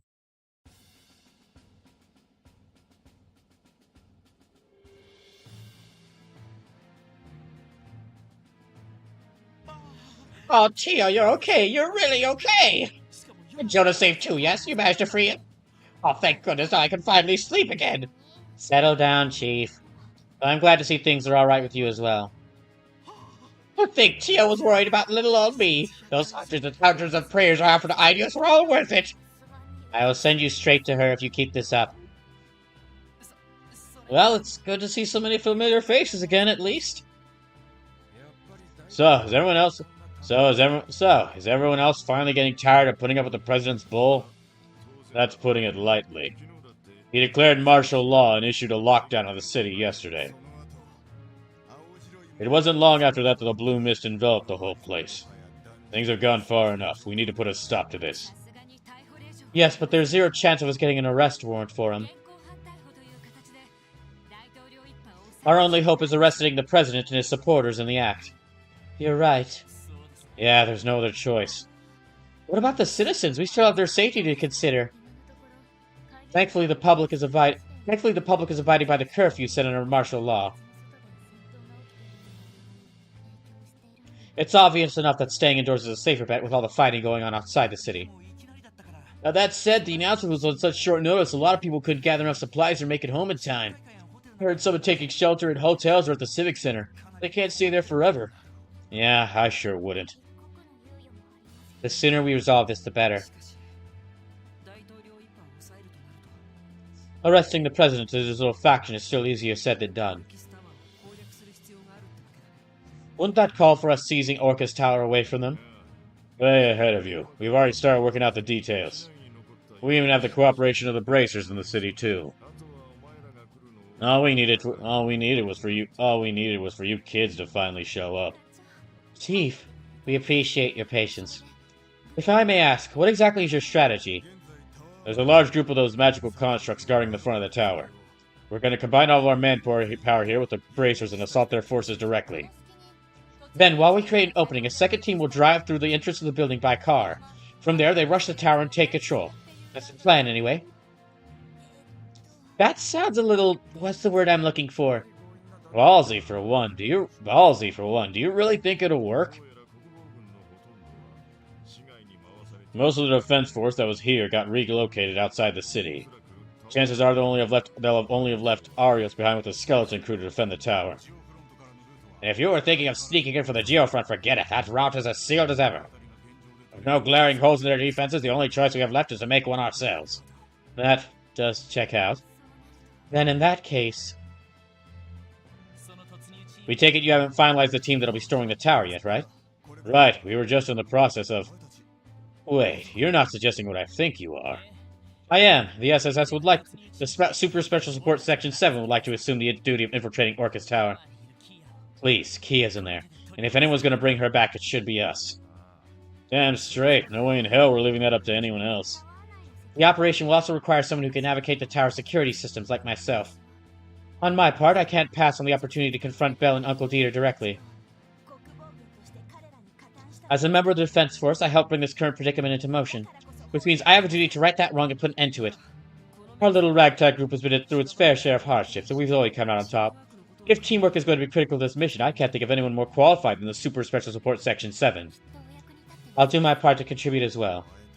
You're serious about this? I should have seen this coming. Hard to believe you're the same rookies I had fumbling throughout town less than a year ago. Chief? Chief? You want it? You got it. The Super Special Support Section 7 is responsible for storming the tower. And with that settled, the plan isn't exactly ready to go. So sit tight, we've still got work to do. You do? We're in the process of hacking into Orcus Tower as we speak. It'll only take another hour at most before we have access. Really? Yeah, if we can hack it, it'll be easier to provide support to the infiltration team. We should also be able to stop them from jamming our comms. Exactly.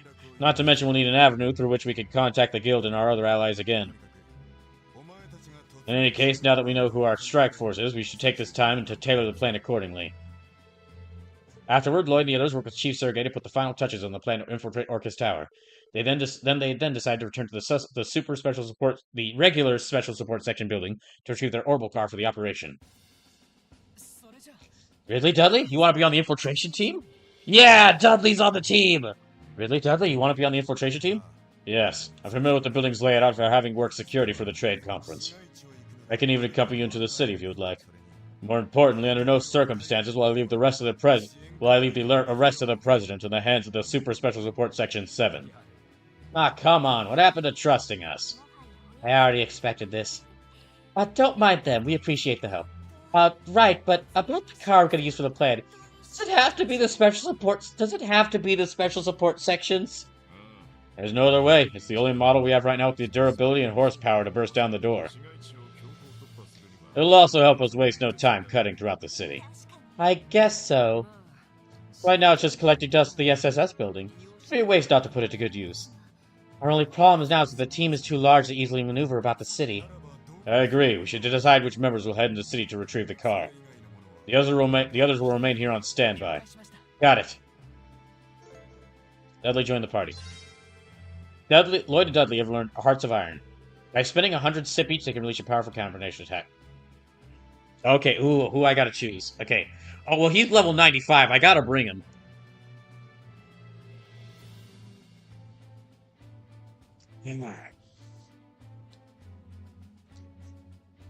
Okay, I really want to bring Tio, but I also... Okay, dang it. Okay, I have to bring Lloyd. I have to bring Risha, and I have to bring Ellie. And unfortunately, Randy has to be in the support members, and I have to have these two support members. Okay, so I don't want to leave behind Noelle. Oh, but Noelle's great. I don't want to leave behind Noelle.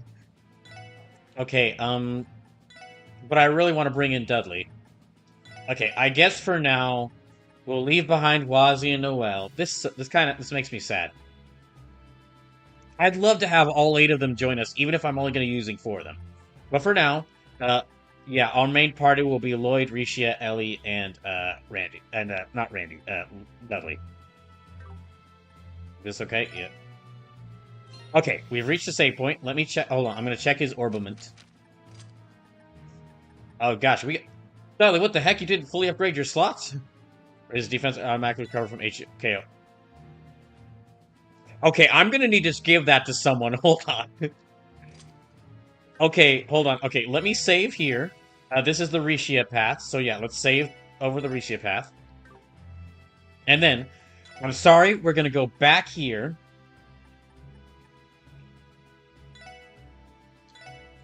I'm very sorry, we're gonna go back here, and we're gonna load back up at the Ellie path.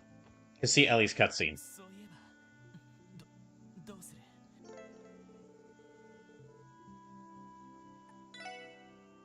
Sorry, I know this means we'll have to repeat that whole cutscene over again if I decide to stick with the Ellie path, but I must know. Lloyd made his final preparations for the coming day and went outside to the deck.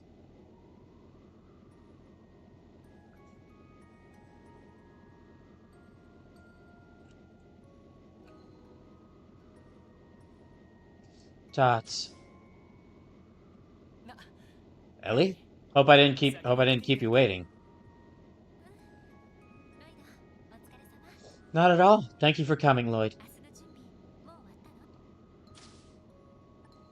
Are you finished preparing for tomorrow already? Yeah, for the most part. Actually, putting things to action is going to be another question entirely, though. It's strange, isn't it? Everything seems like it's falling apart, yet here we are. I couldn't tell you why, but my mind is actually at ease. Belle, Uncle Dieter, and Kia. So many things will still have to be settled, but I feel like we can push through this. Yeah. I feel the same way. Maybe it's because I've come to terms with it, or maybe it's because I finally steeled myself for what I have to do. And that's thanks to everyone here, including you, Ellie. Thank you, from the bottom of my heart. If anyone should be expressing their gratitude, it should be me. Normally I would be beside myself with worry. But having you beside me at this very moment, I know I could stand tall with my head held high. So thank you, Lloyd, for always being there for me. Ellie. Well, I'm glad I've been able to help you. Honored, even. I guess it just goes to show that I've become more of a leader you guys can lean on. If only just a little. Don't be silly. You've been the one pulling us together since the very first day. I doubt any of us would have made it this far without you. But still, that's not what I wanted to talk to you about. Huh? This crisis. No matter how it ends, difficult times lie ahead for Crossbell. It pains me to say, but I have little faith the SSS will continue to exist the way it does now. Each of us will need to find our place in the world where we can best use the skills we foster to do what has to be done. And that's going to be picking up the pieces to rebuild Crossbell. I know. I plan to stay with the police if possible. But chances are the CGF is going to ask for Randy's help after they revert back into being the defense force. And Tio will probably return to the Epstein Foundation and continue working with the Orbital Net. As for you, Ellie, my future lies in crisis management, whether in the administrative or diplomatic sphere. I have a feeling my expertise in the matter is going to be on high demand. This is precisely what all my years of studying abroad have been for. So that I could learn the skills I need to help navigate Crossbell through crises like this. I understand. Thank goodness. Huh? That look that flashed across your face just now. It told me that you missed me if I was gone. Had you given me nothing more than your support and a pat on the shoulder, I'm not sure how... Had you given me nothing more than your support and a pat on the shoulder, I'm not sure how I would have reacted. Yeah. Oh, yeah? Well, you got me. You got me. I probably should have at least tried to have your back about it. I don't know if I can bring myself to let go so easily. Did I ask you to elaborate? The idea of me leaving upsets you. Do you feel the same way about Randy and Tio? Not exactly. Not exactly. Okay, I have to step in here for a moment. Ellie's just like, oh, do tell.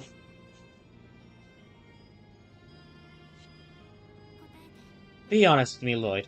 If there's anything I'm worried about right now, it's what you say. If there's anything I'm worried about right now, it's what you say in the next few seconds. You already know, don't you? The reason I asked you to meet me out here. Ellie.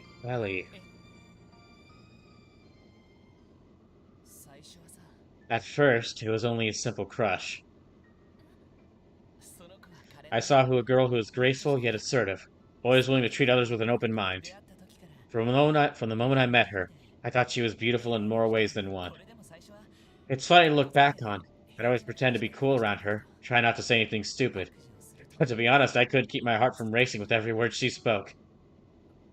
But Lloyd... Of course, that was before I really got to know her. Within a month, I learned to be not her admirer, but her friend. I may have stopped putting her on a pedestal, but deep down I was prouder than anyone to call her my teammate. At times, she'd come to ask me for advice, and I'd be overjoyed at the prospect of helping her tackle her problems in what little ways I could. We've been by each other's side for an entire year, and through times both happy and sad, we made it together. Even after we had to part for a short while, life brought us back into each other's lives. Right now, my heart still feels like it did back then when we first met. Or, no. It's racing faster than it ever has. Lloyd. I love you, Ellie. Not just as a teammate or as a member of the Super Special Support Section 7 family, but for the person you are. You're the only one for me. Lloyd, I feel the same. I love you too.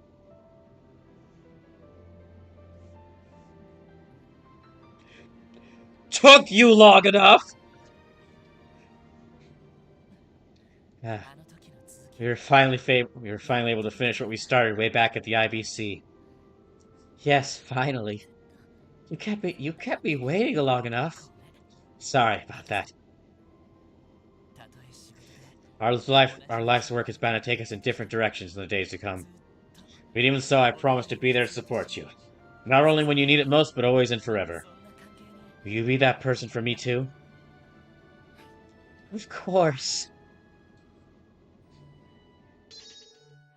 Gosh, dang it. Okay, we gotta go with the Ellie and Lloyd route. Ah, look, both of these cutscenes were like incredible. Both the Rishia and the Ellie cutscenes are incredible. But like, I'm sorry, I'm a sucker. I'm a sucker for a great love confession. I gotta go with the Lloyd and Ellie, which means we're going back through the whole cutscenes all over again. I'm sorry, everyone. I know I'm being a real pain tonight.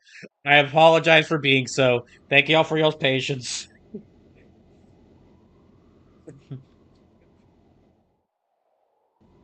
Wait, if the Orcus Tower is the second to last dungeon, then what's the last tower? What's the last dungeon gonna be?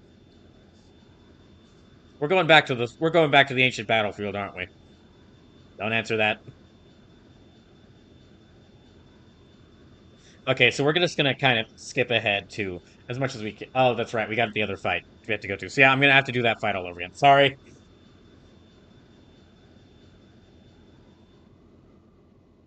Sorry, I know. So I know that I'm like, yeah, I know we're gonna have to go through this all over again. I know it's gonna take a long time, but still, the Lloyd and Rishia cutscene was incredible, but so was Lloyd and Ellie's. And again, I'm a sucker for a good love confession, for a good love confession scene. Okay, I won't read all the way through all of these. I won't read through all of these because here, we'll use high speed mode. But yeah, I won't read all the way through this just because we have just because we're going back all the way through it again.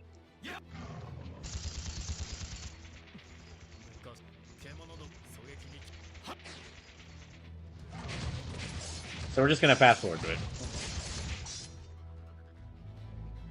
Dang, what a stream! What a stream! We went only a few hours ago. We went through the absolute lowest point of any of these Trails games so far. Any of these Trails games I've played so far. I'm worried that there will in fact be points lower than this in other Trails games. But we will just have to see. But anyway, um,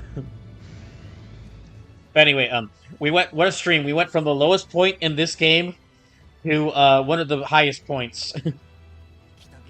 With I would say like not just like the love, not just like the whole Bond scene between either like whoever like both Bond scenes were incredible, but both Bond scenes and then also this scene right after it with like all of our allies coming back to help us out, and then Dudley joining the team. Really sad to have to leave Noelle and Wazi behind, but.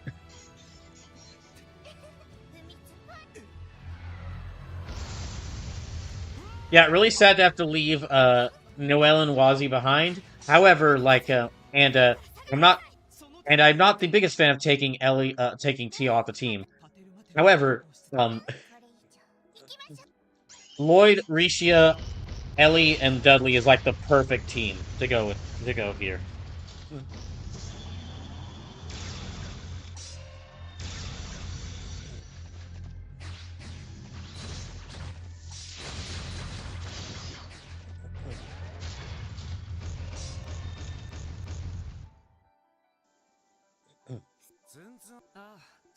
Okay, sorry. Yeah, we're gonna keep fast-forwarding through this. Dang, huh? So, yeah, I guess I was expecting Orcus Tower to be the final dungeon because of just how they were building it up, but yeah, that means we've got an even more secret final dungeon. Makes me curious what it is. Also, I'm definitely gonna have to retool Dudley's I'm gonna have to retool Dudley's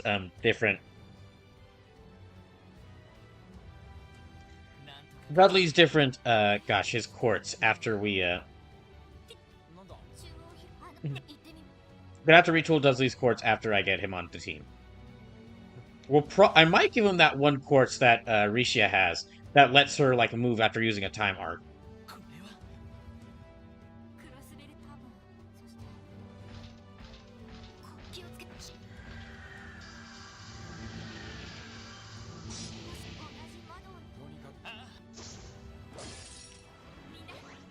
Okay. I'm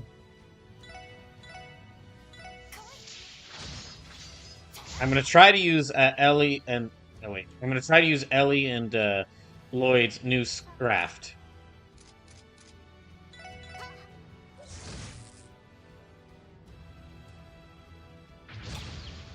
Dang it. Okay, hold on.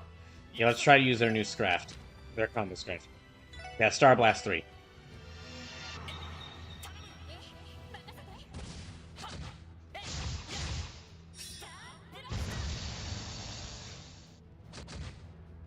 Oh, that's actually less powerful. Uh-oh. Okay, well, let's use our scraps to quickly break through this. I mean, I guess it's because Risha is, like, easily the strongest member of my team. It's like, I think overall she's the strongest member of my team right now.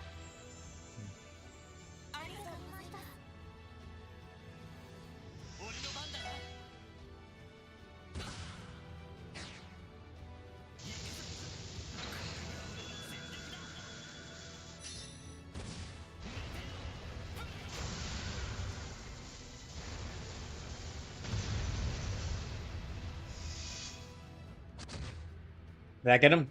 Okay, that got him.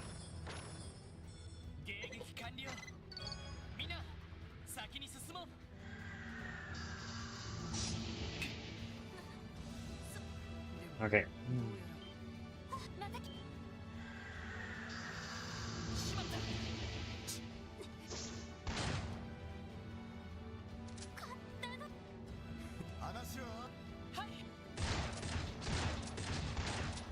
So I guess I'm gonna have to call them the Super Special Support Section 8 now.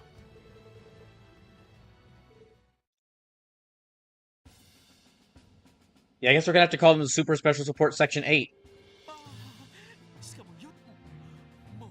Also, this is kind of awesome. It means that, like, every single character who's ever been on the party as like a main party member or a guest party member is now in the final. Well, they're not fully in the final group because I have to leave 2 of them behind. But any of the 8 characters that I've had on my party, besides Arios, can join this party to fight. Okay, so yeah, sorry, we're gonna.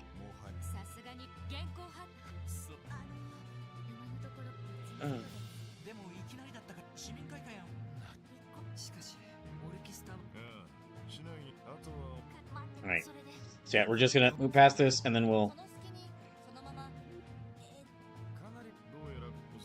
And also this, that means that we have, like, the full elements set up, because we have, like, Lloyd is the... Like, as far as elements go, Lloyd is kind of... can be set to any element. Ellie's wind, Randy's fire, Tio's water. Dudley is time, Wazi is space, and Rishia is mirage. Okay, sorry, we're just... I feel awful fast forwarding through a Trails cutscene, but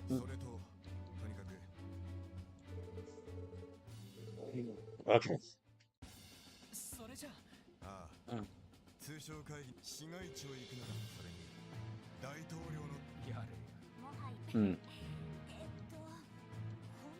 Okay. So yeah, sorry, I gotta move past this as well. You know what? Maybe it's a good thing we don't bring Noelle along.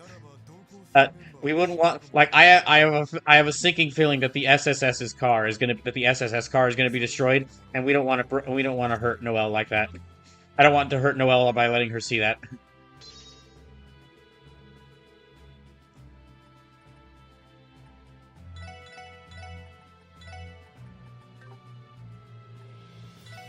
Okay, so yeah, let's check their orbament. She's got this Onyx Gem, so let me switch out the... Or no, she's got Onyx Gem and Pluto Bell. Can act immediately after using Time Arts. Yeah, let me switch this out for... She had Epcut 3? Yeah, okay. And then, geez, seriously, you had like one... Seriously, you have still a 1 slot left? Come on, man. Okay, so Action 3, Epcut 2, Ingenuity. Epsilon recovers on the field. What's he got? Okay, he doesn't really have much... Raises defense / ADF, automatically recover, activates once per battle, recover health 30%. You know what? I will actually keep this on Dudley because he's going to be our time guy. Okay, we're going to remove... Okay, let me set this. We need a time one, so let me set Pluto Bell. Let me set Action 3 here. Epcut 2. Do we have an Epcut? We don't have an Epcut 3. So, let's set in... Is there any place where I could get, like, more quartz?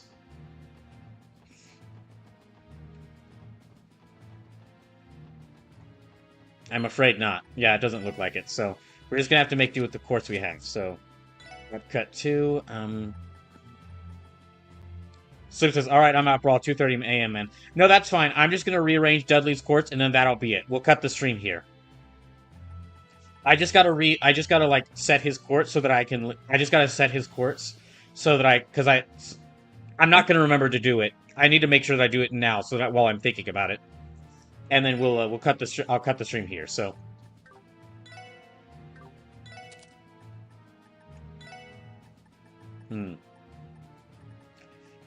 But yeah, I'll be done. I'll be finishing up soon, and once I do, so this is fair. I'm just tapping along. No, that's fine. I get it. I get it. Yeah, sorry for going on so late.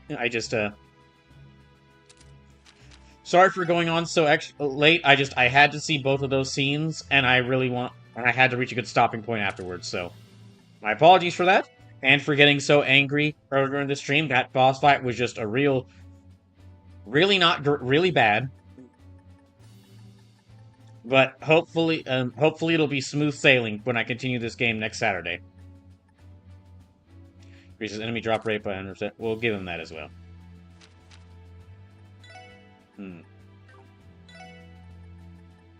Okay, he had Epcut 3. What else did he have? He had Ep 2? Okay, this gives him Shadow Blade. That's good. Ingenuity, absolutely recovers on the field. Defense 3. Okay, he's got defense 3. These are both good. However, he's really lacking in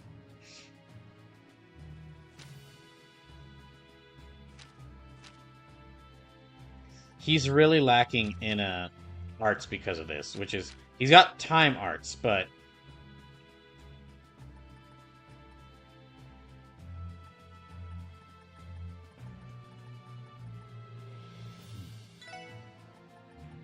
see, arts effect range +1.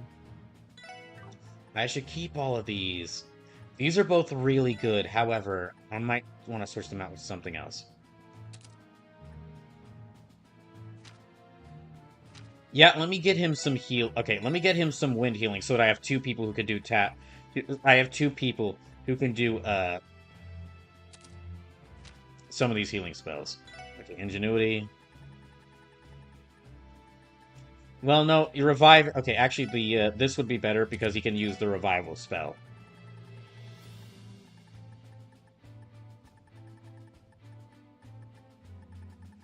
Okay, freeze. 10% chance to freeze enemy.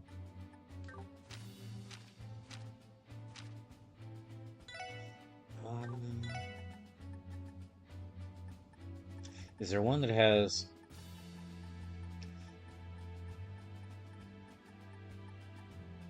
information detection? Okay, I gotta give him something.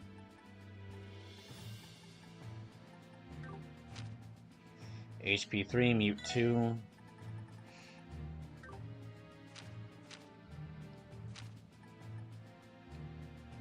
This might have to work, and absolutely recovering on the field will work for him, but we might also actually give him... Yeah, let's give him defense 3. I might actually switch Tio back onto the team, but I at least want to try using Dudley for now.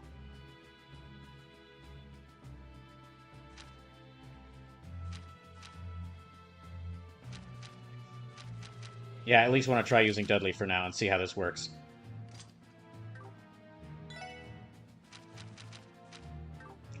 Okay, and then his equipment, what's he got? Hyperion, an orbital gun of unknown make, sourced from the black market. Dudley, you hypocrite! Got a gun for the most lawful good source out police out there in this town. He got a gun for the black market. Okay, let's see what else he's got. A lesser, okay, metal lesser. Let's see. Actually, let's see. CP gain, raises CP gain in battle. Range +2 accuracy.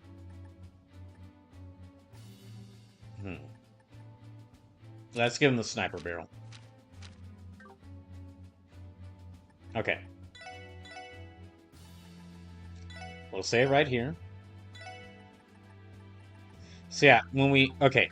It's like 1:30 in the morning. I'm very sorry. I gotta go. I know we're getting like we're cutting it off here in a really exciting time, but this is the only time when I could cut it off, just because this is the only time I can cut it off because I mean it's 1:30 in the morning. So be back on Tuesday with pixel art drawing and look outside. Then back on Thursday with more 3D modeling and more Silent Hill 2. And next Saturday will be Trails to Azure. I don't think that's going to be the finale because we got 2 more dungeons to go to, and one of them's going to be really long. But we'll see. We'll see what happens. Here, we're going to raid because it's the start of the